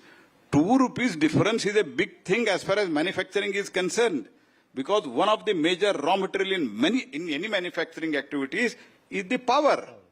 So this is adding to our overall reduction in the cost, and we are becoming viable in the global market. This is the biggest thing what we have done under the leadership of Prime Minister Shri Modi. But you say the renewable energy, we've met the targets 50% 5 years in advance. But last year, 2/3 of our generation was via fossil fuel power generation. So ये paradox थोड़ा समझाइए. ना paradox जो समझाने के लिए मैं इतना ही कहता हूँ, तो हमको रिन्यूएबल ऐड करना है. तो ऐसे तो हमारा बहुत ज्यादा ऐड हुआ है. I am not comparing it, but at the same time तो थर्मल तो बहुत बरसों से चल रहा है, और हमको डे बाय डे आज total installed capacity in the country is 495. Out of that, 252 is the renewable energy. So we are adding minimum. Last time our addition was 33 gigawatt. Correct. This time I think it is going to be 44 or 45 gigawatt this year, current year, what I am speaking. So day by day renewable energy is increasing. But पहले जो zero था 10 बरस में इस level तक तो आए हैं ना, तो जीरो से अभी इधर तक पहुंचे हैं. मुझे विश्वास है और 10-15 वर्ष मोदी साहब रहेगा और हम तो we will surpass whatever it is there in the fossil fuel से जो आता है उसको हम सरपास करेंगे. Well, let's hope that. But for that, कुछ projects जो अटके हैं उसको भी clear करना जरूरी है. मंत्री जी, I'm given to understand that approximately 40 gigawatt of such RE capacity is lying unused due to lack of PPAs. So what is the government going to do? Because DISCOMs are not coming forward to sign power purchase agreements. So what are you going to do there? With the other problem, there is one major problem. That is, one is ये जो price down हो रहा है, तो हर state government सोचते हैं कल और कम होगा. This is the problem we are facing. तो मैंने सब चीफ मिनिस्टर्स को भी कहा हूं, और मेरा secretary regularly he is interacting with the chief secretaries and the energy secretaries of the state, and I have met many of the chief ministers that अगर आप PPA नहीं करते हैं तो कम होता है. तो अभी जो करके अगर आप पावर जनरेशन कैपेसिटी बढ़ाते हैं तो नेचुरली आपके प्रदेश में इन्वेस्टमेंट ज्यादा होगा, रेवेन्यू आपका बढ़ेगा, जॉब क्रिएशन आपके स्टेट में ज्यादा होगा. तो ये हम कन्विंस कर रहे हैं. रिलेटिवली उसमें तो थोड़ा कुछ प्रगति हुआ है, एंड फर्दर इसमें प्रगति होगा, क्योंकि honourable prime minister has also taken it very seriously. Another small problem इसमें है, रेगुलेटर लोग बहुत स्टेट में हो सेंट्रल में हो थोड़ा कुछ प्रॉब्लम हर्डल क्रिएट करते हैं. That also we are trying to handle it. The center state coordination is something which is also an impediment. You touched upon it. Is that too much of an impediment? Are state governments putting too many roadblocks? Is the center not working with the states? देखिए, कई समझने में कुछ लोगों को late होता है. पहले जैसे आप अगर if you can recollect, Prime Minister Modi has started this movement of renewable energy, especially solar, around 22 years back. Then the cost was around 17-18 rupees per unit. Yeah. But Modi ji did not stop, because he knew that after 20 years or 2 decades or so, the energy future is the renewable. So abhi log samajh rahe hain. For example, if I can quote, PM Kusum is for the agricultural. Correct. So ये agricultural में कोई भी आगे नहीं आ रहे थे, लेकिन हमने तो सबसे बातचीत करके उनको कन्विंस किया how it is going to benefit not only farmers, to even to the state exchequer. तो मैंने कई लोगों को हमारे ऑफिसर से एक प्रेजेंटेशन करवाया कि एक बार आप इसमें इन्वेस्टमेंट करते हैं तो आप जो अभी फ्री पावर देते हैं, एक ही बार आपका इन्वेस्टमेंट होता है, बाद में आप हर महीने हर बरस आप जो डिस्कॉम को पैसा देना पड़ता है स्टेट गवर्नमेंट से, वो बंद हो जाता है. Your free electricity problem headache है, whether it is for the household और whether it is for the agricultural, that will once for all stop. ये तो कन्विंस हो गया, काम भी शुरू हो गया. इस बीच में मैं अभिनंदन करना चाहता हूं महाराष्ट्र के मुख्यमंत्री को. महाराष्ट्र मुख्यमंत्री ने ये पीएम कुसुम का एक अच्छा मॉडल लाया, तो तब सबको लगा ये तो इसमें बहुत जादू कर सकते हैं. अभी तो हर मुख्यमंत्री आके मुझे मिलते हैं, हमको पीएम कुसुम अलॉटमेंट ज्यादा करो. तो मार्च में ये पीएम कुसुम अभी स्कीम पूरा हो रहा है, it is going to end. But now I have requested honourable prime minister, PM Kusum 2.0 का आगे बढ़ाने के लिए हमने रिक्वेस्ट किया है. बहुत मुख्यमंत्री भी अभी पत्र लिखा है प्रधानमंत्री जी को, काइंडली इसको एक्सटेंड करो. सो दैट नाउ तो कई लोग जल्दी समझते हैं लाइक प्रधानमंत्री मोदी जी, और कुछ लोग जल्दी नहीं समझते हैं. तो अभी समझने का थोड़ा उनके लेवल पर समझते हैं, लेकिन अभी by and large including opposition state they have understood what is the importance of renewable energy. One is price, another one is the basically this emission, all such things, and decentralized electricity generation है ना, कितना job create कर रहे हैं. 12 lakh 13 lakh already हो गया है PM कुसुम PM Surya Ghar में. So people are getting employment in their village, people are getting employment in their small cities, tier 2 cities. So everybody is understanding the importance of this renewable energy, and by that this movement has picked up very well. And Prime Minister, because of his leadership, he has convinced many people. But Mantriji, when it comes to solar and wind, one of the aspects is to generate it, we need land. And land acquisition is a problem. With a lot of renewable energy projects. उसको आप कैसे handle कर रहे हैं, mitigate कर रहे हैं? देखिए, इसमें तो land problem सिर्फ renewable को नहीं है. Land problem सबको है. तो इस बीच में हमको रास्ता निकालना है. तो ऐसे तो हम पीएम सूर्यघर पीएम कुसुम में जो कर रहे हैं और पीएम सूर्यघर इस टू डिसेंट्रलाइज्ड जनरेशन के कारण nearly about 65 gigawatt we are going to generate out of that only. That is one point.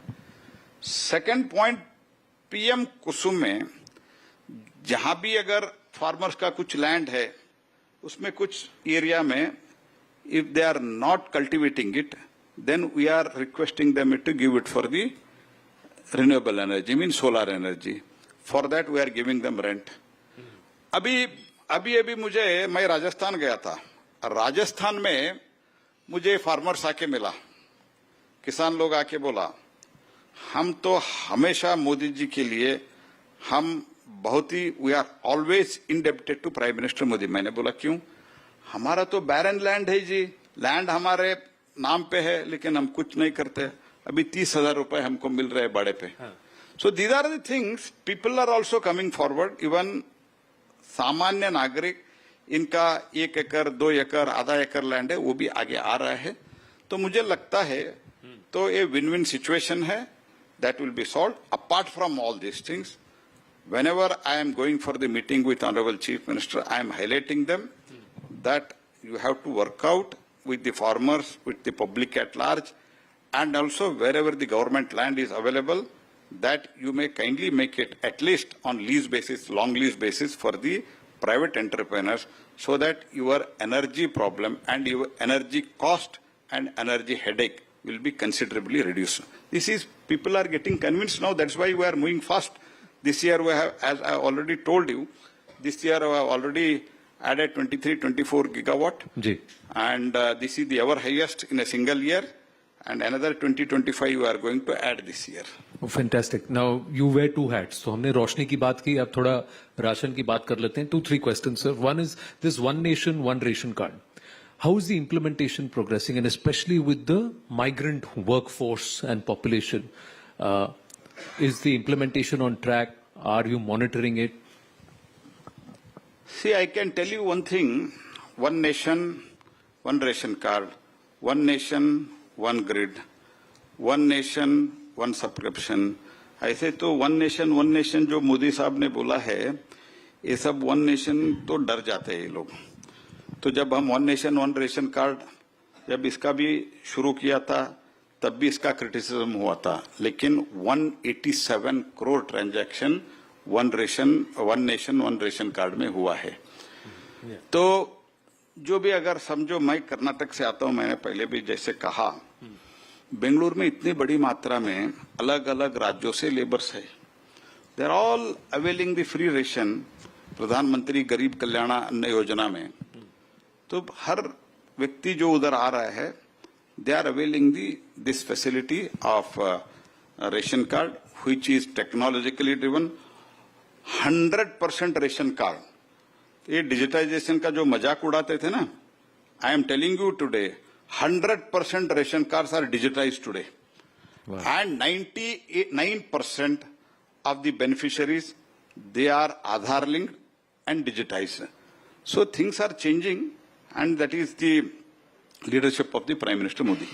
Final question, back to GST. The passage of rate cuts, is your ministry actively monitoring that this entire passage of rate cuts actually happens to the consumer? Because that's the big question, कि ये consumption boom लाएगा कि नहीं लाएगा, और इसका result आपको क्या लगता है? 30-40 दिन में दिखेगा? नहीं, मुझे तो पूरा विश्वास है। एक तो जनता भी अभी देखिए पहले जैसा उनको समझने के लिए है, क्योंकि न्यूज़पेपर या टीवी चैनल ऑफलेट टीवी चैनल पर डिपेंड होता था। आज स्थिति ऐसे नहीं है, हर दिन व्हाट्सएप में, हर दिन सोशल मीडिया में, इंस्टाग्राम में चलता ही रहता है। So many people they are using this social media, and you know the number of the wifi connectivity in the country today. So by that also people are understanding, and the many manufacturers they are also they themselves, they are volunteering, they are giving advertisement. These are all the things happening. Otherwise also, finance ministry is monitoring. As a consumer affairs ministry, we are monitoring, and other line ministries, they will also monitor. I am quite confident on that. Thank you so much. Before telling that, one more thing I wanted to add. The impact of the reform on the renewable energy, I am going to tell you one figure. You will be stunned. The investment overall, तो हमारा जो 18% था, जो आज 5% हुआ है, उस 5% में, do you know what is the savings? 1 lakh crore to 1.5 lakh crore. How? Wow. How? I am telling you. We are yet to install till 2030 248 gigawatt, because 252 we have already installed. 248 we have to install.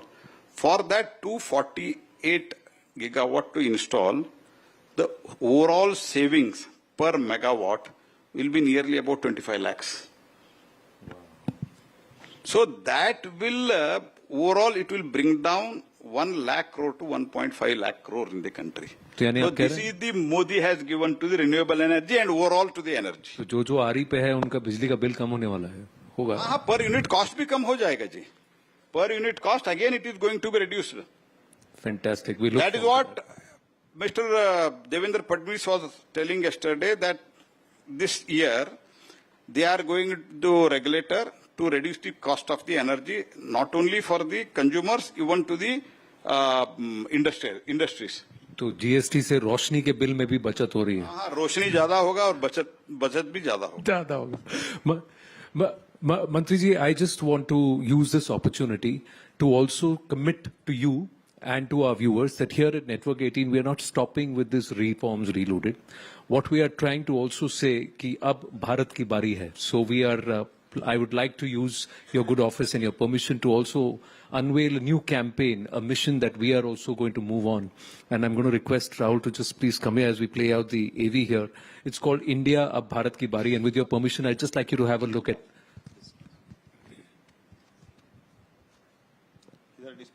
Yeah, we'll display it there. Can we have the...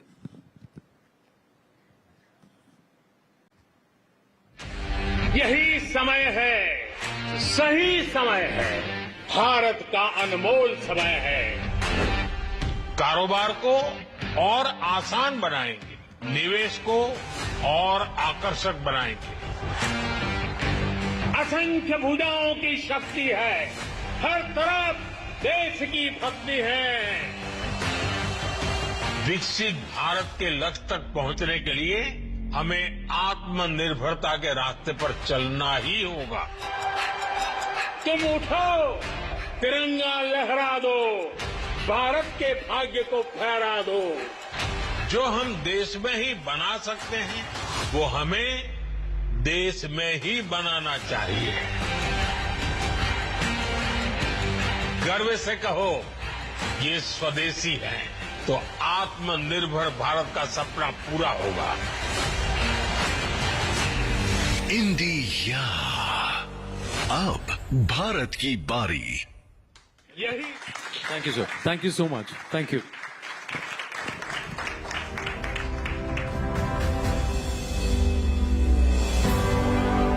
Ladies and gentlemen, let's have a huge round of applause for Shri Prahlad Joshi ji. Thank you so much, sir, for adding your presence and making it so immeasurably valuable. And thank you, Anand, for that engaging conversation.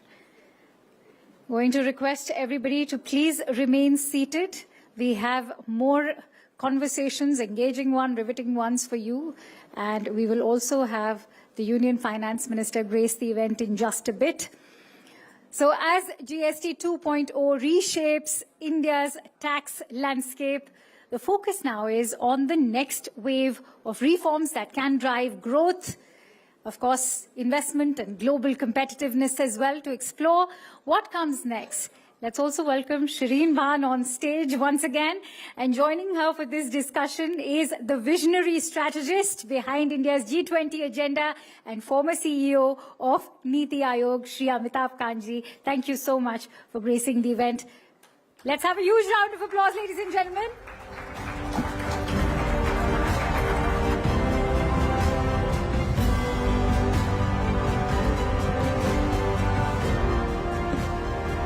Well, ladies and gentlemen, it is a pleasure and a privilege to welcome Amitabh Kant here on the Reforms Reloaded platform. Here's something that I want to share with the audience. It was the 12th of August, and I was in conversation with Mr. Kant on a platform like this. And I asked him, I said, what next as far as reforms are concerned? And the number one item on his list on the 12th of August was GST rate rationalization. Clearly, the government was listening to you, Mr. Kant. Well, I don't know whether they're listening or not, but it's a great thing that they've simplified the GST. I think it'll greatly help in pushing the consumption story of India, which in turn will create great demand, which in turn will increase capacity utilization and will lead to further investments in the Indian economy. It'll create a virtuous cycle of investments. And that is in the context of all the challenges we are facing globally. This reform was critical. Well, this reform was critical, and this reform has been done, and the hope is that it will boost consumption, boost demand, and then boost investment. What's the sense that you get on that front? Because the government is saying, look, we've done the heavy lifting, we've been front-loading capex, now we're giving you stimulus as far as the income tax cuts and now the GST cuts are concerned. What's the sense that you get from industry now that you're on the other side, Mr. Kant, about its willingness, its appetite to invest? So, the government has done a lot. I would say this, because to bring in the GST simplification at this particular stage, to bring in all the states on board is a remarkable thing. And all credit to the PM and the FM for that. But I think we should accelerate the pace of many other reforms simply because the global challenges in terms of the breakdown of global supply chains, the rise in protectionism, the breakdown of institutions with a war on both in Europe and Middle East. There are many challenges, and now with this H-1B visa. So we need to use this crisis as an opportunity to push many other reforms, to my mind. And GST should just be the beginning of an accelerated reform process. Okay, if GST is just the beginning, what's the next step? And you talked about the H-1B visa issue, which blew up over the weekend. You tweeted saying that this will in fact end up being an opportunity or could become an opportunity for India. I think that tweet has gone viral. You've got about 5 million views on that. But what do you believe we need to do in order for us to actually ensure that this emerges as a silver lining, Mr. Kant? Shireen, the challenge is that there is no talent. There's no talent for computing power in the United States of America. So it's not that the Indian companies utilize H-1B visa. No, not the bulk of them. It's the American, the United States companies which bring in all this, utilize the H-1B visa for their advantage. So if they had put that $100,000 per year, then it would have had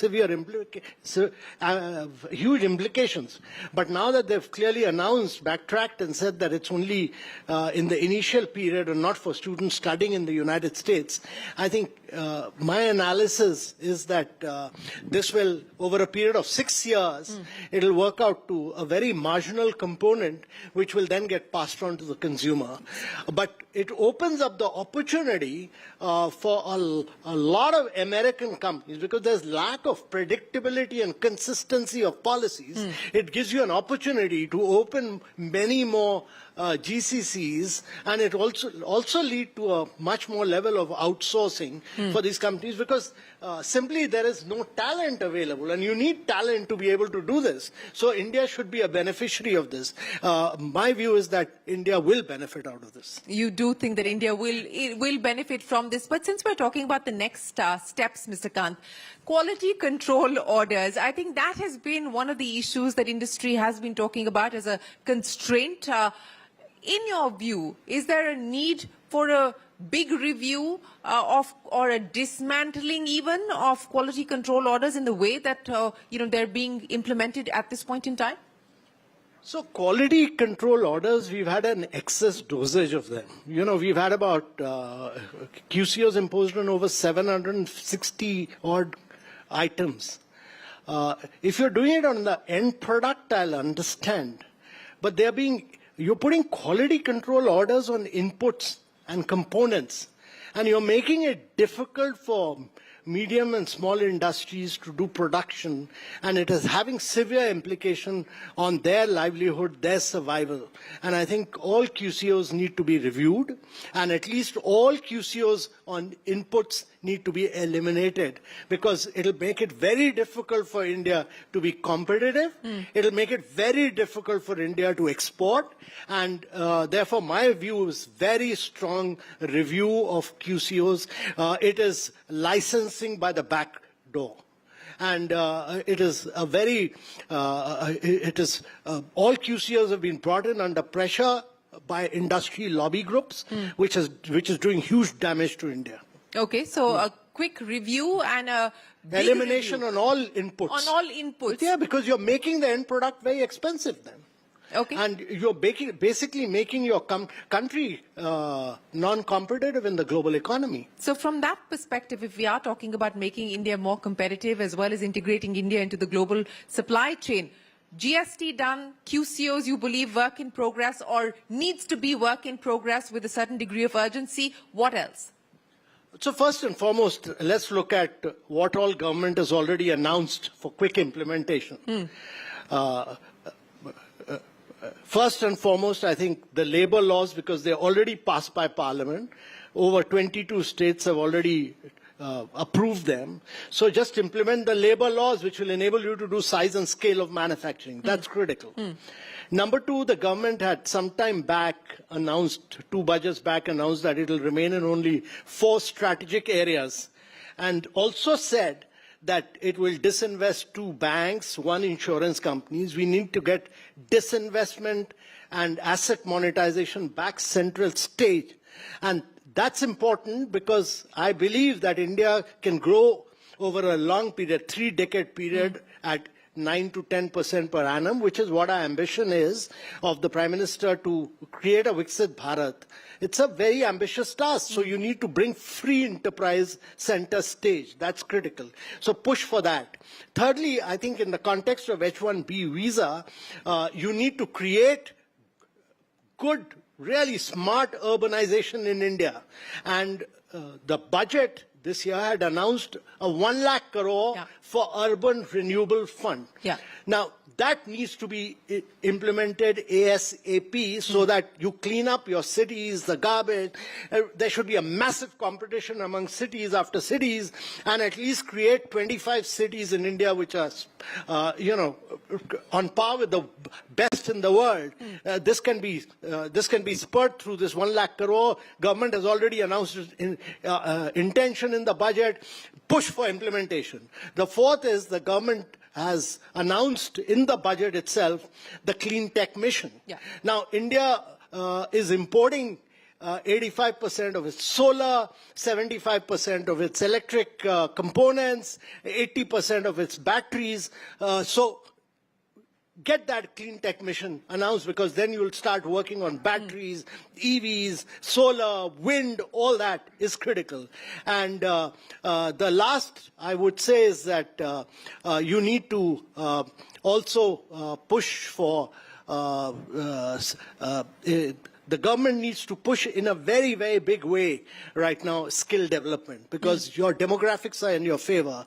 The skill sector needs a huge, huge push, because that will create new jobs not only for India but for the rest of the world. If India is going to provide 30% of the manpower for the world by 2047, growth with jobs is critical, and therefore, to my mind, these are 4 or 5 key suggestions that I have. Well, that's the top 5 there from Amitabh Kant. Very specific, very tangible suggestions that you've put on the table for the government. And let's start with privatization of Ashoka Hotel in the heart of Delhi. The government has no business to run hotels. I mean, why should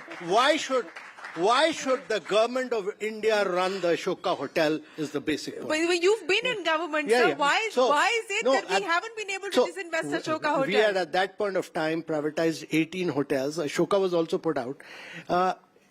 We could not attract a good bid for Ashoka at that point of time, but there's no rationale at all for governments to run hotels, and that's a mindset which should move from central government to all the state governments, that they should keep their hands off from certain areas. Keep their hands off of certain areas. But let's just stick with the theme of privatization, because now in your current role as an advisor to Fairfax, and Fairfax is one of the contenders for IDBI Bank possibly, IDBI Bank is another contender that has been up for privatization for almost a decade now.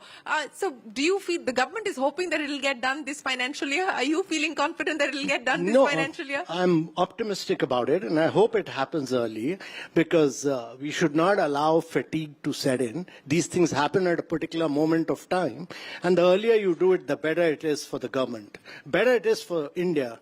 And that is why I'm saying not merely IDBI, but the government had said it will privatize 2 other banks, 1 more insurance company. Those recommendations were made. We should go back. You had made recommendations from Niti Aayog as well? Yeah, so we should go back and push that, because the challenge which India is facing now, the headwinds which you're facing in the context of global crisis, requires us to be bold, gutsy, courageous, like this government has been in the case of GST. I mean, it's the speed at which FM and PM have pushed through the reforms on GST and made it simple and easy is really praiseworthy. I really admire the tenacity of the government in able to do that, and that inspires me to push for more and more reforms. Well, it's inspiring everybody here in this room as well, Mr. Kant. But let's talk about that 1 lakh crore rupee that you talked about, which is a budget announcement. So the capital allocation has been made in the budget. The urban renewal mission that you spoke about to clean up, spruce up our cities and so on and so forth.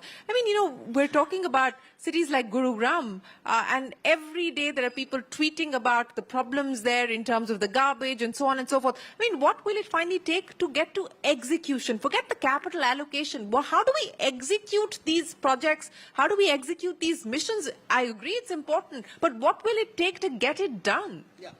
I think much like the government got all the states together on GST, the government needs to bring political will and administrative ability to drive good, smart urbanization, get all the states, at least the states which contribute a significant component. Cities are drivers of growth, they're drivers of innovation, etc. So, to my mind, these cities will be the real driver. The top 20 cities actually account for almost about 45% of your GDP. So if you're able to drive that and make that grow very enormously, they will become not merely the drivers of your GDP, but they'll create huge number of jobs. And to my mind, good drainage, good sewage, good roads are critical for India now. You've reached a stage of your growth where good urbanization will determine the future of India. Good urbanization will certainly determine the future of India, but, I come back to the question on how do we actually get it done. But, and a lot of people have commented that we probably need a GST council kind of federal body to take forward some of these crucial reforms. A, is that even possible? B, how do we go forward on that? No, you don't need a body for everything. You need to bring that political will amongst the states.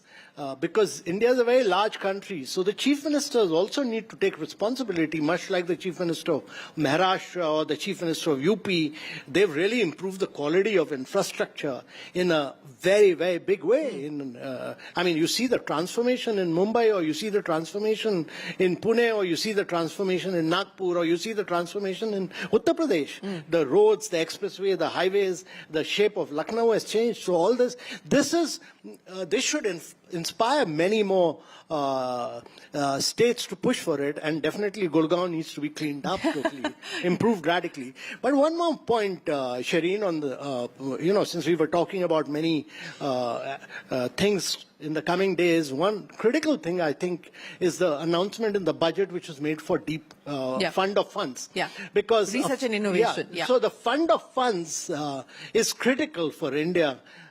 One of the main reasons why the startup movement took off in India was because we had this fund of funds for startups, which so if you have a fund of funds for deep tech, a large one for deep tech and clean tech, that will enable you to, the fund of funds does the risk sharing with VCs. It will attract a lot of investments through private equity and venture capital, and the fund of funds will take only 1/4 of the risk. But you require patient capital over a long period of time. So not merely that the government should create a fund of funds, but to my mind, Life Insurance Corporation should create a fund of funds also. And so should Reliance, and so should Mr. Adani, and these big conglomerates should also create fund of funds for India to attract a lot of VCs to do deep tech, because the upsides of that for the country will be enormous. And India needs to do many more deep tech startups. That's critical. That would require a fund of funds. And that's something which was announced in the budget. So I'm just saying that what was announced of the budget needs to be rapidly implemented now. Yes, 1 lakh crore rupees was announced in the budget, and they have moved on that now. And of course, there's a change in mindset where the government is also now looking at possibly picking up equity in some of these companies that it's investing in, especially on the quantum side through the quantum mission and so on and so forth. From your experience of Startup India, Mr. Kant. No, that's to my mind, that's not a great idea. No? The government should keep its arms off from business. The more government gets into it, they'll start tampering with business decision making. That's my view. You can have a different, don't pick up equity. You should use the viability gap funding route, but if you start taking equity, government officers will start sitting on the boards. They will start killing decision making, because government officers by nature are status quoist in nature. They're not willing to take the kind of risk which the business is supposed to take. So that's not a great idea to my mind. Would you have said the same thing? Were you still in government? Well, I survived somehow. No, but to be fair, Mr. Kant, from your experience of starting the Startup India mission to where we are today, what more do you believe the government can do, or actually the private sector or the startup ecosystem in itself can do to further the cause of startups? Well, first of all, I think what has happened is that in the startup movement, in the initial period, we used the fund of funds. Later, a lot of money came in from external sources. India still attracts about 79% of the money coming into the startup movement from abroad. It's Indian family houses, Indian business houses, Indian insurance companies, Indian pension funds must fund the startup movement of India. That is not happening, to my mind. That's critical. Secondly, I think two great things have happened in India. One is that India has supported the new foundational models, supported a number of startups, which over a period of time will pay you results. It's also provided computing power at good costs, and therefore we should see results of that. It's sometimes good to be coming in a little later rather than be the beginner, and you'll see good results coming out of this. But we should build up AI and on top of our digital public infrastructure, make it open source, open API, and that will help us to accelerate the pace of innovation in India. So to my mind, far more resources coming in from within India into the startup movement, and definitely we need 4 or 5 big fund of funds to push for. More and more VCs taking risks, because you need, in the space sector, in battery sector, you need patient capital of 15 years, 20 years. You need to do huge amount of disruption in deep tech. I mean, all these Indians are going into the Silicon Valley. Now that they're not welcome in Silicon Valley, we should demonstrate that all Indians are welcome back to do disruption in India. And that is what the fund of funds should do. Well, government fund of funds and the private sector also to launch fund of funds. That's the message there from Amitabh Kant. But, when we last spoke, you said the one sector that is Trump tariff-proof is tourism, and you believe that that should be on high priority for the government at this point in time. Are you starting to see any signs of that? Well, I think the biggest opportunity for India is travel and tourism. And that's simply because India is buying close to 1,800 planes. We are already sending out 30 million Indians abroad. If you do not get tourists from abroad, you will become the biggest exporter of tourists in the world. And therefore, this is what's going to happen. So India hasn't done an Incredible India campaign for a decade now. You need to promote and market. I learned that it is not even participating in the World Tourism Mart, which to my mind is a shame, because India needs to be very aggressive. Exactly like we've been with the reform of GST. The Prime Minister has been regularly talking about tourism. The Ministry of Tourism should be vigorously and aggressively promoting and marketing India, penetrating global markets, because of foreign tourists to domestic tourism is good right now, but on the domestic tourism will take you till here. The real value in terms of returns to resorts and hotels will come in from foreign tourists, because they'll pay you 5 times of what the domestic tourism is paying you. And in the long run, you need to make India a global destination for getting the rich and the famous of the world to India, and that requires you to do brand marketing of India abroad. So for that, we need Amitabh Kant. No, you don't need Amitabh Kant. You need Ministry of Tourism to be aggressive with the brand campaign.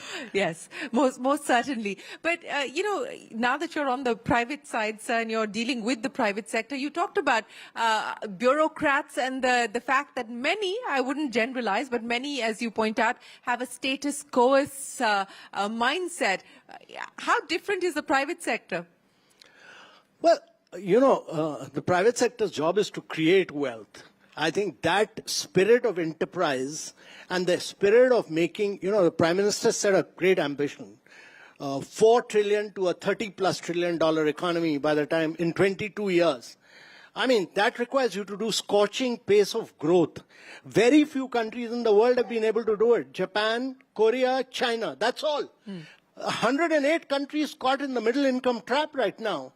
Now, if India is to achieve what the Prime Minister's vision is, it needs bureaucrats to dismantle rules, regulation, procedures, act, and also disinvest heavily, and also do asset monetization, and also sell India as a tourism destination. This requires a very aggressive and a progressive mindset of the civil servants.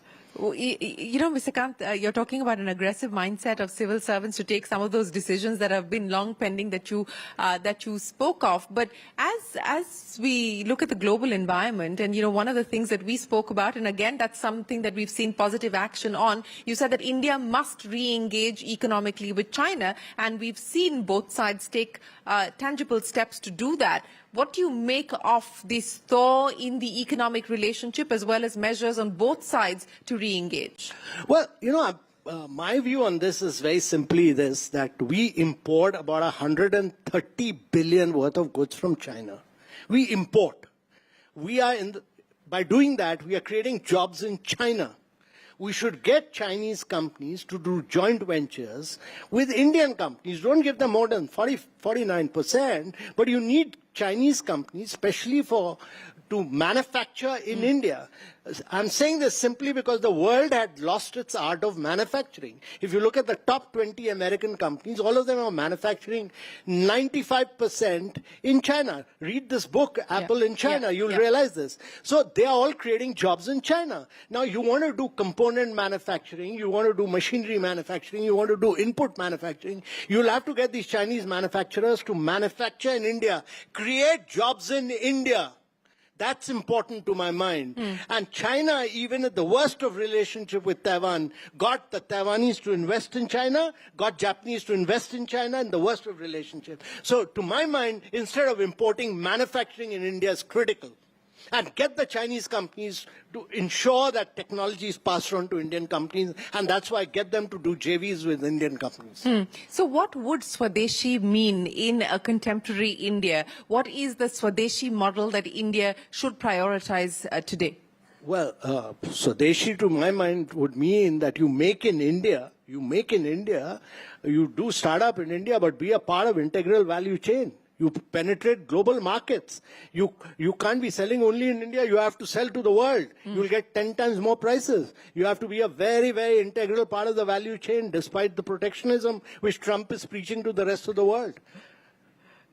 None of China, Korea, Japan, none of them grew without selling to America. So we have to do that. Without that, India can't grow at 9 to 10%. Exports is critical. Every time India has grown, it's grown on the back of exports.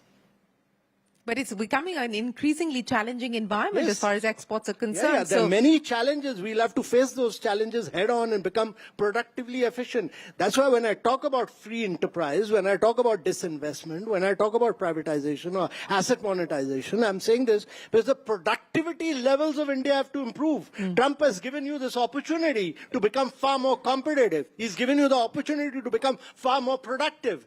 Let's not lose this opportunity. This is a God-given gift which Trump has given us. So we should say thank you, President Trump. But on a more serious note, you know, from the vantage point that you had of being the G20 Sherpa, the world that we're living in today, I mean, just in a matter of 2 years, how fractured globalization is. What do you believe the consequences will be of this changing global order, of this changing face and nature of globalization in the medium term? So first of all, Shireen, let's be clear on one simple thing, and that is the biggest beneficiary of globalization was the United States of America. It's the only country in the world which has retained its share of global GDP at close to 27%, 48% of the market cap with just 4% of the population. No other country or no other region has been able to do it. Europe came down from 30% to close to less than 15%. So the biggest beneficiary has been the United States of America. And when the opportunity for the global south and other countries came to benefit from this process of globalization, you start killing WTO. You kill the distinction between developed and developing countries. You say that there is no less developed country, and you say that I want to bring manufacturing back to the United States. You think these American women are going to work 24/7 on making Apple phones? Never will they do this, because it's become a post-industrial society now. And therefore, it's very, very important that we use this opportunity to really push for manufacturing in India to create jobs, because India has to grow with jobs. And in some of these populous states of India, you need to push for manufacturing in a very big way. This would require us several things to do. You need to bring down the cost of logistics. You need to bring down the cost of power in India, make yourself more efficient. You need to bring down, you need to have more skilled labor. All this is, and you need to bring down your interest rates. You need to bring down the statutory liquidity ratio, which at 18% is the highest, second highest in the world after Bangladesh. And every bank is busy buying government bonds, and you're leaving nothing for, so the interest rates must come down. I mean, these are critical things to my mind. You've given us a long list of what must come down. What should go up, Mr. Kant? Well, the growth rate must go on to 8.5%, 9%. And you on think, a consistent basis over a long... And you think on the back of the measures that you just spoke of, that is possible? Well, you see the results of GST, which will be very good, path-breaking measures. Every time the government has pushed for key reforms, the GDP goes up, and therefore I'm absolutely clear that all the budget announcement, I'm not saying anything else, I'm merely saying that the budget announcement... Implement the budget announcements. Implement the budget announcements. Implement the disinvestment budget announcement. Implement the deep tech, the urban reforms, and the clean tech mission. All this will help you to accelerate the pace of your growth. Nothing else. This is the political will of the government. Yeah, so no new ideas, so to speak. You're just saying get what you've already announced. No, I believe in implementation. Implementation. Before I let you go, if you were to do Incredible India today, as you lamented, it hasn't been done in 10 years. If you were to do Incredible India today, what would you call it? No, I'll call it, see, you've already built your brand. Never kill a good brand. Just sustain that. It's etched in the minds of people. If you were to create a new brand, it'll take you another decade or so. So just reinforce that brand. And there's nothing better. India's is such a phenomenal country. There's nothing better than it being called incredible. More power to you and more power to Incredible India. Amitabh Kant, always a pleasure. Thank you so much for joining us here this evening. Ladies and gentlemen, a big round of applause for Amitabh Kant, the former Sherpa of the G20 and the CEO of the Niti Aayog. Thank you very much for your time and for a long list of ideas, but also the execution roadmap that you've laid out for us. I only repeated what has been announced in the budget. Thank you. Thank you, sir. Thank you so much, sir. Thank you very much. Appreciate it. Thank you, Mr. Kant, and thank you, Shireen, for those very invaluable insights, very frankly and honestly shared, and thank you for highlighting the silver lining in the challenges. I'm not in government, I have to be honest. Thank you. Ladies and gentlemen, as we now draw the curtains on Reforms Reloaded 2025, first of all, thank you to all of you for making this a success today. We thank you for being part of this historic day. On behalf of Network 18, we thank our presenting partner, IDFC First Bank, our associate partners, ITC Limited, PhonePe and Reliance Industries Limited, and our exchange partner, NSE, for their support in making this summit possible. Thank you to the wonderful audience for joining us today. A special giveaway awaits you. Please don't forget to collect it from the registration desk. Please proceed towards dinner now as it's served. Thank you. Good night and take care.